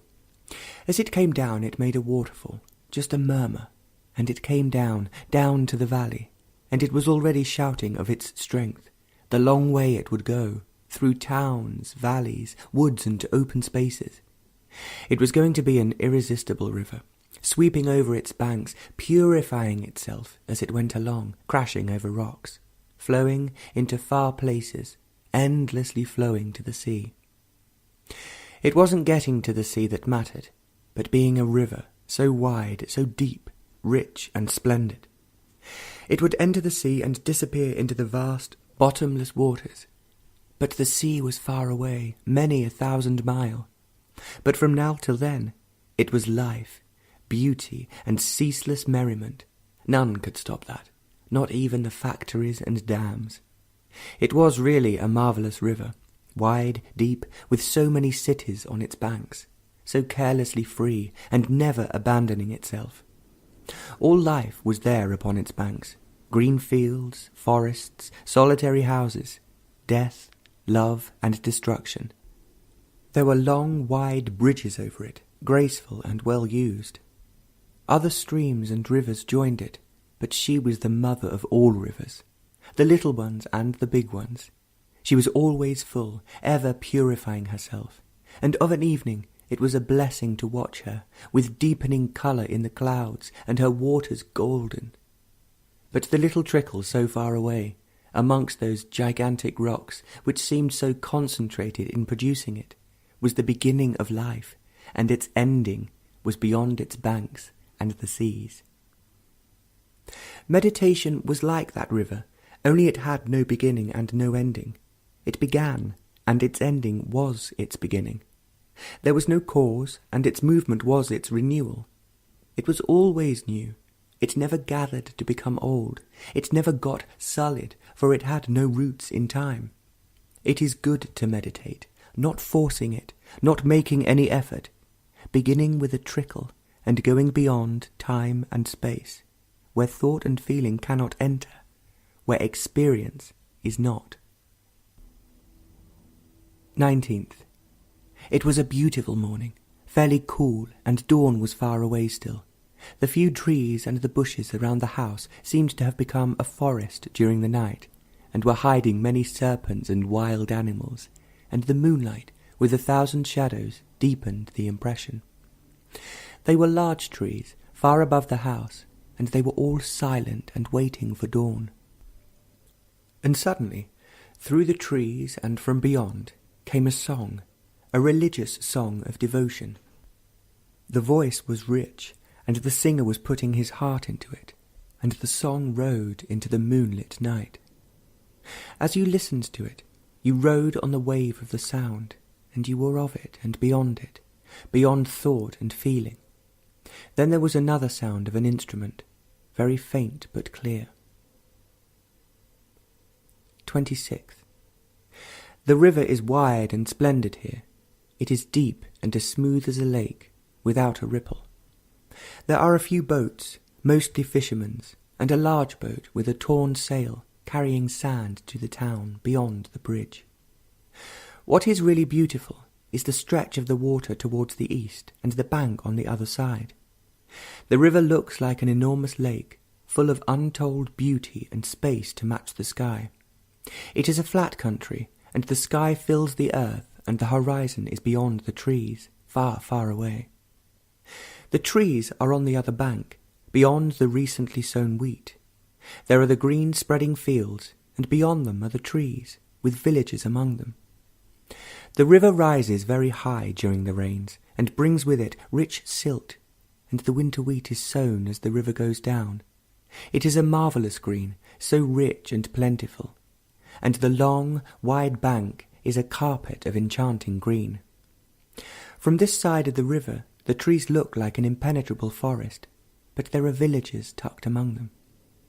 But there is one tree, huge, its roots exposed, that is the glory of the bank. There is a little white temple under it, but its gods are as the water that goes by, and the tree remains. It has thick foliage, with long-tailed leaves, and birds come across the river for the night. It towers over the trees, and you can see it as far as you care to walk on this side down the river. It has the presence of beauty, the dignity of which is alone. But those villages are crowded, small, filthy, and human beings foul the earth around them. From this side, the white walls of the villages among the trees look fresh, gentle, and of great beauty. Beauty is not man-made. The things of man arouse feelings, sentiment, but these have nothing to do with beauty. Beauty can never be put together, neither the thing built nor in the museum. One must go beyond all this, all personal taste and choice, be cleansed of all emotion, for love is beauty. The river curves majestically as it flows east, past villages, towns, and deep woods, but here, just below the town and the bridge, the river and its opposite bank is the essence of all rivers and banks. Every river has its own song, its own delight and mischief, but here, out of its very silence, it contains the earth and the heavens. It is a sacred river, as all rivers are, but again here, a part of the long winding river, there is a gentleness of immense depth and destruction. Looking at it now, you would be enchanted by its mellow age and tranquillity, and you would lose all earth and heaven. In that quiet silence, that strange otherness came, and meditation lost its meaning. It was like a wave coming from afar, gathering momentum as it came, crashing on the shore, sweeping everything before it. Only there was no time and distance. It was there with impenetrable strength, with destructive vitality, and so the essence of beauty, which is love. No imagination could possibly conjure up all this. No deep hidden impulse can ever project this immensity. Every thought and every feeling, every desire and compulsion was totally absent. It was not an experience. Experience implies recognition, an accumulating centre, memory and a continuity. It was not an experience. Only the immature crave for experience, and thereby are caught in illusion. It was simply an event, a happening, a fact, like a sunset, like death and the curving river. Memory could not catch it in its net and keep it, and thereby destroy it. Time and memory could not hold it, nor thought pursue it. It was a flash in which all time and eternity were consumed, without leaving any ashes, memory. Meditation is the complete and total emptying of the mind, not in order to receive, to gain, to arrive, but a denudation without motive. It is really emptying the mind of the known, conscious and unconscious, of every experience, thought and feeling. Negation is the very essence of freedom. Assertion and positive pursuit is bondage. 30th. 2 crows were fighting, They were viciously angry with each other. There was fury in their voices. Both were on the ground, but one had the advantage, driving its hard, black beak into the other. Shouting at them from the window did no good, and one was going to be killed. A passing crow dived in suddenly, breaking its flight, cawing more loudly than the two on the ground. It landed beside them, beating its black, shiny wings against them. In a second, 6 more crows came, all cawing away furiously, and several of them, with their wings and beaks, separated the two who were intent on killing each other. They might kill other birds, other things, but there was going to be no murder amongst their own kind, and that would be the end of them all. The two still wanted to fight it out, but the others were telling them off, and presently they all flew away, and there was quietness in the little open space among the trees by the river. It was late in the afternoon. The sun was behind the trees, and the really bitter cold was gone, and all the birds all day were singing, calling, and making all those pleasant sounds they do. Parrots were flying in crazily for the night. It was a bit early, but they were coming in. The large tamarind tree could hold quite a lot of them. Their colour was almost the colour of the leaves, but their green was more intense, more alive. If you watched carefully, you would see the difference, and also you would see their brilliant red curving beaks, which they used to bite and climb. They were rather clumsy among the branches, going from one to the other, but they were the light of heavens in movement. Their voices were harsh and sharp, and their flight never straight, but their colour was the spring of the earth. Earlier in the morning, on a branch of that tree, 2 small owls were sunning themselves, facing the rising sun. They were so still you would not have noticed them. They were the colour of the branch, mottled grey, unless by chance you saw them coming out of their hole in the tamarind tree. It had been bitterly cold, most unusual, and 2 golden green flycatchers dropped dead that morning from the cold. One was the male, and the other female. They must have been mates. They died on the same instant, and they were still soft to the touch. They were really gold and green, with long, curving bills. They were so delicate, so extraordinarily alive still. Colour is very strange. Colour is God, and those two were the glory of light. The colour would remain, though the machinery of life had come to an end. Colour was more enduring than the heart. It was beyond time and sorrow. But thought can never solve the ache of sorrow. You can reason in and out, but it would be there still after the long, complicated journey of thought. Thought can never resolve human problems. Thought is mechanical, and sorrow is not. Sorrow is as strange as love, but sorrow keeps away love. You can resolve sorrow completely, but you cannot invite love. Sorrow is self-pity with all its anxieties, fears, guilt, but all this cannot be washed away by thought. Thought breeds the thinker, and between them sorrow is begotten. The ending of sorrow is the freedom from the known. 31st. There were many fishing boats as the sun was deep in the west, and the river suddenly was awake with laughter and loud talk. There were 23 of them, and each boat held 2 or 3 men. The river is wide here, and these few boats seemed to have taken charge of the waters. They were racing, shouting, calling to each other in excited voices, like children at play. They were very poor people, in dirty rags, but just now they had no cares, and loud talk and laughter filled the air. The river was sparkling, and the slight breeze made patterns on the water. The crows were beginning now to fly back from across the river to their accustomed trees. The swallows were flying low, almost touching the water. January 1st, 1962. A winding stream makes its way to the wide river. It comes through a dirty part of the town, made filthy by everything imaginable, and comes to the river almost exhausted. Near where it meets the big one, there is a rickety bridge over it made up of bamboo, pieces of rope and straw. When it is almost collapsing, They put a pole in the soft bed of the stream, and more straw and mud, and tie it up with not too thick a rope, and the rope has many knots. The whole thing is a ramshackle affair. It must have been fairly straight once, but now it dips almost touching the lazy stream, and as you walk across it, you hear the mud and the straw dropping into the water. But somehow it must be fairly strong. It is a narrow bridge. It is rather difficult to avoid touching another coming the other way. Bicycles loaded with milk cans happily go across it without the least concern for themselves or for others. It is always busy with villagers going to town with their produce and coming back in the evening to their villages, worn out, carrying something or other, tongs, kites, oil, a piece of wood, a slab of rock, and things they can't pick up in their own village. They are dressed in rags, dirty, ill and endlessly patient, walking in naked feet, endless miles.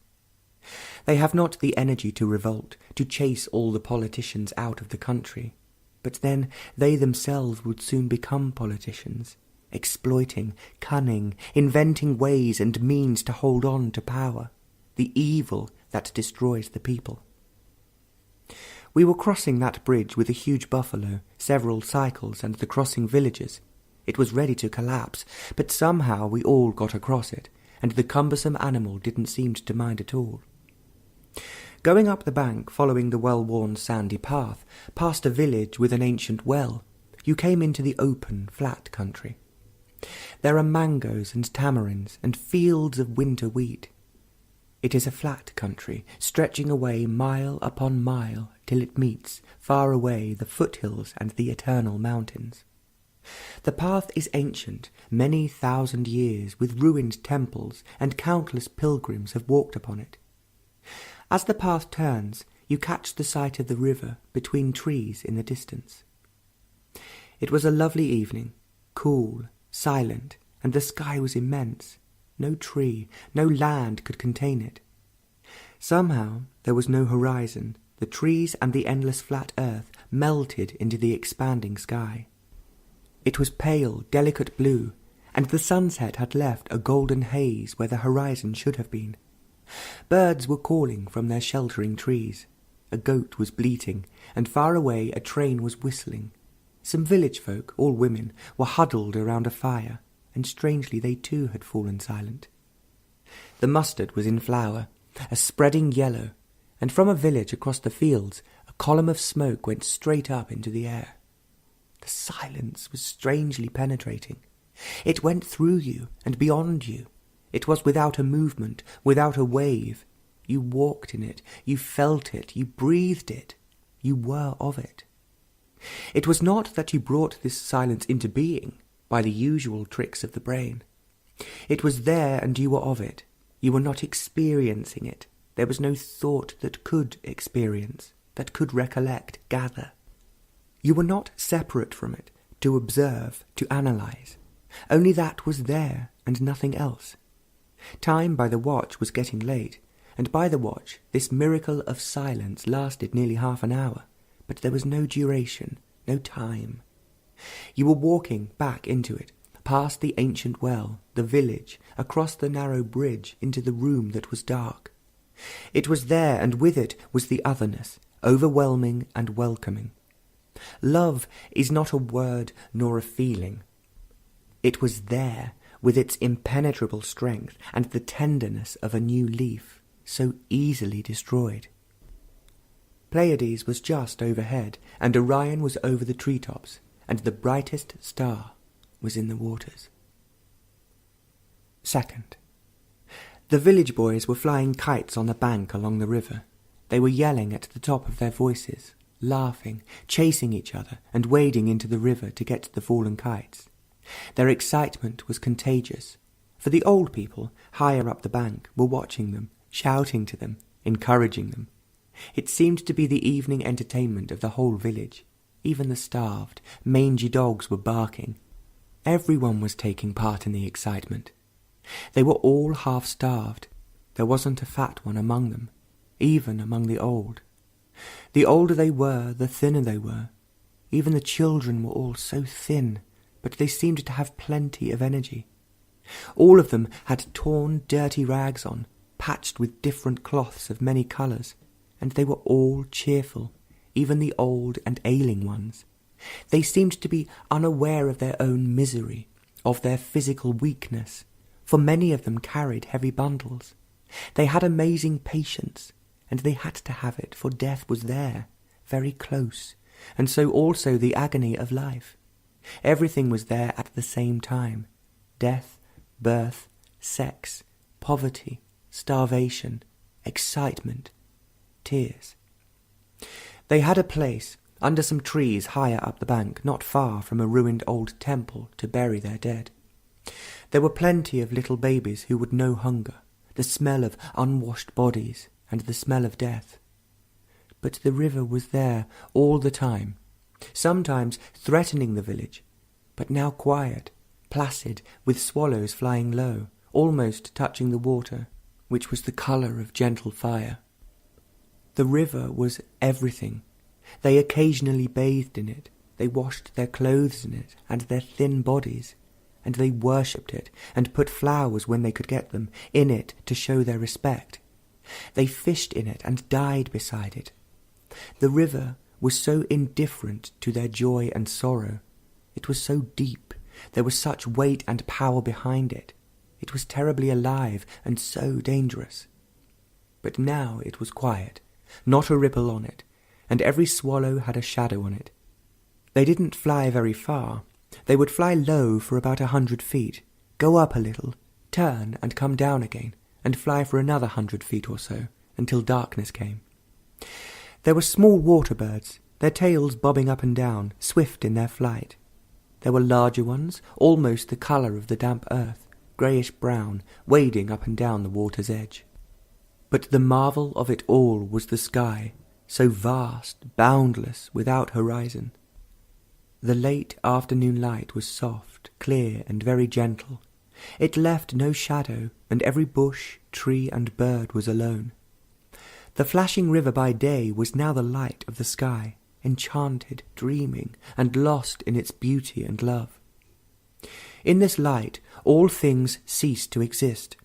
The heart that was crying, and the brain that was cunning. Pleasure and pain went away, leaving only light, transparent, gentle, and caressing. It was light. Thought and feeling had no part in it. They could never give light. They were not there. Only this light when the sun is well behind the walls of the city, and not a cloud in the sky. You cannot see this light unless you know the timeless movement of meditation. The ending of thought is this movement. But love is not the way of thought or feeling. It was very quiet. Not a leaf was stirring, and it was dark. All the stars that could fill the river were there, and they spilled over into the sky. The brain was completely still, but very alive and watching without a watcher, without a centre from which it was watching, nor was there any sensation. The otherness was there, deep within at a depth that was lost. It was action, wiping away everything without leaving a mark of what has been or what is. There was no space in which to have a border, nor time in which thought could shape itself.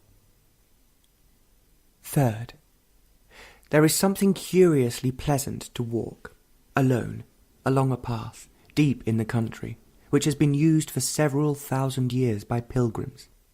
There are very old trees along it, tamarind and mango, and it passes through several villages. It passes between green fields of wheat. It is soft underfoot, fine and dry powder. It must become heavy clay in the wet season. The soft, fine earth gets into your feet, into your nose and eyes, not too much. There are ancient wells and temples and withering gods. The land is flat, flat as the palm of the hand, stretching to the horizon, if there is a horizon. The path has so many turns. In a few minutes it faces in all the directions of a compass. The sky seems to follow that path, which is open and friendly. There are few paths like it in the world, though each has its own charm and beauty. There is one at Gstaad that goes through the valley, gently climbing between rich pasturage to be gathered for the winter to be given to the cows. That valley is white with snow, but then, when he was there, it was the end of summer, full of flowers, with snow mountains all around, and there was a noisy stream going through the valley. There was hardly anyone on that path, and you walked on it in silence. Then there is another path at Ojai, climbing steeply by the side of a dry, dusty, crumbling mountain. It was rocky, rough and slippery. There wasn't a tree anywhere near, not even a bush. A quail, with her small new brood, over a dozen of them, was there. And further up you came upon a deadly rattler, all curled up, ready to strike, but giving you a fair warning. But now, this path was not like any other. It was dusty, made foul by human beings here and there, and there were ruined old temples with their images. A large bull was having its fill among the growing grain, unmolested. There were monkeys too, and parrots, the light of the skies. It was the path of 1,000 humans for many 1,000 years. As you walked on it, you were lost. You walked without a single thought, and there was the incredible sky, and the trees with heavy foliage and birds. There is a mango on that path that is superb. It has so many leaves that the branches cannot be seen, and it is so old. As you walk on, there is no feeling at all. Thought too has gone, but there is beauty. It fills the earth and the sky, every leaf and blade of withering grass. It is there covering everything, and you are of it. You are not made to feel all this, but it is there, and because you are not, it is there, without a word, without a movement. You walk back in silence and fading light. Every experience leaves a mark, and every mark distorts experience, so there is no experience which has not been. Everything is old and nothing new. But this is not so. All the marks of all experiences are wiped away. The brain, the storehouse of the past, becomes completely quiet and motionless, without reaction, but alive, sensitive. Then it loses the past and is made new again. It was there, that immensity, having no past, no future. It was there without ever knowing the present. It filled the room, expanding beyond all measure. Fifth, the sun comes out of the trees and sets over the town, and between the trees and the town is all life, is all time. The river passes between them, deep, alive and tranquil. Many small boats go up and down it, some with large square sails which carry wood, sand, cut stone, and sometimes men and women going back to their villages. But mostly they are small fishing boats with lean, dark men. They appear to be very happy, voluble people, calling and shouting to each other, though they are all clad in rags, with not much to eat, inevitably with many children. They cannot read and write, they have no outside entertainment, no cinemas and so on, but they amuse themselves, singing in chorus, devotional songs, or telling religious stories. They are all very poor, and life is very hard. Disease and death are always there, like the earth and the river. And that evening there were more swallows than ever, flying low, almost touching the water, and the water was the colour of dying fire. Everything was so alive, so intense. 4 or 5 fat puppies were playing around their thin, hungry mother. Crows, many groups of them, were flying back to the other bank. Parrots were flying back to their trees in their flashing, screeching manner. A train was crossing the bridge, and the noise of it came far down the river, and a woman was washing herself in the cold river. Everything was struggling to live, a battle for its very life, and there is always death, to struggle every moment of life, and then to die. But between the rising of the sun and its setting behind the walls of the city, time consumed all life. Time, past and present, ate man's heart away. He existed in time, and so new sorrow. But the village men, walking behind along the narrow path beside the river, strung out one by one, somehow were part of the man walking in front. There were 8 of them, and the old man directly behind was coughing and spitting all the time, and the others were more or less walking silently. The man that was in front was aware of them, their silence, their coughs, their weariness after a long day. They were not agitated, but quiet, and if anything, cheerful. He was aware of them as he was aware of the glowing river, of the gentle fire of the sky, and the birds coming back to their home. There was no centre from which he was seeing, feeling, observing. All these imply the word, thought. There was no thought, but only these things. They were all walking fast, and time had ceased to be.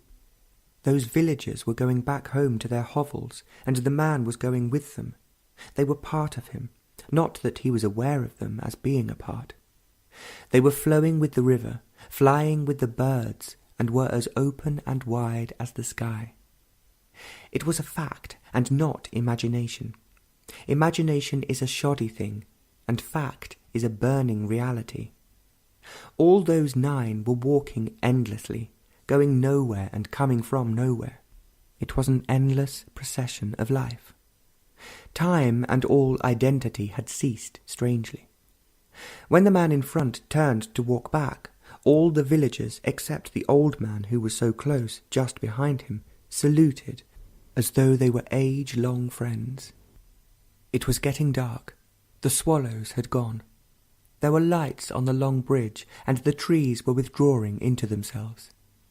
Far away, a temple bell was ringing. 7th. There is a little canal, about a foot wide, that goes between the green fields of wheat. There is a path along it, and you can walk along it for quite a while, without meeting a soul. That evening, it was particularly quiet. There was a fat jay with startling bright blue wings that was having a drink in that canal. It was fawn-coloured, with those sparkling blue wings. It wasn't one of those scolding jays. You could approach it fairly close without being called names. It looked at you in wonderment, and you looked at it with exploding affection. It was fat and comfortable and very beautiful. It waited to see what you would do, and when you did nothing, it grew calmer and presently flew away without a cry. You had met, in that bird, all the birds ever brought into being. It was that explosion that did it. It was not a well-planned, thought-out explosion. It just happened with an intensity and fury whose very shock stopped all time. But you went along that narrow path, past a tree which had become the symbol of a temple. For there were flowers and a crudely painted image, and the temple was a symbol of something else, and that something else was also a vast symbol. Words, symbols, have become like the flag, so frighteningly important. Symbols were ashes which fed the mind, and the mind was barren, and thought was born out of this waste. It was clever, inventive, as all things are which come out of arid nothingness. But the tree was splendid, full of leaves, sheltering many birds. The earth around was swept and kept clean. They had built a mud platform around the tree, and on it was the image, leaning against the thick trunk. The leaf was perishable, and the stone image was not. It would endure, destroying minds. 8th. The early morning sun was on the water, shimmering, almost blinding the eyes. A fisherman's boat was crossing that brilliant path, and there was a slight fog among the trees on the opposite bank. The river is never still. There is always a movement, a dance of countless steps, and this morning it was very alive, making the trees, the bushes, heavy and dull, except the birds which were calling, singing, and the parrots as they screeched by. These parrots lived in the tamarind tree beside the house, and they would be coming and going all day, restless in their flight. Their light green bodies shone in the sun, and their red curving beaks were brighter as they flashed by. Their flight was fast and sharp, and you could see them among the green leaves if you looked carefully. And once there, they became clumsy and not so noisy as on their flight. It was early, but all the birds had been out long before the sun was on the water. Even at that hour, the river was awake with the light of the heavens, and meditation was a sharpening of the immensity of the mind. The mind is never asleep, never completely unaware. Patches of it were here and there, sharpened by conflict and pain, made dull by habit and passing satisfaction, and every pleasure left a mark of longing. But all these darkened passages left no space for the totality of the mind. These became enormously important and always breeding more immediate significance, and the immensity is put aside for the little, the immediate. The immediate is the time of thought, and thought can never resolve any issue except the mechanical. But meditation is not the way of the machine. It can never be put together to get somewhere. It is not the boat to cross to the other side. There is no shore, no arriving, and, like love, it has no motive. It is endless movement whose action is in time but not of time. All action of the immediate of time is the ground of sorrow. Nothing can grow on it except conflict and pain. But meditation is the awareness of this ground, and choicelessly never letting a seed take root, however pleasant and however painful. Meditation is the passing away of experience, and then only is there clarity whose freedom is in seeing. Meditation is a strange delight, not to be bought on the market. No guru or disciple can ever be of it. All following and leading have to cease as easily and naturally as a leaf drops to the ground. The immeasurable was there, filling the little space and all space. It came as gently as the breeze comes over the water, but thought could not hold it, and the past, time, was not capable of measuring it. 9th. Across the river, smoke was going up in a straight column. It was a simple movement, bursting into the sky. There wasn't a breath of air, there wasn't a ripple on the river, and every leaf was still. The parrots were the only noisy movement as they flashed by. Even the little fisherman's boat did not disturb the water. Everything seemed to have frozen in stillness, except the smoke.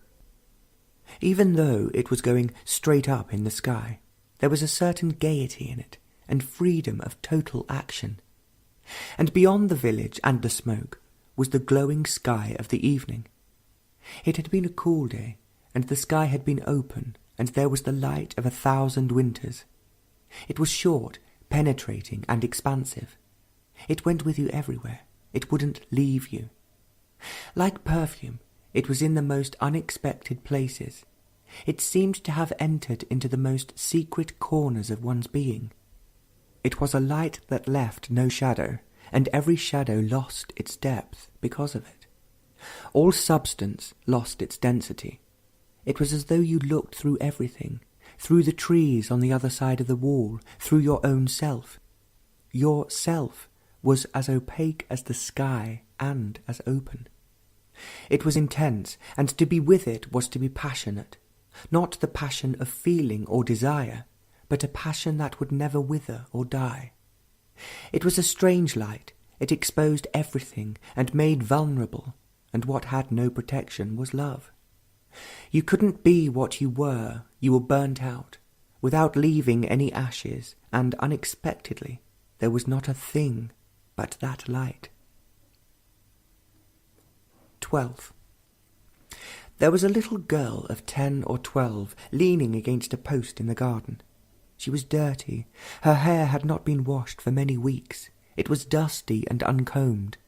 Her clothes were torn and unwashed too, like herself. She had a long rag around her neck, and she was looking at some people who were having tea on the veranda. She looked with complete indifference, without any feeling, without any thought of what was going on. Her eyes were on the group downstairs, and every parrot that screeched by made no impression on her, nor those soft, earth-coloured doves that were so close to her. She was not hungry. She was probably a daughter of one of the servants, for she seemed familiar with the place and fairly well fed. She held herself as though she was a grown-up young lady, full of assurance, and there was about her a strange aloofness. As you watched her against the river and the trees, you suddenly felt you were watching the tea party, without any emotion, without any thought, totally indifferent to everything and to whatever might happen. And when she walked away to that tree overlooking the river, it was you that was walking away. It was you that sat on the ground, dusty and rough. It was you who picked up the piece of stick and threw it over the bank, alone, unsmiling, and never cared for. Presently, you got up and wandered off around the house, and strangely, you were the doves, the squirrel that raced up the tree, and that unwashed, dirty chauffeur, and the river that went by so quietly. Love is not sorrow, nor is it made up of jealousy, but it is dangerous, for it destroys. It destroys everything that man has built around himself except bricks. It cannot build temples nor reform the rotting society. It can do nothing, but without it nothing can be done. Do what you will. Every computer and automation can alter the shape of things and give man leisure, which will become another problem when there are already so many problems. Love has no problem, and that is why it is so destructive and dangerous. Man lives by problems, those unresolved and continuous things. Without them, he wouldn't know what to do.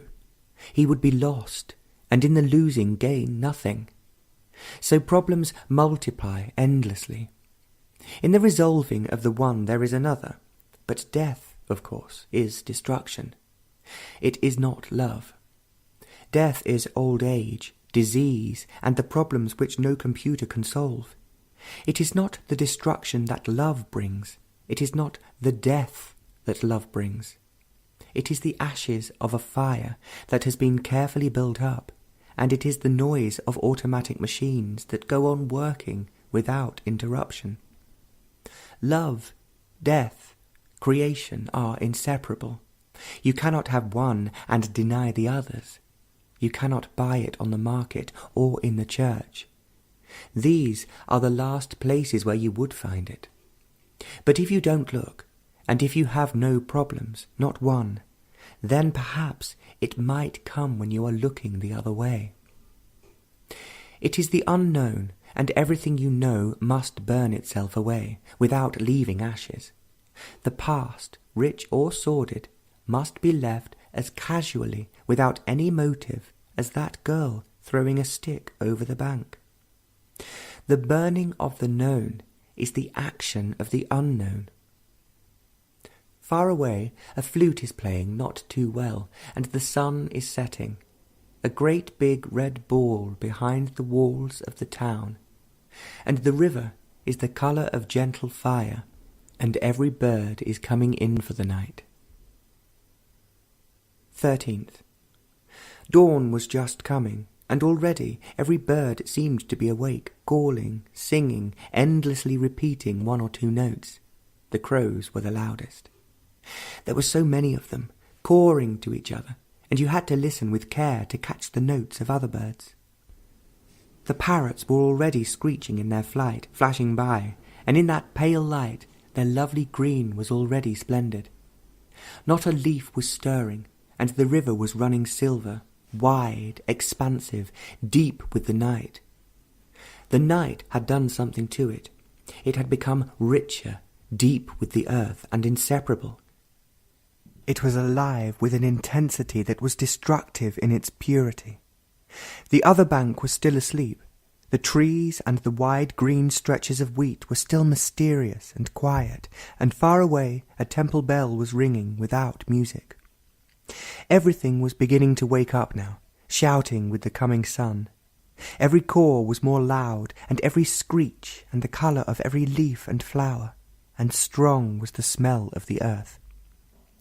The sun came over the leaves of trees, and made a golden path across the river. It was a beautiful morning, and its beauty would remain, not in memory. Memory is shoddy. It is a dead thing, and memory can never hold beauty or love. It destroys them. It is mechanical, having its use, but beauty is not of memory. Beauty is always new, but the new has no relationship with the old, which is of time. 14th. The moon was quite young, yet it gave enough light for shadows. There were plenty of shadows, and they were very still. Along that narrow path, every shadow seemed to be alive, whispering amongst themselves, every shadowy leaf chattering to its neighbour. The shape of the leaf and the heavy trunk were clear on the ground, and the river down below was of silver.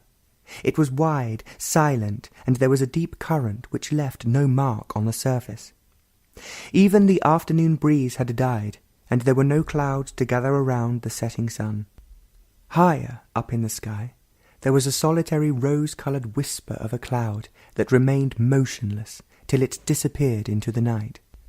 Every tamarind and mango was withdrawing for the night, and all the birds were silent, taking shelter, deep among the leaves.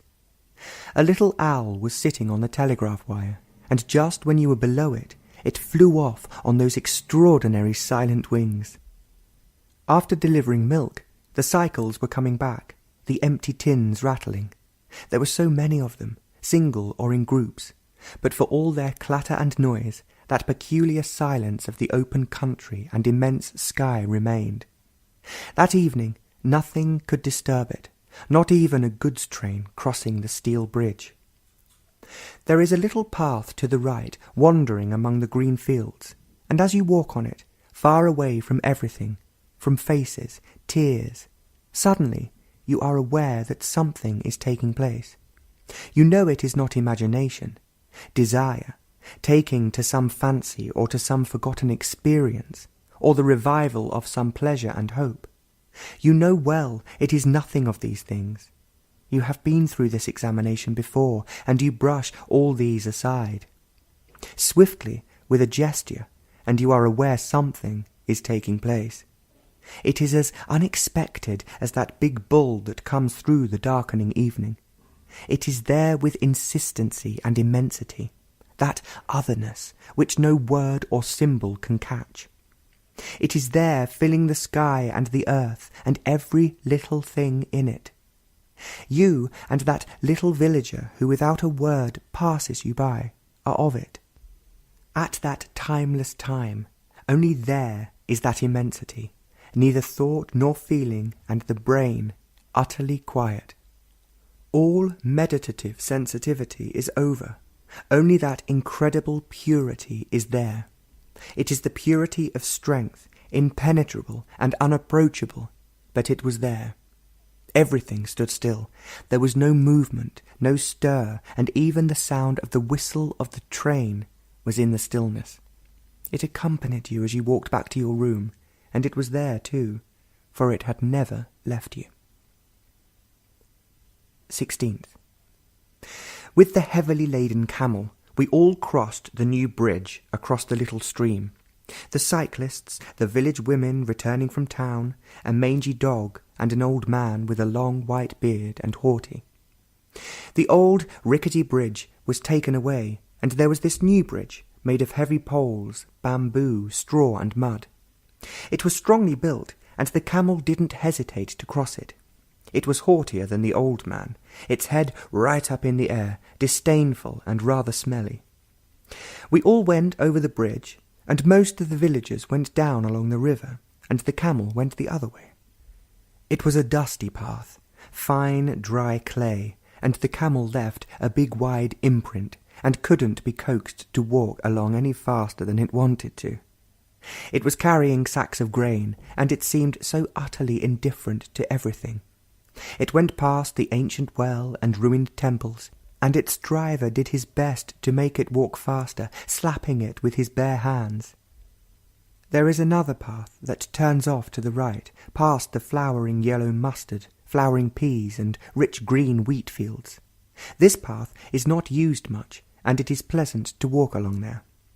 The mustard had a slight smell, but the pea was a little stronger, and the wheat, which was beginning to form its ear, had its own smell too, and the combination of the three filled the evening air with a fragrance that was not too strong, pleasant, but unobtrusive. It was a beautiful evening, with the setting sun behind the trees. On that path you were far away from anywhere, though there were scattered villages all around, but you were far away, and nothing could come near you. It was not in space, time, or distance. You were far away, and there was no measure. The depth was not in fathoms. There was a depth that had no height, no circumference. An occasional villager passed you by, carrying the few meagre things that he had bought in town, and as he went by, almost touching you, he had not come near you. You were far away, in some unknown world that had no dimension. Even if you wanted to know, you couldn't know it. It was too far away from the known. It had no relationship with the known. It wasn't a thing you experience. There was nothing to be experienced. And besides, all experiencing is always in the field of the known, recognized by that which has been. You were far away, immeasurably far. But the trees, the yellow flowers, and the ear of the wheat were astonishingly close, closer than your thought and marvellously alive, with intensity and beauty that could never wither. Death, creation, and love were there, and you didn't know which was which, and you were part of it. They were not separate, something to be divided and argued over. They were inseparable, closely interrelated, not the relationship of word and action, expression. Thought could not shape it, nor feeling cover it. These are too mechanical, too slow, having their roots in the known. Imagination is within their ground and could never come near. Love, death, creation was a fact, an actual reality. As the body, they were burning on the riverbank under the tree. The tree, the fire, and the tears were real, were undeniable facts, but they were the actualities of the known and the freedom from the known, and in that freedom those three are inseparable. But you have to go very far, and yet be very near. The man on the bicycle was singing in a rather hoarse and tired voice, coming back with the rattling empty milk cans from the city. He was eager to talk to someone, and as he passed by he said something, hesitated, recovered, and went on. The moon was casting shadows now, dark and almost transparent ones, and the smell of the night was deepening. And around the bend of the path was the river. It seemed to be lighted from within, with 1,000 candles. The light was soft with silver and pale gold, and utterly still, bewitched by the moon. Pleiades was overhead, and Orion was well up in the sky, and a train was puffing up the grade to cross the bridge. Time had stopped, and beauty was there with love and death. And on the new bamboo bridge there was no one, not even a dog. The little stream was full of stars. 20th. It was long before dawn, a clear, starlit sky. There was a slight mist over the river, and the bank on the other side was just visible. The train was chugging up the grade to cross the bridge. It was a goods train, and these trains always puff up the incline in a special way, long, slow strokes of heavy puffs, unlike the passengers' trains that have quick, short bursts and are on the bridge almost immediately. This goods train, in that vast silence, made a rattling roar, more noisy than ever before. But nothing seemed to disturb that silence in which all movements were lost. It was an impenetrable silence, clear, strong, penetrating. There was an urgency which no time could gather. The pole star was clear, and the trees were dark in their sleep. Meditation was the awareness of all these things, and the going beyond all these, and time. The movement in time is thought, and thought cannot go beyond its own bondage to time, and is never free.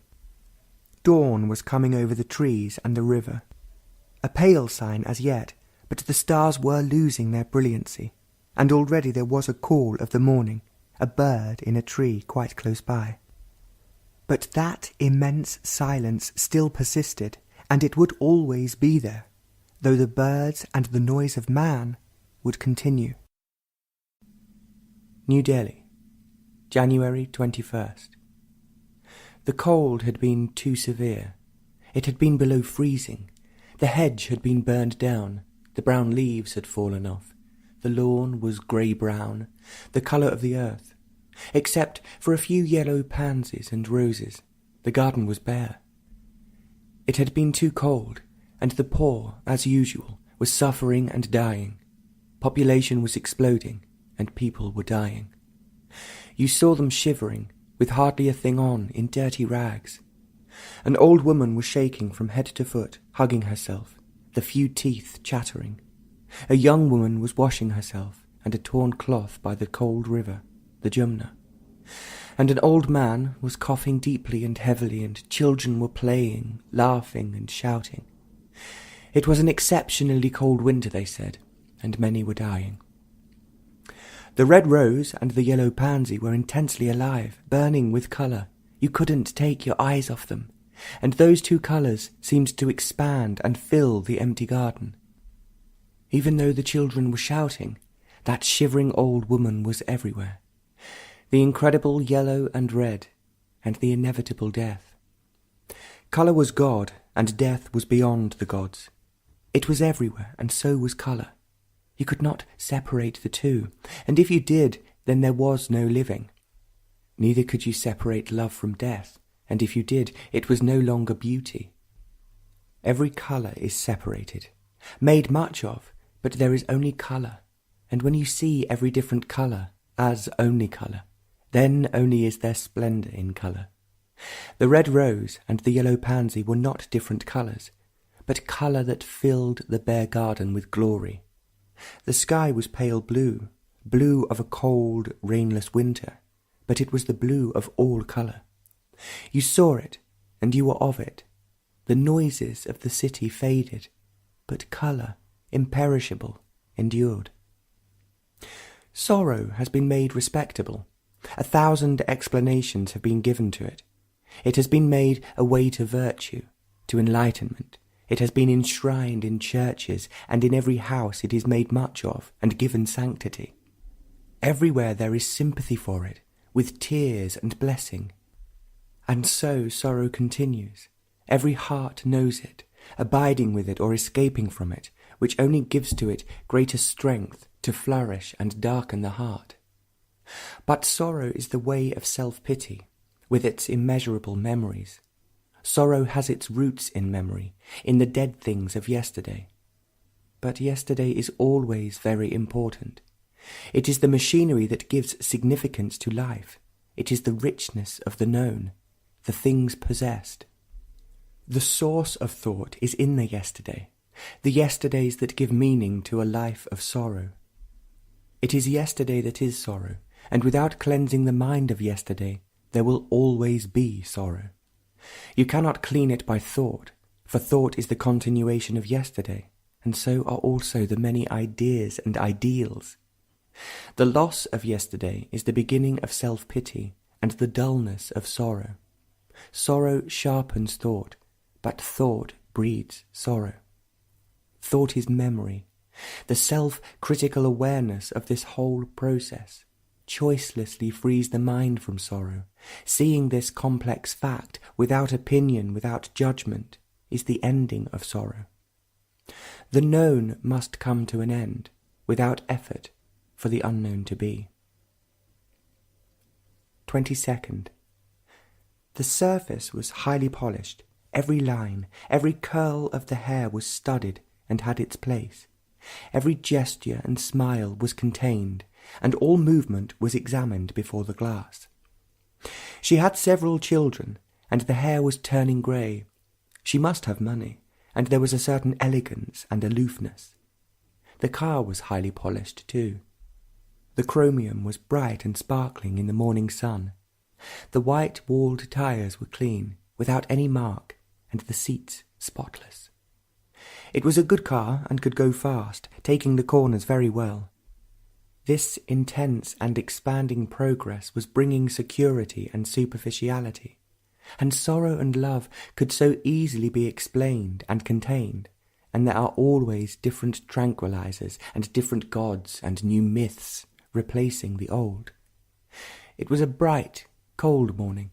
The slight fog was gone with the rising sun, and the air was still. The fat birds with yellowish legs and beak were out on the little lawn, very pleased, inclined to be talkative. They had black and white wings, with dark fawn-coloured bodies. They were extraordinarily cheerful, hopping about, chasing each other. Then the grey-throated crows came, and the fat ones flew off, scolding noisily. Their long, heavy beaks shone, and their black bodies sparkled. They were watching every movement you were making, and nothing was going to escape them, and they knew that big dog was coming through the hedge before he was aware of them, but they were off cawing, and the little lawn was empty. The mind is always occupied with something or other, however silly or supposedly important. It is like that monkey always restless, always chattering, moving from one thing to another, and desperately trying to be quiet. To be empty, completely empty, is not a fearsome thing. It is absolutely essential for the mind to be unoccupied, to be empty, unenforced, for then only it can move into unknown depths. Every occupation is really quite superficial, with that lady or with the so-called saint. An occupied mind can never penetrate into its own depth, into its own untrodden spaces. It is this emptiness that gives space to the mind, and into this space time cannot enter. Out of this emptiness there is creation, whose love is death. 23rd. The trees were bare. Every leaf had fallen off. Even the thin, delicate stems were breaking off. The cold had been too much for them. There were other trees which kept their leaves, but they were not too green. Some of them were turning brown. It was an exceptionally cold winter. There was heavy snow all along the lower ranges of the Himalayas, several feet thick, and in the plains a few 100 miles away it was quite cold. There was heavy frost on the ground, and flowers were not blooming. The lawns were burnt. There were a few roses whose colour filled the little garden, and the yellow pansies. But on the roads and public places you saw the poor, wrapped up in torn, filthy rags, bare-legged, their heads covered up, their dark faces hardly showing. The women had every kind of coloured cloth on them, dirty with silver bangles or some ornament around their ankles and around their wrists. They walked freely, easily, and with a certain grace. They held themselves very well. Most of them were labourers, but in the evening, as they went back to their homes, huts really, they would be laughing, teasing each other, and the young would be shouting and laughing, far ahead of the older people.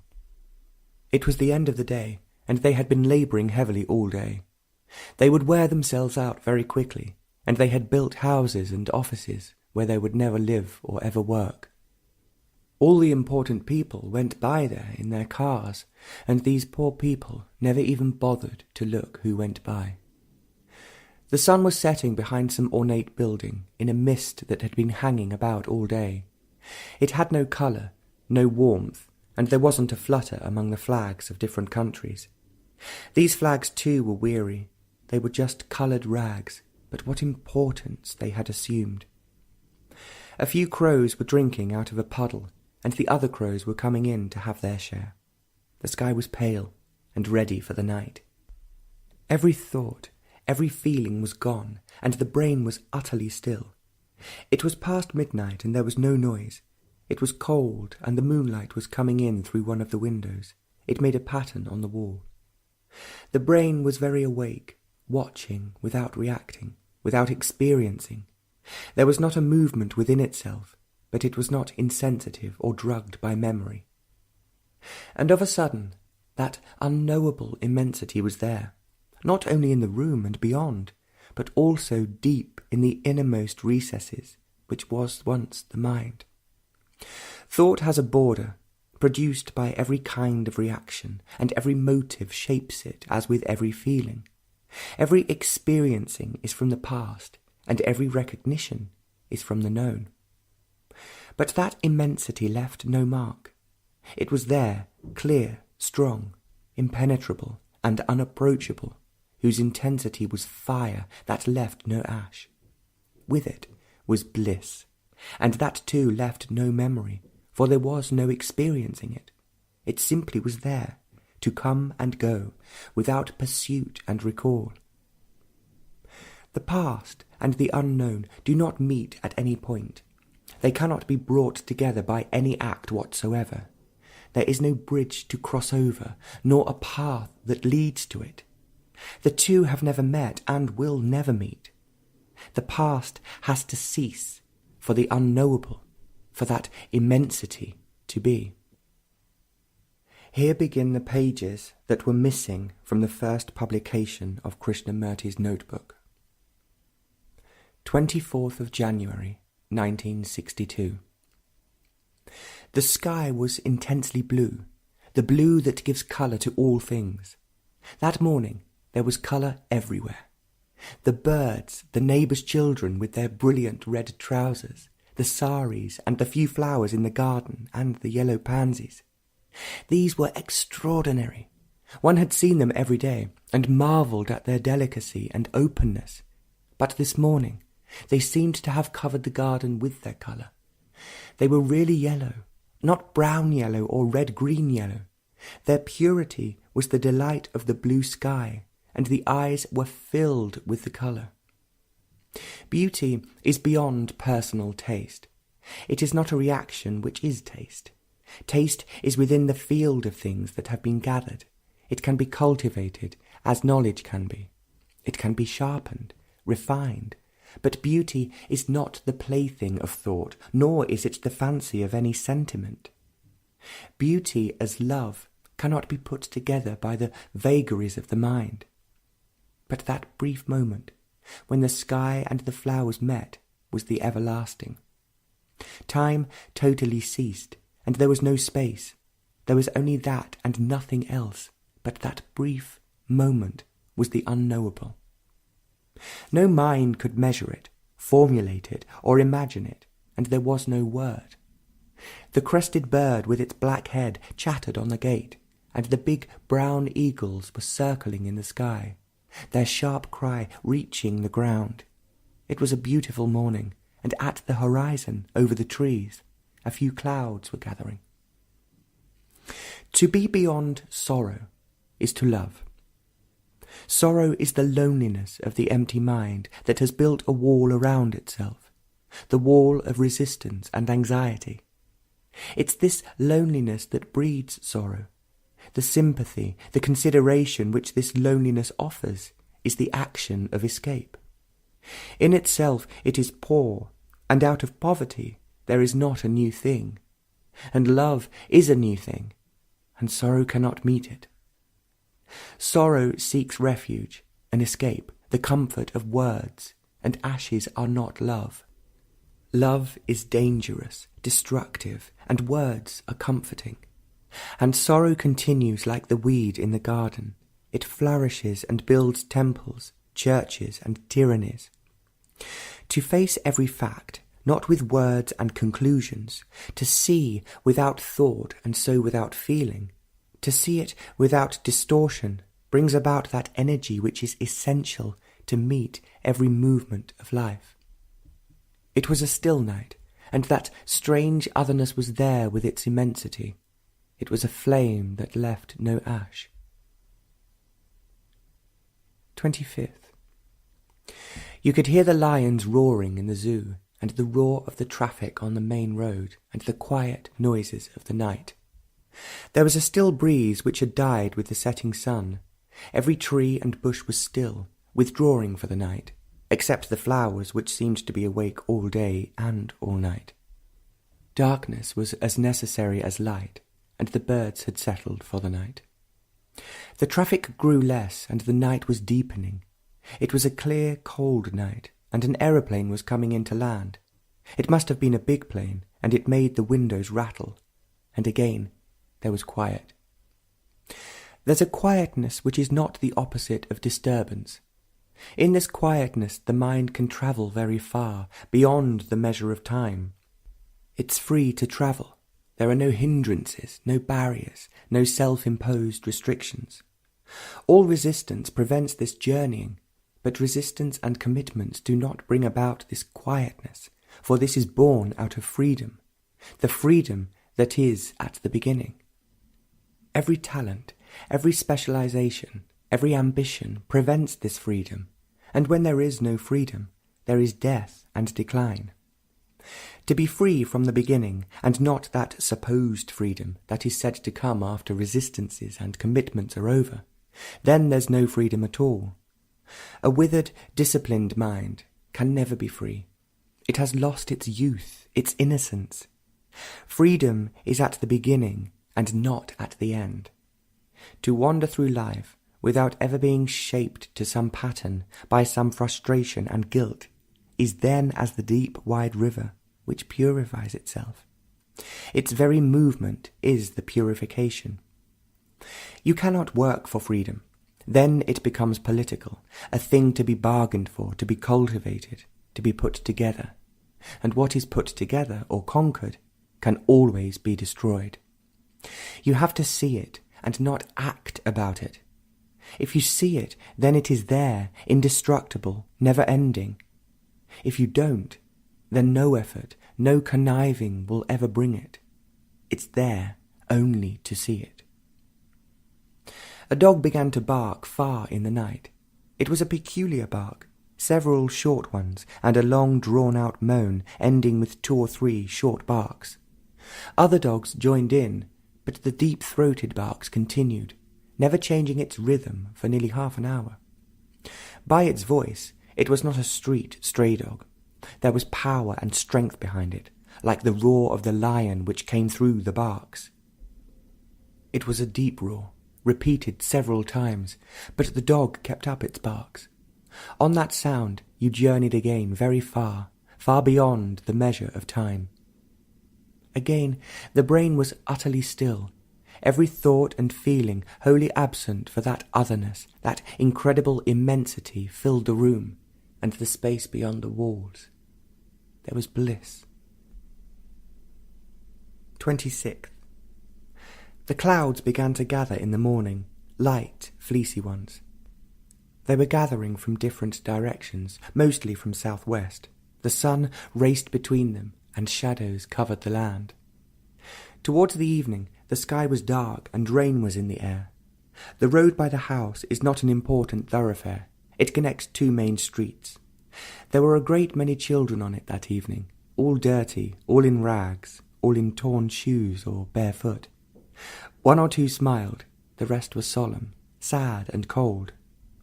A small boy was playing with a small piece of iron table. He had it on a string with several knots on it. He would run, holding on to the string, and the small cylinder would chase after him. He would look back to see if it was following, and each time he looked back, he was delighted to see it was still there. He would smile, and talk to it, and race off again. He was thin, dark, with lack of nourishment, his head covered in a filthy rag. His eyes were far away, and would never come back. They would always be poor, always labouring, always hungry. They would never take the salute in the big military and nationalistic parade. They would die without much resistance, and live amid squalor, uneducated and lost. The big people, who were always in the papers, who ruled and thought they were shaping the world, would never know them. There was no affection and no tear, and tears only when you died. They seldom laughed, and their eyes never smiled. It was a sad world, and it began to drizzle. It laid the all-pervading dust, washing the leaves clean, and it brought that fragrance of rain on dry earth. It was a pleasant smell, and the birds had taken shelter for the night. The buffaloes were getting wet, and that was not a nice smell. Suddenly 2 forks of lightning tore through darkness, and for a second, in great clarity, were the naked branches of the trees and the straight electric poles, and a man crouching under a tree. And now it had settled down to rain for the night. The little boy with the string was no longer on the road. Attention is seeing. Seeing is an art as listening. But one hardly ever listens or sees. Everyone is so occupied, so busy with the things that have to be done, with one's joys, problems, and tears. One has no time to see. But time does not give you sight. Time hinders seeing, listening. Time is the space for experiencing, and experience only dulls the mind and heart. The mind is filled, and the heart has turned away, and so there is no seeing. To see knowledge must be kept in the books and not in the mind. Knowledge interprets, chooses, giving colour, opinion, weighing, criticizing, choosing, and then there is no seeing. When the mind is so crowded and the heart dull with sorrow, how can there be seeing? What you see is your own projections, your own desires, your own fears, but you don't see what is. It goes by, and you are lost with your own toys. But when you do see, do listen, then that act is the miracle that performs, that has emptied the mind and the heart of the past. You don't have to do anything. Thought is incapable of this miracle. Then that seeing is love, as listening is. You cannot come by these through exertion, through the dullness of discipline, through any bargaining, nor through the shock of unanswerable questions. There must be emptiness to see. To listen, there must be a quietness. It was rather late in the night. Lightning and rain were making great noise. Again, the brain was aware of the lightning and the rain on the window, but it was motionless, astonishingly still, for that immensity was there with clarity and unapproachable strength. 27th. It was a still morning, cloudy, and there was not a sound. It was too early for birds and man. Everything was asleep, and it would be some hours before day began. It had been cloudy all day, and there was an endless procession of clouds, heavy, dark, and full of rain. They were rather magnificent, strange shapes, moving across the sky with determined purpose. They were all going northwest. For a moment you had the impression that the earth was moving, for the clouds were the mountains, streams and rivers, and the cities that man had built.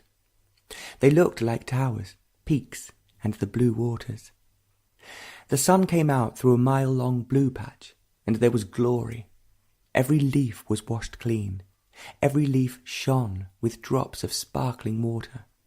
Every bird was out, chattering, singing, flying.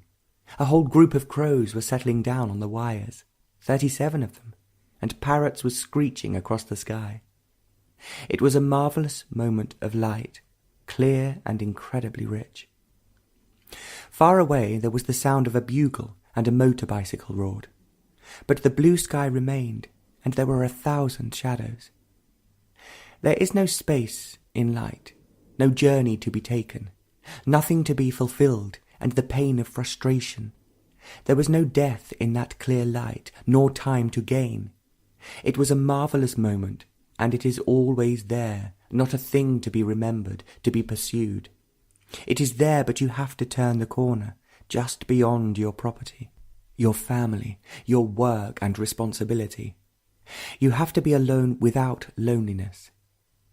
Meditation is not a means to an end. There is no end to be gained. Meditation is a constant flowering, not only from life, but in life, and that morning, in that deep silence, when not a thing was stirring, there was a movement which the meditative mind alone could understand. It was not a movement in time, and thought could not follow it. Thought can only trace its own patterns moulded in the past. To dissolve the past is the faraway beginning of meditation. If you begin to dissolve, the past there is no ending to the past. The fire that burns away the past, the structure of time, is the act of seeing. Seeing is complete attention. 28th. A lovely morning it was after the rain, clear, crisp, and there was heavy dew. In the air there was slight fragrance of wood smoke, of grass, and of that peculiar odour that freshly washed leaves have. There were sharp shadows of depth and lightness, and the sky, so early in the morning, was already intensely blue. There was peace in the air in spite of poverty, squalor, and the cunning hand of the politician. It was a morning that enticed you away, that took you into the heart of things where beauty was untouched, where affection was always young. It was a morning in which meditation expanded beyond the borders of time, in which goodness flowered and thought was silent. Every little thing was so intensely alive with that strange beauty the common things have. Your eyes were sharpened, and you saw the skinny dark leaf of the rose, and it was the leaf of every tree and bush. You listened to the birds, and it was the voice of the earth, and meditation was not some fanciful flight into some illusory vision, but the seeing of the fact, and going beyond it into regions of death and love, for these two are inseparable. Death is destruction, final and absolute, and so is love. Love isn't the tame domesticated thing of man, made respectable by thought, seasoned in tradition. It is new, dangerous, and not the thing of thought. It is a flame that leaves no ashes of memory, of self-pity. As you cannot argue with death, you cannot entice it into the dark corners of the mind. They are always together, waiting, watching, welcoming. You will know them when meditation opens the door of time. With the burden of time you cannot come to it. You must destroy it. The past must be wiped away. It is wiped away when you see without the screen of tradition, without knowledge. The eyes must be young and far away to see, and then the inseparable are there. And then there is something beyond and above them that includes them both. But on a morning like this, the yellow bamboo leaves and the dark leaves of a tall tree intimate the beauty that is besides them. The parrots were screeching across the sky. They never flew straight, but from side to side, and they were flying fast, streaks of green light. Then a couple of crows came to settle on the little lawn, still heavy with dew. They seemed to be cleaning their claws and beaks in it, and their black bodies were spilling light. There is a little pool of rainwater on the path beside the lawn. It was full of light and mischief, and as you saw it, it was the sky and the earth, the measurable and the immeasurable, and the two never came together. The brain is sharpened and made highly sensitive when it is utterly still. You cannot make it still. If you do, you will make it dull and shape it to the pattern of knowledge. It is only in freedom that it can be still to flower. But resistance and desire can only breed conflict, which wears it away, giving it age and weight. When the brain is utterly still, then attention, in which alone goodness can flower, is that explosive energy that carries the mind to that which is beyond all measure. 29th. A little boy in red trousers and in a red coat was playing by himself under a large spreading tree. There was no one near him. He was by himself, lost in his own world. He must have been 5 or 6, with a happy round face. His eyes were almost closed, and he was going round and round the tree in a widening circle, talking to himself with an occasional gesture. He stopped all of a sudden, looked up the tree, came back to the large round trunk, and touched it softly, almost caressing it, and started running back to his house. He stopped, looked back at the tree, waved his hand, and disappeared behind a gate. The tree and the little boy must have been great friends. He was completely at home with it, completely happy. The tree, heavy with dark, bright leaves, and the red suit were beautiful in the morning light. It was an enchanting morning, and they were both part of the morning, like that flower and the sky. The sky was very blue, rain-washed, clear, without a cloud. A military jet came out, screaming, and disappeared. Once again that tree, that boy and the flower remained, past time and thought, and every blade of grass and leaf were of that timeless space. Only the mind that is completely empty in that freedom from the known could contain not the word, but the fact and beyond the fact. The fact, then, is of no significance.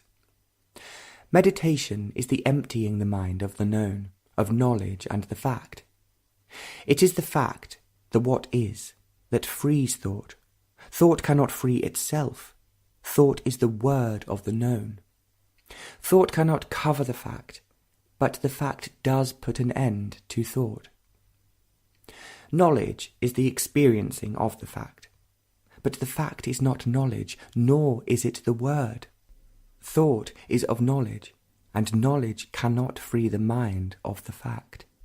Meditation is the choiceless awareness of this complex, which empties the mind of the known.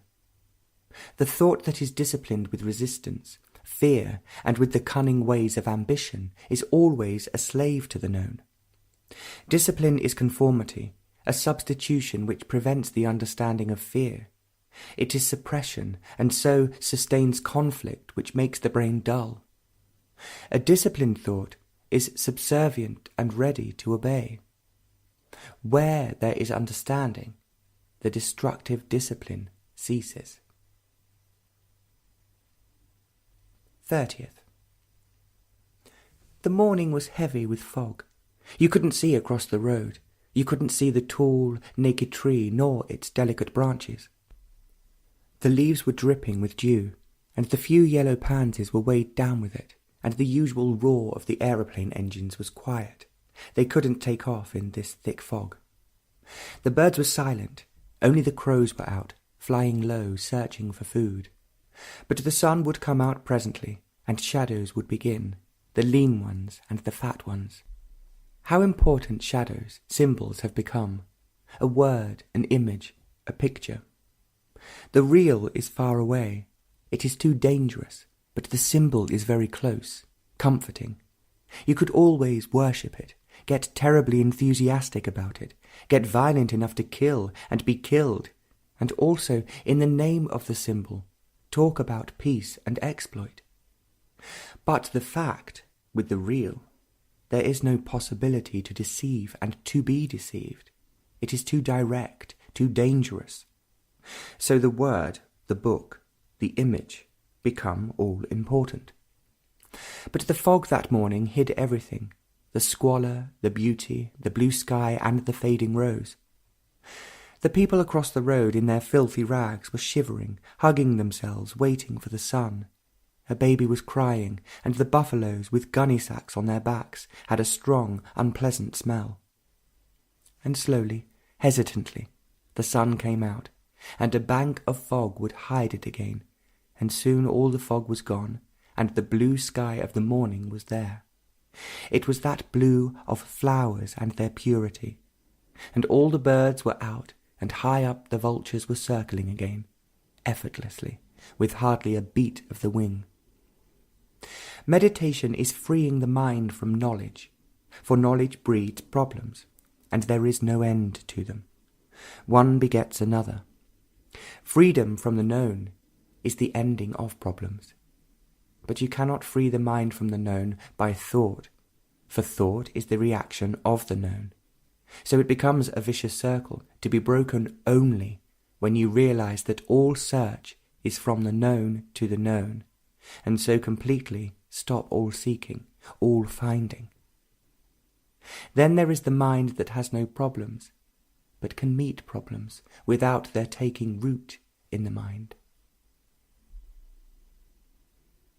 31st. It was a clear, cloudless evening. The smoke was going up straight into the sky, and no air was stirring, and the people were out on the road. The office workers were going back on their bicycles by the thousands. They were crowding the roads 4 or 5 abreast, and the cars were trying to avoid them. It was an open war between the cyclists and the cars, and the pedestrians kept out of their way. It was quite cool, and some of the cyclists had on woolen gloves, their faces tired, and they were eager to get back home. You turned left, past the big hotel, and went on past the embassies, and then climbed. Gears had to be changed. There were bullock carts, several of them, taking rest before going on. An empty bus with a puncture, an army lorry full of soldiers, thundering up, and a man, all wrapped up, just showing his face, walking down wearily. On both sides the road was wild and undeveloped, thorny bushes, rocks, and cattle paths. As the road climbed, you saw the town, sprawling miles of it, with its ancient and modern domes, turrets, minarets, and far away on the horizon the ancient column. It was a lovely evening, and where the earth meets the sky was clear, cloudless, and there was great beauty. In this wilderness overlooking the domes, they are creating a new park, a rock garden with flowers, cactus, open green lawns, with canals of water running among them. It is going to be a rather nice park, full of flowers, trees, and rocks. Crowds of school children were sighing, shouting, stepping out like soldiers. They were not happy groups, but boisterous. And the sun was going down, a great big orange balloon, in great splendour, and alone. It is strange to be alone, not cut off, withdrawn, isolated, lonely, but to be completely alone. Alone without thought, without association, without the relationship of memory. Every influence, known and hidden, understood, and so put aside and thus be alone. This is really love. The hermit and the monk are never alone in their cell, in their retreat. They have still the burden of the past, their traditions, their gods, their experiences and knowledge. They are never alone. They are full of thought, determinations, and creating visions, disciplines. They have changed their names and their clothes, but aloneness is not near them. But yet you must be alone, not to be influenced, not seeking, not resisting. You can build a wall around yourself, of belief, of knowledge, of incessant action, but that wall makes of you a prisoner, everlastingly enlarging and decorating the prison.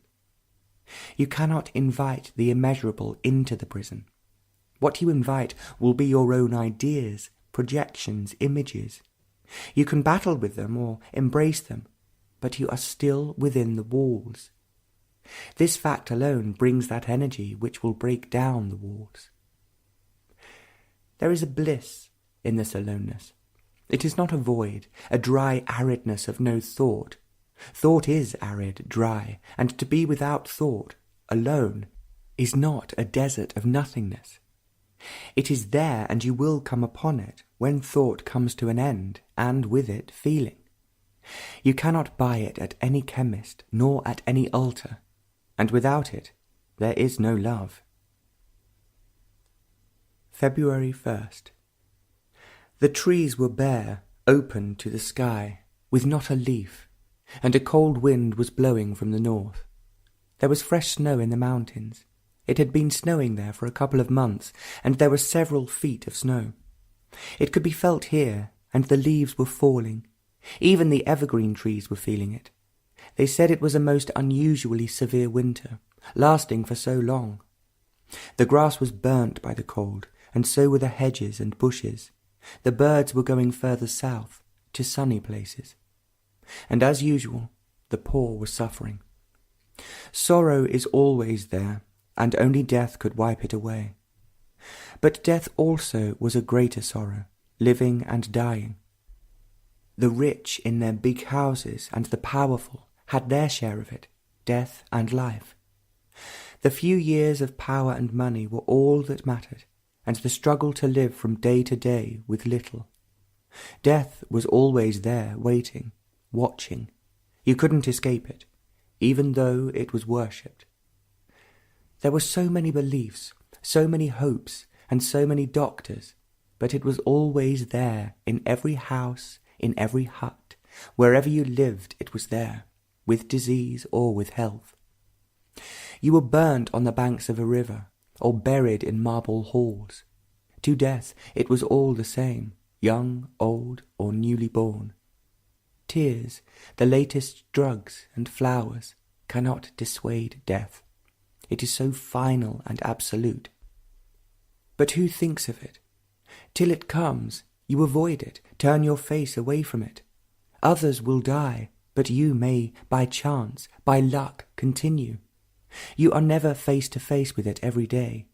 You see it in the street, amidst mountains of flowers, elegant cars and black veil, or on a flimsy bamboo stretcher being taken to the river.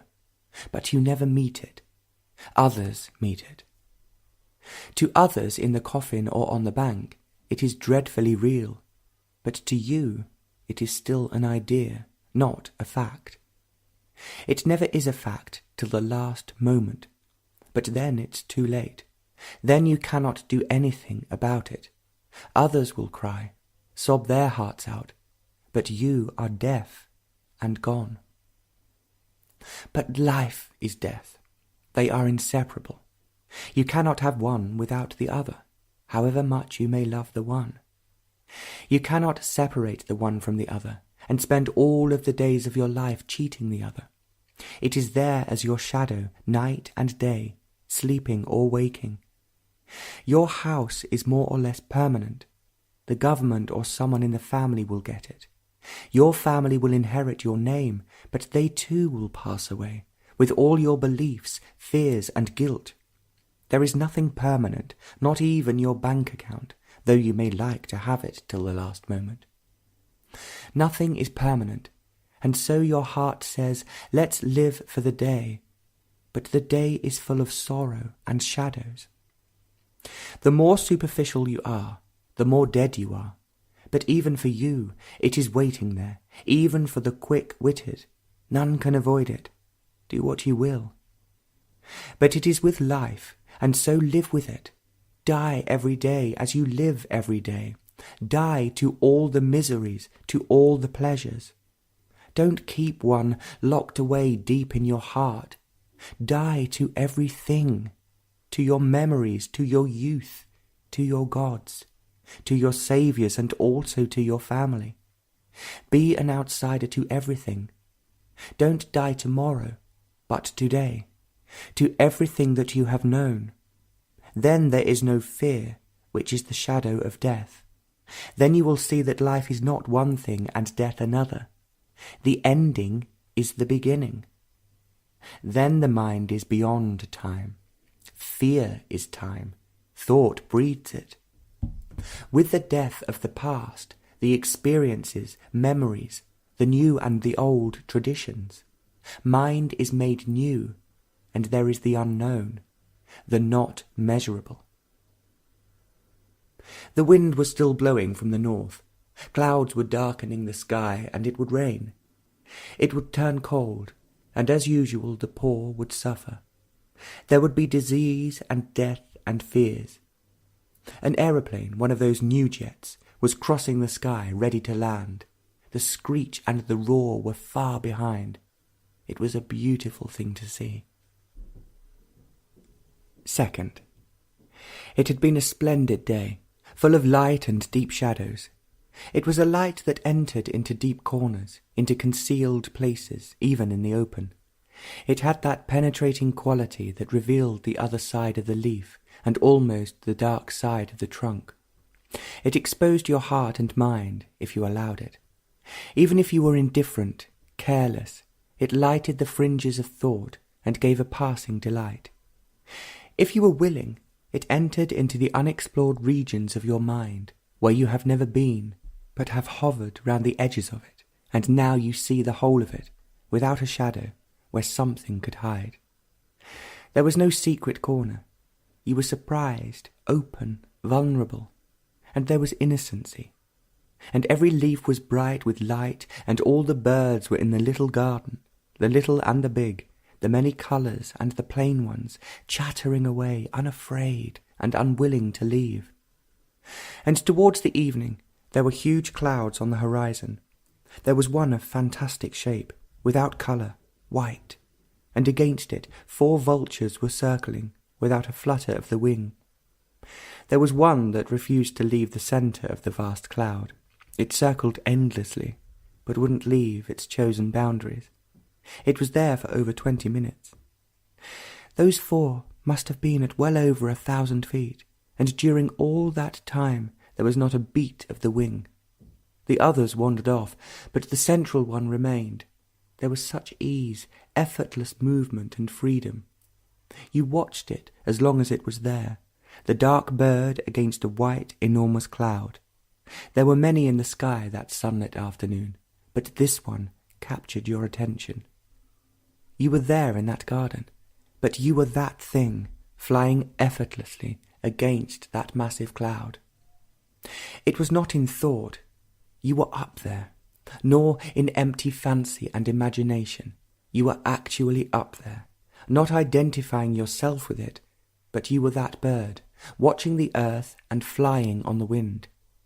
If it was fancy or imagination, a thing of thought, when that bird left the cloud, you were everything. That man in rags on the road, that black and white bird with its bobbing tail, and the man who was talking to you about his difficulties. You were everything, and yet nothing, because you were nothing. You were everything. But this nothingness is not a thing of the mind. Thought can only beget thought, expand itself through knowledge, or belittle itself in self-pity. But thought cannot make itself into nothing. It can only form itself with ideas, with words, but it can never be the fact, the nothing. Later that evening, that immense cloud was the colour of the rose, delicate, with a purity that eyes could not see. It was now taking the colour of the setting sun, but not all of it. There were still the white curves, there were shades of black and russet brown, and there was beauty. On the road there was bustle and movement, smoke and noise. They were selling white cloth and fruit, and the cloud was there covering the city with silence and immensity. The brain, the product of time and experience. Experience is time, was utterly still. Not experiencing, sensitive, for that which is beyond time was there, filling the room and beyond without measure. Third, she was a woman on the road, poor, dirty, unwashed for days, dark burnt by the sun and ill-nourished, with bangles around her ankles, and completely oblivious of what was going on around her. She had on a bright dress, torn and patched up. She was like so many others on that road, worn out with labour and with bearing children. She was a cut above the others, and walked by herself. She held herself very straight, and there was an odd dignity about her, with that peculiar indifference which misery or joy brings. She looked straight ahead, her eyes far away. She must have lost everything, not recently, but ages ago, and now she was lost in it. Nothing would ever bring her out of it, employment or another man. She held something on her head, wrapped in a rag not too clean, with one hand, and the other moved with ease and grace. Now both hands were free, and the thing on her head remained in place. She walked along that path, unconscious that there were others. She was not thinking, she was simply lost. When there is some thought, there is some kind of animation in the face. She had none. She had on layers of skirts, a filthy blouse, and a coloured cloth on the top of it. She had on many colours. They were bright but dirty, unwashed, with sweat and dust. She had good, regular features, but all life had gone out of them. The colours, the walk and the face and the dignity were all of one piece. They were not put together at different times, one after another, and nothing could ever break it up, except death. And she had no fear of that either. Living and dying were the same. Both had lost their meaning, and nothing could ever give meaning to them again. She didn't want pity, comfort, nor a word. She was by herself, and would remain so. There was a flower hanging over the wall along that path, full of colour and beauty.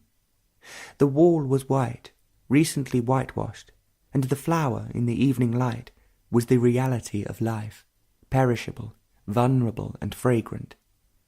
The woman never noticed it, went by without a glance, but the flower remained, alone and destructible.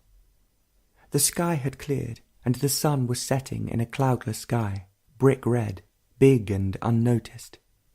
The trees were bare, and hundreds of birds were there, taking rest before going to their shelter for the night. They were noisy, but not as noisy as they would be among the leaves, settled down before darkness came. Love is not pity, nor is it the acceptance of relationship with its jealousies, anxieties, and guilt. It is not the nurturing kindliness of rich experience, nor is it the help that you give to another. It is none of these things. If you knew it, it would not be love. All the cars were going to the big hotel. There was some kind of function there. All the important and rich were going there, but not that flower, nor that woman. Experience only strengthens the past, conditioning the experiences that come.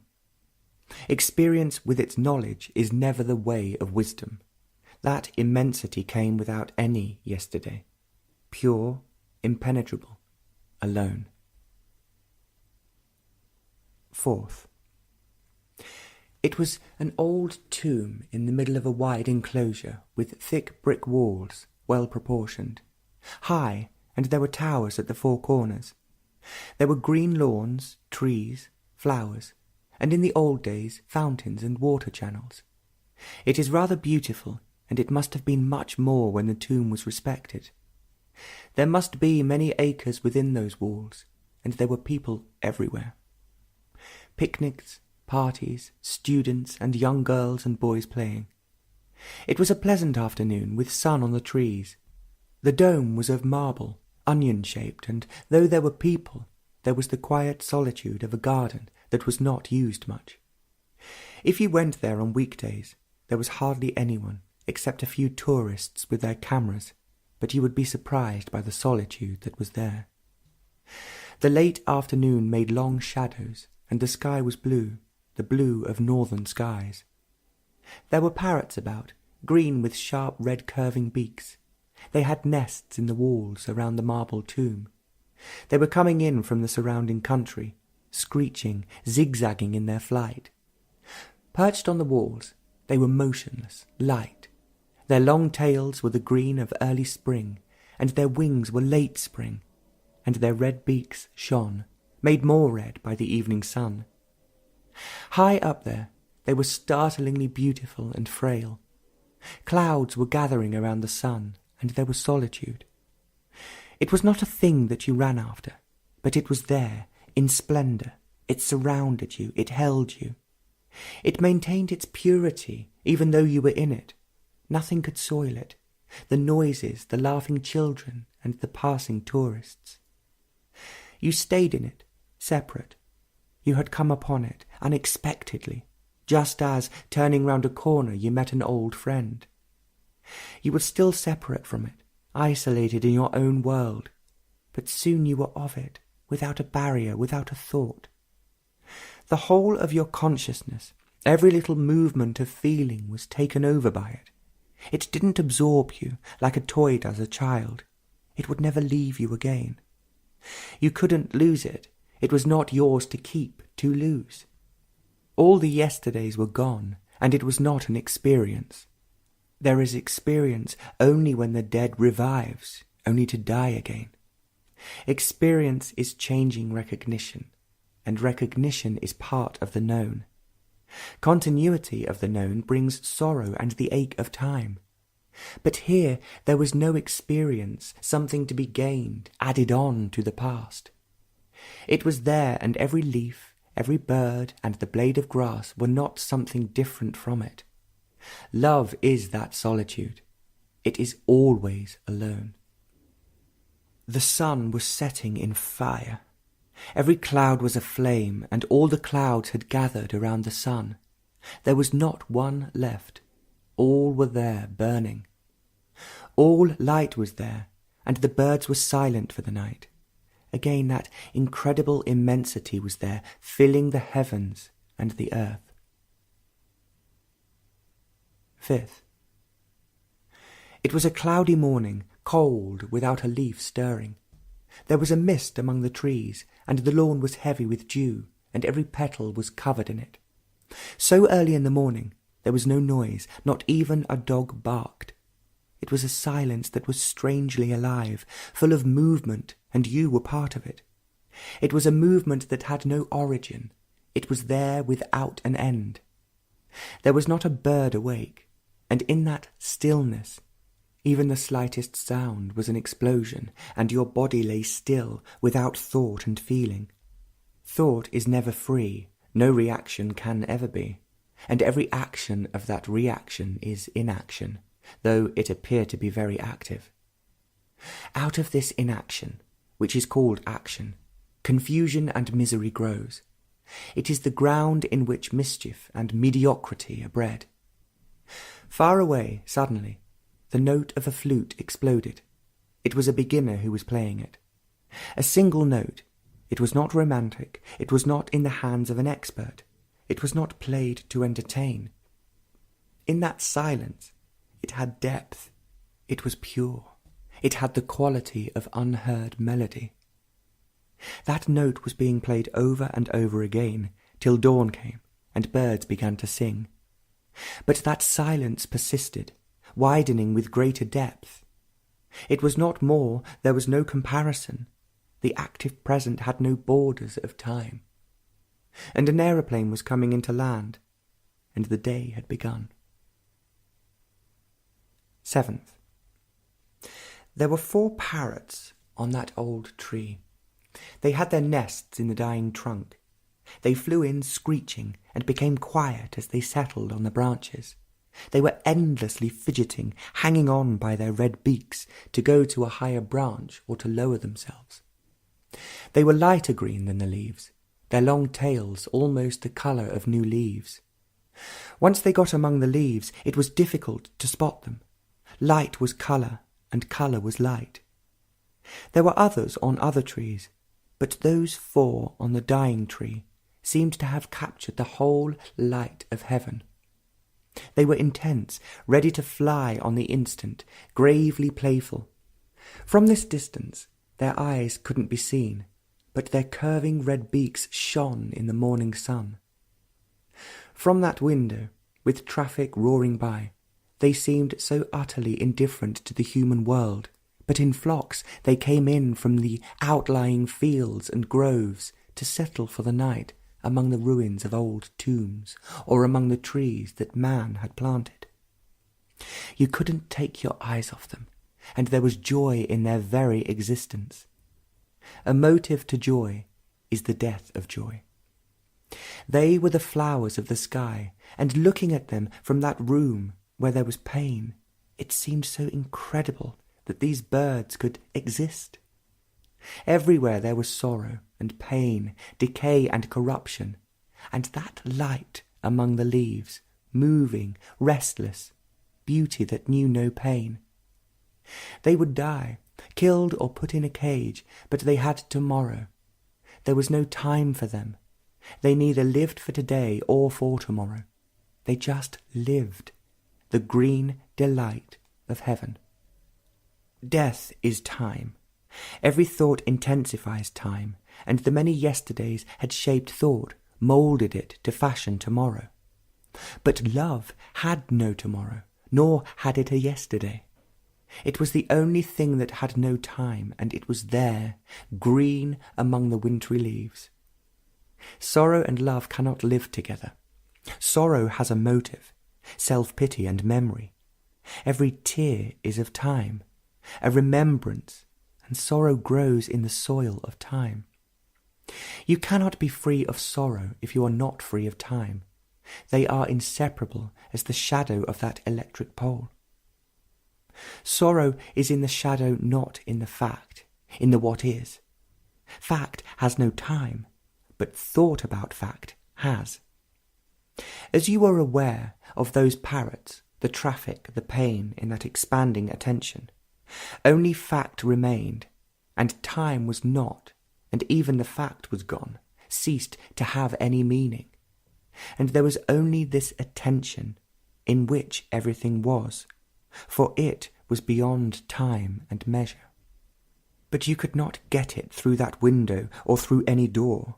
There is no way into it. Neither tears nor time will open the door to the eternal.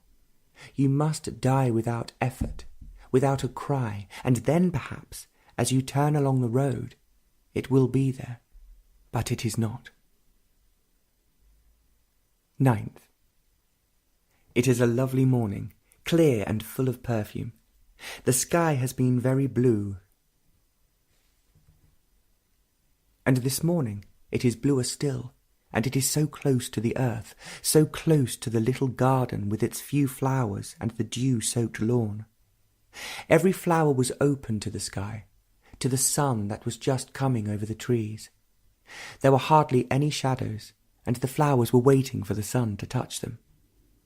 A jet was streaking across the sky with a roar, and the blue sky contained all the beauty and the mischief of man. The earth was swallowed up in that blue, in that immensity. A stray dog walked in. It was brushed clean, fur shining, tail wagging. It was very friendly, and it looked straight at you, and you were the dog, the flowers and the heavens. 2 miners were strutting on the lawn, and a vendor passed, calling out his goods. It was part of the morning, so utterly far away, and everything was aware of this fragrance. Nothing could be hurt. There would be no sorrow, no guilt, or the fear of tomorrow, for that delicate perfume was everywhere. It wasn't some fanciful mysticism, some mischief of the mind, but a very real thing, as real as those 2 birds and that friendly dog. You would be aware of it had you been there, and it wasn't an experience, leaving a mark on thought, adding more to the already known. Every experience is a reaction of the known, recognizable by the known, by the uncounted days of the past. Every experience darkens the immediacy of life and floods the memory. It was not between yesterday and tomorrow, and all experience is caught in time. It wasn't an experience to be repeated. Repetition is the projection of the past, the known. But it wasn't the known, for there was no centre. The known which is always gathering, experiencing, asking, seeking. But that perfume was there, not the word, not the thing you buy in a shop, nor the incense, awakening sensation of the church and the temple. You couldn't capture it and keep it in the decaying corners of memory. It was there, and your heart and mind were of it. It wouldn't leave you, for you were not there. The immense was there, the unknowable and the unexperienceable, and time had come to an end. All this is not imagination, to pick and choose. The brain, the thing of time, was utterly quiet, without its familiar movement, and the whole of the mind was completely still. It was there unapproachable in its strength and beauty.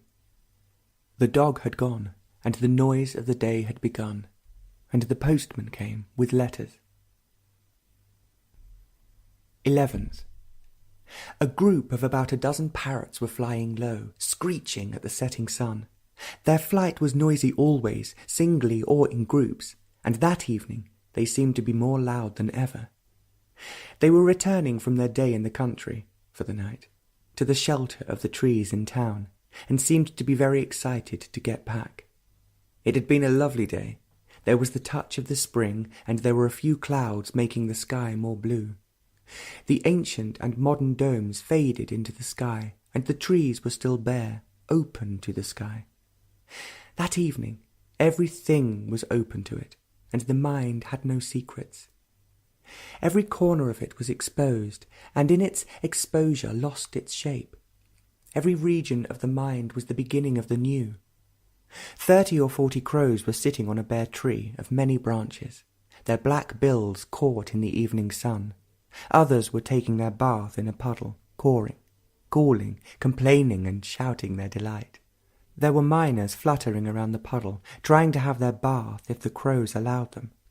There was a great delight among the trees and among the birds, and the few men that passed by were not too wrapped up in their own affairs. There was the slip of the new young moon, just a line, just a suggestion, and there was the beauty of a day that was over. A woman in a green sari was carrying a big bundle on her head, her arms swinging freely by her side. You have to die to all things to be aware of this beauty that has no resting place. You couldn't find it if you sought it. It was not in the museums, in books, nor in faces. The smile fades, and there are tears. You would never find it if you set out to capture it. You have to die to all things that you have pursued. You have to die not knowing. You have to die without a purpose, without a motive, maturing in a day and dying in a day, without a past. An aeroplane droned overhead. Somebody was taking flying lessons, and above the plane were the vultures, endlessly circling, without a beat of the wings. There was delight in their movement, but soon they would be coming down to be lost in the darkness of the night. You lived for something, you worked for something, and your life was intended for something. You had to be useful to society. Everything had its use, and you, of course, were of the highest use, for the church, for the government, for the revolutionary. What was the use of that leaf, that flower, and those birds taking their evening bath? But that beauty cannot be used. It had no value. There was no market for it, and all life is travail and sorrow. Without that beauty, there is no love. The clouds were gathering around the sun, leaving the sky empty. Every bird was now silent, and the trees were withdrawing for the night. The moon was too young to cast any shadow, but that would come later as she grew older. Innocency and youth were always with death, with the ending of thought. And with death comes that immensity, unapproachable, measureless, and it was there.